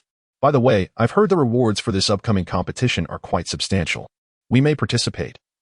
But can we truly secure a victory? Choji suddenly inquires. It's hard to say. But one thing is certain, Uchiha Sora has a high probability of clinching the top prize, and the rewards will benefit our village, Shikamaru responds. The others nod in agreement, acknowledging that despite some of their reservations about Uchiha Sora, they are all from the same village. Once he wins, they will also share in the rewards. Thus, they fall silent and resume their training. Meanwhile, Naruto is in his room, savoring a bowl of Ichiraku ramen, while fervently practicing the shadow clone technique. Truly, he is worthy of being Sasuke's elder brother, coming up with such clever strategies. A brilliant blue Rasengan swirled rapidly in Naruto's left hand, crackling with tendrils of lightning. Not long ago, Naruto had sought the guidance of Uchiha Sora, yearning to enhance his strength. According to the original narrative, at this juncture, Naruto had indeed grown formidable, having even mastered the Rasengan. However, due to the presence of an extraordinary entity, the timeline had been altered. Jiraiya had ventured out with Uchiha Sora and had not been present with Naruto, rendering any instruction on the Rasengan impossible. To stabilize the timeline, Uchiha Sora had deliberately revealed this ninjutsu to Naruto, resulting in Naruto's astonishment at the realization that he could combine forces with his shadow clones to create the Rasengan. Uchiha Sora was truly a genius. Naruto reminisced about the moments when Uchiha Sora had single-handedly vanquished tailed beasts, his eyes brimming with admiration. Sora, this individual is my aspiration. I must catch up to him. Perhaps he is destined to be the next Hokage, while I shall be the one after him. With that thought, he excitedly dispelled the Rasengan, eagerly anticipating the upcoming competition. Deep within the village, the Hokage addressed Kakashi and the others with a grave demeanor. How are preparations progressing? Kakashi understood the implication behind the Hokage's words. Strong individuals had been arranged near the village, albeit in limited numbers, as their primary targets were likely the Ninetales or Uchiha Sora, both of whom were competitors. The venue for the competition lay 500 kilometers from the village, currently nearing completion through the collaborative efforts of the 5 major villages. The Hokage nodded, casting a glance at Jiraiya beside him. Jiraiya affirmed, I have also completed arrangements. A significant portion of the participants at the competition will be our village's elite shinobi, including members of the Umbu. We can ensure stringent supervision from the onset of the event, minimizing the impact of any potential sabotage. The Hokage nodded appreciatively. As the saying goes, it's not the fear of 1,000, but the fear of the unexpected. This competition is unprecedented. Despite being a trap, a single misstep could backfire upon us. Thus, in addition to our overt strategies, we must discreetly retain our own contingencies for the village. He continued, based on my estimations, their likely targets are Uchiha Sora and his companions. Sora is astute. He will likely be able to protect himself amidst the chaos, but your protection will be essential. The others posed little concern, for the 5 of us old-timers would be watching closely, and with adequate preparation, they could not replicate the calamity that befell Konoha. Jiraiya pondered and then gravely remarked, isn't this a bit reckless? Using such a vital-tailed beast and Uchiha Sora as bait. What if we hook a formidable adversary that capsizes our vessel? The Hokage stroked his chin thoughtfully and nodded. As I said, we are thoroughly prepared. One must sacrifice the child to catch the wolf. It is difficult for them to fathom that we have gathered so many significant figures in one place, solely to ensnare them all at once. Caught off guard, our chances of success are greatly enhanced. Furthermore, with so many formidable individuals present, they may hesitate. And what is there to fear? Our village boasts numerous experts, and with Tsunade's return, any injuries can be treated. Jiraiya chose not to elaborate further, understanding that the Hokage had made a definitive decision. Kakashi, standing nearby, ceased his attempts to persuade and gravely suggested that the upcoming tournament was likely to be disrupted. raising concerns about what would happen should Uchiha Kong emerge victorious and claim the rewards. The Hokage blinked, contemplating how, even before the competition had commenced, they were already fixated on the spoils. Yet, upon reflection, it did resonate with Uchiha Kong's character. Rest assured, I have conferred with a few of my old comrades regarding this matter. The truth of it is to observe their reactions amidst the ensuing chaos, he assured. Kakashi nodded. A moment later, seemingly struck by a thought, hastily remarking, by the way, according to intelligence, the infamous mercenary organization known as the Seven Ninja Swordsmen has been notably absent from the ninja world lately. Could they be seeking a piece of the action as well? The Hokage's pupils involuntarily constricted. What? They are participating too? It was not fear that gripped him, but rather the realization that these 7 individuals possess considerable strength and numbers. Typically, this would pose little concern, but during a critical moment, their involvement could prove detrimental. Preliminary assessments indicated that if they engaged one of their own, they could potentially overwhelm a small organization. However, if the 7 ninja swordsmen were to join, the outcome would be uncertain. Moreover, if the swordsmen were involved, what of the other mercenary organizations? Might they, too, be brazenly invited by the Akatsuki? In that instant, he found himself filled with regret.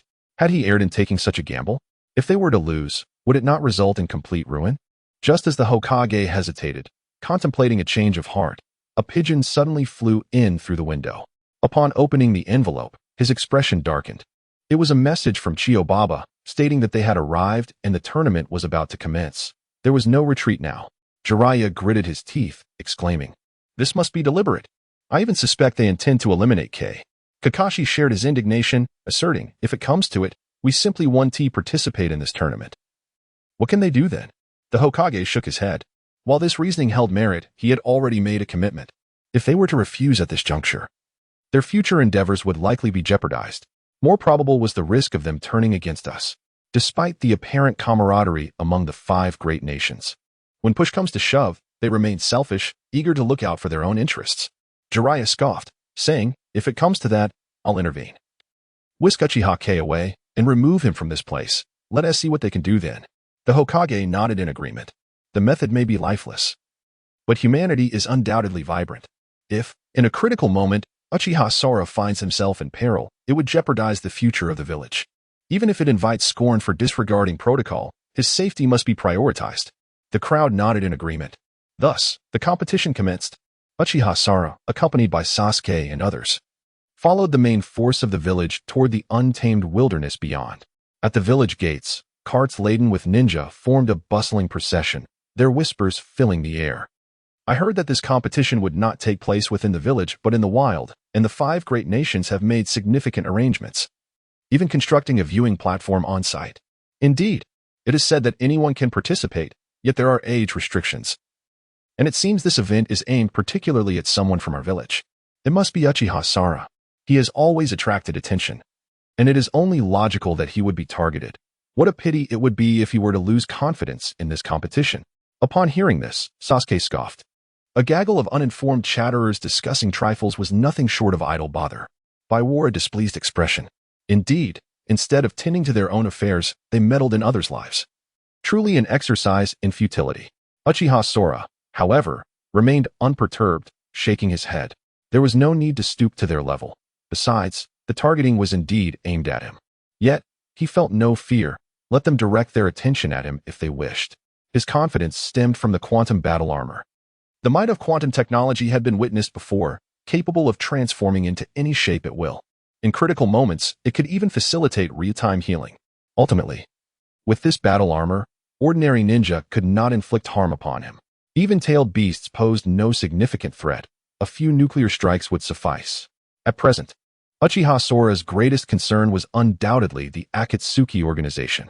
However, he remained calm, for he had also gained the camaraderie of the 7 ninja swordsmen. This time, he was certain of a flawless conclusion. Once that was achieved, he could unlock more advanced technologies and acquire additional resources.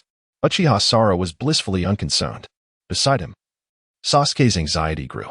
According to the Hokage, it seemed that many mercenary factions would also participate, which could spell danger for them. Deara, trailing behind Uchiha Sora, had already donned the attire of the Uchiha clan, complete with a Leaf Village forehead protector. From a distance, he appeared unmistakably as a Leaf Ninja. His face radiated excitement. For the larger the spectacle, the greater the likelihood of his leader employing his art. He eagerly wished for Uchiha Sora to unleash an explosion right then and there. Master, the Akatsuki organization may also join this time. They will be formidable adversaries. I suggest you detonate something spectacular on sight. Uchiha Sora was speechless, fully aware that Deidara yearned to witness a display of artistry. However, the use of nuclear weapons was not something Uchiha Sora could indulge in frequently. After all, following the last detonation, residual radiation lingered in the Leaf Village to this day. Thankfully, after the explosion, Uchiha Sora had utilized Chakra to neutralize the excess nuclear contamination. Otherwise, it would be utterly uninhabitable. Yet, this was due to the lack of urgency at that moment, allowing Uchiha Kong the luxury of mockery. However, when the time for battle arrives, there may not be any opportunity to engage in such frivolities. At this juncture, Uchiha Kong and his companions had already reached their destination. Before them lay a vast expanse, evidently carved out by human hands, upon which stood a colossal structure made of sand and timber. It bore resemblance to an arena, with seating for spectators encircling the central area designated for contests. Uchiha Kong inhaled deeply, his expression grave. The size of the arena was staggering. Should a conflict erupt, there would be no time to react. His awareness surpassed that of others, and he recognized the inherent danger of the situation. After all, the Akatsuki organization was not to be underestimated. If they were to cause trouble, it was uncertain whether they could withstand such an onslaught. At that moment, he noticed the highest tier of the stands where the Hokage and a group of elite shinobi were already assembled.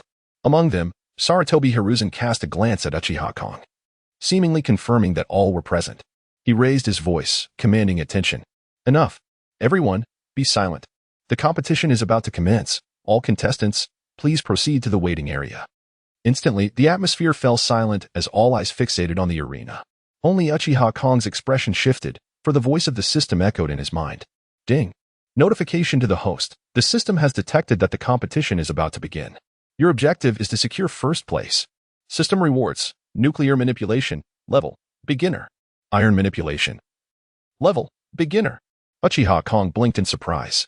What did these manipulations entail? Suddenly, a thought struck him. Could it be that he would possess the ability to control metals or nuclear energy at will, perhaps akin to some unique creative power? Yet, at present, Uchiha Kong could not ascertain the truth. Only upon completing the task would clarity be attained. Uchiha Sora shook his head, momentarily suppressing his thoughts. This was not the time for such musings. The pressing concern was to identify the threats lurking within the crowd. After all, the Akatsuki members would undoubtedly be on the move.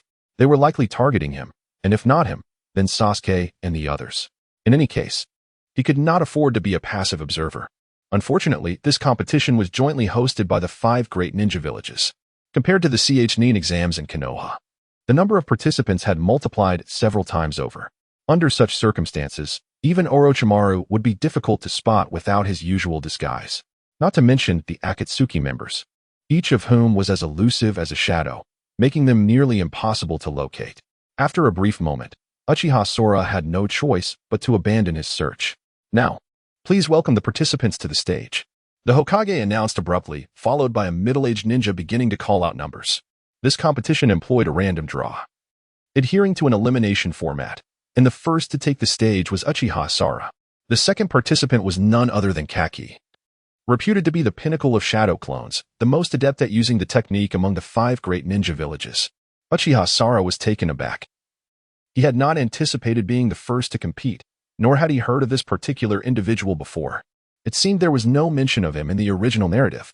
Could he be an NPC character not depicted in the story? Uchiha Sora was astonished, as he had always believed that Naruto was the master of shadow clones. However, considering the current discrepancies in Naruto's strength compared to the original timeline, it was understandable that his mastery of the technique was not yet unparalleled. Regardless, Uchiha Sora brushed aside these thoughts and, upon hearing his name called, nonchalantly stepped onto the stage. Kaki followed suit, a sandy-haired ninja dressed similarly to Gaara, hailing from the Sand Village. Upon ascending the stage, he courteously bowed to Uchiha Sora. So, you are Uchiha Sora. It is an honor to finally meet you. I have long heard of your formidable prowess in Konoha, and I am eager to experience it for myself. Uchiha Sora smiled faintly. Very well, show me your ultimate technique. As soon as the words left his mouth, Kaki sprang into action, instantly conjuring hundreds of shadow clones that surrounded Uchiha Sora. Each clone moved with remarkable agility, as if they were real, brandishing weapons and relentlessly striking towards Uchiha Sora. The scene transformed from a one-on-one duel into what appeared to be a chaotic brawl. For an individual lacking strength, such an overwhelming display would likely induce panic. However, Uchiha Sora remained composed, retrieving a formidable weapon from his sleeve. Gatling. The crowd gasped. This was the legendary weapon that Uchiha Sora had famously used to defeat tailed beasts. It was astonishing. Many had believed it to be mere folklore, yet here it was, a testament to his prowess. Konoha had indeed produced another talent. The spectators buzzed with excitement, some convinced that Uchiha Sora's renowned reputation guaranteed his victory, while others remained skeptical, questioning whether his fame was merely a fade. After all, it appeared to be an ordinary piece of equipment. How powerful could it truly be? Even on the battlefield, Kachi's disdain was palpable as he observed Uchiha Sora seemingly unconcerned. How about it? Are my clones fast enough? He taunted, controlling his clones in combat. Convinced that Uchiha Sora could not keep pace with him, Uchiha Sora let out a cold chuckle, aiming his firearm at one of the clones ahead. Without hesitation, he fired. Instantly, the terrifying rate of the Gatling gun unleashed a storm of bullets, raining down like droplets of rain, obliterating the clone in an instant. It was clearly a mere illusion. Just as Kachi reveled in his triumph, Uchiha Sora merely tilted his body slightly, redirecting his aim. The bullets continued to pour forth, indicating that any clone in their path would be annihilated on the spot by Uchiha Sora's relentless fire. In the blink of an eye, the area before him lay barren, all clones having been eradicated by Uchiha Sora's bullets. Which is swifter, your clones or my bullets? Ultimately, Uchiha Sora's prowess forced Kachi to concede, leading to an effortless victory. The spectators collectively gasped in astonishment. Truly, the Uchiha clan was formidable. The multitude of clones, akin to shadows, would have posed a significant challenge to any adversary. Indeed, the legendary reputation was not unfounded. Uchiha Sora possessed remarkable skill. The audience was enthralled by the spectacle. Amidst the crowd, two figures exchanged knowing smirks. One of them was Duan Fei, his demeanor ominous. He chuckled softly. Is this the fabled gun and bullets? They appear impressive, yet harbor a fatal flaw. They lack the power to deliver a lethal blow. Moreover, my ninjutsu counters his abilities perfectly. Any attack he launches will rebound upon him. Beside him, Kakuzu scoffed, equally unimpressed by the display of strength. With such combat prowess, I expected more. I thought he was as adept as his elder brother with the Sharingan. But it seems he is merely a novice, relying solely on his peculiar tools. Capturing him would require no more than a few skilled individuals. Nagato is overly cautious. Duan Fei scoffed. Nagato is always like this, fretting over every detail. Are we ready to move once we select our soldiers? Kakuzu contemplated for a moment before responding. Let us not rush. Let them exhaust each other's stamina first. In any case, they won to escape. Duan Fei nodded in admiration. I must say, you finance managers are the most cunning. Allowing them to deplete their strength in battle before we reap the benefits is truly devious. However, I've heard that the 7 ninja swordsmen will also be involved. Surely they want to betray us? Kakuzu shook his head. No, they are just as desperate as we are. When they see profit, they will not hesitate. This time, Nagato has invested heavily, pouring resources into this endeavor. They are not foolish enough to turn against us. Duan Fei appeared dissatisfied. Despite their peculiarities, this group, although somewhat renowned, pales in comparison to us. Can you believe they require a hiring fee? I assert that we could easily resolve this matter on our own today. Xiao Do concurs. As the one managing finances, he is particularly sensitive to expenditures. Indeed, our leader, this is sheer extravagance. However, we have an opportunity. When the competition resumes, we shall take the initiative. If we can apprehend Uchiha Sora beforehand, we can forego their assistance and even reclaim our funds. Should we falter in our encounter, they will conveniently arrive just in time. Duan Fei nodded in agreement. Thus, the competition continued. Not far from Konoha village, amidst the dense foliage, 7 individuals swiftly traversed the treetops. Among them was Zabuza Momochi. Are we nearly there? Is this Konoha village?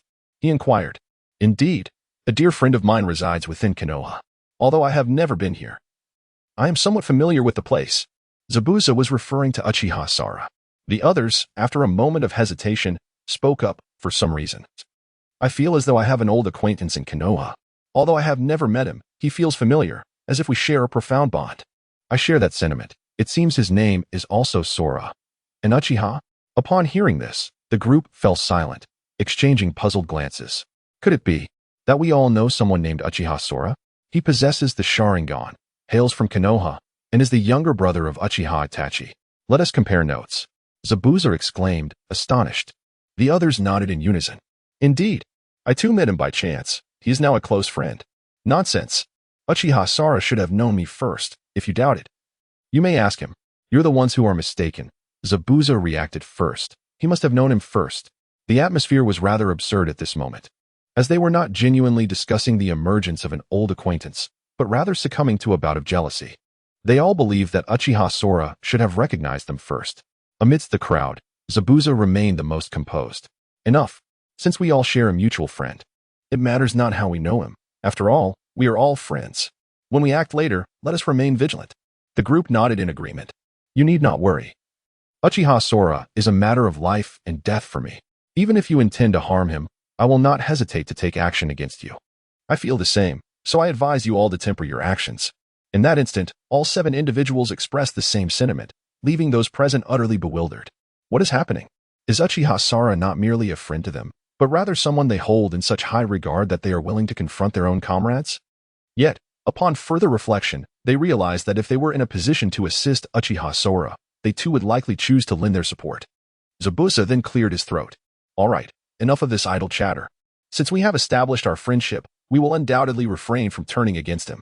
The only trouble lies with the small organization. They are likely to be indiscriminate. Nearby, Zabuza chuckled coldly. What is there to fear? Even if the Akatsuki has a larger number, I've heard that only 2 of them are coming this time. Can't we, 7 of us, deal with just 2? The crowd nodded in agreement. To be honest, despite the appearance of the 7 ninja swordsmen being outmatched by the Akatsuki, each member possesses exceptional prowess. After years of rigorous training, when it comes to a genuine clash, the outcome remains uncertain.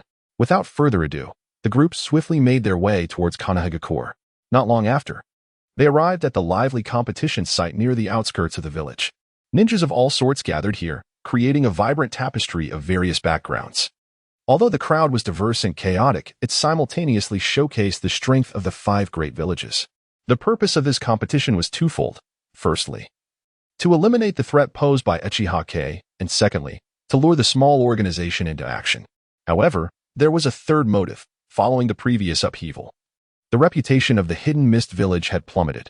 To maintain their traditional conduct, and to prevent further provocations, they needed a stage to demonstrate their combat capabilities. Hence the leniency in age requirements. This was not solely aimed at Uchiha Kong, as many ninjas from various villages had their main forces concentrated in the central part of the arena, unlike Konohagakure, which had a significant imbalance. Dear spectators, the first match is reaching a fever pitch. Let us see whether Uchiha Kong or Kachi will emerge victorious. The announcer exclaimed passionately. Meanwhile, on the viewing platform, Uchiha Kong's Gatling gun continued to spin ominously. Faced with such a relentless barrage, Kachi's face gradually paled, flickering with hints of madness. Damn it! Are you afraid to engage me in close combat? Today, I will fight you. With that declaration, he unexpectedly began to weave hand signs, summoning a horde of armored lizards. In the world of ninjas, anything that possesses spirit can be summoned. Previously, Jiraiya S-toads and the slugs of Tsunade were examples of this. Even Kiba-S techniques with his wolf companions share this similarity. This indicates that the realm of summons is far more diverse than one might assume. Kachi, a master of shadow manipulation, demonstrated his ability to control these summoned beasts, leaving Uchiha Kong in awe. What a remarkable tactic! I never anticipated that under the premise of controlling shadow clones, you would also have the leisure to command these creatures. Truly impressive. In response to Uchiha Kong's admiration, Kachi merely smiled coldly. I recognize your strength, but what can you do against my sea of tactics? To Kachi, Uchiha Kong's ability to eliminate numerous clones in a short span was not a testament to his strength, but rather a reflection of the insufficient number of clones. Thus, he decided to unleash all his summoned beasts, intending to overwhelm Uchiha Kong with sheer numbers. However, Uchiha Kong merely chuckled softly. Without further ado, I find myself utterly unperturbed by the tactic of swarming. May I inquire your opinion on the matter? Is it the multitude of your kin, or the swiftness of my Gatling that prevails? As the saying goes, with a Gatling that spins at an astonishing 3,600 revolutions, the bullets effortlessly transcend the laws of physics. What does it matter if you possess a few more clones? It holds no significance. Indeed, Uchiha Kong once again raised the Gatling, and upon firing, bullets erupted forth in a frenzied torrent. They fell like a deluge, creating vast craters upon the ground. The clones of Kachi and the summoned beast stood utterly defenseless against this barrage, swiftly reduced to mere remnants. The scene was rendered desolate and silent. All present held their breath, rendered numb by the spectacle. They had initially presumed that this Kachi was a formidable figure, perhaps not a match for the illustrious Uchiha Kong, yet still worthy of respect. But now, the disparity was glaring. More astonishingly, Uchiha Kong had merely employed a single weapon throughout. How could this not instill terror? In the stands, the Hokage stroked his beard and chuckled softly. Truly, Uchiha is remarkable. The battle appeared deceptively simple, yet he executed the finer details with exquisite precision. Beside him, Granny Chiyo furrowed her brow, her eyes betraying a hint of envy. Uchiha Kong's display of prowess was indeed overwhelming. Kachi, the first to step into the arena, was one of the pinnacle warriors of their village, aged 31 and having risen through the ranks. Yet, he succumbed to Uchiha Kong. What does this signify? Uchiha Kong's talent is nothing short of extraordinary. I ponder, Hokage, what grand designs you must have had to cultivate such a genius while concealing his existence. Even labeling him a waste behind closed doors? Even the Mizukage has expressed veiled disdain. What a masterful concealment! When the Uchiha clan faced annihilation, we believed you had reformed. Yet now it appears the opposite is true. Noki has long harbored resentment towards the Hokage, and now he sneers with contempt. The Uchiha clan, after all, has never been seen as virtuous. To the ninja world, they are a calamity, a malignant presence. The decision to eradicate them was, in fact, a boon for the realm. And now? Not only have you spared two, but they are both increasingly formidable. I find it hard to believe this was unintentional. The Uchiha clan's downfall was partly due to the fear instilled in Konoha and others regarding their potential betrayal, and partly due to the machinations of rival villages. To those villages, the Uchiha represented a dire threat. Uchiha Madara is an ancient legend of unparalleled strength. Just the existence of Uchiha Itachi was enough for various villages to seek the complete extermination of the Uchiha clan under any pretext. At this moment, the Hokage's expression turned grim. Humph, such nonsense. I had long heeded your counsel and sought to eradicate the Uchiha clan. What more do you desire from me? Should I truly slay the last two children of the village for your satisfaction? Though the Hokage feigned sympathy, he internally scoffed. Alas, it is too late for you lot. Uchiha Sara has already matured. Did you not witness him effortlessly dispatching seasoned powerhouses from the Sand Village? It appears his strength is at least on par with Kakashi's, and his destructive capabilities likely exceed those of the Hokage himself. Should he be pushed to the brink, one might expect him to deliver a mushroom cloud right in your village, and I doubt you would dare to contest him. Of course, the Hokage did not voice these thoughts. Meanwhile, the elder Chiyo smirked, casting a glance at Uchiha Sara. Hey, you need not worry about this matter. Should this boy truly exhibit treachery towards you, we shall eradicate the threat and teach him a lesson. Unquestionably, the various leaders present had gathered primarily to address Uchiha Sara. At that moment, as the first match concluded, a new contestant emerged. Uchiha Sara stepped off the stage, and Hinata and the others rushed forward, concerned. Are you uninjured? Hinata asked, her worry evident as she scrutinized Uchiha Sora. Beside her, Niji was equally determined, inspecting Sora for any wounds. Yet, after thorough examination, it became clear that Uchiha Sora bore no injuries whatsoever. Rock Lee, standing nearby, rolled his eyes. Enough. My friend isn't that fragile. This trivial damage is nothing. His words caused both Hinata and Niji to blush. After all, Sora had subdued tailed beasts. The onlookers nodded in agreement, and at that moment, Jiraiya stepped forward. This is peculiar. The sequence of the matches seems designed to target you. Kakashi approached, his expression grave. Logically, as the host village, Konoha should have been the first to compete, yet it should not have been you. This must be the handiwork of Chiyo and the others. Uchiha Sara nodded faintly, fully aware of the treacherous nature of the ninja world. He then remarked nonchalantly, it's nothing, should they provoke me. I can always reward them with a couple of mushroom clouds in due time. Both Kakashi and Jiraiya were taken aback. They had intended to counsel Uchiha Sara, anticipating his anger, but they were unprepared for his forthrightness in suggesting such a drastic response. Having witnessed the terrifying power of a mushroom cloud, they understood that if ignited in the Sand Village, it could devastate their entire settlement. This realization prompted Jiraiya to gasp in astonishment. What a bold young man. It seems you are quite confident, and rightly so. The world of ninjas operates on deception and respect for strength. As long as you grow stronger, they will not dare to act against you. Uchiha Sora nodded in agreement. Now that the competition has commenced, he stated, once again, it is a Konoha participant taking the stage, and it is an old acquaintance, Hyuga Neji. As he made his appearance, the crowd erupted in cheers. Look, after Uchiha, another bloodline limit appears. This time, it is surprisingly the Hyuga clan, one of the families of Konoha. Indeed, it is said that while the eyes of the Hyuga clan may not rival those of the Uchiha, they are not far behind. There is no denying it. This competition has proven worthwhile, as we have witnessed how the two great bloodlines engage in battle. Furthermore, it is rumored that Neji Hyuga is the most talented and powerful among the Hyuga clan, standing as the foremost of the younger generation. Is that not so? I too am eager to see the clash between the Hyuga and Uchiha clans. The spectators in attendance buzzed with excitement. Up in the stands, Granny Chiyo furrowed her brow as she observed. Neji Hyuga is indeed a formidable opponent. The Hokage?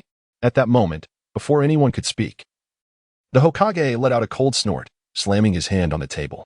Enough. Konoha has already diminished significantly, losing many talents over time. After finally producing an Uchiha, you still wish to suppress him? I have entrusted Uchiha K to you for this competition, which should be seen as a gesture of goodwill. Yet, you still contemplate attacking Neji Hyuga? Do you truly think Konoha is made of clay? Upon hearing this, Granny Chiyo and Inoki furrowed their brows. They could sense that the Hokage was genuinely angered. In truth, they had indeed overstepped. Konoha had already suffered a decline in talent. After the emergence of Uchiha K, Chiyo had continually targeted him. If this continued, the Hokage might truly lose his temper. At this moment, Inoki, understanding the need for discretion, hastily interjected. Oh, we are all leaders of our respective villages. There is no need for quarrels here. Let us foster harmony and prosperity. In my view, this competition should solely reflect individual strength and the outcome of the battles, and any injuries sustained are merely part of the contest. Is that not quite normal? The Hokage snorted again, choosing not to elaborate further. Meanwhile, the match had already commenced. Now, let us welcome the master of the Awakens. With the sound of drums and gongs, a ninja clad in a distinctive red and gray long robe made his entrance. This individual is one of Inoki's prized disciples. Uchiha K cast a glance and realized he was also unfamiliar with this ninja. The reason likely being that in the original narrative, he was merely an NPC, or at least hidden during the early stages. His strength, however, should not be underestimated, given the numerous powerful figures that emerge later. This world now represents a different era compared to the past. Thus, those who remained concealed early on were not necessarily weak. Consequently, Uchiha K felt a weight of seriousness. Beside him, Hinata stood quietly behind Uchiha K. Neji Hyuga is my elder brother. He can be quite fierce. Uchiha K nodded, recalling that in the original story, the relationship between the siblings was still rather strained at this point. However, as time progressed, Neji might come to understand and reconcile. In conclusion, Neji Hyuga is not considered an enemy now. In the future, he will at least be my brother-in-law. That is a familial bond.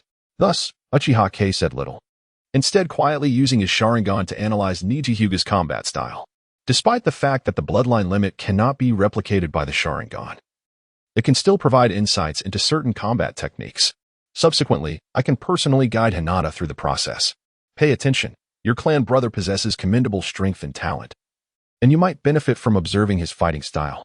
While you may struggle to keep pace, rest assured, I will assist you by explaining each move in detail. Uchiha Sora said to Hinata. She obediently nodded in agreement. All right. And thus, the battle commenced below. The first to stand on the arena was Hyuga Neji. His expression remained as indifferent as ever, exuding an air of aloofness, as if none present were worthy adversaries. It was only when his gaze swept toward the audience, specifically Uchiha Sora, that a flicker of caution crossed his features. Clearly, among his peers, he held Uchiha Sora in high regard. Make your move, Neji commanded, directing his cold demeanor toward the expert from the rock village. You highly gifted individuals are often arrogant, but today, I shall demonstrate the true meaning of disparity. With that, he lunged forward, swiftly launching several sharp projectiles fashioned from rock, propelled with remarkable speed. While not as swift as a bullet, in the early days of the ninja world, it was indeed formidable. In an instant, the projectiles drew near, yet to Neji, they appeared as if time had slowed exponentially. Is that all? I expected more after your boastful words. Niji executed a graceful spin, invoking the rotation technique. A blue tempest of chakra enveloped him, forming an impenetrable barrier. As the sharp projectiles approached, they were effortlessly shattered against his defensive vortex. Moments later, the arena was shrouded in the dust of shattered rock, obscuring the figures of both combatants. The audience gasped in astonishment. What transpired? How did these two engage in such a fierce battle, leaving the arena in disarray? Indeed, I can hardly discern who emerged victorious. A throng of spectators, filled with anticipation, could not decipher the outcome. Only the Hokage, with a cough and a smile, remarked, "I told you, while Konoha may seem to be lacking in talent, its foundation is still formidable, unmatched by your smaller villages." As the dust settled, only one figure remained, an Inuit rock ninja sprawled on the ground, while Niji stood unscathed in his original position. The atmosphere was suddenly filled with gasps of astonishment. Incredible! Is this the prowess of a Konoha genius? With Uchiha Sara in the lead and Niji following, the future of Konoha appears boundless. Indeed, this competition has revealed the true strength of the 5 great villages. Konoha is remarkably powerful. Instantly, the crowd erupted in admiration, gaining a newfound respect for Konoha. Meanwhile, the disappointment was palpable among Chiyo and her companions, as the original intent had been to undermine Konoha while simultaneously promoting their own village. Now, as the competition begins, the Konoha village has achieved 2 consecutive victories, leaving a profound impression on their leader. In stark contrast, Chiyo and her companions have faced repeated defeats, their faces betraying their growing embarrassment. Damn it. In the next match, I shall send Gaara into the fray. With him on our side, it matters not who you send, Chiyo declared through gritted teeth. Beside her, the Mizuki's eyes widened in alarm. That is utterly inadvisable. Last time, Gaara lost control. And now you wish to disrupt our entire strategy? Even the Reikage voiced his dissent. Indeed, we must prioritize the bigger picture. Our focus should be on luring the Akatsuki, not indulging in petty squabbles. Inoki added sharply, "Let go of your pride. It is only natural that your strength pales in comparison to Konoha's. Otherwise, you would have been the first among the 5 great ninja villages, Chiyo." Upon hearing this, Chiyo scoffed coldly, choosing not to respond further. Yet she remained resolute in her decision to send Gaara into battle. As expected, the next match was announced with a change in numbers. Next match, Tsuna's Gaara vs. Konoha's Akimichi Choji. The announcement fell upon the audience like a shroud of silence. Even the Hokage could not suppress a twitch at the corners of his mouth, stifling a laugh.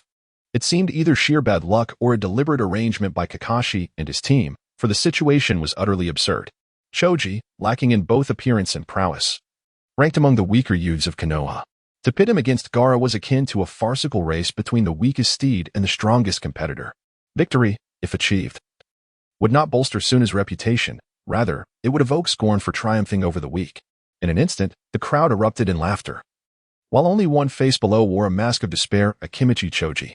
Come on, is my luck truly this wretched? This is a competition hosted by the 5 great ninja villages. There are numerous girls present, at least let me win once. He felt utterly despondent, convinced he was being singled out. Why, he pondered, was Uchiha Shursui so formidable? Not chosen to face Gaara instead of him? At that moment, his heart was heavy with misfortune as he trudged reluctantly to the center of the arena, perspiration pouring from him like rain. Before him stood Gaara, his expression sour, as if he had just swallowed a fly. "You fat fool. I'll give you 3 counts to concede, or I might just have to pound you." Choji's eyes twitched in response. Even in his timidness, he understood that surrendering without a fight would bring shame upon Konoha. If he were to forfeit without engaging, it would be a disgrace for the entire village. And upon returning home, he would surely face the scorn of his peers. Thus, he shook off his trepidation, adopting a resolute demeanor. "I will risk it all. I must bring Gaara down." With a furious roar, Akadu consumed a multiplication pill for the first time. Instantly, his arms began to swell with remarkable speed, transforming into those of a giant. He lunged toward Gaara with a crushing grip, yet Gaara stood still, allowing the immense hand to descend upon him. At this moment, Gaara harbored his own thoughts. He was not foolish, rather quite astute. He understood that if he were to secure an immediate victory, it would only serve to paint him as a bully against a younger opponent, tarnishing his reputation. Thus, he chose to prolong the engagement, exchanging blows with Akadu for a while longer. He merely raised his shield, enduring the relentless squeezing of that colossal hand without flinching. Observing this scene, Chiyo could not help but nod approvingly. Truly, a future pillar of the village, his choice was both wise and aligned with my expectations. This strategy involved elevating the opponent while simultaneously utilizing it to bolster oneself. Beside her, Anoki also nodded subtly. Indeed. Although he was considerably inferior to the likes of Uchiha Sora, he had nonetheless surpassed the majority of his peers. The Mizukage was similarly impressed. A formidable performance, albeit not quite on par with Uchiha Sora. Chiyo's eyelids twitched in irritation. How could they praise him, yet feel the need to mention Uchiha Sora in the final remark? It was truly disheartening. Enough, Gaara. Conclude the battle quickly and do not squander any more time. Chiyo shouted with urgency. Below, Gaara nodded slightly, and suddenly, a layer of sharp spikes erupted from his shield. Just as the palm of Akidu grasped him, it was pierced by the spikes, blood gushing forth like a fountain. Fortunately, he retracted his hand swiftly, returning to his normal size. Otherwise, he would have been left with a hand resembling a beehive. The outcome of the match was declared, Sand Village, with Gaara as the victor. Although Konoha had lost, the audience was unfazed. It was hardly surprising. Furthermore, Gaara's victory did not elicit cheers, and only a handful of murmurs could be heard, hardly acknowledging his prowess. This prompted Gaara to snort disdainfully, his gaze darkening as it fixed upon Uchiha Sora in the stands. He would undoubtedly seek vengeance for the grievances inflicted by Uchiha Sora. With that thought, he turned and departed, leaving behind a hushed atmosphere. At that moment, Orochimaru cast a sly glance over the gathered spectators. How intriguing. It appeared that the 5 great villages were conspiring together. Beside him, Kabuto adjusted his glasses, noting, indeed, this seems to be a scheme orchestrated by the 5. Yet Nagato and his group are determined to intervene and drag us into it. Orochimaru smiled darkly. This is of little concern. It is merely their usual tactics. What I find puzzling is that they are unafraid of so many tailed beasts. What if one were to go berserk? After a moment of contemplation, D concluded that the others likely considered this as well. However, they seemed indifferent. Perhaps, in their eyes, sacrificing a mere tailed beast in exchange for the total annihilation of a small organization was a worthwhile bargain. Orochimaru's pupils constricted. If that were the case, their appearance would amount to walking into a trap. D nodded in agreement. It seems so, though it is said that they have enlisted many skilled individuals this time, notably the 7 ninja swordsmen. Upon hearing this, Orochimaru's eyes lit up. In the current ninja world, everyone recognizes these 7 individuals. Their names are indeed as renowned as those of the Akatsuki. While they may not possess equal strength, these 7 have roamed for quite some time and are among the pinnacle of the ninja world. It is no exaggeration to say that aside from the leaders of the major villages and a few formidable figures such as Itachi Uchiha, the strongest among the remaining ranks are indeed the 7 ninja swordsmen. Notably, while each of these 7 may not seem particularly formidable alone, when united, their power is nothing short of terrifying. There is simply no possibility for comparison between the two. At this moment, Orochimaru was also quite exhilarated. If that is the case, then we must bide our time, waiting for the moment when those 7 make their appearance before we act. D nodded in agreement. Thus, these 2 individuals remain concealed, refraining from any actions, merely hiding away. Meanwhile, outside the gates of Konohagakure, Duan Fei glanced at the desolate village, utterly bewildered. Wasn't the plan to launch a surprise attack on Konohagakure? Why was there not a soul in sight? Kakuzu, equally baffled, thought it should not have been this way. It seemed the intelligence had become outdated. They must have already gone to participate in the tournament. Duan Fei grew anxious. Could it be that we have arrived too late? If we delay any further, once the tournament concludes, our mission will be rendered impossible. Kakuzu, now flustered, nodded hurriedly. Let us depart at once and locate their whereabouts. Otherwise, we will fail our mission, and Nagato will not take kindly to that. The 2 nodded and swiftly made their way into the wilderness. Fortunately, the tournament venue was not far from the village, and they soon arrived. The sounds of the crowd were deafening. Instantly, Duan Fei sneered, a glint of murderous intent flashing in his eyes. Ha! Let the revelry begin. With that, he strode boldly into the arena. Kakuzu, initially intending to observe the situation for a while, reconsidered. After all, according to their orders, they had yet to ascertain the circumstances within. Acting recklessly could lead to being surrounded. However, upon glancing at the envelope in his possession, which clearly indicated that the 7 ninja swordsmen had arrived, he realized that once they made their move, the 7 would surely follow suit. Thus, he too stepped forward. Suddenly, the arena fell into an eerie silence as the 2 figures clad in black cloaks adorned with red clouds entered, causing the crowd to shift uneasily. The members of the small organization. You have indeed come. From the highest point in the stands, the Hokage scoffed coldly, his expression grim. Beside him, Grand Ichio couldn't help but smirk. Who would have thought you truly dared to come? Since that is the case, let us engage. Raikage, now even more irritable, abruptly rose to his feet, his formidable aura radiating outward, shattering the nearby tables and chairs. Merely a trifling mercenary organization, today marks your demise. With that, he lunged forward like a sword. Lightning crackled at his fingertips as he aimed directly at Duan Fei's eyes. Should that massive hand strike, anyone would surely be incapacitated. Yet Duan Fei was an exception. His ninjutsu bore the property of damage reflection, making it exceedingly difficult for others to kill him, unless they could exploit a similar weakness. In his reckless assault, Raikage's strike evidently failed. The instant his hand grasped, he felt a sharp pain in his head, as if struck by lightning. He let out a muffled grunt and staggered back several steps. How infuriating. Truly, the Akatsuki is bizarre and repulsive. At that moment, Kakuza sneered and addressed the audience present. Silence. Otherwise, you shall all perish today. Chaos erupted instantaneously. The multitude of spectators in the square were utterly bewildered. They had anticipated merely a simple observation. Yet now they found themselves ensnared in this turmoil. Meanwhile, amidst the crowd, all 5 Kage rose to their feet. The Hokage swiftly took charge. Erect the barrier and confine them here. Grand Ichio also snorted coldly. Everyone, heed the command. No need to conceal yourselves. Act now. At her command, a vast throng of Sunigakure ninjas surged forth from a distance. Each one was of Genin caliber, with many renowned warriors akin to Kakashi. In an instant, the tide of the situation seemed to reverse. The audience was now securely protected, while their reinforcements could not possibly arrive in time. In stark contrast, the 5 great ninja villages had their Kage present. The number of strong fighters was overwhelming. Should they act recklessly now, it would undoubtedly spell their doom. What a predicament! We have truly fallen into a trap. What should we do? Why haven't they arrived yet? Duan Fei felt a surge of anxiety, wishing desperately to flee. Kakuzu, with a disdainful snort, scoffed. What is there to fear? Nagato has made arrangements. There is nothing to be afraid of. Duan Fei still felt apprehensive. No. I can't shake the feeling they might betray us. Kakuzu shook his head, dismissing the notion. It shouldn't be the case. Just as everyone prepared to strike. More figures materialized around the square, yet they were no longer from Konoha. They bore headbands marked with a distinctive slash. They have arrived. We kindly ask for the understanding of the 2 members of the small organization. The newcomers were none other than Zabuza. At this moment, he grinned, wielding a massive blade. Yet, upon closer inspection, one could see he also carried an AK-47 slung across his back. This detail might escape others' notice, but the people of Konoha exchanged bewildered glances.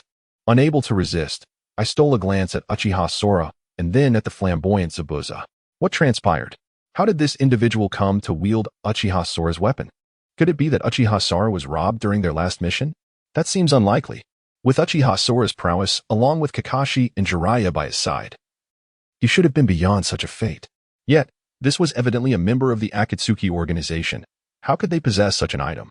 At that moment, the Hokage furrowed his brow, perplexed by the intricate connections at play. Just then, the legendary 7 ninja swordsmen arrived for reinforcement. Duan Fei could not contain his laughter, his face a mask of derision. Hokage, did you see that? This is the end. Our reinforcements have arrived. He boasted, drawing a blood sigil upon the ground. Readying for battle. However, before panic could ensue among the onlookers, an unforeseen occurrence transpired. A figure rose from the audience, pale and eerie, who directly pressed their hand against the protective barrier. In an instant, the barrier shattered, akin to glass breaking, reducing it to mere fragments. The spectators, now bereft of protection, erupted into terrified screams. The instigator of this chaos was none other than Orochimaru, who cast a cold smirk at the Hokage. Haha. This time my reinforcements are not mere decoration. They will genuinely strike against you. Orochimaru's demeanor was sinister, his eyes gleaming with madness. Simultaneously, he produced a firearm from his cloak, specifically, a crude imitation of Uchiha Sora's weapon. However, if Uchiha Sora were to dismantle it, he would discover that it was, in fact, nothing but a hunk of iron. The so-called bullets were merely iron and oil. While these materials could ignite and burn, they lacked any propulsion. Even if placed within the barrel, it would inevitably jam. Regardless, Orochimaru reveled in his possession, seemingly declaring that he too could fabricate firearms. This spectacle caused the Hokage's pupils to constrict in disbelief. This is impossible. Has Orochimaru truly deciphered Uchiha Sora's technology? Indeed, in the Hokage's mind. Orochimaru's unparalleled genius had unraveled Uchiha Sora's secrets. Otherwise, how could one explain the existence of such a weapon? Furthermore, the 7 ninja swordsmen, his evident adversaries, also possessed one. This indicated that the firearm was likely thoroughly understood by Orochimaru. Instantly, the Hokage felt a shiver run down his spine, overwhelmed by apprehension. Damn, I had thought this technology was solely Uchiha Sora's domain. The Hokage's expression darkened. Nearby, Kakashi too felt his heart race. Could it be that the legend of Konohagakure was approaching its end? With Orochimaru having deciphered their weaponry, how could they continue to fight? Even Jiraiya's countenance shifted in alarm. What on earth could they do now? It seemed Uchiha Sora's weapon had indeed been unveiled. Among the crowd, only Uchiha Sora stared wide-eyed, recognizing Zabuza as one of his own. If he truly wanted him to stop, he could summon him right now. The gun in his hand was given by himself. But what's the deal with Orochimaru? Where did that gun come from? Don't tell me he replicated it. For a moment, Uchiha Kara was seething with anger. However, he quickly realized Orochimaru had only attended school for a few years. Did he even know what sulfuric acid or charcoal was? In Orochimaru's eyes, they were probably just materials. His so-called research methods weren't even research, they were alchemy. With a cold sneer, Uchiha Kara scoffed. What was there to fear? A counterfeit would always remain a counterfeit. That thing was most likely unusable. Beside him, Kakashi frowned, his eyes filled with skepticism. To Kakashi, that object looked identical to Uchiha Kara's gun. Even the golden bullets inside the barrel appeared exactly the same. Uchiha Kara, don't lie to us. Is this real? Jiraiya's mouth hung open, unwilling to believe the truth. Yet, as Orochimaru grew increasingly arrogant, almost to the point of kicking his legs up in triumph, everyone had no choice but to accept it, however reluctantly. I believe in him. Brother Kara will be fine, absolutely fine. That thing is just a fake. Sasuke, standing nearby, remained unfazed, even letting out a derisive chuckle. Ignorant fools. My brother's gun was awakened through the Sharingan's innate talent. Do you really think you can replicate it? Not even the Uchiha clan could manage it, wishful thinking at best. Deara crossed his arms and nodded solemnly. Art requires talent, sometimes even lineage. That's what we call artistic instinct. I can't speak for others. But Orochimaru, you lot don't possess it. Their unwavering confidence made the others begin to doubt. Kakashi was the first to reconsider. Stroking his chin, he scrutinized the gun once more. Though he couldn't spot any differences, he couldn't help but say, Kara, your craftsmanship shouldn't be so easily cracked, right? Unless Jiraiya, too, wore a suspicious expression. Logically speaking, the Uchiha clan is sharp-witted, especially when it involves the Sharingan. Ordinary people wouldn't be able to grasp it. Could it be Orochimaru's is a fake? The Hokage narrowed his eyes, glancing at Haku, then at Zabuza beside him, before suddenly realizing something. Rumors say that Zabuza, one of the 7 ninja swordsmen, is always accompanied by a masked shinobi skilled in ambush tactics. According to AMBU intelligence, that should be Haku. Considering the guns in their hands, it's likely Uchiha Kara personally gave them to them. As for Orochimaru, the Hokage's gaze shifted back to him. The gun in his hand bore a superficial resemblance, but only in outline. Many details, the trigger, the firing mechanism, were mere crude imitations. Compared to Uchiha Kara's Gatling, Orochimaru's version looked more like a child's toy. In that moment, the Hokage had already pieced together the truth. He said nothing, merely offering a faint smile. Soon, many from the Hokage's side began to sense something amiss. However, Uchiha K remained silent, and with the Hokage also refraining from speaking. They merely observed Orochimaru and his companions with peculiar gazes. This scrutiny sent shivers down Orochimaru's spine, prompting him to ponder the situation. Why were they unafraid of me? After all, I am wielding a gun. Could there be some hidden circumstances? In a moment of doubt, Orochimaru glanced around. Yet, upon spotting the 7 ninja swordsmen and their leader, he exhaled a sigh of relief. With such formidable allies present today, what waves could you of Konoha possibly stir? At this juncture, Duan Fei and his companions also noticed their allied forces nearby and erupted into boisterous laughter. What do the 5 great ninja villages amount to? Today, we shall seize what we desire. With that, they brazenly charged towards Naruto and Sasuke. It was said that to plunder, one should target the finest, the Nine Tails and the Uchiha clan, each a coveted prize. In Duan Fei's eyes, it was imperative that he claim them for himself. However, he had scarcely taken a few steps when a figure appeared before him. Kakashi. If you wish to harm the children, you must first contend with me. Kakashi lowered his eye mask, revealing a Sharingan. Huh. Kakashi, the copy ninja, renowned for never losing in battle. Duan Fei immediately halted, a crimson formation appearing beneath his feet, ready to share damage at a moment's notice. Simultaneously, Jiraiya surged forward, summoning a legion of toad warriors, encircling the entire scene. Everyone, remain calm. Quickly retreat to your respective villages' camps. We are in a critical moment. I implore the ninjas of the 5 great villages to unite. At the instant Duan Fei made his move, it signified the commencement of the great battle. All, including the Hokage and the 5 elite fighters, sprang into action, plunging the scene into chaos. Fortunately, this plan had been orchestrated by the Hokage, who had devised a contingency strategy well in advance. At this moment, Noki sneered as he approached Sasori. Huh, just a bunch of traitors. Do you truly believe yourselves to be significant? Now, allow me to demonstrate the technique of dust release, detachment. With this, he extended a hand, and a transparent cubic structure materialized, seemingly capable of slicing through everything, reducing all matter within its range to mere ashes. Humph. It appears you were indeed prepared, but our numbers are greater this time. Sasori chuckled coldly, undeterred as a multitude of mechanisms extended from behind him, launching a ferocious barrage towards Noki.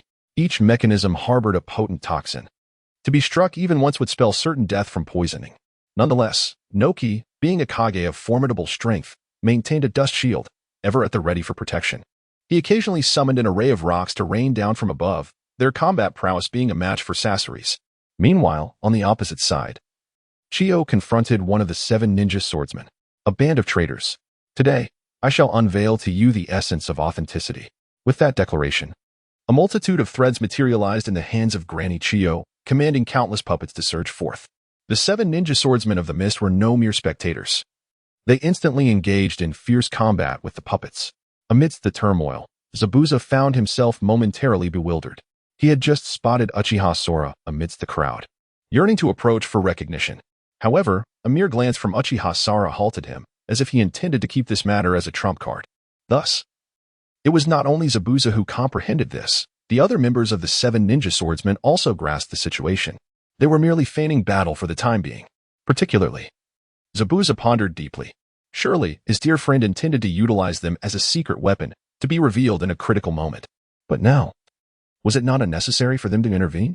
Was it possible that a wave of anxiety washed over Zabuza, for he was not foolish? Observing the current predicament, they were at a disadvantage. Yet, the Akatsuki were not naive. They would not launch an assault without assurance. This signified that reinforcements would arrive shortly. And perhaps they would be formidable. Could it be that Nagato himself was on his way? Zabuza's pupils constricted, his expression gravely serious. Meanwhile, as chaos erupted and combat ensued, only Uchiha Sora maintained his composure. He surveyed the gathering, noting Orochimaru, Sasori, and Dan's among others. A significant portion of the Akatsuki had already arrived. However, according to the original narrative, at this juncture, they should have been frantically vying for the 9 tails. Thus, it was likely that Nagato would personally make an appearance. Uchiha Sora's gaze drifted towards the village's outskirts, where a figure seemed to be approaching with great haste. Therefore, Uchiha Sora refrained from acting rashly and instead strode towards Orochimaru. At this moment, everyone had their adversaries, except for Orochimaru, who brandished a gun, provocatively fixating on Uchiha Sora. His gaze seemed to taunt. However, observing the weapon in Orochimaru's grasp, Uchiha Sora nearly chuckled. What was that? A toy model? It was amusing to see Orochimaru so gleeful with such a contraption. Had he truly tested its efficacy? Uchiha Sora, bemused, stepped closer to Orochimaru, raising his Gatling gun. In response, Orochimaru, unfazed and ostentatious, aimed his AK at Uchiha Sora. With a sinister smile, he declared, "Boy, I have already deciphered your weapon. From this moment forth, you are no match for me." Orochimaru mocked, seemingly envisioning the scene of Uchiha Sora lamenting in despair. Nevertheless, Uchiha Sora merely pulled the trigger. Instantly, a torrential downpour of bullets erupted like rain. Orochimaru instinctively recoiled, nearly fleeing. Yet, recalling the gun in his hand, he turned back and fiercely squeezed the trigger towards Uchiha Sora. However, as he did so, his weapon produced no response. Only a few futile clicks sounded, and the black oil seeping from the bullets. This scene left Uchiha Sora momentarily stunned. "Orochimaru, are you using oil as ammunition?" Orochimaru was taken aback. "Isn't that the case?" Uchiha Sora was speechless. "Of course not. The two are fundamentally different, all right. Orochimaru was utterly bewildered, his eyes nearly popping out. You little rascal, you tricked me. However, before Orochimaru could voice his lament, the bullet had already struck him. Instantly, Orochimaru fell to the ground, writhing in agony. This spectacle immediately relieved the numerous ninjas present. First, the Hokage, whose eyes sparkled with admiration. I knew it. The eyes of the Uchiha clan are not so easily replicated. Otherwise, Orochimaru wouldn't have allied with the Akatsuki. As for young Uchiha Sara, being able to suppress Orochimaru at such a tender age promised a bright future. Meanwhile, Chiyo's gaze flickered. Initially, she had hoped to witness Uchiha Sara's abilities being replicated, for that would imply they too could be copied. But now, Orochimaru had become a mere laughingstock. What nonsensical claim of successful replication? It was clearly just superficial resemblance. In that moment, Chiyo mused to herself. Uchiha Sara is significant. If provided with ample resources, I wonder if he would be willing to defect from Konoha and join us. On the other hand, Inoki was even more straightforward. Haha, Uchiha Sara, would you care to join me? The old man from Konoha is so rigid. Such a genius is only given the rank of a mere chunin. Here in Awagakure, you would be treated as an elder, standing shoulder to shoulder with me. Upon hearing this, the Hokage nearly let his beard bristle with anger. Damn it! Are you trying to poach right in front of me? Inoki chuckled shamelessly. What of it? If I truly manage to take him away, it only reflects your lack of charm. Of course, there was another point he refrained from mentioning. The Uchiha clan was notorious for defection. Indeed, it had become a widely accepted notion throughout the ninja world that the Uchiha were the clan of betrayal, having defected multiple times throughout history. Thus, many believed Uchiha Sara would be no different. If he were to be taken away, it would significantly bolster the village. At this moment, it wasn't just Inoki. Even the Mizukichi began to entertain thoughts of her own. Little Sara, would you like to come with your sister? There are so many fun things here. The Hokage wore a face of exasperation. Enough. This is a critical moment in battle. Do you truly think the Akatsuki is so weak that you can focus on poaching during combat? The Hokage's words proved prophetic. The combatants present suddenly felt an overwhelming pressure. Moments later, a group of individuals clad in black cloaks adorned with red clouds emerged in the distance. Indeed, there were many of them. Among them was a young man with blonde hair, marked with the insignia of a rogue ninja from Konoha, with black rods protruding from his ears and nose. At this moment, a group of individuals hovered in midair, their indifferent gazes fixed upon the throngs below. How many floors must one bear a sack of rice? The leading youth abruptly uttered this phrase after a prolonged silence. Instantly, the pupils of the assembled crowd constricted. Uchiha K blinked, his heartbeat quickening. My goodness! According to the original text, this is indeed about bearing rice. Meanwhile, the faces of the Hokage and others below shifted dramatically. Is this the leader of the Akatsuki organization? It seems you have finally arrived. Granny Chiyo ceased her laughter, her expression now grave. The Akatsuki. It appears they have grown even stronger, yet why do they now resemble neither human nor ghost? Not far away, the Raikage clenched his fists. Regardless, such monsters. I can take them down with a single punch. As he spoke, the five of them gathered. The five Kaguya, the pinnacle of combat power among the Hokage, now convened in this very spot. Above, Gaara's gaze flickered with icy intensity. These are the ones who have exploited me. He was not foolish. He understood that during the last assault on Konoha, he had been manipulated. Although it was Uchiha K who ultimately defeated him, it was still this group that indirectly instigated the event. Below, Uchiha K's eyes gleamed with sharpness. It seems the time has come. In the next moment, Nagato's figure slowly descended from the sky, his gaze locking onto Uchiha K and the others. Surrender. Even if you weave an elaborate web, you will not be our match. Nagato's tone dripped with derision as his eyes swept over the 7 ninja swordsmen below. Undoubtedly, they were their trump card. For this time, they faced not just Konoha, but an alliance of the 5 great shinobi villages. Alone, the Akatsuki would surely be outmatched. However, with the inclusion of the 7 ninja swordsmen and so many formidable warriors, the disparity in strength between the two sides became evident.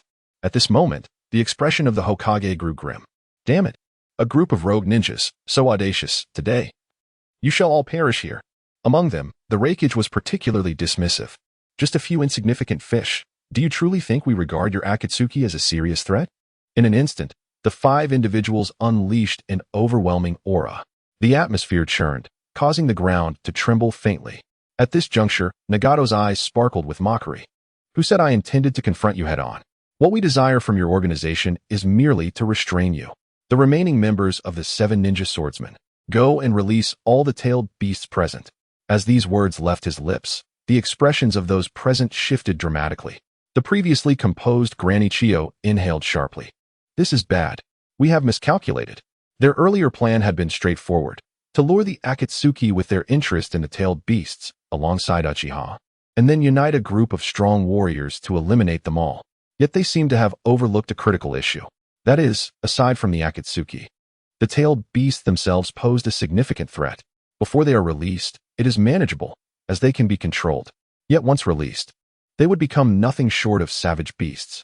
Their level of peril is no less than that of the members of the Akatsuki. In an instant, panic engulfed those present.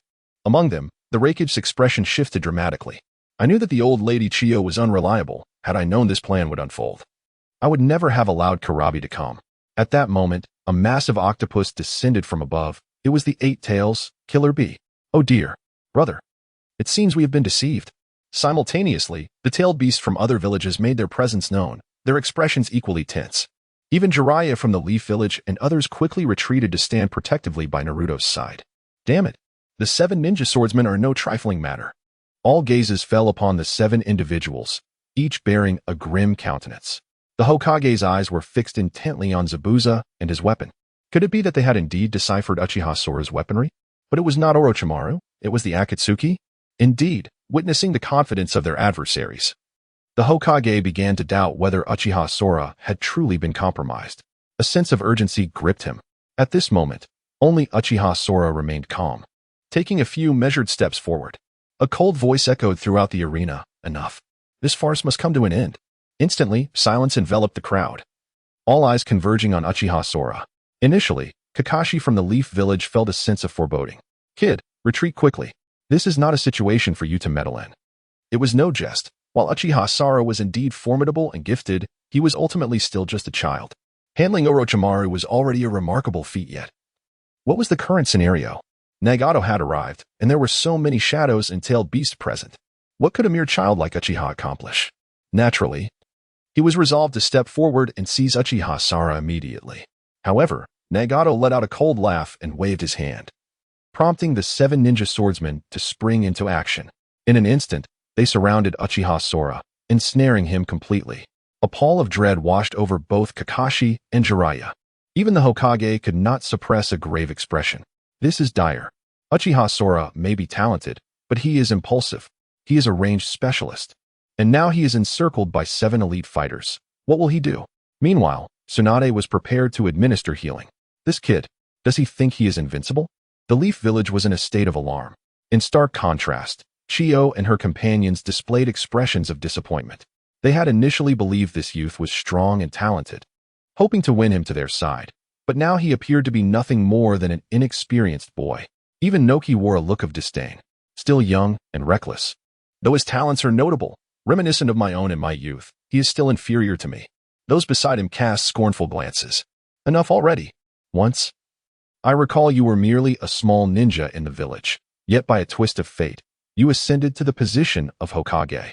Anoki nearly stumbled in midair. Silence. At that moment, the Rakige's expression also shifted. This shouldn't be. According to rumors, the Uchiha clan is renowned for their intelligence and bravery. This young man cannot be foolish enough to place himself in peril.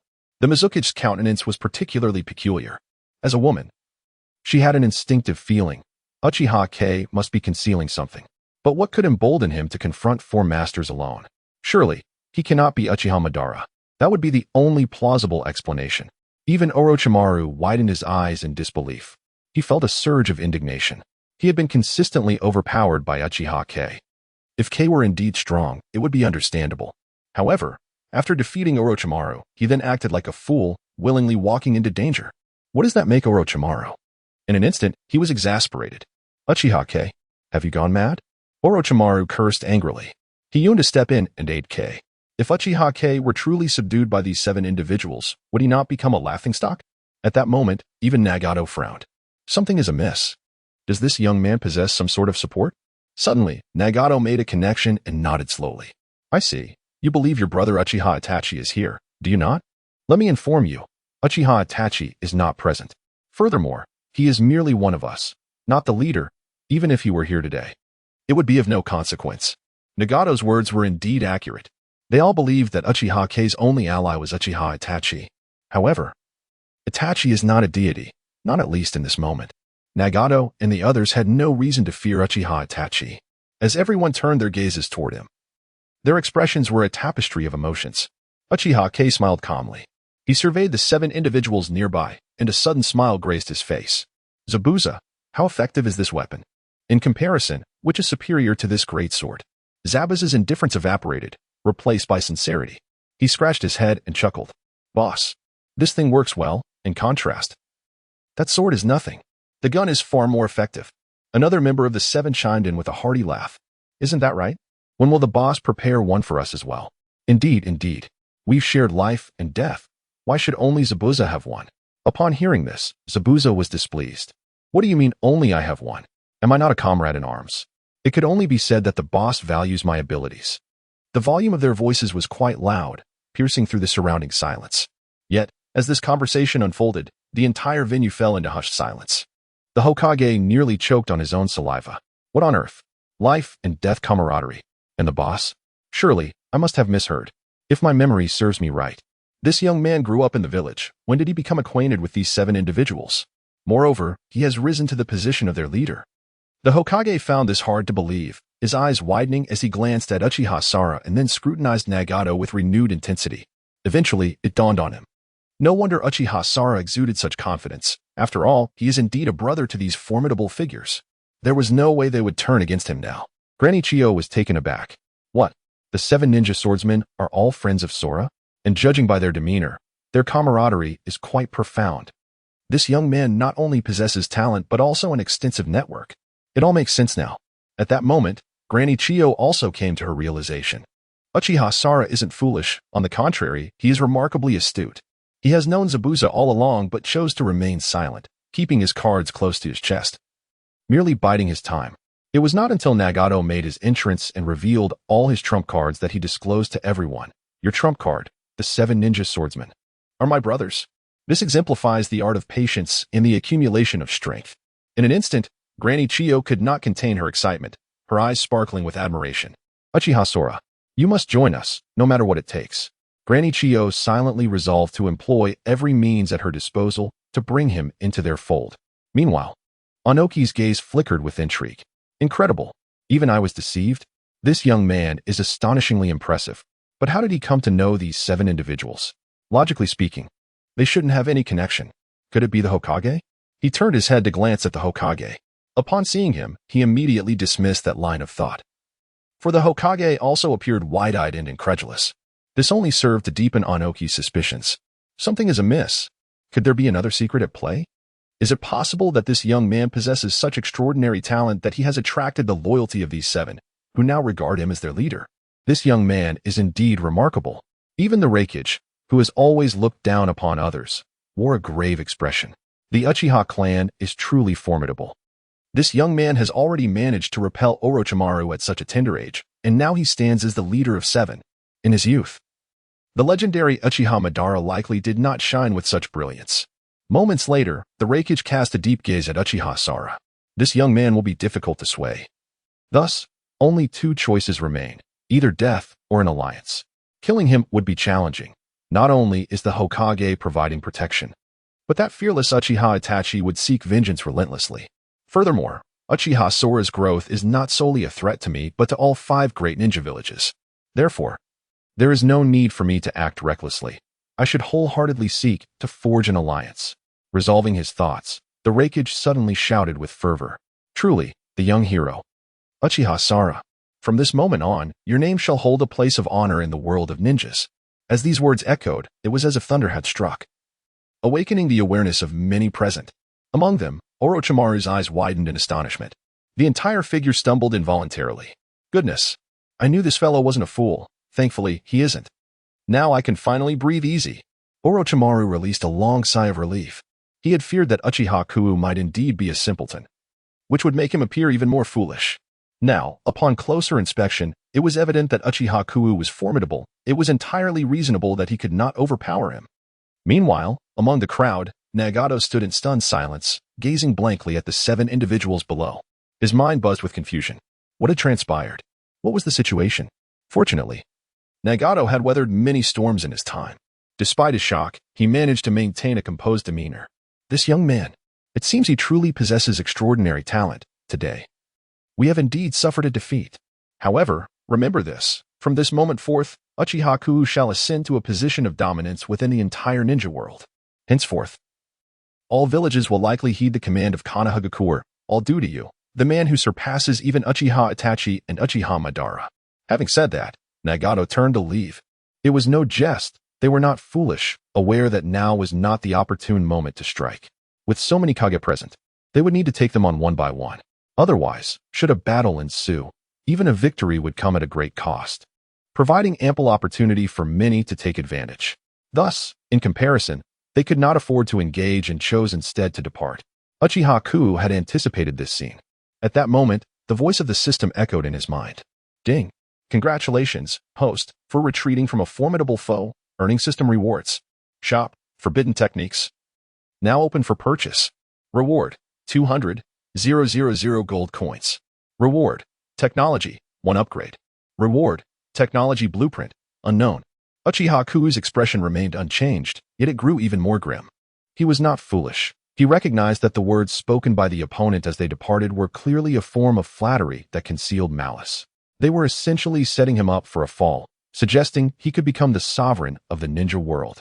Such aspirations were utterly preposterous. Anyone with even a modicum of ambition would never allow themselves to truly become a powerhouse. Indeed, after Nagato had left, many gazes in the vicinity turned towards Uchiha Kong, particularly those observing the group of 7 beside him, who regarded him with apprehension. At this moment, Granny Chiyo and her entourage of Kage looked on with avarice. Granny Chiyo stepped forward a few paces, her face alight with excitement. Kong, in ancient times, it was rumored that Uchiha Madara resided in our Sunigakure. Why not come to us? We possess the legacy of your ancestors. Of course, this was a falsehood, yet it was delivered with vivid embellishment by Granny Chiyo. The Mizukage chuckled lightly. Brother Kong, join us. We are teaming with experts, especially those as skilled as my sister here. Should you join, I can grant you the highest authority, making you second only to me within the village. The Raikage brusquely shoved the 2 aside, exuding an air of arrogance as he proclaimed, Join us. From this day forth, we shall not be master and disciple, but brothers, standing on equal footing. What do you say? The figure of Karabi behind him also spoke. Ah, this is the finest sanctuary. Join us, Uchiha. At that moment, many began to rally around Uchiha Sora. They understood that he was a rising star. Although no confrontation occurred today, the combat prowess of Uchiha Sora, coupled with his connections, indicated that his potential was virtually limitless. To secure his allegiance now would undoubtedly yield immense benefits. Yet, faced with such temptation, Uchiha Sora merely shook his head with indifference. I am a part of Konohagakure, and my strength has been cultivated here. My future lies in inheriting the position of Hokage. Uchiha Sora's demeanor was calm, as if he regarded all allurements beyond Konohagakure as fleeting and inconsequential. This scene immediately altered the expressions of those present. First to react was Granny Chiyo. Her heart ignited with murderous intent. Such a genius, if unruly, could pose a significant threat. Surely he would grow into another Uchiha Madara. Indeed, they all believed that Uchiha Sora's talent rivaled that of Madara himself. Such a being was monstrous if he were to rise in this age.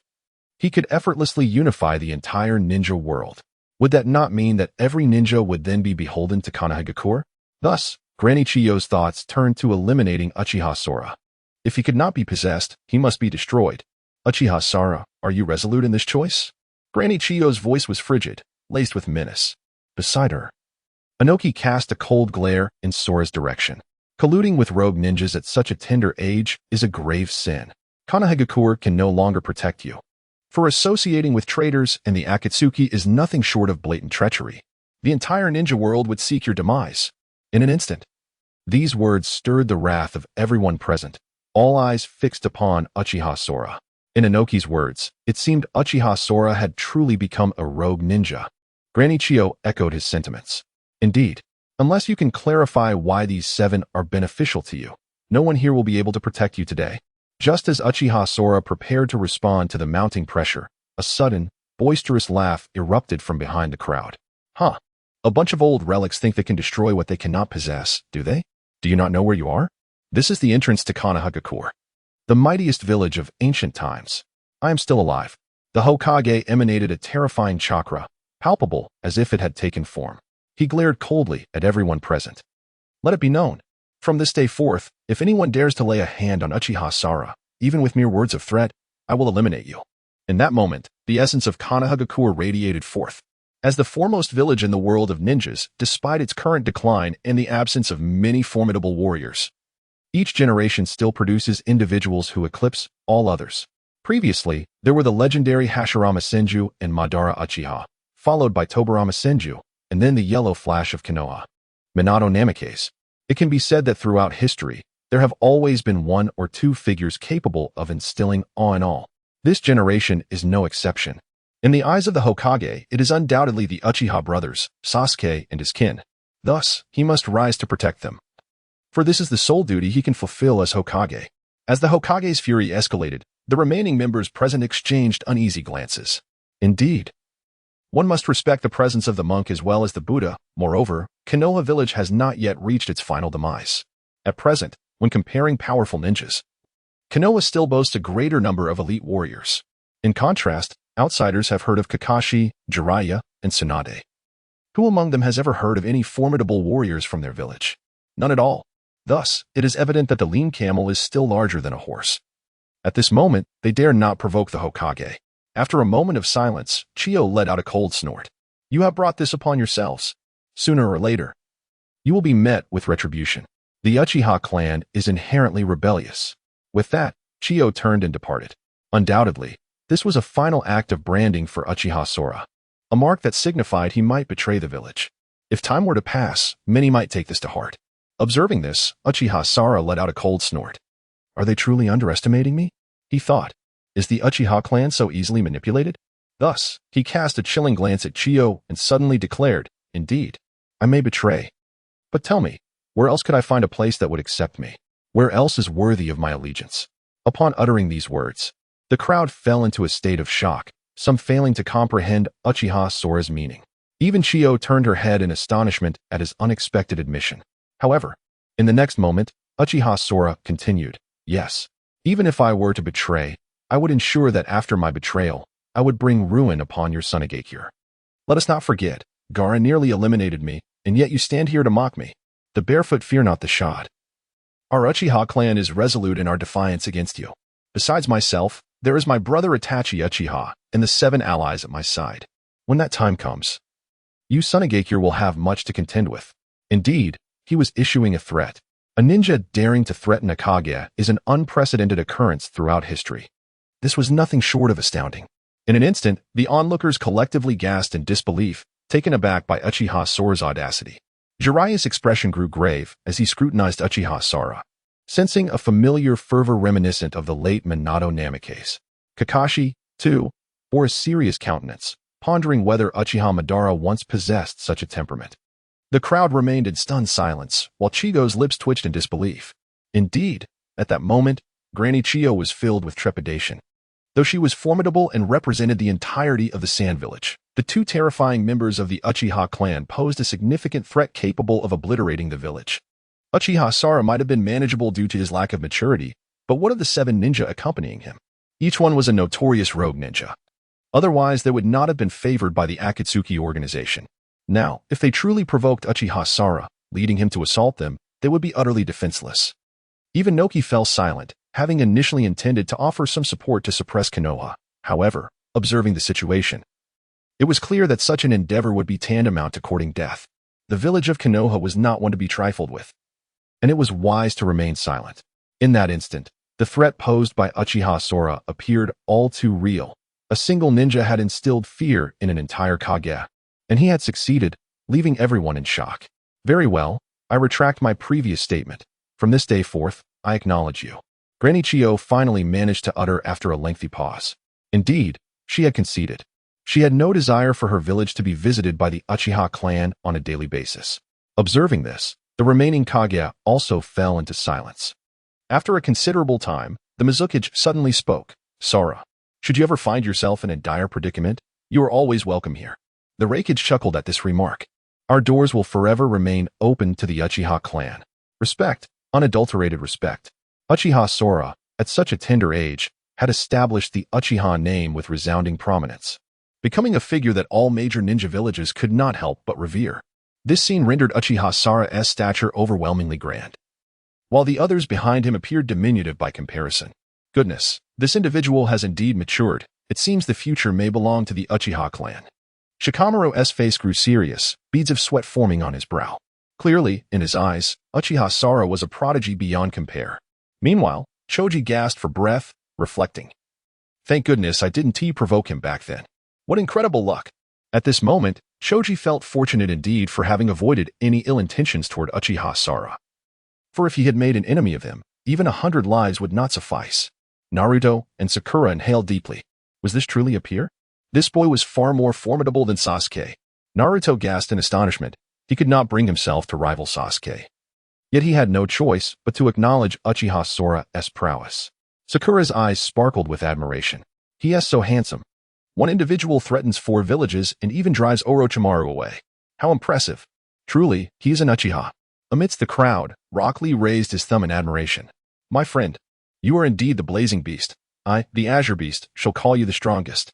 Even from within the crowd, an elderly figure slowly emerged, applauding in appreciation. This man was Danzo. Excellent. Who would have thought that after all these years, a new genius would arise in the village? Afterward, as long as you do not falter, the world of ninjas shall forever hold a place for you. Upon hearing this, the crowd was filled with admiration. Indeed, a single ninja had repelled 4 shadows and averted this crisis. Throughout the ages, such a feat seemed nearly unfathomable. Uchiha K had truly wrought a miracle this time. Thank you, esteemed elders. As a ninja, serving the village of Konoha is my duty. Uchiha K chuckled humbly, his face beaming with modesty. This scene elicited great appreciation from the Hokage. Very well. From this moment onward, I approve your department. You may utilize the village's resources for your research. Moreover, should you desire, you may summon nearly any department to serve your purpose. You are also permitted to select individuals to assist you in your department. Uchiha K blinked, recalling the Hokage's previous promise regarding the department. This was indeed fortuitous. With a department established, resources would no longer be a concern, and any future inventions could be attributed to his grandson, effectively granting him public funding. Thus, he nodded eagerly. Thank you, Hokage-sama. Once this matter concludes, I shall promptly set about organizing it. The Hokage nodded lightly before turning to depart, followed by the crowd. On that day, Konoha village was adorned with decorations, celebrating the birth of a new department within the Uchiha clan's territory. Unlike the Umbu, this newly established entity was known as the Department of Scientific Research. With Uchiha K as the head, his status was now elevated to that of Jiraiya and Danzo, standing on equal footing. He could even draw upon the village's resources to facilitate his creations. As the department was inaugurated, prominent figures from the village arrived to extend their congratulations. Kakashi, filled with admiration, approached with a substantial gift in hand. Uchiha K, though we are not master and apprentice, we have worked together on missions. Please accept this gift. A cherished treasure of mine. Uchiha K, taken aback, hesitantly accepted the offering. Upon opening it, he was met with the complete collection of intimate paradise. Uchiha K was momentarily speechless. At that moment, Jiraiya also arrived on the scene. Uchiha K, you've truly made a name for us in Konoha village this time. You should have seen Chiyo's expression upon her departure. Jiraiya exclaimed excitedly, vigorously patting Uchiha K on the shoulder. Uchiha K blinked and glanced at Jiraiya, who seemed empty-handed. Realizing something, Jiraiya cleared his throat. Ahem. Well, I've been a bit financially constrained lately, but with the opening of Konoha's Department of Scientific Research, I cannot arrive empty-handed, can I? How about this? I shall impart to you the Sage Mode. With that, Jiraiya produced a scroll from his sleeve, inscribed with the instructions for activating the Sage Mode of the Toads. Uchiha K's eyes widened in astonishment. It is worth noting that in the world of Naruto, there are numerous advanced ninjutsu, yet few that allow transformation. This art, which harnesses the forces of nature, is undoubtedly a remarkable technique even within the world of Naruto. Even if one does not choose to learn it, bestowing it upon another in the future would prove exceedingly advantageous. Uchiha Sora nodded eagerly, his face alight with excitement. Then I must extend my gratitude to you, Jiraiya-sensei. The expression on Uchiha Sora's face was a stark contrast to his previous despondency, prompting Jiraiya to think irritably. This kid truly is someone who lights up at the sight of profit. As more individuals came forth to offer their congratulations, most of whom Uchiha Sara was unfamiliar with, he waited until dusk descended. It was then that the Hokage and Danzo arrived. Both were high-ranking officials in the village, the Hokage, as the public leader, and Danzo, who orchestrated the clandestine operations of the Umbu. If the Hokage represented the visible leadership of the village, then Danzo embodied its shadowy counterpart. A fact well understood by Uchiha Sora. Uchiha Sora, you have performed admirably this time, securing benefits for Konoha and driving away the Akatsuki. This credit is solely yours. Apart from this research department, what else do you desire? The Hokage's expression was warm, gazing at Uchiha Sora as if he were his own grandchild. Uchiha Sora, however, took little heed of this. He recognized that while Sarutobi Hiruzen meant well and could be considered a good person within Konoha, he certainly was not viewed favorably by the Uchiha clan. After all, Hiruzen had sacrificed the entire Uchiha clan for the sake of his own interests, a decision stemming from the Uchiha's earlier insurrection. Overall, the Hokage was akin to a smiling tiger. You jest, Lord Hokage. The establishment of this research department has already filled me with immense joy. I dare not aspire for any further rewards. Beside him, Danzo chuckled lightly. Uchiha Sara, there's no need to be so modest. Your prowess ranks among the elite in the entire ninja world. Otherwise, why would Orochimaru fear you? Uchiha Sara was taken aback, realizing that Danzo's words held deeper implications. The Hokage added with a smile, indeed, we have come to first congratulate you on the establishment of your department, and secondly to express our concerns for your future. The words of Chiyo before her departure were laced with hidden peril. The Hokage's gaze sharpened. Uchiha Sara nodded. Comprehending the underlying message, he was being thrust into the spotlight, for many would wish to see the downfall of such a formidable young ninja. Danzo nodded appreciatively. Correct. It seems you were quite astute. At this moment, you were likely viewed as a thorn in the side by many. Even with our utmost protection, we cannot guarantee your safety, primarily due to the envious intentions of others. Thus, we wish to afford you a period of tranquility. Uchiha Sora blinked, remaining silent as he awaited further elaboration. The Hokage continued, your focus should be on your research within this department. Much like the leader, he remains conspicuously absent from his department, delegating tasks to his subordinates. As the saying goes, a hidden sword draws forth its brilliance at a crucial moment. Otherwise, even amid your current acclaim, venturing forth on a mission would be futile, merely rendering you a target for others. Uchiha Ku nodded, understanding this well. The world of ninjas may appear tranquil, yet beneath the surface, currents of tension swirl. Let us not speak of Orochimaru for now. He is currently subdued, unable to rebel in the short term. With merely the remnants of the 4 villages, they suffice to keep him occupied. Although these 4 villages might seem like innocuous NPCs in the original narrative, each is quite astute. Their alliance with Konohagakure arose from a shared adversary. However, this common foe has seemingly shifted from Orochimaru to himself. They fear he may become the new Uchiha Madara. Hence, before departing, they sought to curry favor. Upon realizing their efforts were in vain, they resorted to slander, positioning him as the antagonist in the world. Should they succeed, it would spell endless turmoil for both Konohagakure and himself. Uchiha Ku comprehended this, yet pondered, if I remain concealed, will they refrain from action? The Hokage beside him shook his head. No, they will continue to trouble you, but as long as you remain hidden, we shall stand on the side of righteousness. Konohagakure is not weak, it simply lacks justification to act. Should they dare to provoke the seemingly harmless you within the village, we shall not hesitate to ignite a war. Danzo, standing nearby, smirked ominously, an aura of dominance radiating from him. Indeed, as the strongest village, do you think this is merely a hollow title? Our research surpasses that of any other village, and our trump cards are equally formidable. If truly cornered, we shall strike without hesitation. Uchiha Ku nodded, grasping that these 2 elders had come to reassure him. Perhaps in the eyes of the Hokage duo, no matter how powerful he became, he would remain a child, vulnerable to fear after facing great storms and threats from Chiyo. Thus, they sought to comfort him and provide him with a general direction to temper himself in the future. I understand. Thank you, esteemed Hokage and esteemed leader. Uchiha Ku expressed his gratitude, recognizing their intentions for his benefit.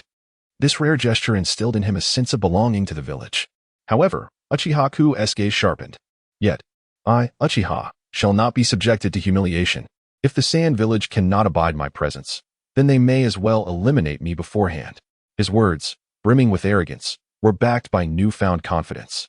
Not to mention, He had recently acquired forbidden techniques as a reward from the system. Indeed, Uchiha Kong could purchase all forbidden techniques available in the marketplace. This meant he could also acquire the reanimation jutsu, signifying that he could resurrect Uchiha Madara at any time. In the eyes of others, he might be perceived as a monster. However, to Uchiha Kong, he is indeed a revered ancestor. If someone were to push themselves to the brink, they could effortlessly summon Uchiha Madara. In the early days of the ninja world, he was nearly invincible. Even in later periods, Black Jew had yet to derive any advantage from Uchiha Madara, and resurrecting Kaguya was utterly impossible. At that time, Uchiha Madara would be unparalleled. Thus, Uchiha Kong possessed this confidence. The Hokage, standing nearby, sensed this conviction and let out a slow sigh. It appears that the future belongs to the youth. How you proceed from here is entirely your choice. With that, he turned to depart. Danzo, remaining in place, cast a deep glance at Uchiha Kong. Young man, be cautious of the Akatsuki organization. Do not underestimate their capabilities. The reason they did not act against you before was not fear of you, but rather a dread of the numerous Kaguya present. If it were only you, they would not hesitate to strike. Therefore, I recommend you lay low for the next few days. Uchiha Kong nodded in agreement. Thus, everyone departed, leaving only Uchiha Kong, Hinata, and a few others in the department. Kong, what shall we do next? Hinata asked, her face etched with concern. Sasuke and Haku stepped forward, clearly sharing her apprehension about the dangers Uchiha Kong faced. Yet, Uchiha Kong remained unfazed. What is there to fear? This is the heart of Konohagakure. Who would dare to ambush me here? Deidara, standing to the side, crossed his arms and chuckled mockingly. Indeed, you have no idea how amusing it was to witness Orochimaru's terror. Such a sight was truly hilarious. Moreover, I am beginning to grasp what my master refers to as art. The others ignored Deidara's eccentric behavior and turned their attention to the current state of the department. Now, Uchiha Kong began to observe his surroundings. Looking around, he saw that the entire department had been transformed into a large courtyard centered around the Uchiha clan. In comparison, it was far larger than the entire Umbu. Previously, the Uchiha clan had felt desolate, but after the establishment of a scientific research department, the Hokage had assembled numerous ninjas for Uchiha Kong, including many elite jonin, thus invigorating the entire courtyard. However, it was somewhat chaotic, as this had merely been Uchiha territory before, not a research facility. Many of the buildings and equipment were ill-suited. Nevertheless, with Konohagakure's considerable wealth, winning the recent wager had only further bolstered their resources. They were amply supplied for renovations. At this juncture, Uchiha Kong contemplated the necessity of maintaining a low profile. Ultimately, he needed to conserve his strength for a while. All right, let us rest for the night. We shall plan the department tomorrow, Uchiha Kong commanded, and everyone returned to their quarters. As night fell, Uchiha Kong closed his eyes in meditation and accessed the system. He discovered that his gold had amassed to an impressive 120,000. This is not solely due to system rewards or the daily tasks of recent days, along with the rewards from minor tasks. Beyond the gold coins, Uchiha Sora discovered a newly unlocked section in the shop, Forbidden Techniques. As the name implies, these are ninjutsu prohibited in the world of ninjas, neither inherently good nor evil, merely deemed too potent. Or perhaps, their usage incurs some form of toll detrimental to the ninja. In any case, they are undeniably formidable. Uchiha Sora, filled with anticipation, eagerly clicked on this section.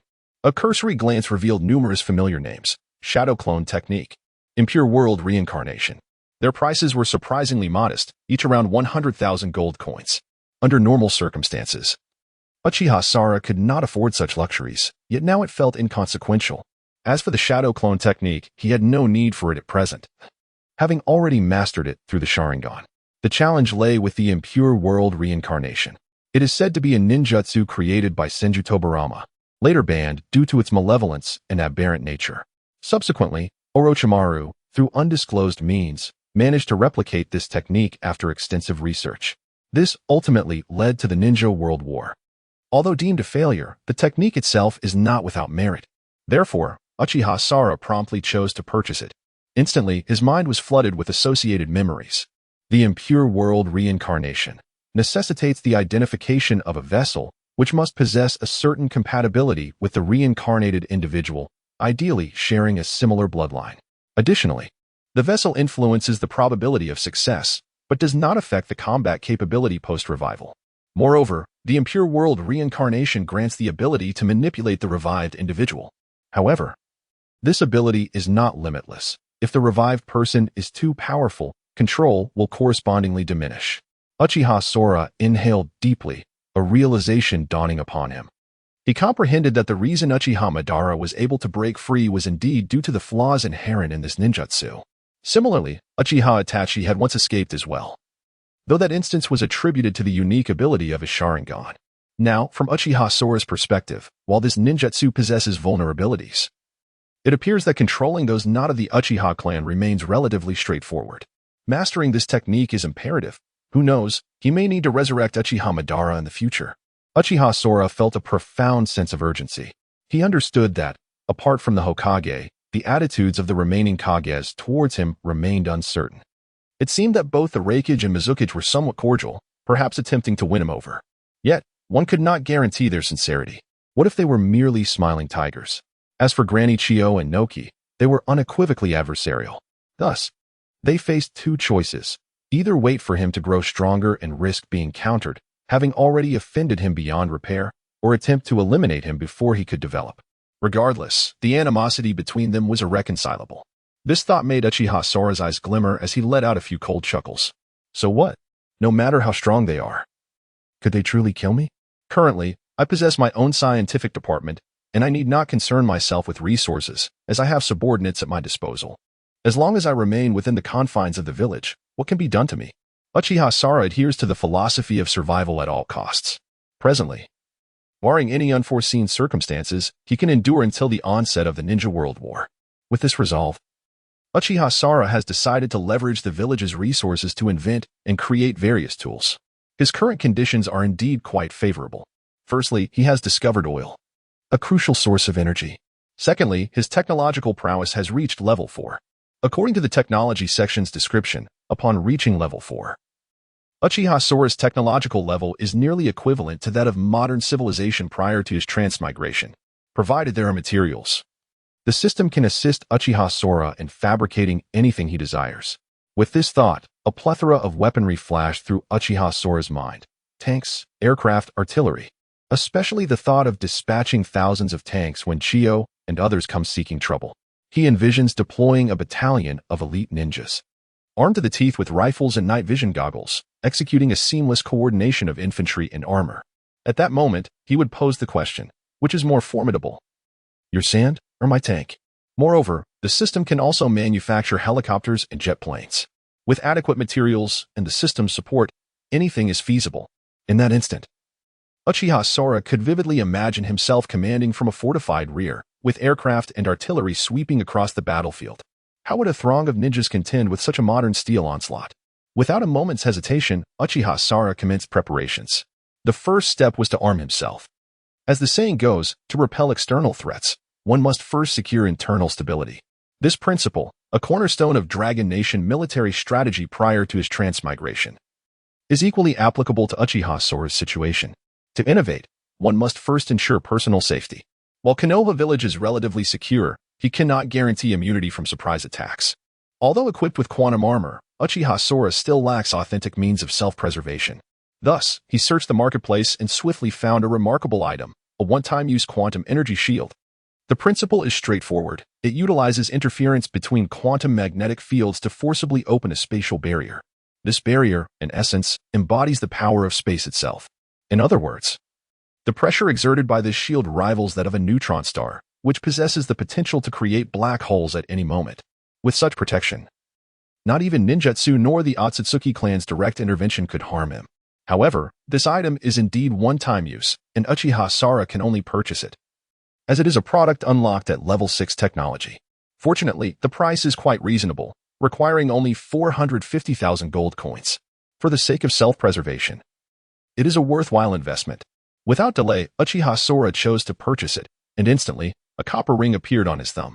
Within lies the quantum energy shield, which, at a critical moment, can be activated with a mere flick of the thumb. With this life-saving measure in place, Uchiha K began to ponder his future research endeavors. Recognizing that individual strength alone was insufficient, he resolved to mass-produce warriors. Indeed, the first step would be to establish a comprehensive factory system. With a factory in operation, They could eventually manufacture aircraft and artillery. For now, the immediate goal was to produce firearms. Uchiha K's eyes sparkled with determination as he realized that distributing firearms to everyone was an inevitable step. This matter warranted consideration. Firstly, the formula for gunpowder was a closely guarded secret known only to him. To outsiders, it would appear that such knowledge could only be unlocked through the Sharingan. Thus, even if firearms were distributed, they could not be misused or replicated. Moreover, Uchiha K intended to share this power solely with those closest to him. Without hesitation, Uchiha K began preparations. The following morning, he was ready to embark on his mission. He gathered everyone in the council hall of the Uchiha clan. Sasuke and Deidara were among the first to arrive, still groggy from sleep. "Master, are we going to explore art this time?" Deidara exclaimed, excitement evident despite his half-open eyes. Sasuke, breathless, chimed in, "Brother, I heard we are establishing a factory. Does that mean we can produce more of those weapons called guns?" Uchiha K nodded calmly. "Hold your horses, let us wait for everyone to arrive." Sasuke paused, then turned his gaze toward the entrance, where a group was approaching. The 7 ninja swordsmen. Among them were Haku, Hinata, Naruto, and Sakura, almost all familiar faces. Upon witnessing the setting, excitement rippled through the group. Hinata naturally settled beside Uchiha K, while Haku, unwilling to be left behind, positioned himself close by as well. The two resembled cherished consorts, which made Uchiha K acutely aware of the potential dangers that lay ahead. No, it would be wise to tread carefully in matters of the heart. After silently admonishing himself, Uchiha K cleared his throat and turned his attention to those gathered. "All right.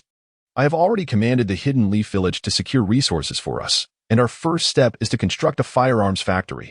The crowd fell silent, and Zabuza, his expression grave, tapped the AK-47 in his hands. "Uchiha K, are you referring to this? Can it be mass-produced?" Sasuke and the others widened their eyes in disbelief. Such a powerful weapon, if it could be produced in bulk, would mean each individual present could wield one. When they ventured into battle, each could fire a shot, and the impact would be formidable. Uchiha K nodded with assurance.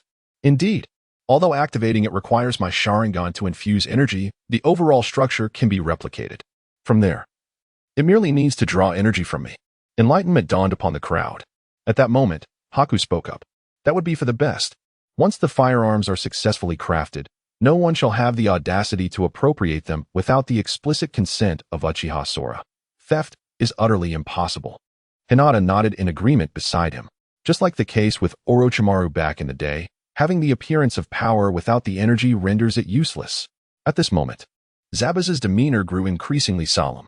"With this weapon at our disposal, if every shinobi were to wield a ninja blade, the 7 ninja swordsmen would undoubtedly elevate their combat prowess to an entirely new echelon. The crucial concern lies in how to address the potential demands from the Hidden Leaf Village. They would establish a department, and it is unlikely that it would simply be a financial drain. Perhaps, in the shadows, there would also be calls for the allocation of such weaponry. When that time comes, will you comply or refuse?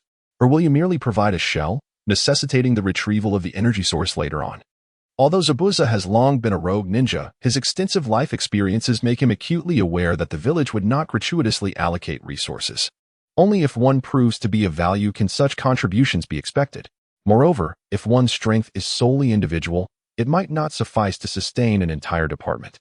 Unless, of course, the weaponry can be distributed en masse to all. Uchiha Sora had contemplated this as well. After a moment of silence, he spoke. "Rest assured, I have already considered this. Firstly, my weapons will undoubtedly be exclusive to me, a fact that cannot be disputed. Secondly, who said I intend to distribute them to others? Our scientific department can very well establish its own armed force, much like the Umbu ninjas. As long as we can train them to be sufficiently formidable and successfully complete several missions, even the Hokage would be reluctant to relinquish such an elite unit, regardless of his reservations." Upon hearing these words, the expressions of those present shifted dramatically. Zabuza, in particular, exclaimed with admiration, "Truly worthy of being the leader. Such decisiveness is remarkable. Indeed, we can produce and consume internally. The research department will also serve as a military department. Eventually, the Umbu will be supplanted by us, and they will have no grounds to demand our weaponry. At most, we will equip the higher-ups of the village with some gear, making it significantly simpler to replace and recharge them afterward." Sasuke's eyes sparkled with excitement. "Truly impressive, brother." Uchiha Sora chuckled and shook his head. This is merely the first step of our plan. We have yet to commence production. Now, come, let me teach you how to forge firearms. Uchiha Sara led the group to an open area, which had once been the plaza of the Uchiha clan. The advantage of this location was its ample space and the nearby level ground. At that moment, a multitude of ninjas were already engaged in construction. Under Uchiha Sara's command, a standard factory with 4 sections was already halfway completed, featuring a ninja version of the assembly line. Here, the initial processing of materials took place. Refining raw iron into purer forms, subsequently molded into lightweight yet durable components for firearms. Uchiha Sora pointed to a forge where numerous individuals were diligently at work. Amidst the rhythmic clanging, raw materials were being fashioned into form. The crowd stared wide-eyed. I have encountered this expression before. It is simply the usual forging, yet it feels somewhat different. After a moment of silence, he suddenly spoke. I understand now. They do not form in one go, but rather are crafted from raw materials, which are then passed on to the next process. In this subsequent procedure, each individual is assigned a specific role, thereby enhancing one's proficiency and accelerating the manufacturing speed. Is this what we call an assembly line? Uchiha Sara nodded in appreciation. Indeed, this is the assembly line manufacturing method I have devised, allowing for a quicker production rate and a significantly lower error rate. Uchiha Sara shamelessly attributed this innovation to himself. The spectators were left in awe, especially by who, in deep thought, stroked his chin and analyzed. Previously, we utilized individual manufacturing methods. This approach fostered many masters, renowned for their ability to forge legendary weapons. However, among many, only one could emerge as a master, while the rest remained mere apprentices. Thus, although weapons were produced, efficiency dwindled. This model before us streamlines each individual's workflow, allowing, over time, for everyone to become a master in their respective field. Imagine, if every step in crafting a blade is executed by a master, the final product will undoubtedly be exquisite, potentially surpassing all previous masters. Uchiha Sora nodded, feeling a bit flushed. He had not considered this aspect. How perceptive of Bai? Subsequently, Uchiha Sara introduced the group to parts of the workflow. However, achieving success in the short term and producing firearms remained quite challenging. Continuous improvement of their tools was necessary. After all, without Chakra, the world of Naruto resembles a primitive society. With Chakra, certain tasks could be simplified, yet Uchiha Sora still needed to make constant adjustments. Time passed swiftly. Meanwhile, a substantial amount of resources was transported from various locations in Konoha to the Scientific Research Department, making it one of the most expensive divisions. This sparked discontent among many families and departments within the village, leading them to repeatedly petition and report to the Hokage. However, the Hokage claimed that they would address the matter once the scientific department produced results. Thus, the issue remained unresolved. Concurrently, while Konoha thrived in the land of rain, Nagato wore a grim expression. Damn it. This was the first large-scale operation, and they returned empty-handed. Uchiha Sara indeed possesses some remarkable skills. Nagato's gaze sharpened as he recalled the previous incident, realizing they had suffered a concealed loss. Beside him, Duan Fei, visibly agitated, clenched his teeth and said, indeed, that damned Uchiha clan. Why do they always produce such freaks? That guy wielded a weapon I have never seen before. Just then, a cold voice emerged from behind Duan Fei. What did you say? What about the Uchiha clan? Duan Fei shuddered and abruptly turned his head, encountering the cold gaze of Uchiha Itachi. Ah, that is not what I meant. I was referring to Uchiha K. Uchiha Itachi's eyes transformed to crimson, and with a flicker, Amaterasu was unleashed. The inky flames swiftly engulfed Duan Fei entirely. K? Are you not aware that this fellow is my younger brother? As the black flames seared him, Duan Fei let out a series of anguished cries. Although his wounds healed almost instantaneously, he remained ensnared in the relentless black fire. In that moment, his ability to evade death became a torment before Uchiha Itachi. Thus, Duan Fei had no choice but to plead for mercy. No, no, no. We are all on the same side. I was wrong. Is that not enough? Beside them, Nagato frowned. Enough. It is one thing that you did not participate in the earlier battle, but now you turn against your own? Uchiha Itachi snorted dismissively and closed his eyes. Gradually, the black flames receded. All present felt a lingering unease. Nagato sighed deeply. He had anticipated that they could gradually gather tailed beasts and grow stronger to achieve their goals. But now, unforeseen complications had arisen. Thus, the plan must be altered. They should first strike at Sunagakure and capture Shikaku. This task shall be entrusted to Chiyo and Orochimaru.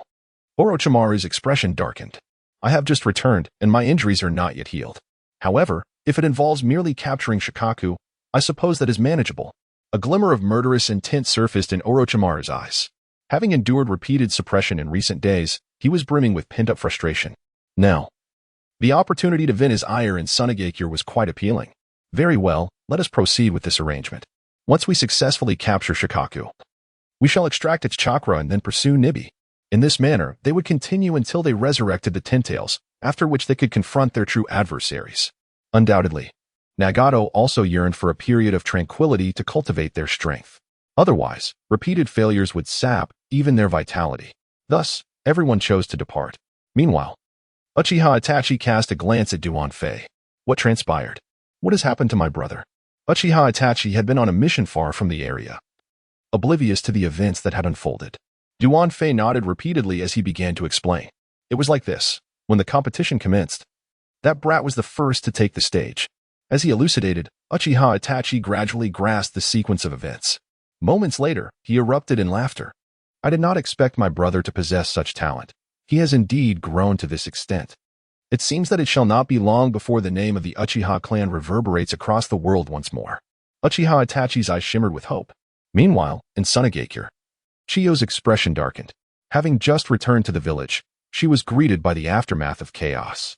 First, there was Gaara, who had attempted vengeance twice only to be thwarted both times. Now, he resembled a wilted flower, devoid of spirit. Furthermore, Sunagakure was also in a state of disarray. Previously, the surprise attack on the Hidden Leaf Village had mobilized a significant portion of their elite forces. Subsequently, they had provoked the Hokage and even caught the attention of Uchiha Sara. It is highly likely that they have also drawn the ire of Uchiha Itachi in secret. At this moment, Granny Chiyo was beset with worries. That detestable Uchiha Sara. Has there been any news of him lately? A senior official from Sunagakure, with a grave expression, replied, yes.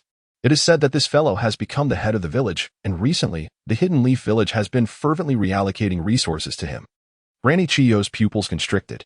Could it be that he intends to mass-produce those weapons? But that cannot be. Such formidable items should be tied to the Sharingan. Granny Chiyo recalled past events with trepidation. If those things could be replicated, it would spell disaster. Fortunately, the high-ranking official beside her interjected, no need to worry. Based on several encounters, we have discerned the patterns of that weapon. It is a rapidly firing, small-scale armament. Its advantages lie in speed and penetration. We merely need to use sand to obstruct it during combat. Overall, it is not insurmountable. Granny Chiyo's eyes brightened. Indeed, I have seen it myself. It resembles a sunflower seed, small in size but considerable in penetrating power. However, it is precisely because it is diminutive that it can easily scale walls. One only needs to construct barriers of yellow sand. At times, that weapon cannot even penetrate. Thus, the group chuckled, as if they had already devised a strategy to counter Uchiha Sara. This is the design blueprint for the tank. It is equipped with anti-tank rocket launchers and armor-piercing rounds.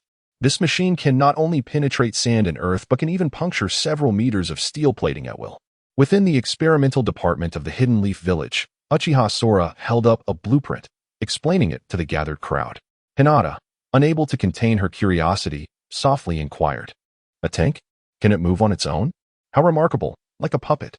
Zabuza, standing nearby, widened his eyes. "Truly impressive, boss. With this, we wouldn't need many. Each of us could operate one, and we could likely annihilate an entire village." Uchiha Sora nodded, akin to teaching a child to read, and pulled out another blueprint depicting an airplane.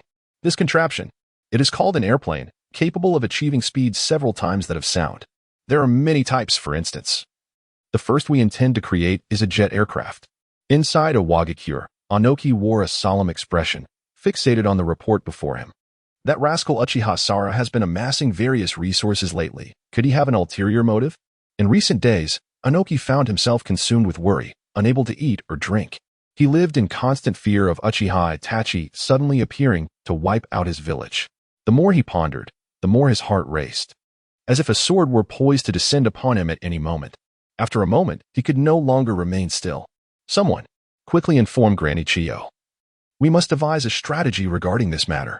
After a brief moment, in the office of Shine Village, there gathered Elder Mu, Granny Chiyo, as well as the Reikage and the Mizukage. Nearly all the shadows were present, with the exception of the Hokage.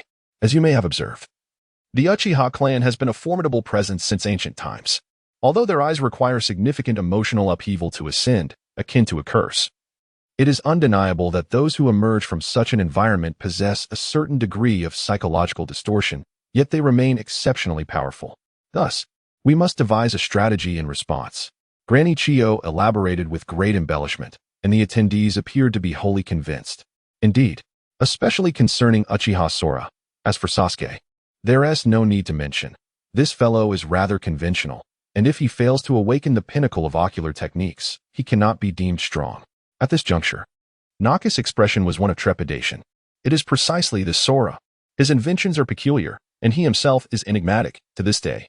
We have yet to comprehend the principles behind that weapon. Does it truly obstruct his vision? After a moment of silence, the Raikage suddenly spoke. It indeed seems related to his eyes. Have you not noticed that Orochimaru, often hailed as a genius researcher, appears to have uncovered a similar secret and even replicated it? Otherwise, he would not dare to confront Uchiha Sora so brazenly. Yet we have witnessed Orochimaru fleeing with his tail between his legs. This at least proves that even a genius like him cannot replicate it. The crowd felt increasingly uneasy. Is there truly no means of counteraction? Granny Chiyo racked her brain. There is still a possibility. Ultimately, that weapon is a form of physical attack, akin to our shurikens or kunai. Therefore, as long as we are sufficiently resilient, or if we can evade his strikes, we shall prevail. The eyes of the crowd brightened, particularly Noki, who excitedly proclaimed, "This is manageable. My dust release technique can precisely separate all in the air. As long as I can keep pace, his weapons will be ineffective against me." The Raikage furrowed his brow and added, "In truth, I have encountered such a weapon before. Based on my comparisons, if I unleash my full speed, that weapon may struggle to keep up. The only complication arises if multiple angles of attack are employed simultaneously. I doubt I could withstand that." Granny Chiyo let out a cold laugh. "That is sufficient. This proves that his weapon can indeed be evaded and defended against. It is not invincible. Henceforth, we simply need to devise a method to train a contingent of ninjas specifically to counter him." Then, with an icy glint in her eyes, Granny Chiyo continued, "Afterward, we merely need to concoct a reason to lure Uchiha Sora out, and then surround and eliminate him." The Mizukage frowned. "Did we not agree to form an anti-Uchiha alliance? To uphold our common interests and resist them? How has this morphed into a plan to kill him?" Noki, with a mocking expression, retorted, "Enough. We all know you, Mizukage, are soft-hearted, but judging by Sora's trajectory, I will inevitably grow to become the next Uchiha Itachi, or even Madara. If not swiftly eradicated, it would spell disaster for the entire ninja world." Granny Chiyo hastily placed a heavy label upon him. "Indeed, this is a cursed clan, inherently malevolent. And once he gains strength, Sora will surely engage in nefarious deeds." Upon hearing such words, the Mizukage sighed. "Very well. I shall refrain from involvement in this matter, and I deem your chances of success quite slim." With that, the Mizukage departed. The Raikage, after a moment of silence, remarked, "You oppose the Uchiha, and I concur, yet should this be directed against Sora, I shall not partake." With that, he too vanished swiftly. As two of the four had now departed, the remaining pair exchanged a disdainful huff. "They are clearly afraid. Pay them no mind. The plan shall proceed." Naka's gaze was icy. He was determined to target Sora.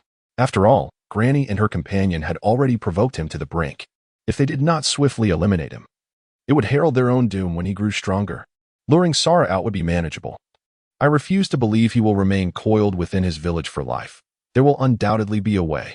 For now, we must cultivate a cadre of ninjas adept against such weapons. Beside him, Naka's eyes gleamed as he hastily inscribed a ninjutsu. This was a simplified version of the dust release technique, capable of thwarting such attacks. "You two must provide something of value." Granny Chiyo waved her hand, quickly summoning her sand manipulation technique. With the combination of these two ninjutsu, at least they could temporarily gain the upper hand in a direct confrontation with that boy.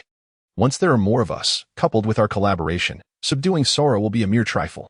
The two exchanged knowing glances and nodded in cold agreement. Meanwhile, the departing Raikage and Mizukage exchanged glances along the way. "Do you also believe that Uchiha Sora will undoubtedly achieve greatness in the future?" the Raikage asked, astonished. His reluctance to take action against Sora stemmed from a sense of kinship towards heroes. He viewed Uchiha Sora as a potential noble figure and was fond of his character. Hence his choice not to join the fray. The Mizukage, however, remained unconvinced. "I am rather straightforward. I simply recognize that boy's potential and power. After all, Our village pales in comparison to yours, and in retrospect, is the weakest. To survive, one must align correctly and make prudent choices, and Konoha is inherently powerful. Especially with the Uchiha clan, leaving us with no options. The Raikage suddenly understood. He comprehended the predicament of Kumogakure, sandwiched between two formidable villages. It had once been the weakest. Even now, the Mizukage's combat prowess could hardly be deemed strong. He could only be described as a multifaceted warrior. Yet lacking in comprehensive strength, he had a touch of everything, yet none were particularly robust. In a true confrontation, it was likely the Mizukage would not best Noki. Thus, to surpass the others, one must seek alternative paths or align favorably. The Raikage chuckled heartily at that moment. Rest assured, you have chosen wisely in Uchiha Sara. Not to mention, he has an elder brother, and that fellow is likely capable of giving those two old geezers a run for their money. As two individuals strolled along, a sudden cacophony resembling an explosion erupted from behind them. Startled, they turned to investigate, immediately perceiving the sounds of battle emanating from the direction of the sand village. Concurrently, a colossal shadow of a white serpent was cast upon the sky. Orochimaru? The Raikage paused briefly, yet upon exchanging glances with the Mizukage, both opted to feign ignorance and departed their separate ways. Meanwhile, in the sand village, Granny Chiyo wore an exceptionally grim expression. Before her stood none other than Orochimaru and the scorpion of the red sand. You rascals, resorting to attacking us now that you cannot contend with Konoha, are you? Granny Chiyo was incensed, fully aware that Orochimaru was preying on the weak. This has nothing to do with you. After all, you are currently the weakest village. Surrender Gaara, or face certain death. Orochimaru's mouth twisted into a grin, his elongated tongue slithering forth like a serpent. Beside him, the scorpion remained silent. Humph. How unfortunate that Inoki is nearby. Granny Chiyo declared triumphantly as Inoki emerged beside her. The scene elicited a twitch in Orochimaru's expression as he scrutinized the two elderly figures. What a surprise to discover your twilight romance. If you were merely two old bones, I might just let you perish together if you provoke me. Without further ado, Orochimaru unleashed a torrent of serpents. He had come to vent his frustrations, disregarding the consequences. His words immediately incensed Chiyo and her ally, prompting them to draw their puppets and engage in fierce combat. Amidst the chaos engulfing the sand village, Konoha village basked in an atmosphere of tranquility. The entire village was enveloped in a joyous spirit, not solely because they had weathered several crises unscathed, but also due to the establishment of a scientific research department that had recently brought numerous conveniences to the village. In the town center, a group of Konoha residents excitedly held shimmering light bulbs in their hands. Look, it's truly Uchiha Sora. This is another invention, reportedly called a light bulb. If we provide certain resources to the scientific department, it can illuminate. How marvelous. Previously, he invented a communication device, which, though limited to short distances, was incredibly convenient for those of us who are not ninjas. At that moment, Konoha village bore no resemblance to an ancient era. Rather, it now boasted electric lights and telephones. Indeed, Uchiha Sora had been industriously working on a factory, using the gold earned from daily tasks to acquire various gadgets. Thus, he assembled a machine to produce light bulbs and obtained equipment for manufacturing communication devices. Initially, he provided a small quantity for the villagers, which created quite a sensation. Subsequently, Uchiha Sora leveraged his influence to bring electricity to the village, making Konoha the first village in the Naruto world to utilize electricity. At that moment, everyone was filled with curiosity, eagerly experimenting with this novel invention. In the Hokage's office, the Hokage held a glowing light bulb in his hand, his expression one of perplexity. This lad, was it not agreed that we would be developing weapons? How have we ended up with such peculiar contraptions? Beside him, Tsunade's face radiated excitement. How beautiful this is. It is akin to cradling a star in one's hands. While ninjutsu can achieve similar effects, this object requires no consumption. Merely flicking a switch brings forth illumination. Jiraiya stood nearby, equally impressed. Indeed, during my clandestine observations, my casual appreciation of the bathhouse, it was perpetually shrouded in darkness. With this invention, there will be no more worries about visibility at night. Kakashi, observing the scene, wore a look of disdain. Nevertheless, it is undeniably useful from now on. Even at night, every household can bask in light without the peril associated with torches. The Hokage rubbed his forehead in resignation. Very well. I approve the proposal submitted by Uchiha Sara to construct a power station in the village. Although I do not grasp the intricacies, I shall leave the execution to Uchiha Sora and his team. However, my primary concern remains weaponry. Is it possible to replicate that AK used by Uchiha Sora? Kakashi pondered for a moment before nodding. I have inquired, and replication is feasible, but it poses significant risk to Uchiha Sora's eyes. We can only produce a limited number, and not everyone can wield it. However, he also mentioned that we could subsequently create lower-powered versions that merely require chakra for operation. The Hokage nodded. That suffices, at worst. We can allocate one to each of the higher-ups. As for the Umbu, their functions have begun to overlap with those of the scientific department. So be it. Let us proceed. I hereby approve Uchiha Sora's resources. Kakashi nodded, and soon the news was disseminated. The scientific resource department promptly commenced the construction of a power station in a secluded corner of the village. Meanwhile, at the entrance of the power station, Uchiha Sora admired his creation. It was a power station system constructed with walls formed through earth release, utilizing special materials and items procured from the System-S marketplace. Additionally, electric currents were carried by wires suspended in the air, distributing power to every corner of the village. At that moment, Hinata hurriedly approached, a map in hand. Sora, according to your instructions, over 70% of the village is now electrified. The remaining areas are on the outskirts and somewhat distant. At that moment, Shiro also ran over from afar. Sora, we have made progress in the production of AK weapons. 20 have already been crafted. Shall we continue with the production? Sasuke then emerged from within the power station. No way, brother. This device is far too large. My Chidori cannot generate sufficient electricity. Surrounded by his peers, Uchiha Sora felt a twinge of exasperation. In recent days, he had become the village's celebrity, inventing various items to provide convenience to the villagers. In an instant, he had transformed from the previously unassuming Uchiha Sora to the esteemed inventor. Even the influence of Naruto pales in comparison to that of Uchiha Sora. At this moment, Uchiha Sora, feeling a headache, hastily employed the shadow clone technique to temporarily send Hinata and Neji away. He then, in his original form, descended alongside Sasuke to the base of the power plant. How did I teach you?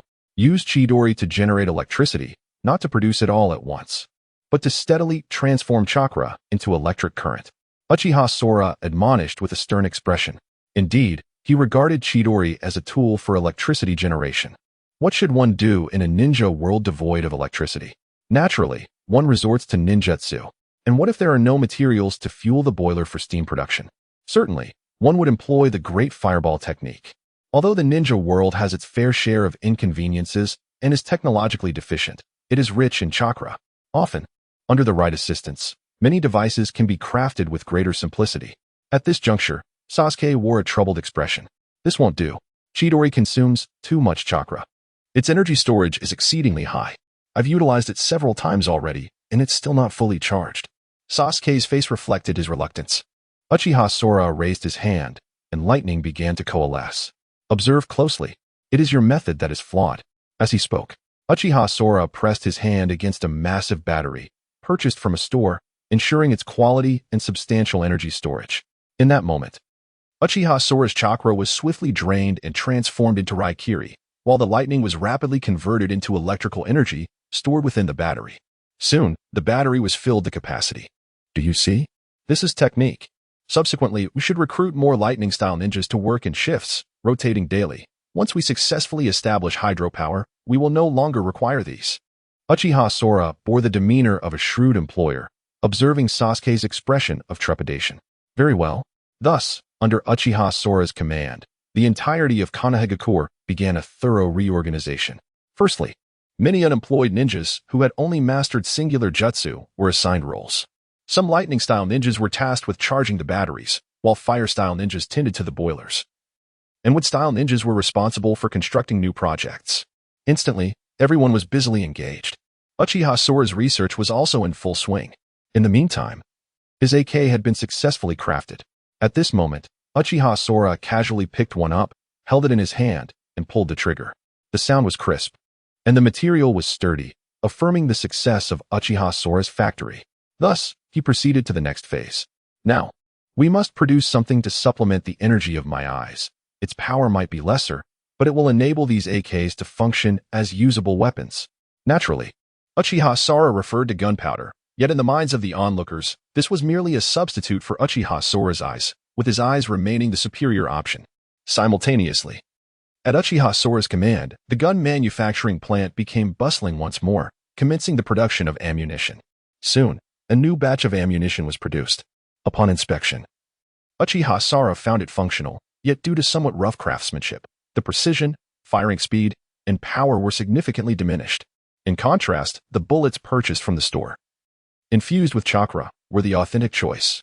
However, Uchiha Sora refrained from making improvements. He understood that these weapons were intended for others' use.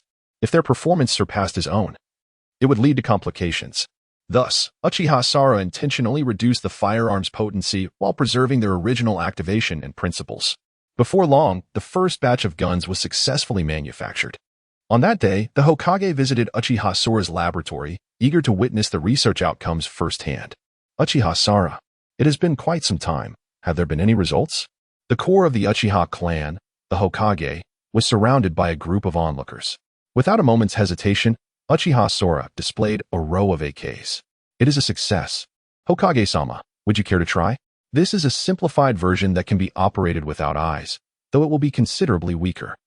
The Hokage cast a glance at the AK before him and noticed that it bore no distinction from the one previously wielded by Uchiha Sora. This revelation sparked a glimmer of excitement in the Hokage's eyes, prompting him to instinctively grasp the weapon. Moments later, he aimed at a nearby wall and immediately opened fire.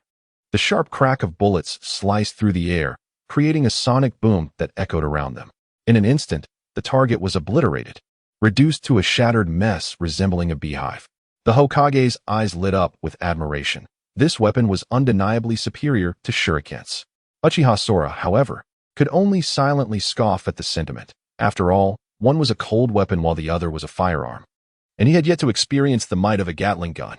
He knew that such heavy artillery was not feasible at the moment, as he needed to refine his factory further. Thus, he wore a benevolent expression.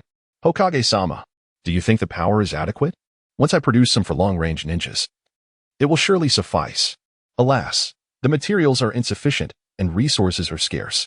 If you could allocate more, I might be able to create even more formidable weapons. The Hokage raised an eyebrow and regarded Uchiha Sora with keen interest. Pray tell, what advantages do such weapons possess? He was genuinely curious about what could surpass this in efficacy. Uchiha Sora pondered for a moment, casting a glance at Kakashi and the others present. He felt that explaining tanks to a gathering of Hokage natives who had never even attended primary school would be quite a challenge. After a brief pause, he composed his thoughts and spoke. It is akin to a puppet. However, every inch is constructed from steel plates, each a finger's thickness. As for the steel, it is a material far more resilient and weighty than a shuriken, entirely composed of such. Furthermore, it can move autonomously and even unleash a fire shield technique. Once mass-produced, even a few genin could pilot it, and in conjunction with high-ranking ninjas, they would easily trample over an army of ninjas. Upon hearing this, a profound silence enveloped the room. The Hokage's mind conjured an image of a metal monstrosity bristling with shurikens, resembling a hedgehog, yet capable of movement and capable of spewing fire. The thought of individuals piloting such a creation sent shivers down his spine. Was this not akin to granting everyone the ability to control advanced iron puppets? Especially one that could unleash fire and utilize ninjutsu, truly a marvel of Uchiha Sora's ingenuity. He marveled at the prospect, convinced that such a creation must come to fruition. Meanwhile, Kakashi and the others felt their hearts race with anticipation. Sora, what sort of speed and power does this contraption possess? This inquiry held great significance. After all, if it could only move but lacked strength, it would hardly be deemed formidable. Unless it could move swiftly and deliver substantial impact, it would merely serve as a target on the battlefield. In that moment, the Hokage, Jiraiya, and others turned their gazes toward him, clearly intrigued. Uchiha Sora contemplated for a moment before elucidating. If this thing were to charge recklessly, it would likely shatter obstacles such as walls, trees, and rocks upon impact. In comparison, I believe it could be likened to a strike from Reikage. Uchiha Sora's description was not exaggerated. If one were to consider the capabilities of a modern tank, that iron beast, when fully powered, could even leap into the air. Indeed, if there were an incline, it could propel itself skyward with all its might. Imagine that colossal metal creature hurtling towards you at such speed. No matter who you are, you would likely be unable to withstand it. Uchiha Sora's vivid portrayal immediately conjured such imagery in the minds of the audience. More importantly, that was merely the force of impact. According to Uchiha Sora, The essence of that creation lay in its fire-breathing capability. The Hokage promptly slammed his thigh and exclaimed, "Excellent. What village do you require support from? Whatever you need, it shall be yours." It was no jest. If Uchiha Sora could indeed mass-produce these marvels, it would undoubtedly prove a significant advantage for him. Perhaps, from that moment onward, the Hidden Leaf Village could unify all the other villages once again. Nearby, Kakashi wore an expression of excitement. "Sora, whatever you need, I can help you procure on the spot." At that moment, Uchiha Sora was truly a treasure for the Hidden Leaf Village, possessing the ability to acquire anything he desired. In response, Uchiha Sora remained composed, feeling no immediate need for anything. While he pondered, a notification sound resonated in his mind. Ding! A message indicated that the host had detected a mission. The host must accompany a ninja equipped with modern gear to assist the Sand Village in repelling an ambush by the Akatsuki organization. Mission rewards included Gar's maximum affinity, the power of the One Tail, and a mysterious gift pack. Uchiha Sora was momentarily taken aback. What was happening? Was the Sand Village currently under siege? Nevertheless, Uchiha Sora understood this was a main storyline mission, likely a way for the system to test the prowess of modern equipment. Although he currently had only firearms and had yet to successfully create tanks, he could purchase rocket launchers, night vision goggles, and bulletproof vests from the shop to temporarily arm the 7 ninja swordsmen. At that moment, his modern power would make its debut in the ninja world, likely leaving a profound impact on the realm of technology. Thus, Uchiha Sora declared, "Lord Hokage, I require empirical data for my experiments. So I wish to participate in a real battle. According to my information, the Sand Village is under attack. Why not send us to provide reinforcement?" The Hokage was taken aback. When did this happen? How was I unaware? Just then, a hurried Umbu ninja rushed in. "Lord Hokage, the Sand Village is under ambush by the Akatsuki organization and is currently engaged in a fierce battle." Instantly, the Hokage gazed at Uchiha Sora in shock, contemplating the boy's remarkable intelligence-gathering abilities. He couldn't help but gasp in astonishment. However, regaining his composure, he said sternly, "But the Sand Village does not harbor good intentions toward you." Beside him, Jiraiya wore an expression of dissatisfaction. "Indeed, that old hag once intended to take action against you. If I were to kill her, it would undoubtedly be of no consequence." The crowd unanimously believed that Uchiha Sora should not intervene. Yet, Uchiha Sora understood that he was not saving Chiyo, but rather Gaara. This fellow, after all, was one of the protagonists, a significant ally in the unfolding narrative. Moreover, completing the system's task would yield rewards. This time, the system did not prohibit him from taking action against Chiyo. He merely intended to assist in repelling the Akatsuki. If it came to a dire situation, he could always shoot that old woman a couple of times. Uchiha Sora recognized that if he intervened, it would be a form of overt strategy. Thus, he smiled and declared, "It is precisely for this reason that I must act to save her, so that the outside world understands my principle of repaying kindness with kindness. Consequently, when Chiyo wishes to target us openly in the future, she will find it difficult to do so without losing face. Perhaps she will even have to humbly come to our village hidden in the leaves to plead for mercy or propose an alliance." Upon hearing this, the Hokage's eyes sparkled with admiration as he regarded Uchiha Sora with renewed respect. As the Hokage, he understood that to be a true leader, one must not act impulsively but rather comprehend the intricate balance of interests between the various villages. Uchiha Sora's words were a masterstroke of subtlety. "By saving you, I perform merely a trivial act, yet I bind you with an invisible chain, rendering you incapable of targeting me. Even in the shadows, you will be constrained." This maneuver was indeed brilliant. The Hokage could not help but regard Uchiha Sora with even greater esteem. "Impressive. This young man has truly opened my eyes." Faced with the Hokage's demeanor, Uchiha Sora was somewhat bewildered. He had merely sought to complete the system's task without overthinking it. However, to onlookers, Uchiha Sora appeared as a cunning old fox, outsmarting all around him. Even Danzo, who had been silently observing, smiled knowingly. "Indeed, no wonder you recognize this individual. With such intellect, it would be a travesty for him not to join the Umbu." Regrettably, Danzo mused, his talents are so exceptional that he has established his own faction, creating some rivalry with us. In recent days, the Hokage had refrained from utilizing the Umbu, focusing instead on intelligence gathering. Danzo nodded in agreement. This is a fortunate development. We will have more time to delve into our own matters. There is no need for internal strife, at least for the time being. Both men nodded in understanding. Meanwhile, The Hokage also nodded in approval. Very well. I authorize your actions, but exercise caution. I will discreetly send elite protectors to safeguard you. Uchiha Sora neither affirmed nor denied this. He promptly began organizing a team. This time, they would fire the first shot for high-tech warfare in the world of ninjas. Uchiha Sora would allow no errors, and thus only the strongest would participate. In addition to being well-versed in advanced technology, one must possess a certain level of ninja prowess. Thus, he selected the following individuals. Apart from himself, there were Deidara, the 7 ninja swordsmen, Haku, and Sasuke. This group, all of whom were familiar with high-tech gear, stood ready. Without delving further into their background, they had all been equipped with various weapons, from grenades to Gatling guns. The 7 ninja swordsmen had also recently immersed themselves in technological knowledge, rendering them all as if they had received a primary education in the realm of ninjas. Such individuals could hardly be considered elite talents in the ninja world. Excellent. This will be our team. I shall now distribute one piece of equipment to each of you. At the entrance of Konoha, the group was fully equipped, their expressions solemn. Uchiha Sora, like a magician, retrieved all the items he had purchased with gold coins from his technological space. First, he provided each member with a high-grade bulletproof vest. Considering that each ninja possessed remarkable agility, Uchiha Sora presented enhanced versions of bulletproof vests, even adding ballistic plates.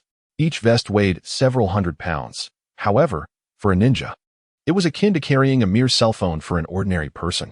Additionally, Uchiha Sora had procured night vision goggles, which would allow them to clearly detect any living creature's presence at night.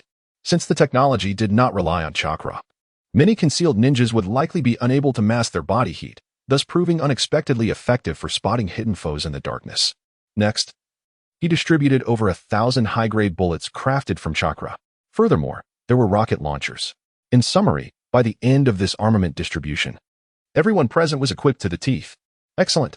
With great spirit. Now, let us depart. Uchiha Sora gazed upon the group clad in special equipment, appearing rather out of place in the ninja world. Soon after, they swiftly advanced towards Sunagakure. Meanwhile, Chiyo gritted her teeth as the puppet in her hands lay in tatters. Before her stood Orochimaru, exuding arrogance, wielding an AK-47. However, it was not being used for firing. Instead, it served as a blunt weapon, which Orochimaru swung down upon the puppet with a mighty blow. The sound of impact echoed as the puppet's head shattered. The pure metallic AK-47 in Orochimaru's hands displaying an imposing prowess. Witnessing this spectacle, Chiyo felt her lips twitch in distress. Nearby, Inoki could not refrain from mocking. You wild snake. You aspire to replicate Uchiha's equipment, yet now it serves merely as a melee weapon. How laughable. However, before he could finish, the tail of Sasori's scorpion had already lashed out. Fortunately, Inoki, floating in midair, moved with remarkable speed and evaded the attack. Otherwise, he would have met a swift end.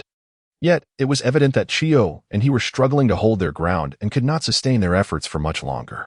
Below, Gaara had been forced into battle. Coincidentally, due to the alterations made to Gaara's original storyline by Uchiha Sora, the situation had shifted dramatically. Following Gaara's brief injuries, he was thrust into battle once more. Often before he had fully healed, the adversaries he faced were frequently formidable foes such as Orochimaru and members of the Akatsuki.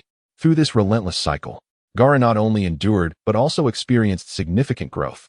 Though he had just embarked on his journey as a ninja, his combat prowess now mirrored that of his former self when he was on the brink of becoming a Kage. At this moment, Gaara commanded a torrent of sand, directing it menacingly towards Orochimaru. The latter's form swiftly transformed into countless white serpents, writhing and burrowing into the sand, capable of emerging from any direction. Moreover, Orochimaru had become cunning. Each serpent concealed a venomous threat. Each small snake was a lethal needle, and a single bite would result in a swift demise through poisoning. The battle erupted into a fierce confrontation. Within the Sand Village, numerous powerful warriors were reluctantly drawn into the fray. However, being in their own territory, their ability to mount an effective defense was severely hampered. Frustration mounted as they realized that if this continued, they would inevitably be worn down by Orochimaru's relentless onslaught. Chiyo, her chakra nearly depleted, gritted her teeth, aware that without a quick resolution, they would soon be unable to continue. On the other hand, Noki was equally distressed, contemplating whether to request reinforcements, uncertain if the Hokage would respond. Chiyo scoffed at the notion, dismissing it outright. Just recently, they had offended the Hokage. Now, to expect assistance was nothing short of folly. As Orochimaru observed the two strategizing, he summoned the Serpent King, which lunged toward Gaara with voracious intent. The imminent threat left little time for Chiyo to intervene, while Noki found himself ensnared by the red sand scorpion, unable to act. Panic ensued as the danger loomed closer. Yet, at that critical moment, several figures emerged from the swirling sands in the distance. Initially, their presence went unnoticed amidst the chaos, as both Orochimaru and Chiyo were preoccupied. And even Gaara remained oblivious. However, just then, the shadows drew near, raising a weapon with alarming swiftness. The ominous barrel of an AK aimed directly at them, prompting Orochimaru to instinctively retract his neck, his eyes widening in shock as he recoiled. What was this? Uchiha Sora had arrived? His exclamation reverberated through the battlefield, capturing the attention of all present. Chiyo's eyes widened in horror as she gazed toward the village's outskirts, despair flooding her thoughts. This was the last thing they needed. It was a calamity upon calamity. Just recently, they had threatened Sora, and now he had come. There was no way he was here to offer assistance. Noki, too, felt a chill run down his spine. How could the intelligence from Konohagakure be so precise? How did they know they were here? This was clearly an opportunistic strike. Thus, an eerie tableau unfolded in the midst of the chaos. Both parties engaged in battle have come to a halt. Orochimaru, intimidated by Uchiha Sora, instinctively retreats, while Granny Chiyo, fearful of Uchiha Sora siding with Orochimaru, watches him with great caution. Observing this scene, Uchiha Sora coughs slightly, his expression one of exasperation. By the orders of the Hokage of Konoha, we have come to provide assistance. Granny Chiyo, step back quickly, for the projectiles are indiscriminate. At these words, Granny Chiyo is initially taken aback. They have come to rescue. Yet, it dawns upon her swiftly. This is nothing short of moral coercion. Just recently, she had threatened Uchiha Sora, and now Konoha has arrived to aid him. The stark contrast only serves to highlight the shortcomings of their Sunagakure. Beside her, Inoki's face is a mixture of confusion and frustration.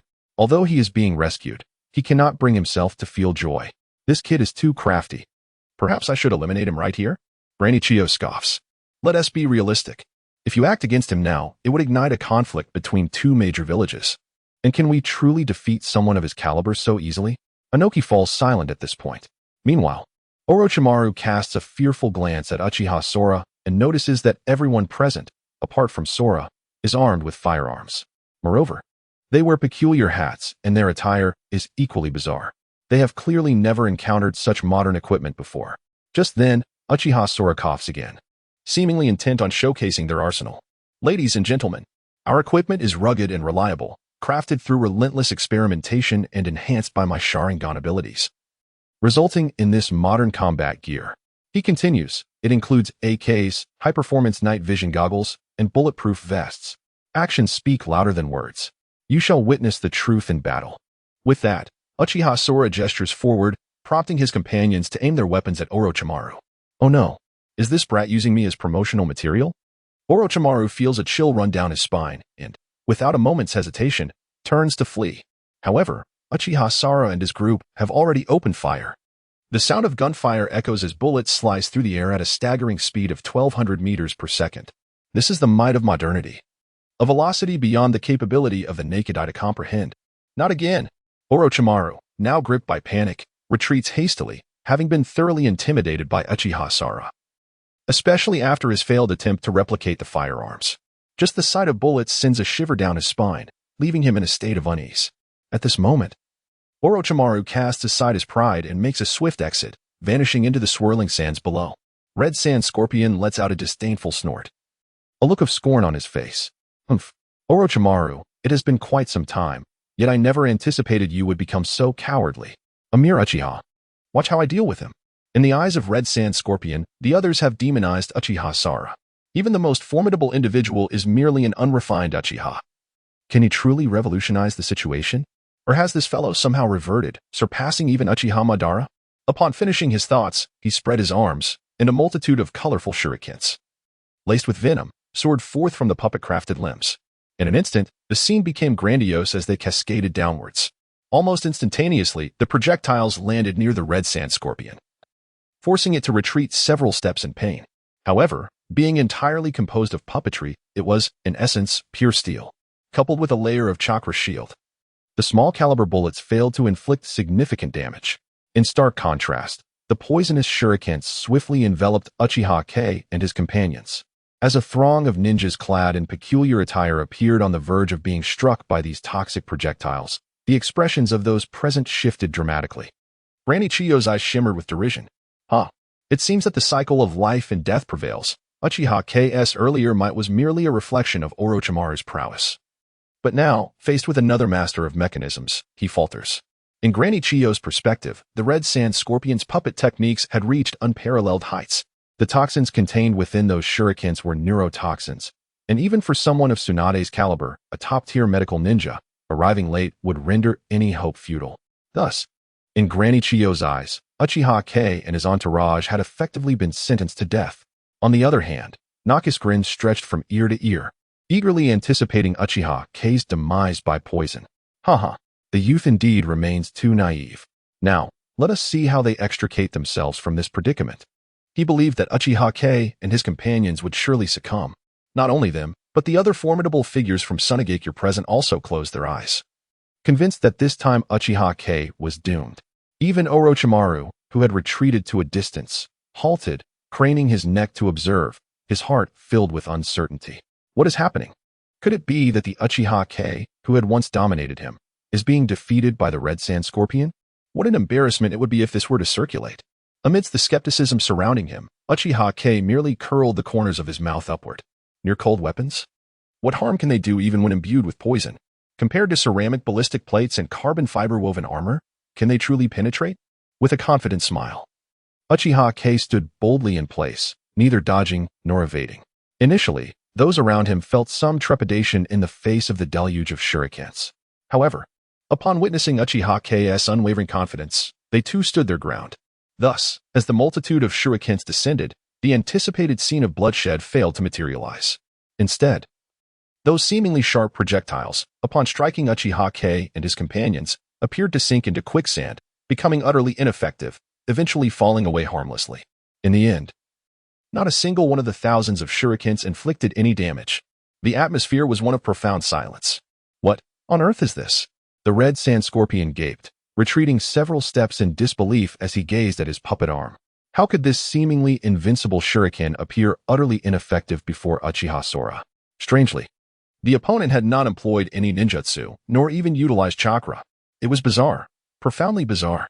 Granny Chiyo widened her eyes, incredulously surveying the peculiar garments adorning Uchiha Sora and his companions.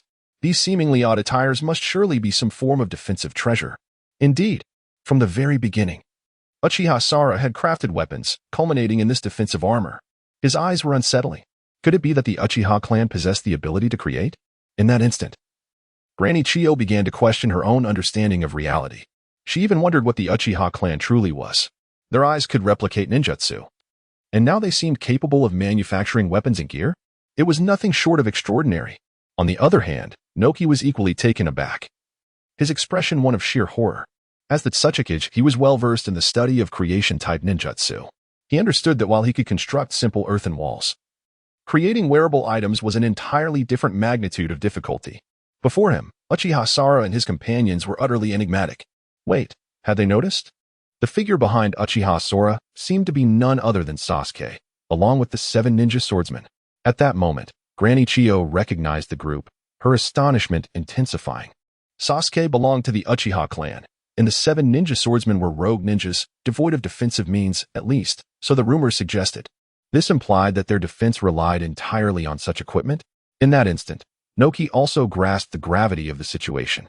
The two exchanged a profound gaze, realizing the implications.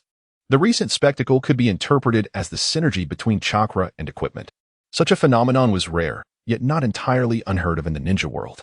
For instance, Noki, through considerable effort, could achieve a similar armor.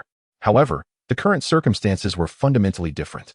Without utilizing chakra and not being specialized defensive ninjas, they could withstand an attack from a member of the Akatsuki. What did this signify? It indicated that the village need not invest excessively in cultivating elite ninjas. Equipping a few mid-tier ninjas with such top-tier gear could render them immune to attacks from formidable foes like the Akatsuki. In other words, several nin could effectively impede a Kaga-level adversary. Although they might not be able to eliminate them, this was already extraordinary. If, in a real battlefield scenario, They dispatched merely a handful of nin. They could entangle a group of Kage. Did this not suggest that the remaining forces would have the upper hand? This was no mere equipment. It was a strategic weapon that could alter the nature of warfare. In an instant, Granny Chiyo and Noki exchanged glances, both recognizing the murderous intent reflected in each other's eyes. Indeed, at that moment, the threat posed by Uchiha Sora transcended the mere identity of an Uchiha. Rather, he is a pivotal figure capable of swaying the tide of a great battle and altering the global landscape. Such an individual, if not won over, must be eliminated. However, the dilemma lies in whether the current Uchiha Sora, along with his formidable allies, can truly be easily vanquished. Just as Granny Chiyo was contemplating this, Uchiha Sora below let out a cold snort, casting a glance at the two elderly men. These two old geezers are relentless. It seems they are resolute in their intent to extinguish me. But it matters not. My purpose here is to demonstrate the formidable power of modern technology to the world. I am to astound them. With that, Uchiha Sora waved his hand, pointing at the red sand scorpion. Come forth. Let us deliver a slight modern shock. Anti-tank rocket launchers. Aim. Whoosh. The individuals behind him swiftly retrieved green cylindrical objects from their backpacks, hoisting them onto their shoulders. The dark muzzles were directly aimed at the red sand scorpion. Though they had never witnessed such weaponry before, they recognized its resemblance to the firearms Uchiha Sora had wielded previously, albeit those were considerably slimmer. Yet, even then, their power was extraordinary. What lay before them was even larger and more imposing. In an instant, the red sand scorpion felt a shiver run down his spine. At that moment, he understood why Orochimaru had fled. Goodness, Orochimaru is utterly despicable, knowing full well how formidable Uchiha Sora was. He chose to run off alone without a word? At that moment, despair enveloped the red sand scorpion, and he wished fervently for additional legs.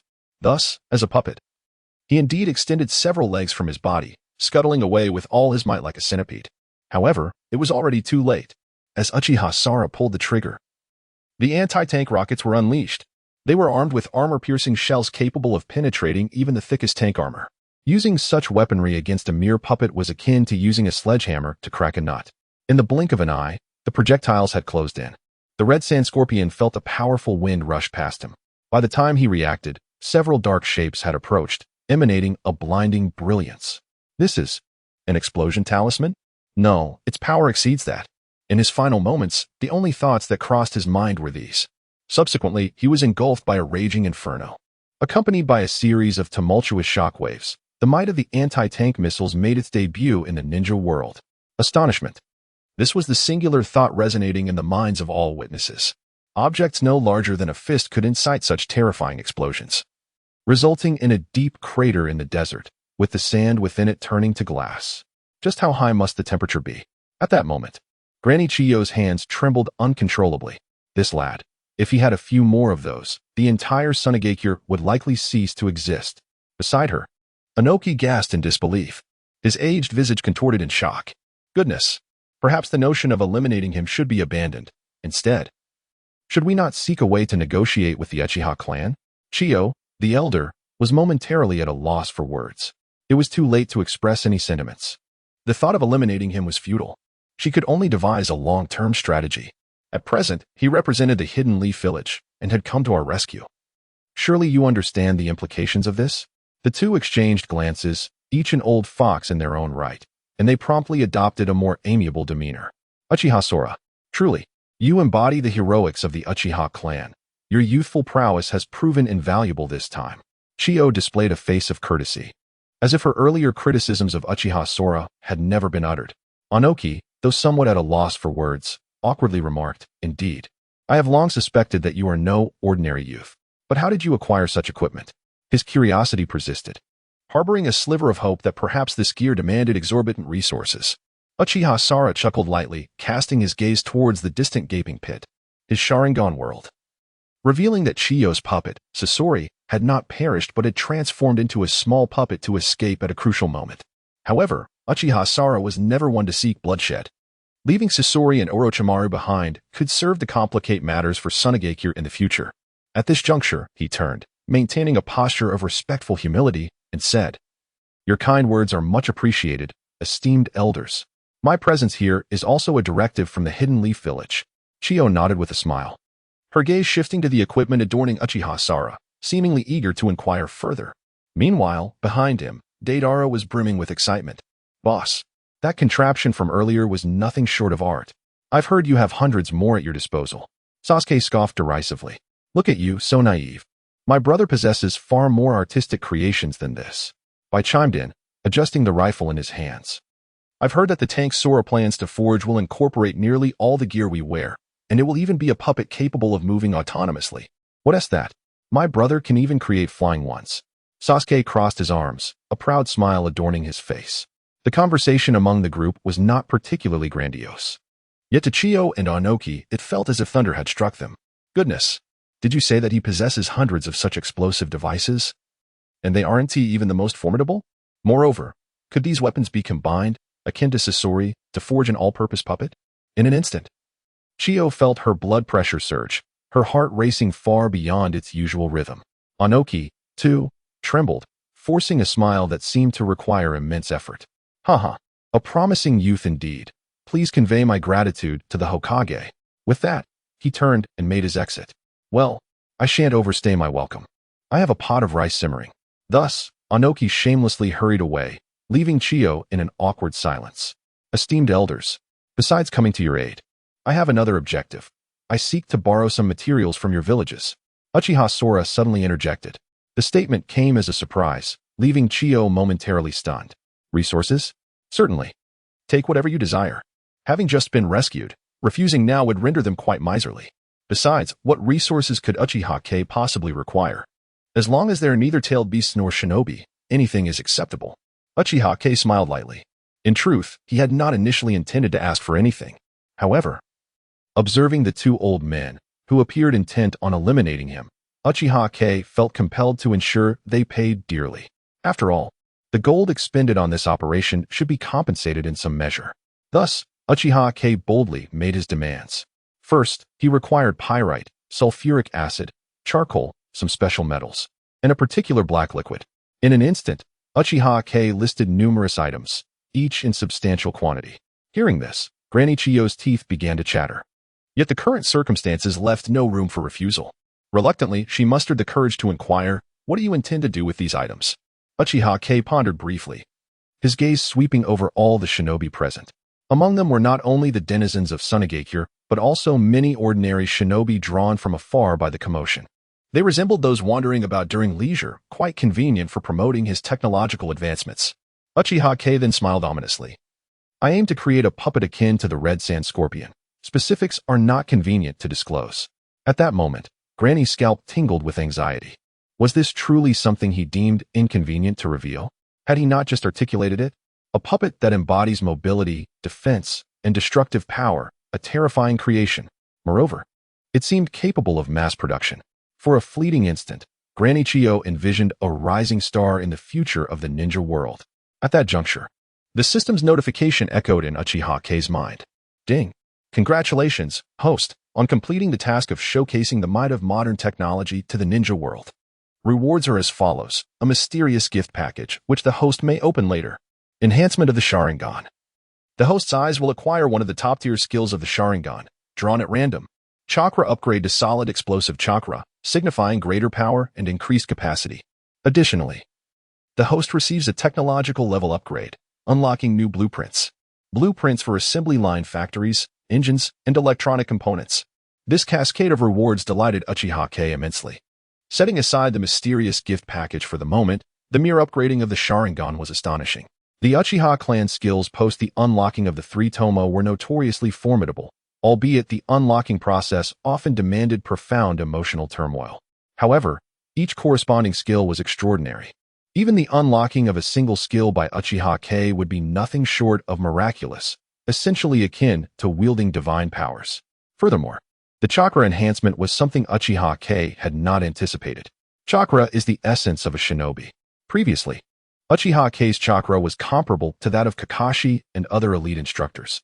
However, the energy exerted by Uchiha Sora, whether it be nuclear power or bullets, is undeniably formidable. Any single technique can drain him instantaneously. Yet, the transition to solid-state black powder has altered the dynamics significantly. Initially, the coarsest version was block-like, something Uchiha Sora could easily concoct with his bare hands. Its potency was limited, barely sufficient to propel a bullet. Subsequently, the powder form emerged, adhering to modern standards and reflecting the chakra principles previously followed by Uchiha Sora. Now, with the advancement to solid form, Uchiha Sora's overall strength has surged severalfold. This development implies that, in combat, should Uchiha Sora procure a substantial quantity of bullet casings for on-site replenishment, he could calculate a way to unleash a Gatling gun's fire for an uninterrupted half-hour. While this may not seem excessive, the capacity of the Gatling to maintain such a rate of fire for 30 minutes is indeed terrifying. Uchiha Sora, in essence, embodies an entire ammunition depot. The subsequent enhancements and material unlocks are all centered around tanks. Uchiha Sora understands that this paves the way for him to fabricate tanks. He is entirely aligned with this intention. Thus, without hesitation, he appropriated the resources contributed by Granny Chio. A group of them swaggered back to the Hidden Leaf Village. Before they could return, the reputation of a modernized force had already reverberated throughout the entire ninja world. Primarily, it captured the attention of the Raikage and Mizukage, who were most concerned about this conflict. Upon receiving the news, the Raikage erupted into hearty laughter. What a remarkable Sora! One individual subdued the Akatsuki and forcibly requisitioned a vast amount of resources. Granny Chio must be feeling quite distressed. Killer Bee, brimming with excitement, exclaimed, "Whoa! Uchiha Sora is the future of the Uchiha clan. It seems the era of the Uchiha is poised for a resurgence." The Raikage inhaled deeply. Perhaps Uchiha Sora might very well lead an era, his prowess rivals that of Minato Namikaze. Killer Bee's eyes widened in astonishment. The yellow flash. The Raikage nodded in agreement. Indeed, this fellow's talent is on par with that of Uchiha Madara from yesteryears. It is said that such equipment enables an ordinary nin to remain unscathed beneath the might of a Kaga-level expert. Do you comprehend what this signifies? Killer Bee could not suppress a gulp. Wow. This means that the Hidden Leaf Village could potentially produce Kaga-level experts en masse. At the very least, individuals with Kaga-level defenses. The Raikage solemnly nodded. That is a fair interpretation. Henceforth, the Hidden Leaf Village is destined to rise. Yet, concurrently, Uchiha Sora may become the target of collective animosity. Consider. Who would permit the emergence of such a formidable anomaly? Moments later, the Raikage took a deep breath. Alas, we now face two choices. To assist Uchiha Sora should he find himself in peril, albeit risking becoming targets ourselves, or to succeed, thus establishing ourselves as allies of the Hidden Leaf Village. The two individuals exchanged a profound gaze, as if their choices had been irrevocably made. Within the confines of Yunin Village, the Shuing regarded the envelope before him. Upon perceiving the formidable description of Uchiha Kong, his expression turned gravely serious. It appears I have made the right choice. Aligning with Uchiha Kong is indeed a prudent decision. Beside him, a group of senior village officials wore equally solemn expressions. Lord Shuing, should we truly allow such a presence to develop unchecked? What if? Shuing shook his head. There are no what-ifs. As the weakest village, we are perpetually at risk of being shattered by any unrest in the ninja world. Instead of remaining at the bottom, we should seek an opportunity, at least for now. It seems we have chosen wisely, for Uchiha Kong appears to be the kind of individual who understands gratitude and loyalty. The senior officials fell silent, comprehending the precarious position of Yunin Village. Although it is one of the 5 major villages, it has never achieved remarkable accomplishments. The ninjas within the village are all rather ordinary. Not to mention the absence of geniuses like Uchiha Kong. Even pillars such as Kakashi and Jiraiya are missing. Thus, if any upheaval were to occur in the ninja world, Yunin Village would likely be the first to suffer. Rather than enduring this fate, we should pursue a change. Moments later, Shuing suddenly declared, "Let us investigate and ensure we provide Uchiha Kong with the resources he requires." The senior officials exchanged anxious glances, understanding that this was merely an embellishment. However, their willingness to offer resources also signified Yunin Village's stance. Meanwhile, in Konoha Village, the Hokage received the news, and the furrowed lines on his forehead relaxed. His aged visage blossomed like a chrysanthemum. Aha, that lad Kong has truly not disappointed me. The Hokage had been concerned that Uchiha Kong might believe himself to be sufficiently distinguished. Venturing out could indeed pose risks. Yet upon learning that Uchiha Kong had single-handedly outmaneuvered both Chio and Inoki, his heart swelled with delight. Truly, he is a genius nurtured by Konoha. I have always sensed that Kong was extraordinary. Beside him, Kakashi wore a look of disdain. Come on, wasn't it you who once remarked that the young Kong was inappropriate for giving massages to female ninjas? The Hokage cleared his throat, his face flushing. That was merely in jest. Now let us expedite the delivery of resources to the scientific department, allowing Uchiha Kong to hasten his research on that. Kakashi interjected, "Tank." The Hokage nodded. Indeed, once the tank is successfully developed, Konoha's combat strength will soar. Kakashi found himself at a loss for words. All right, if this fellow makes exorbitant demands for resources, and he has even mentioned the intention to overhaul the entire village. The Hokage hesitated for a moment, but upon noticing a light bulb resting on his desk, his eyes gleamed with realization. This lad is truly a genius. As long as he does not threaten the village's foundation, let him proceed with the transformation. Jiraiya, standing nearby, appeared somewhat uncertain. However, I have heard that this young man intends to establish an electrical grid and ensure that the entire village is electrified. Such endeavors are perilous. Can they truly be deemed reliable? Kakashi nodded in acknowledgement. I have visited his power research facility, where the electricity is meticulously controlled, at least, barring any unforeseen incidents. It is quite safe. Thus, the Hokage assented to this notion. Moments later, within the core of the village, in the scientific research department, Uchiha Sara held a scroll of blueprints, incessantly gesturing with paper and pen. Here, this is the location at the village entrance. We ought to reinforce the defenses. There is no need for extensive wiring. Instead, we should excavate to establish grounding lines. Subsequently, I will invent some surveillance devices to monitor the vicinity of the village. Beside him, Kakashi and a group of individuals had been dispatched to assist Uchiha Sara. At this moment, they were utterly bewildered. And over here, as one of the first areas in the village to be transformed and electrified, additional protective measures should be instituted, such as transformer boxes. Children should be prohibited from approaching this area, and personnel must be assigned to guard it. Under Uchiha Sora's direction, the entirety of Konoha was soon modified. Presently, the village resembled a bustling urban-rural interface.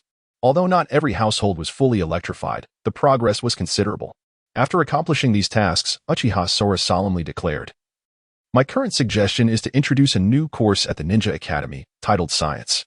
At that time, I will compile the textbooks for you to study this subject specifically." Kakashi furrowed his brow.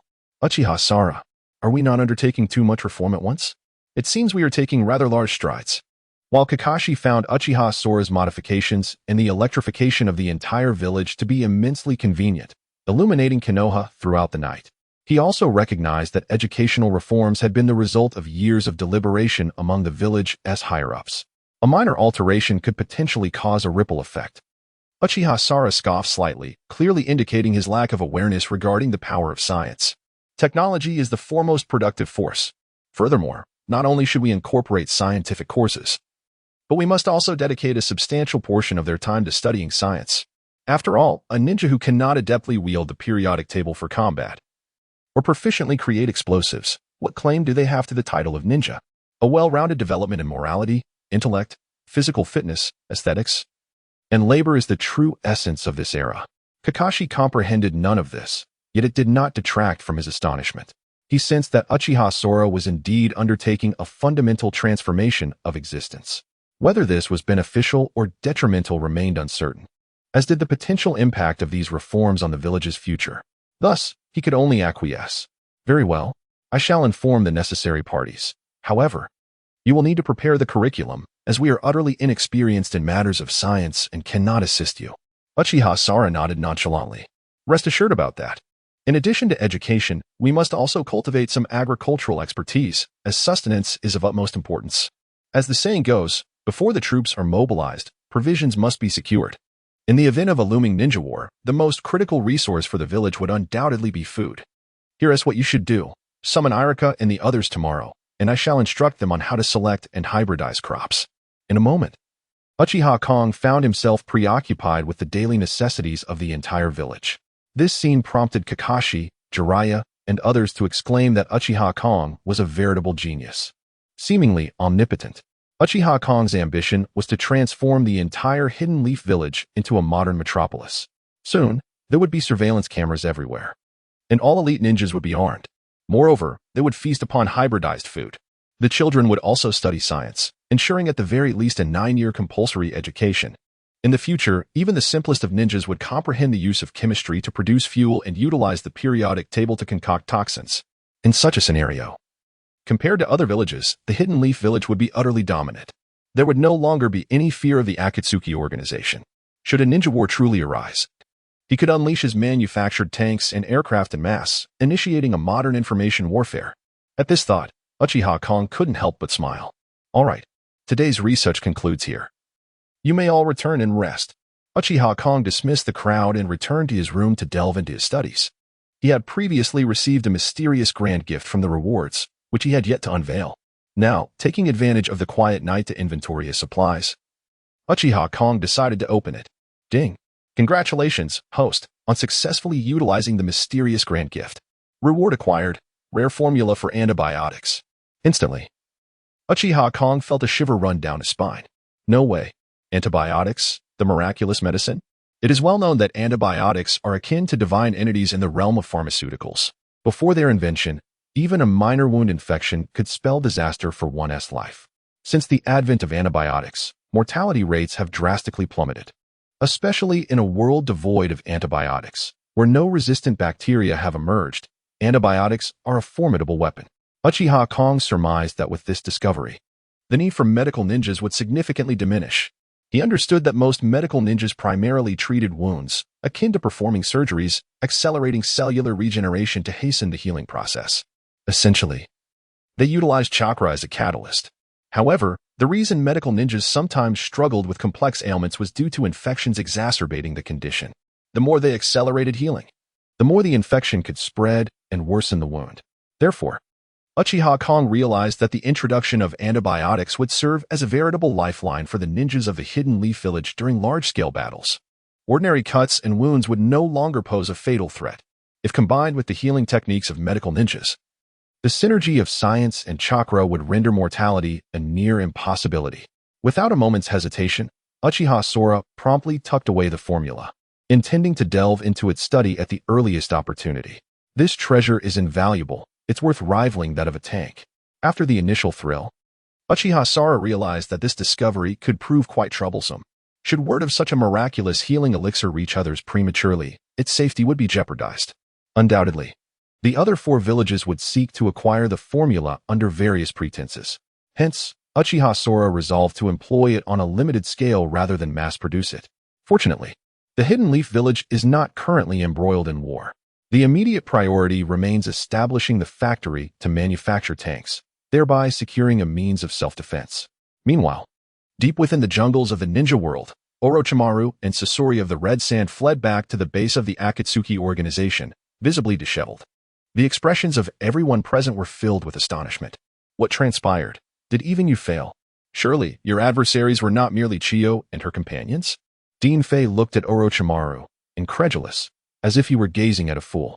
Kakuzu shared a similar look of confusion. Indeed, as far as I know, Chiyo and Inoki are not formidable enough to render you both incapable of handling them? Orochimaru scoffed softly, contemplating that the calamity had not befallen them. If you had confronted Uchiha Sora, your fate would likely have been far worse. There was no need for derisive commentary here. Enough. According to intelligence, has Uchiha Sora also made an appearance? At that moment, Nagato's figure emerged before the assembly. As the leader, his awareness of current events was notably astute. It is said that this individual has created something new, a type of armor that renders an ordinary Chunin impervious to the attacks of even Kage-level opponents. Nagato's voice remained calm, yet his proclamation caused many present to gasp in shock. Dean Fei's mouth fell agape, unable to fathom the implications of such a revelation. What on earth? Is this not akin to wielding a cheat code? How are we to contend with this? Kakuzu's scalp prickled with unease. This is quite the predicament, should Sora mass-produce these. He could easily obliterate us with a mere cadre of Chunin. Zabuza, too, trembled in disbelief. This outrageous individual possesses the potential to alter the very course of a war single-handedly. He must not be allowed to thrive. Nagato shook his head. Undoubtedly, Uchiha Sora has evolved. He is no longer someone we can simply eliminate at will. The Elder of the Hidden Leaf is no fool, and he is likely treated with utmost care, as if he were a fragile treasure. To eliminate him, we would need to increase our strength severfold. Yet with Deidara gone and Orochimaru effectively neutralized, our recent attempts to capture tailed beasts have all ended in failure. If this continues, our efforts will yield nothing, leading to our inevitable downfall. Instantaneously, silence enveloped the group. Initially, they had contemplated blaming Orochimaru, but with Uchiha Sora's involvement, everything became understandable. In that moment, scornful glances transformed into expressions of sympathy. As a result, even the usually unassuming Duan Fei gritted his teeth at this moment. How terrifying.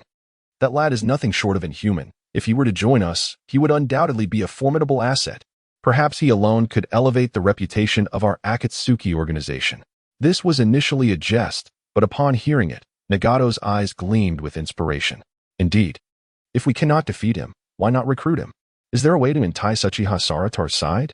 Suddenly, Nagato's eyes sparkled with clarity.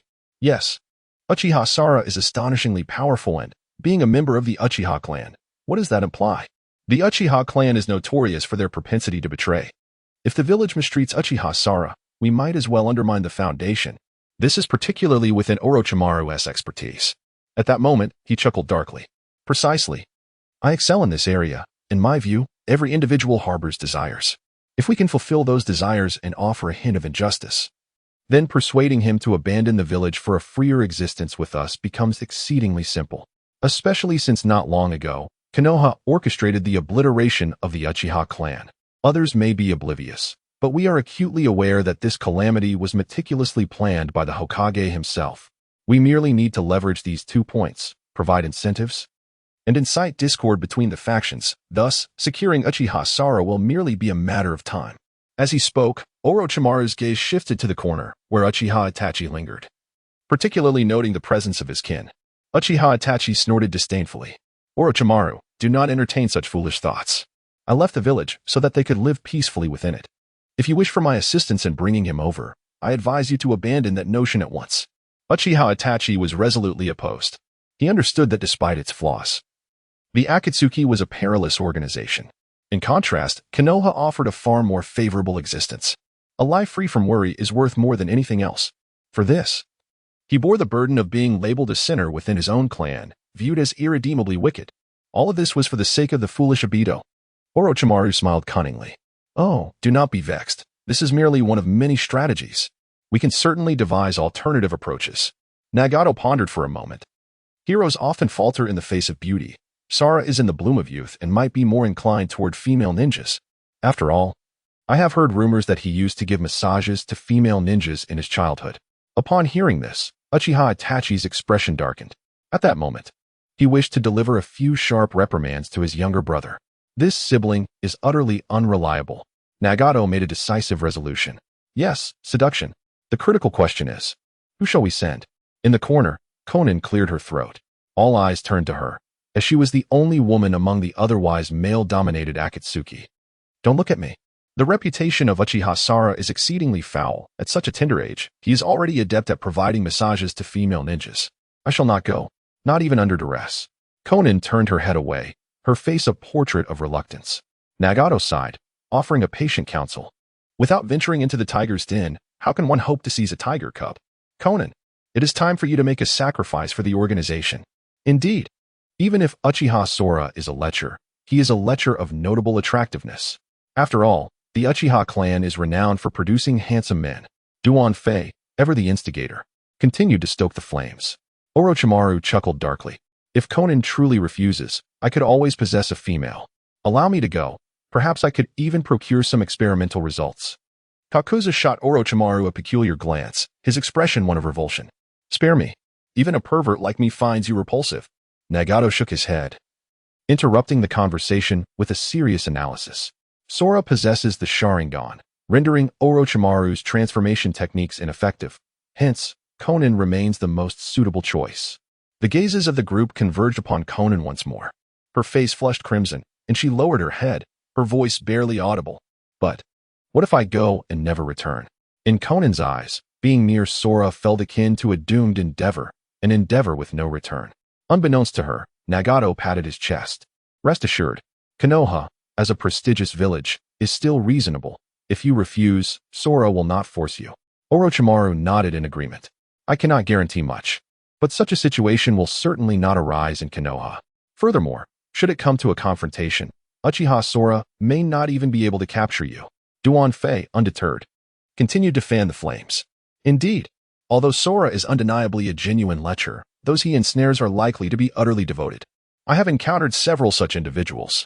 Before he could finish, Uchiha Itachi delivered a sharp kick to Duan Fei. Enough. What have you turned my brother into in your words? His charm is undeniable. If it must be so, Konan, go forth.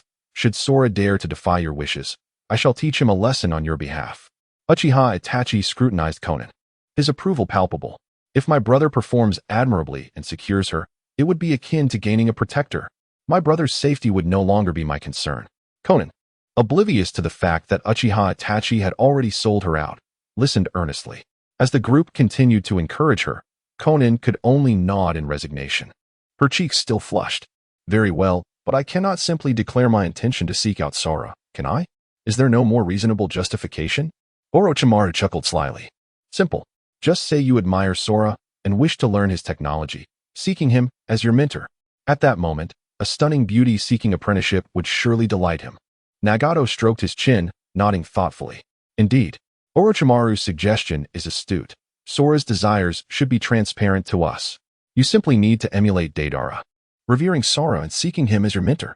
Konan paused for a moment, then nodded. Very well. Let us proceed now. At the entrance of Konoha village stood a young girl adorned in a flowing white dress, which, despite its loose fit, accentuated her figure. She appeared anxious. Excuse me. Young lady, are you certain you wish to seek apprenticeship? I have not heard of Uchiha Sora taking on disciples. Standing at the entrance was Might Guy, who was on duty that day. He looked bewildered. The girl before him was indeed strikingly beautiful, yet he had never seen her before. She was here to seek Uchiha Sora as her mentor? Indeed. I have long admired Uchiha Sora and wished to learn from him, to study the sciences. Konan's cheeks flushed slightly, but her eyes sparkled with determination. Might Guy was instantly moved by this fervor. He could not help but give her a thumbs up. Excellent. Young lady, I can feel the fire of your spirit. I shall convey your intentions to him at once. With that, Might Guy turned to leave, but suddenly halted, breaking into a broad grin. Such an intense passion. How could I simply run? I should do it in a handstand. With that, Might Guy promptly executed a handstand and sprinted into the village. Watching this spectacle, Konan could not help but swallow hard, filled with regret. What a peculiar individual. Is everyone in Konoha like this? At that moment, Konan felt an urge to leave. What is this? Someone wishes to apprentice under my master? At the entrance of the Konoha Scientific Research Department, Deidara was fanning himself when he suddenly heard this news, startling him from his lethargy. Indeed. Which girl possesses such unwavering resolve, shining so brightly that even I feel overshadowed? Deidara furrowed his brow. A girl? Who could she be? Regardless, they are all competitors. Lead me to her at once. Deidara believed that Uchiha Sora's artistry should be bestowed solely upon him. Another disciple would merely dilute Sora's attention, presenting an obstacle on his artistic journey. Without hesitation, he exited the village and soon spotted Konan. In an instant, Konan and Deidara locked eyes, both unable to conceal their surprise. What brings you here? Do you also seek to pursue art? Konan asked, bewildered. You are indeed here. We all thought you were coerced by Uchiha Sora. Both were momentarily confused, but then quickly regained their composure. Deidara pounded his chest proudly. Let me inform you. The art of explosions is mine alone to master. You, newcomer, must address me as senior brother. Konan, exasperated, decided to feign calmness for the sake of their mission. Very well. Senior brother. Where is our master now? Deidara, wearing a smug expression, could hardly believe that a former colleague had found him, unwittingly transforming into his junior sister. He felt a surge of excitement. Let us go. I shall take you to meet our master.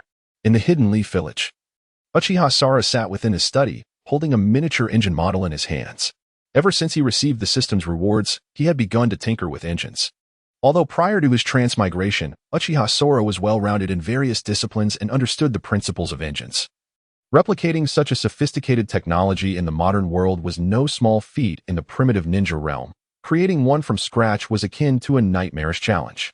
Without the system's assistance, it would have taken Uchiha Sora many years relying solely on his own hands. However, now he could proportionally scale down the engine and conduct experiments. The engine was the heart of future tanks, and it was imperative to study it thoroughly. As Uchiha Sora's Sharingan world, he intermittently peered through the engine's performance, examining its internal structure. Just as he was engrossed in his studies, a knock echoed at the door. Upon looking up, he saw Deidara and Konan. Goodness! The small organization has arrived? An enemy incursion. In an instant, Uchiha Sora sprang up in alarm, readying his Gatling gun. Observing this, Konan was taken aback, wondering how Uchiha Sora recognized her. This was peculiar. Although the organization had launched an assault once, she had remained behind to guard the place. Thus, she should not have met Uchiha Sara before. Could it be that Deidara had leaked information? With that thought, Conan shot a glare at Deidara. I didn't. Don't look at me. My master must be clairvoyant, having gathered intel on the Akatsuki in advance. Deidara quickly waved his hands in protest. Uchiha Sara cleared his throat, noticing that Conan's attire did not suggest she had come for a fight. Clad in a white dress with flowing blue hair, she appeared refreshingly pure, a striking beauty. Upon reflection, the village had not sounded the alarm, indicating something was amiss with Conan's visit. Sora, I have come to seek you as my master, to study science just like Deidara. Conan spoke, a hint of apprehension evident in her tone, fearing Uchiha Sara might refuse her request. Uchiha Sara was taken aback, his eyes widening in disbelief. What was happening? According to the original narrative, Conan was portrayed as an icy beauty, not the type to casually betray her organization to join another.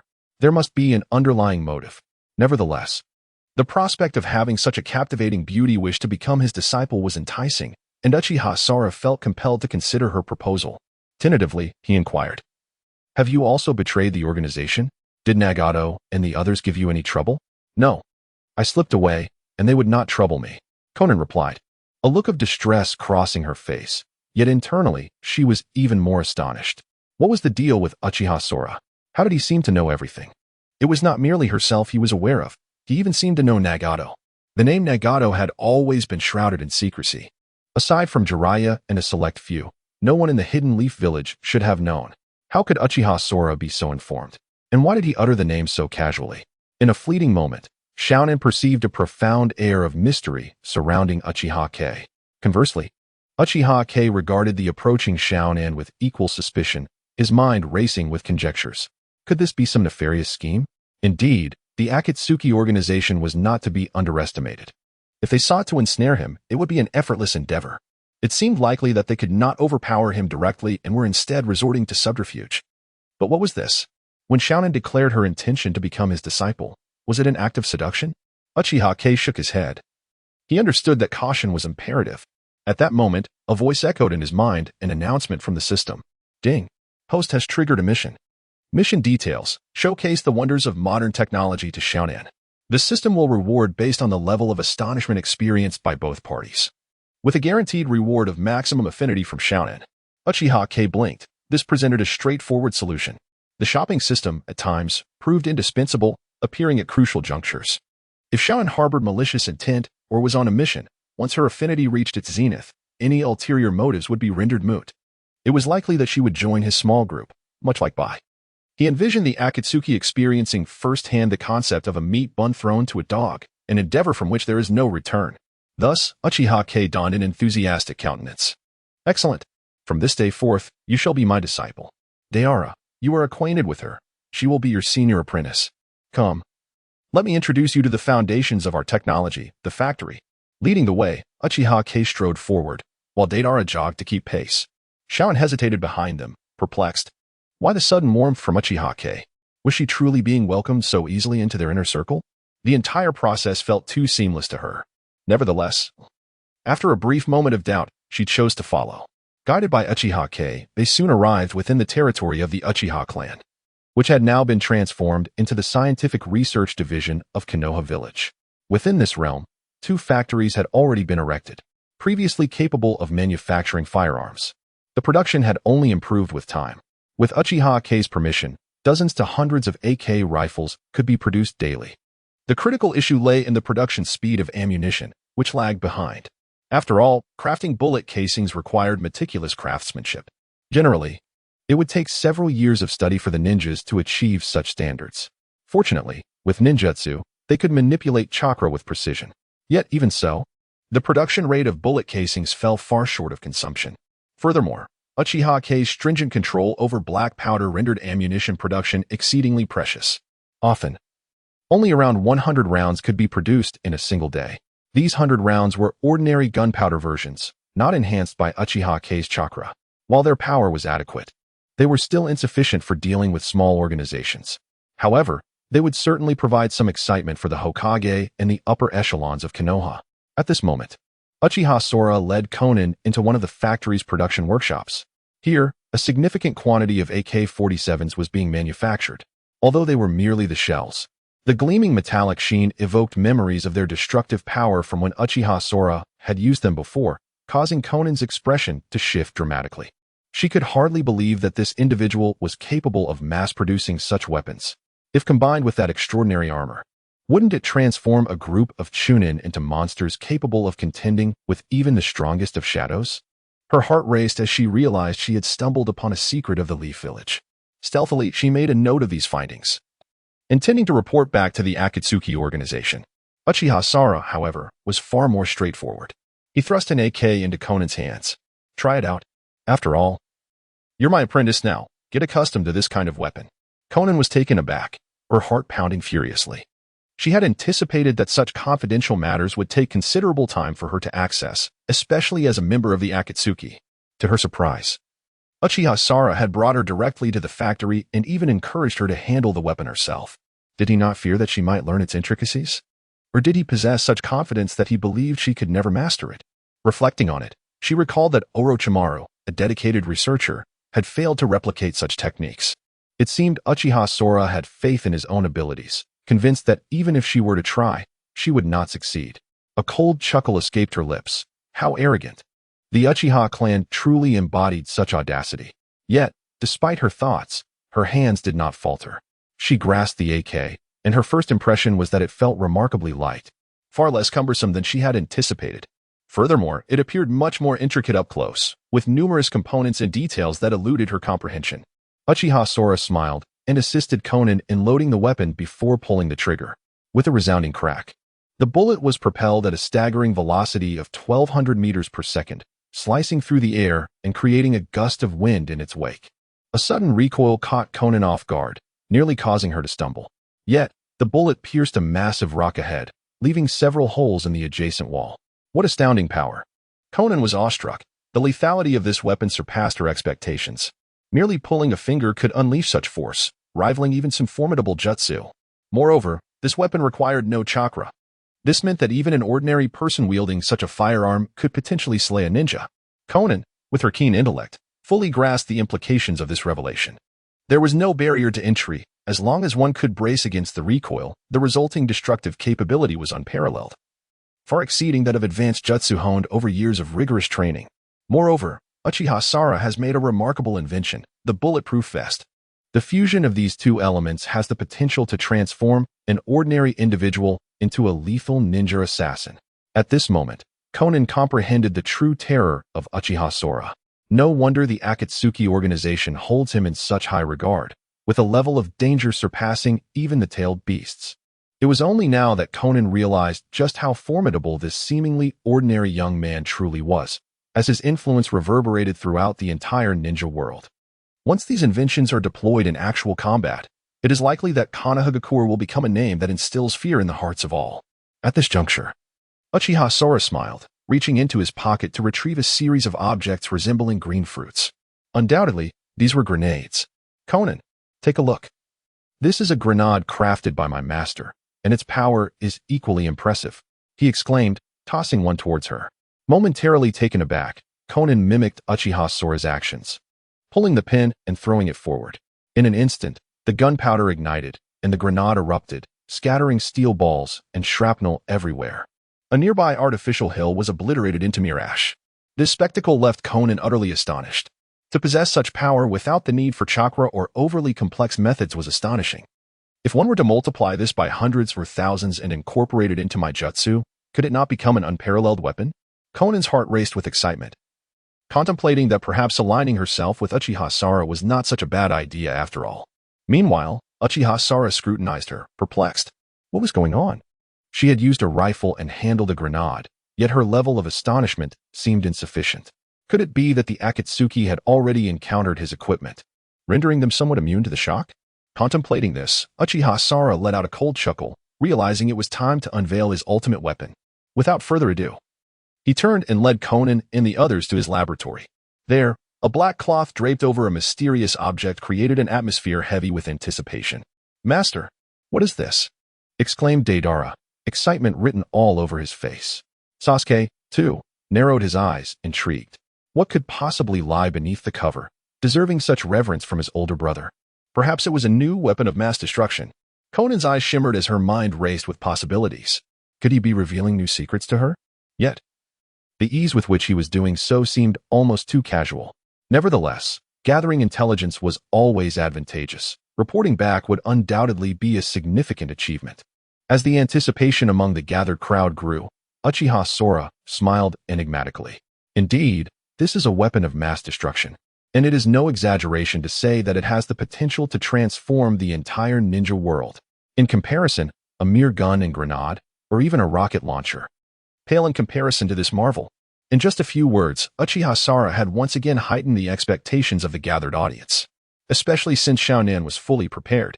If the object before her proved sufficiently astonishing, it would not be out of the question to seize it and leave the village immediately. Xiaonan was ready for battle. Uchiha Sora, too, was determined. He understood that now, having revealed so many secrets to Xiaonan, he must ensure her favor was fully secured. Therefore, the Sharingan in his eyes began to subtly activate. Should anything appear amiss, he would act swiftly. Meanwhile, Deidara, Sasuke, and the others had collaborated with Uchiha Sora for quite some time, aware that this was a signal to prepare for action. Sasuke, not lacking in intelligence and equally astute as a member of the Uchiha clan, recognized that a member of a small organization would never easily allow him to pry into their secrets.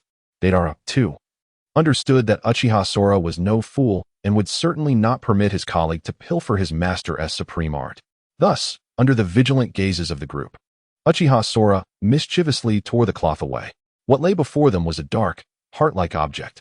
At least, that was how it appeared to them, a black heart. However, this description was not entirely misleading. It was indeed a heart, albeit a mechanical one, an engine. Xiaonan's eyes widened. Although she could not comprehend the purpose of the engine, it was evident that this invention surpassed anything seen before. Uchiha Sora casually explained that the engine was pivotal, the very heart of the factory, integral to the core of all science. He asserted that with this device, several remarkable feats could be achieved. As he spoke, Uchiha Sora conjured a tank before them using Chakra. The tank's design mimicked one of the most advanced models he had seen on modern television before his travels. Its dark green exterior and formidable armor emanated an aura of power, even while stationary, reminiscent of a formidable beast. As Uchiha Sora imitated the ignition of the engine, the tank trembled, its roar echoing like a wild creature's breath. Ultimately, the engine ignited, and the tank sprang to life.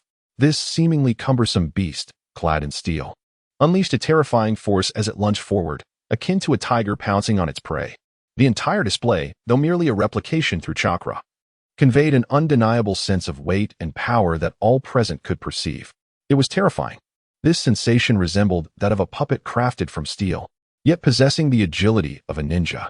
Truly, Uchiha Sora was deserving of his reputation, a testament to his master's brilliance. Deidara could not help but exclaim in admiration. For the first time, he felt something more wondrous than art. Sasuke, too, wore a grave expression. How frightening. The advancements in science were evidently remarkable. If such a creation were to manifest in the ninja world, it would undoubtedly become a devastating weapon. Xiaonan, beside them, was pale with awe. How formidable. Was this the reason Uchiha Sora was regarded as surpassing even the tailed beasts in terror? It all made sense now. An individual's invention can elevate a village to host hundreds or even thousands of elite masters. It has the potential to conjure such formidable beasts. Are they mere puppets or a manifestation of even more advanced technology? In any case, the existence of Uchiha Sora is undeniably terrifying. At this moment, Conan's heart was profoundly shaken, triggering a mission within Uchiha Sora's mind. Ding! Congratulations to the host. The mission has been successfully activated. With Conan's affection reaching its zenith, a reward shall be granted. Firstly, Conan's affection level has maxed out. Furthermore, the store has updated its inventory, listing all the techniques utilized by the members of the Akatsuki organization. One can purchase the jutsu they have employed. Instantly, Uchiha Sora was filled with exhilaration. It is well known that the members of the Akatsuki are each more formidable than the last. As for Nagato, there is no need to elaborate. The universal pull and the almighty push are devastating weapons in their own right. Particularly, the planetary devastation is a skill that can forcibly control tailed beasts. In a subsequent encounter, Sasuke managed to ensnare 9 tailed beasts using this very technique. This indicates that the skill's upper limits are virtually unrivaled in the ninja world. Uchiha Sora pondered the extraordinary effects that might arise from combining it with explosive chakra. Not to mention, aside from Nagato, there is also Konan's paper jutsu. Moreover, her ability to transform her entire being into pure paper is nothing short of miraculous. It is no exaggeration to assert that should he procure all these techniques, even without technological advancements, Uchiha Sora's combat prowess would soar to unprecedented heights, placing him among the elite in the ninja realm. Furthermore, within the Akatsuki, there exists Uchiha Itachi and Orochimaru. In fact, many formidable masters had once been members of this organization. If one were to count meticulously, even Jiraiya was among them. Thus, Uchiha Sora felt optimistic about acquiring numerous powerful weapons through this method. However, this is a matter for another time, as the ability to purchase does not necessarily imply sufficient funds. Therefore, Uchiha Sora's primary focus remained on Konan, who stood before him. What transformations would occur once her affection level plateaued? At that moment, Konan's expression shifted from a feigned smile to one of genuine sincerity. Clad in a pristine white dress, her allure was boundless. Sora. No, master. I apologize. It appears I have deceived you this time. Uchiha Sora furrowed his brow and waved his hand. Deidara and his companion, understanding the situation, promptly exited the room. The office was now left with only Uchiha Sora and Konan. Konan's face flushed slightly. Master, in truth, I was sent here by the organization, but I have sincerely repented and wish to start anew. I truly wish to become your disciple. Uchiha Sora scrutinized Konan. In the original narrative, she was characterized as a proud and strong-willed woman. Her current demeanor evoked a sense of admiration for the system's capabilities. I understand. It is not your fault. From now on, you shall earnestly be my disciple.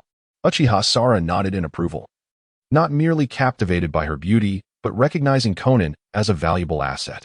In the future, she could serve as a double agent within the Akatsuki organization. Thus, Uchiha Sora remarked, when you return, share some information about the tanks with them. There is no need to divulge critical details. Merely convey that it is an exceedingly formidable entity. What we require now is prolonged development. Xiaonan paused, perplexed by Uchiha Sora's unwavering trust in her.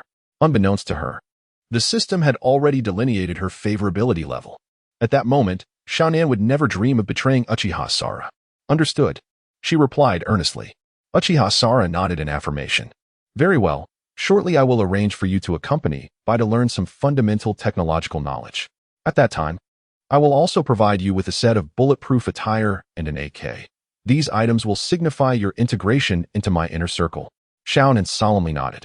Thus, Uchiha Sora inadvertently gained a disciple, as well as a spy that could be placed within the Akatsuki organization. Furthermore, the shop system was updated, allowing for the purchase of top-tier ninjutsu. At this juncture, Uchiha Sora suddenly realized that he had not visited the marketplace in quite some time. Although his gold coins were somewhat limited, he had recently completed several significant tasks, particularly the astonishing feat involving Xiaonan. This accomplishment also yielded a gold coin reward, which he had previously overlooked. In that moment, he promptly accessed the marketplace in his mind, navigating directly to the ninjutsu section. To his delight, he discovered a category dedicated to the small organizations. He quickly scrolled down and soon found Nagato's associated skills. To his surprise, he encountered the Rinnegan, along with the Earth Explosion Stars, and the other techniques such as Shinra Tensei and Bansho Tenin were also available for purchase. However, the prices were exorbitant. Currently, Uchiha Sora possessed around 1,500,000 gold coins. This was due to the fact that, with the elevation of his technological level, his daily task rewards had similarly increased. Now, completing a minor task yielded approximately 10 to 20,000 gold coins. Over the course of a day, completing 5 minor tasks could potentially accumulate a total of 100,000 coins. Even on an unfortunate day, he could still garner around 50 to 60,000. Coupled with the substantial rewards from his recent tasks, 150,000 did not seem excessive. Nevertheless, each of the techniques he viewed was valued in the millions, with Earth Explosion Stars priced at an astounding 3,200,000. Faced with such prohibitive costs, Uchiha Sora continued to scroll down. Suddenly, he was taken aback to find Itachi Uchiha's skills available for purchase. Surely my elder brother's abilities mirror my own. I should be able to acquire the Sharingan from him. Uchiha Sora eagerly flipped through the options. To his delight, he discovered an abundance of skills associated with Itachi Uchiha, predominantly revolving around the Sharingan.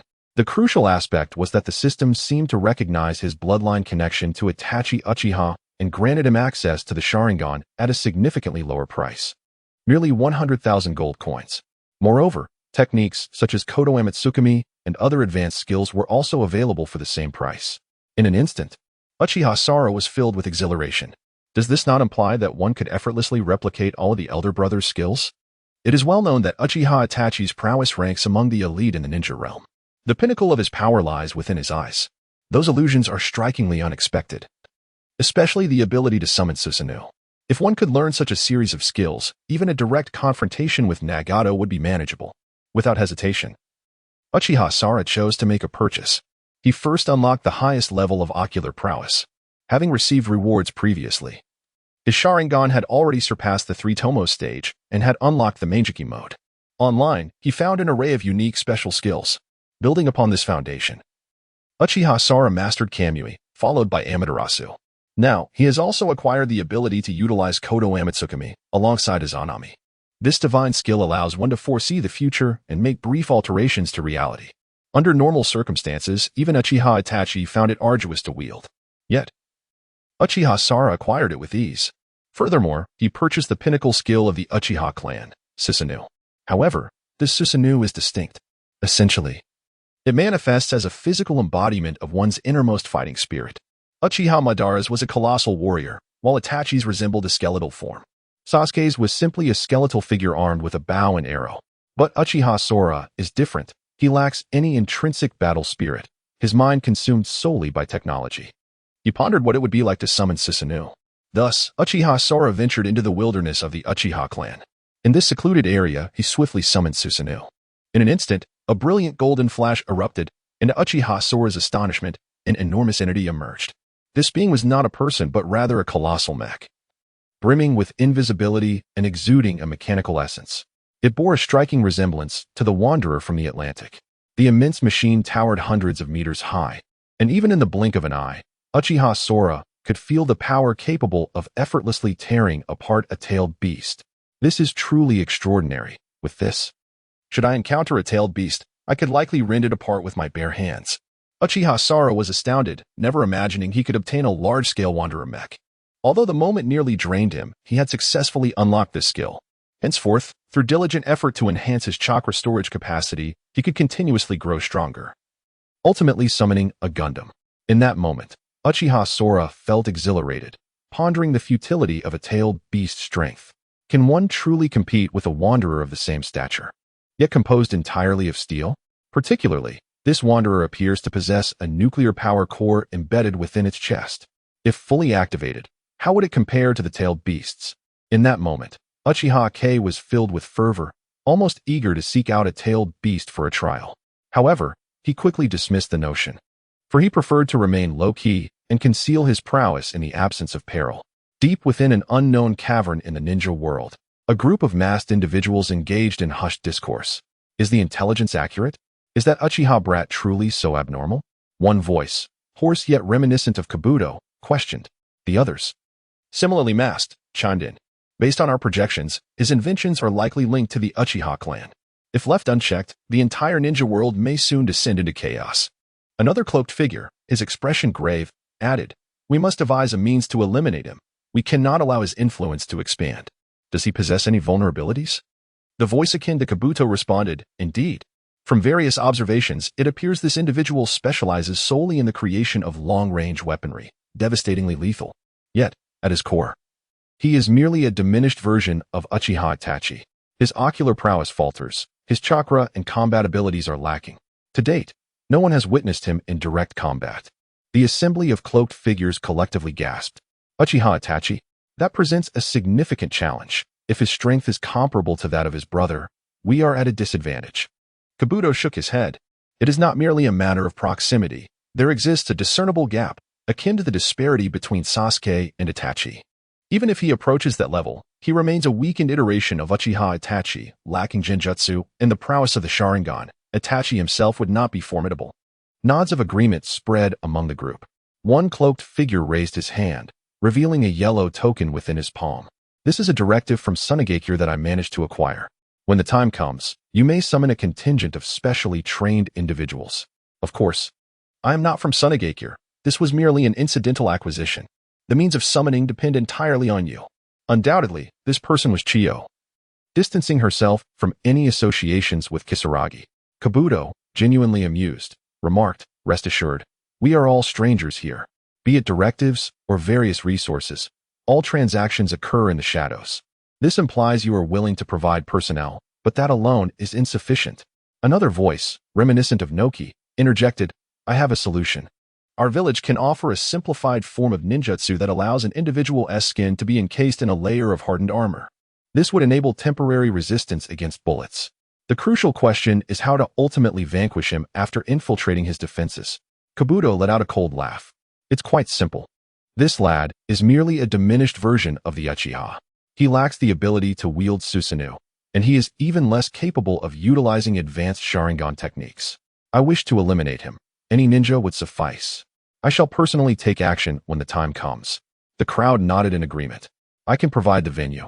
Situated in the desert, a desolate place where few tread. Once they arrive, they shall not depart," Chiyo remarked with a cold smile. "However, we require a bait. We must devise a way to lure Sora here," Yakushi Kabuto said, his eyes glinting with a sinister light. The plan was tentatively established, and it was crucial to ensure that Uchiha Sora could not resist this vulnerability. Yet, the pressing concern remained: how to draw him out. Let it be clear, I will only provide manpower. Beyond that, I am powerless. The group's gaze shifted to Chiyo, as they all understood that this involved the Sand Village. Only a village of the 5 great shinobi nations could possibly engage with Uchiha Sora. "Leave this matter to me. The Sand Village has connections with the Leaf Village. We can concoct a pretext to issue a bounty mission, imposing certain restrictions to ensure Uchiha Sora's presence." A shadowy figure, presumably a subordinate of Chiyo, rasped. On the side, Noki shook his head. "This is clearly a trap. They are not foolish, especially the cunning Hokage. He likely would not fall for it, unless there was something they could not refuse." After a moment of silence, Chiyo seemed to resolve herself and said, "If it is Uchiha Sora, perhaps wealth and power could entice him, though the chances are slim. However, if it involves the Leaf Village, then the lands of the Sand Village would surely attract them. After all, in the grand scheme, a single ninja pales in comparison to land." Upon hearing this, the expressions of those present shifted dramatically. "What are you suggesting? The lands of the Sand Village? Are you proposing to cede territory? Have you lost your mind?" The audacity of such a proposition was staggering. It must be noted that while land in the ninja world may seem inexpensive, given the abundance of wilderness, the geographical positions of the 5 great villages are far from arbitrary. Each village occupies strategic routes, making them treasures within the ninja realm. Indeed, one could say that an inch of this territory is worth its weight in gold. To claim the territory of 2 major villages could exponentially multiply the resources and strength of a village in a short span. If Chiyo's earlier assertion holds true, that the reward for this mission is the lands of the Sand Village, then even the Hokage, fully aware of the trap, might still fall into it. This transcends mere temptation. It becomes an irresistible necessity. Naka's eyes widened in disbelief. "Is this truly necessary? Have you gone mad?" Clearly, he found this notion outrageous. For the village's territory is foundational. If the Leaf Village were to seize even a small piece of land, they could establish a Hokage office there, which would be enough to undermine the Sand Village. From that point onward, the Sand Village could forget about maintaining any secrets. It would be akin to burning bridges. Should this mission fail, and they do not succeed in eliminating Uchiha Sora, the consequences would be dire indeed. It is entirely possible that Sunagakure may be expelled from the ranks of the 5 great shinobi villages. Yakushi Kabuto's tone was evidently laced with shock. The territory of Sunagakure. What a grand gesture. If such a claim were to materialize, it seems that Uchiha Kei would be compelled to act. Of course, it cannot be dismissed that the Hokage possesses foresight, unwilling to sacrifice the life of a future genius for the sake of mere land. Chiyo-baba scoffed, clearly unimpressed. "This is impossible. Humans are inherently short-sighted, coupled with a sense of luck. The land is tangible, yet the rise of future powerhouses is uncertain. Were I in the same position, I too would seize the land." A moment of silence enveloped the gathering. The situation had escalated considerably. Should it succeed, it would indeed become a momentous event etched in the annals of history for the righteous. The 5 great villages are risking it all. Trading land to procure the life of a ninja? Such a notion would have been inconceivable in the past.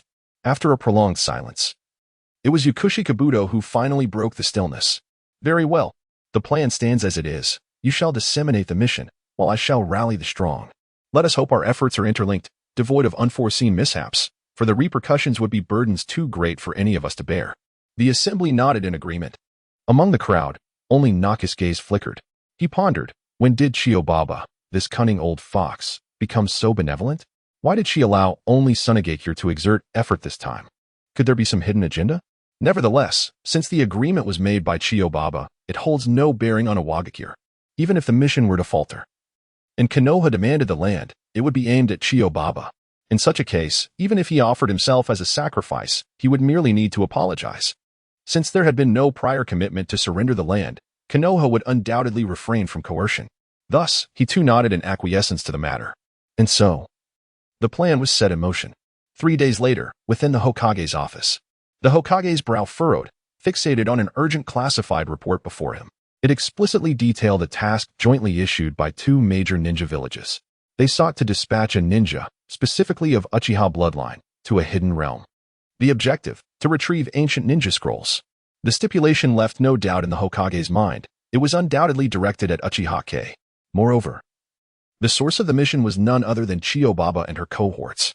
Even without deep contemplation, it was clear this was a trap. Should one venture forth, the chances of return would be nil. Kakashi, nearby, let out a derisive laugh. Huh, does this old fool truly wish to eliminate Uchiha Kong? Has he lost his senses?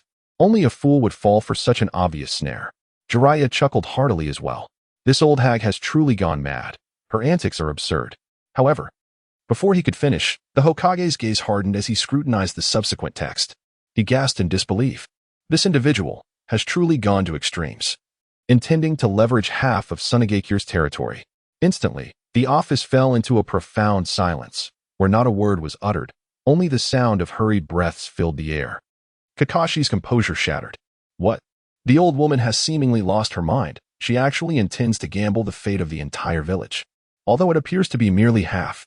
Should we truly concede to the presence of Konoha's ninjas, it is likely that they would gradually usurp our affairs.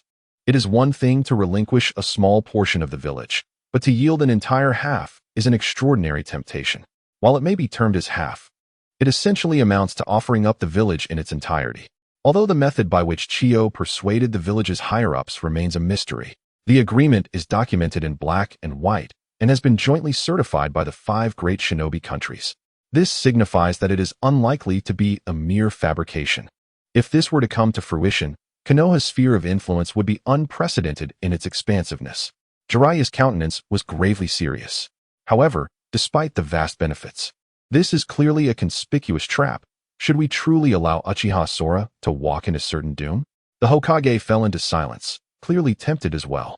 Faced with an opportunity that could exponentially enhance the village's combat capabilities, it would be disingenuous not to feel enticed. Yet, the weight of the decision regarding Uchiha Sora weighed heavily on the Hokage's mind. After enduring numerous events, coupled with those bizarre inventions, and considering the recent occurrences, it became apparent that Uchiha Sora, with merely a few pieces of armor, could withstand attacks from shadow-level experts without sustaining any damage. Uchiha Sora's strategic significance may indeed surpass that of an entire village. Yet this is a matter of the future. The grand vision painted by Uchiha Sora remains unmaterialized. The promised tank has yet to be constructed. Whether it is genuine or illusory remains uncertain. If Uchiha Sora merely shines brightly in the present and ultimately proves unable to fulfill his promises, it presents a daunting dilemma. One must either place hope in the future, trusting in Uchiha Sora's potential and his inventions to eclipse the current allure, or accept the grim reality that such a probability is slim. Even if Uchiha Sora has repeatedly performed miracles, the odds remain unfavorable. It is worth noting that, even if Uchiha Madara were resurrected and brought forth, altering the dynamics of the 5 great villages would not be a straightforward task, for sometimes, certain matters cannot be resolved solely through brute force. Take the 5 great villages. For example, each is intertwined with various industrial chains, entangling too many innocent lives. Therefore, relying solely on Uchiha Sora might not suffice, at least. That is the prevailing sentiment at present. The entire office recognized the shift in the Hokage's demeanor. He appeared to be wavering. They were not foolish. As the elite of Konoha, their excellence lay not only in combat prowess but also in intellect. They discerned the intricate web of interests almost instantaneously. Consequently, they fell silent.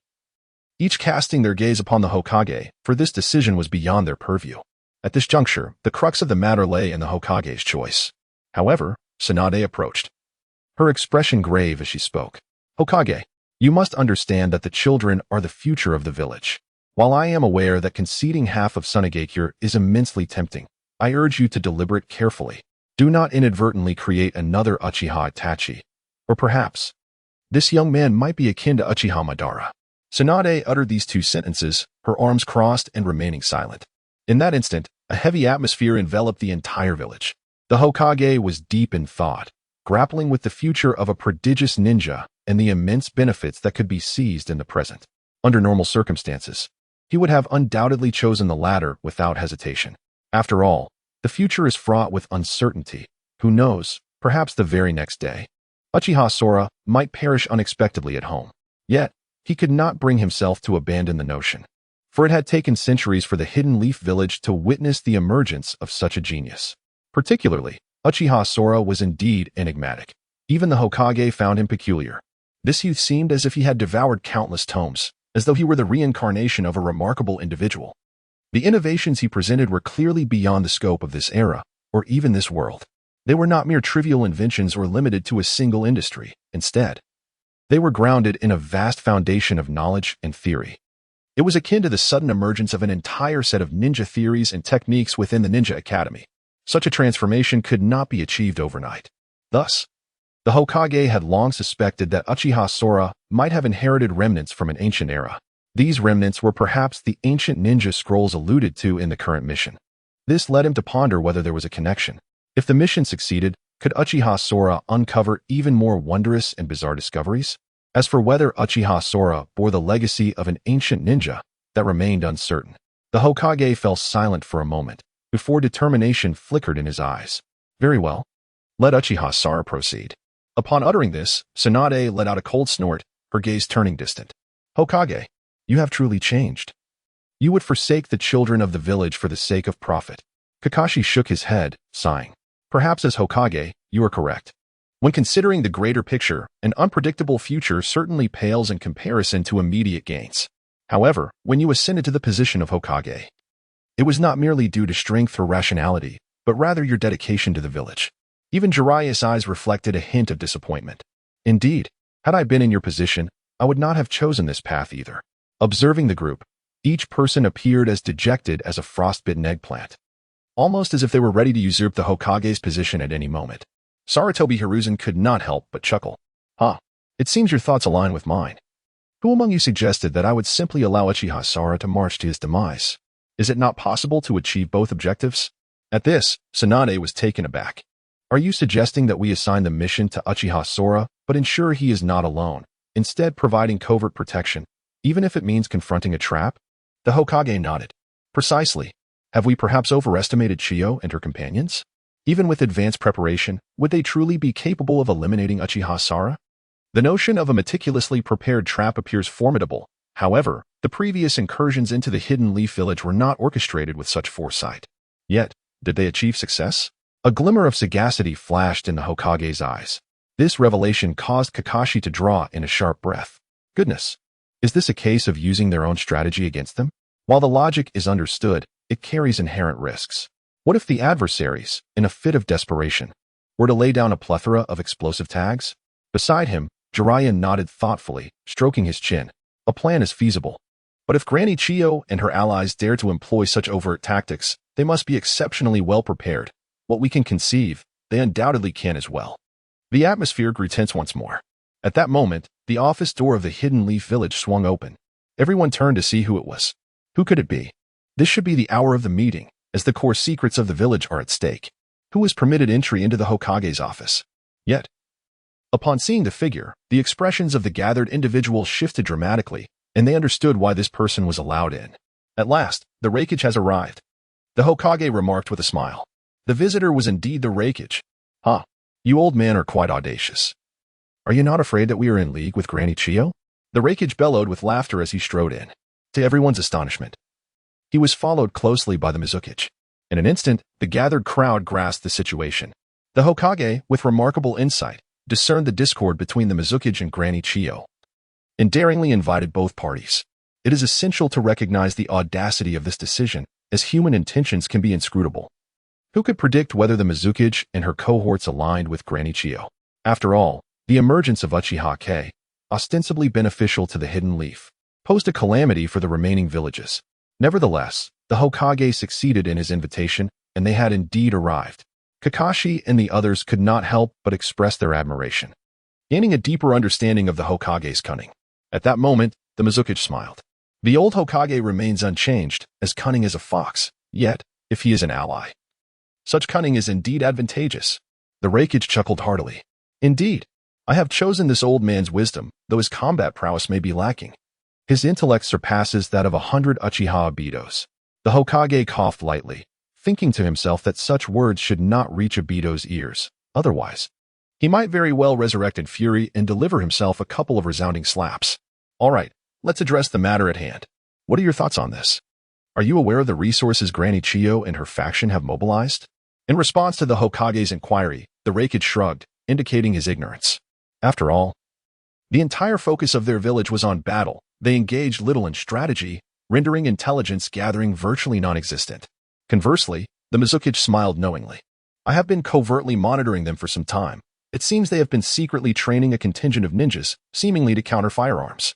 It is to be anticipated that, despite the methods employed by them remaining unknown, by that time, the weapon of Uchiha Sara would likely be rendered unnecessary. The Hokage nodded, aware that those who dared to summon him must have been adequately prepared. It was probable that they had conducted a comprehensive study on Uchiha Sora. Unless Uchiha Sora could alter his approach and adopt a different strategy, success seemed implausible. I propose that instead of relying solely on analysis, we invite Uchiha Sora to join us, he suggested. After all, he was the individual directly involved, no matter how astutely we analyze the situation. If he is unwilling to participate, our efforts would be futile. Naturally, this thought emerged spontaneously. Upon hearing this, the Hokage also nodded in agreement. Very well. Let us proceed to the scientific research department to find him. Thus, a group of influential individuals departed the office in a grand procession, heading towards the Department of Scientific Inquiry. Meanwhile, within the research department, Uchiha Sara wiped the sweat from his brow and unveiled a white cloth in front of him, revealing a tank. Although it was still incomplete, merely a shell with an imperfect weapon and power system, it represented the first operational vehicle in the world of ninjas. And notably, it was a tank. A smile graced Uchiha Sora's face as his companions, including Sasuke, stared in awe. Brother, what is this contraption? Can it truly move on its own? I sense no chakra emanating from it. Sasuke's curiosity was palpable, almost yearning to dismantle the tank right then and there. Meanwhile, Deara gazed at the tank's barrel with reverence. Heavens, this is nothing short of a masterpiece, crafted specifically for the sake of art. The sleek black barrel, the robust exterior, truly. It is a work of art. Conan, who had yet to depart, also stood in astonishment before the tank. Master, can this truly move? Faced with the curiosity of the gathered crowd, Uchiha Sora beamed with pride. Of course it can move. This is no joke. It is the product of my V300 engine research. A synthesis of ninjutsu and modern technology, its power surpasses even that of contemporary tanks. As he spoke, Uchiha Sara climbed into the tank, grasping a simple steering wheel purchased from a marketplace. Indeed, there was a steering wheel inside the tank, along with a reversing camera and radar, and at the front, a small figurine of a dog was positioned decoratively. This amalgamation of automobile and weaponry evoked a feeling of urban-rural integration. However, as Uchiha Sara pressed the accelerator, the entire tank roared to life. It sounded akin to a wild beast's growl, with thick black smoke billowing from its top.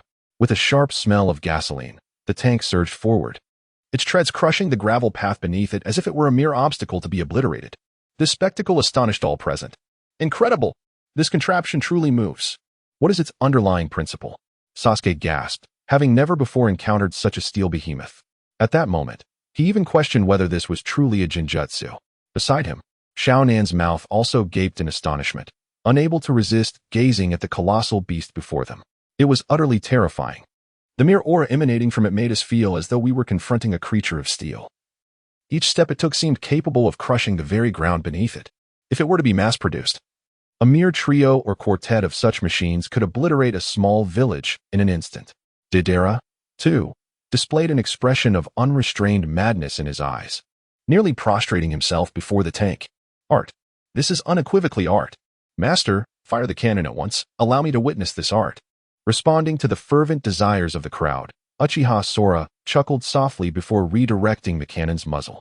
Although his tank was still only partially synthetic and lacked numerous functionalities, that did not deter Uchiha Sora from showcasing its prowess. He effortlessly hoisted a rocket launcher and positioned it in the firing apparatus, aiming at a distant foam mountain. Within the current confines of the Scientific Research Department, once the territory of the Uchiha clan, Uchiha Sora had long since commissioned the construction of numerous artificial mountains. These structures were fashioned from a composite of earth and wood, possessing a sturdiness that surpassed ordinary rock, as they were laced with fibrous wood shavings. They served as targets for his exercises. At this moment, Uchiha Sora took aim at one such foam mountain and promptly pressed the firing button. A resounding bang echoed. Accompanied by billowing black smoke, a massive shell erupted from the cannon's mouth, soaring forth like a tailed beast bomb. In the blink of an eye, it struck the intended target, leaving behind a monumental breach. The armor-piercing shell penetrated the foam mountain and continued forward, embedding itself deep within before detonating violently. A brilliant flame shot skyward, coupled with a tremendous shockwave that obliterated the upper half of the mountain in an instant.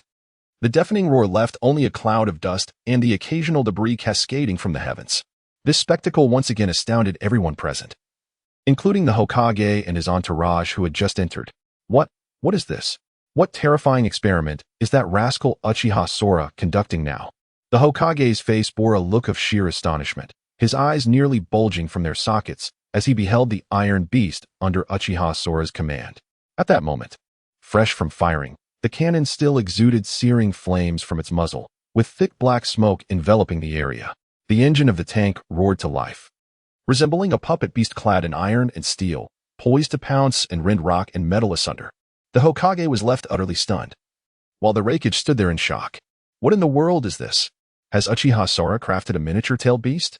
The Raikage had never encountered such a display. In fact, he had never even laid eyes on a firearm before. Witnessing the tank fire its cannon was a profound shock to his innocent ninja sensibilities. So profound was the impact of this contraption that even the Raikage felt his own fists were rendered insignificant by comparison. The Mizukage, too, was taken aback. Inhaling deeply several times, his gaze fixated on the imposing and upright barrel before him. A shiver coursed through him at the thought. If this weapon were to target our village of Yunin, I am certain that those within would be left trembling in fear. Kakashi stood in stunned silence, recognizing the genius, nay, the existence capable of altering the very balance of the world.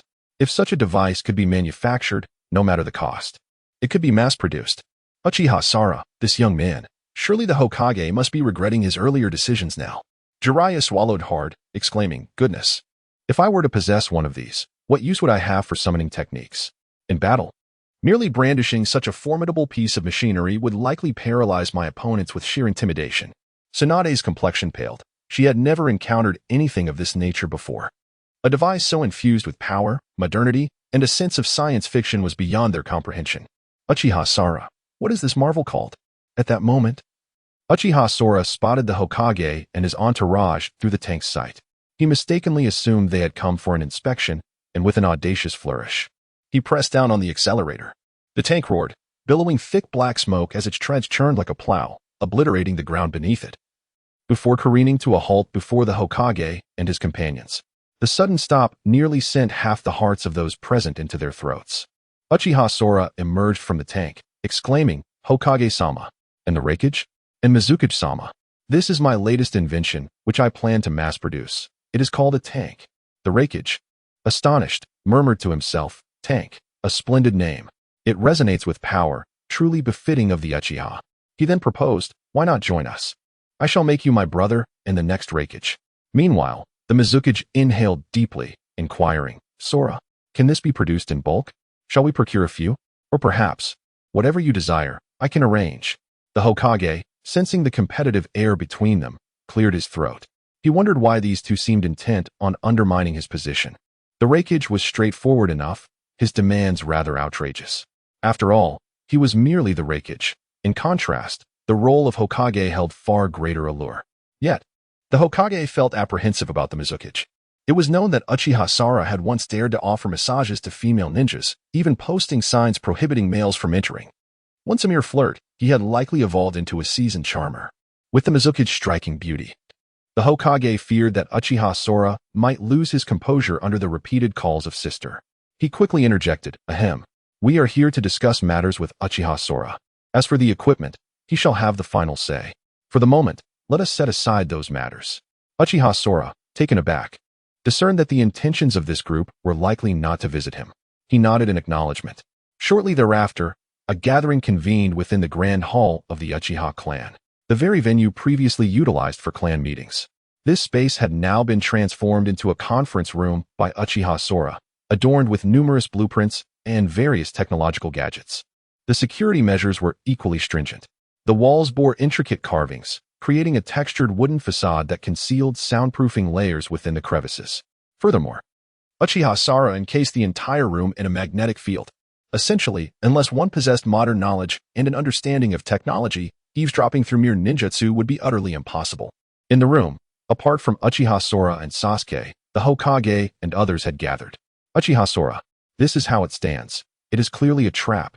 Yet the temptation is overwhelming, the Hokage stated candidly, laying everything bare. His honesty was not born from altruism, after all. A plot had been devised to eliminate the entire Uchiha clan, thereby allowing him to manipulate the balance of power within Konoha through his myriad strategies. The Hokage was not to be underestimated. He recognized that Uchiha Sora was no longer a mere junior, but a figure equipped with both skill and ingenuity. Should he fail to be sincere, the risk of being outmaneuvered was substantial. Uchiha Sora remained silent, having absorbed the entirety of the unfolding events. He could easily surmise that the instigator was none other than the elderly Chiyo, who had set a trap for him. Uchiha Sora had no desire to partake in such a perilous endeavor. It was akin to courting death. However, a thought struck him. Should he succeed and subsequently submit an application, he could potentially command half of Konoha for himself. Such an outcome would undoubtedly accelerate technological advancements. Having perused the original narrative, Uchiha Sora understood the significance of resources in the ninja world, particularly oil and certain minerals. While the Hokage could assist in gathering these resources, the question remained, where would oil be found? Undoubtedly, it lurked within the deserts. Thus, any venture into oil extraction would necessitate a journey to the Sand Village. After a moment of contemplation, Uchiha Sora's mind raced with strategies to navigate this dilemma. Suddenly, inspiration struck him. Indeed, Chiyo and her companions likely underestimated his capabilities, believing him to be feeble, reliant solely on artifacts for his strength. Little did they know he had procured a plethora of ninjutsu through the system, acquiring all of Itachi Uchiha's skills at a remarkably low cost. The chasm between himself and Itachi now hinged merely on reputation and combat experience, an inconsequential gap that could be bridged with a few rounds from 2 handguns. Moreover, his quantum armor and nanotechnology had yet to make their debut. Uchiha Sora felt a surge of determination.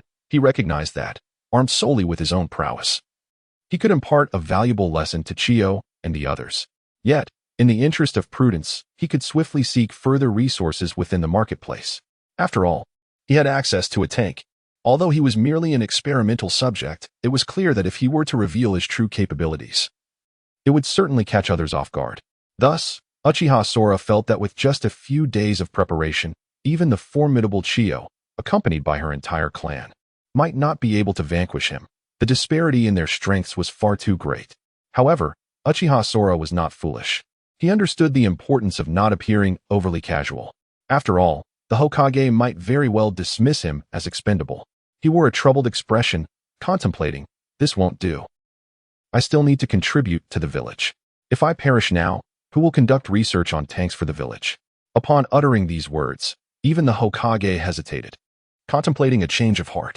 Indeed, this child was invaluable to the village. Setting aside their personal history, he had watched him grow up. The thought of sending him to his death was unpalatable. Uchiha Sora was taken aback. What did the Hokage mean by this? The script seemed off. Was he truly so readily acquiescing? Uchiha Sora found it absurd. The Hokage's behavior was decidedly peculiar.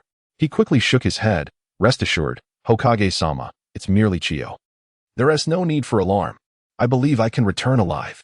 Upon hearing this, not only the Hokage but also the Mizuki and Reikage present were left speechless.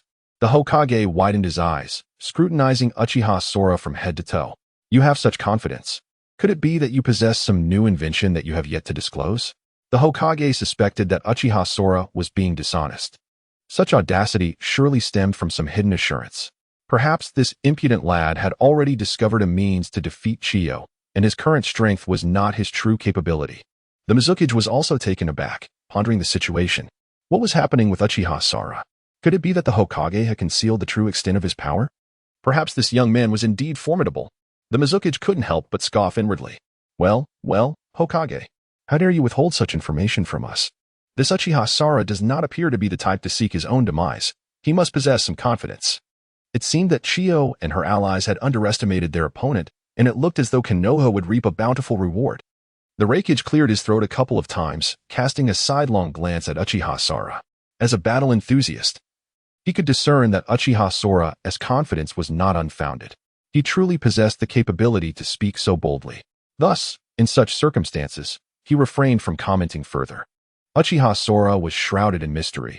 Perhaps what he revealed was merely the tip of the iceberg. After all, anyone with a valuable asset would keep it hidden. Especially when facing the cunning Hokage, I would do the same. Now it was evident that Uchiha Sara was unafraid, as the others regarded him with curious expressions. Uchiha Sara cleared his throat, feeling the need to temporarily demonstrate his strength. Otherwise, one could only speculate what they might think. Ahem. It is as follows. I am also a member of the Uchiha clan. My elder brother is Uchiha Itachi, and my ancestor is Uchiha Madara. Each a formidable presence that has dominated the world through sheer strength. Although I may not currently match these two illustrious figures, I am undoubtedly a once-in-a-century genius. Uchiha K is quite shameless in glorifying himself, without a hint of embarrassment. Beside him, Sasuke nods in agreement. Indeed, I can attest to my brother's prowess. While he may not rival Uchiha Itachi, he is undeniably strong now, capable of overpowering many skilled opponents solely with the Sharingan. At this moment, Deidara expresses his surprise. Indeed, my master's artistic mastery surpasses even mine. In a real confrontation, he would have no fear. Uchiha K, upon receiving such praise, is rather brazen, clearing his throat in acknowledgement. At this juncture, the Hokage grows concerned and scrutinizes Uchiha K, gravely stating, "You must not act recklessly. You are the future hope of this village. There is no advantage in deceiving me at this time." The Hokage understands that the Uchiha clan's strength lies in their eyes. However, the path to enhance those eyes comes at a daunting cost, necessitating emotional turmoil and even the sacrifice of loved ones. Yet, from the Hokage's perspective, Uchiha K appears carefree, surrounded by countless admirers and friends, with seemingly no one to sacrifice. If his eyes were to awaken, he would be hard-pressed to believe it. As the Hokage begins to doubt him, Uchiha K is understandably displeased. He smiles, and with a blink, two vibrant red Sharingan manifest. These eyes, crimson and intricate, no longer merely bear three tomo but present complex geometric patterns. In their rotation, it becomes evident that these are eyes of superior caliber. The Hokage, seasoned and knowledgeable, cannot help but gasp in astonishment. This pattern, it seems you truly possess remarkable potential. With your intervention, I can rest assured. In truth, Uchiha K has merely showcased his eyes. He has mastered much more and believes that the remaining gold coins from tonight could afford him several advanced skills, such as the almighty push. At this moment, witnessing Uchiha K's unwavering confidence alongside such formidable abilities, it becomes conceivable that, in the element of surprise from Chiyo and her companions, Uchiha K might indeed secure victory.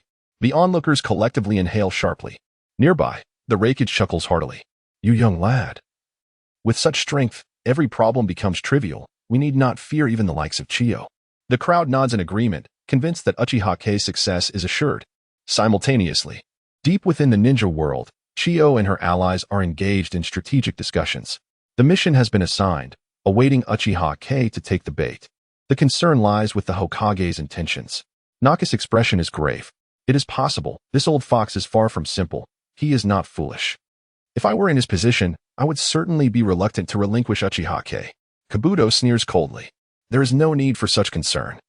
A mere genius can be found in every village. However, the opportunity to acquire land is a rare occurrence, and at present, the village hidden in the leaves is in dire need of it. This is a fact, having endured multiple assaults in quick succession. The situation in the Leaf Village is precarious, to say the least. It can be said that the crisis facing the Leaf Village is fundamentally a lack of funds. At such a time, should an opportunity arise to secure this chance, sacrificing a ninja would prove to be quite advantageous. At this moment, Granny Chiyo smiled. I have received intelligence. Uchiha Sara has accepted the mission. Instantly, the excitement surged among those present. They had prepared for various contingencies. All that was lacking was Uchiha Sara. Everything was ready, just waiting for the right moment. Once Uchiha Sara accepted the mission, half of their plan would be accomplished. Let us proceed. Prepare for the hunt.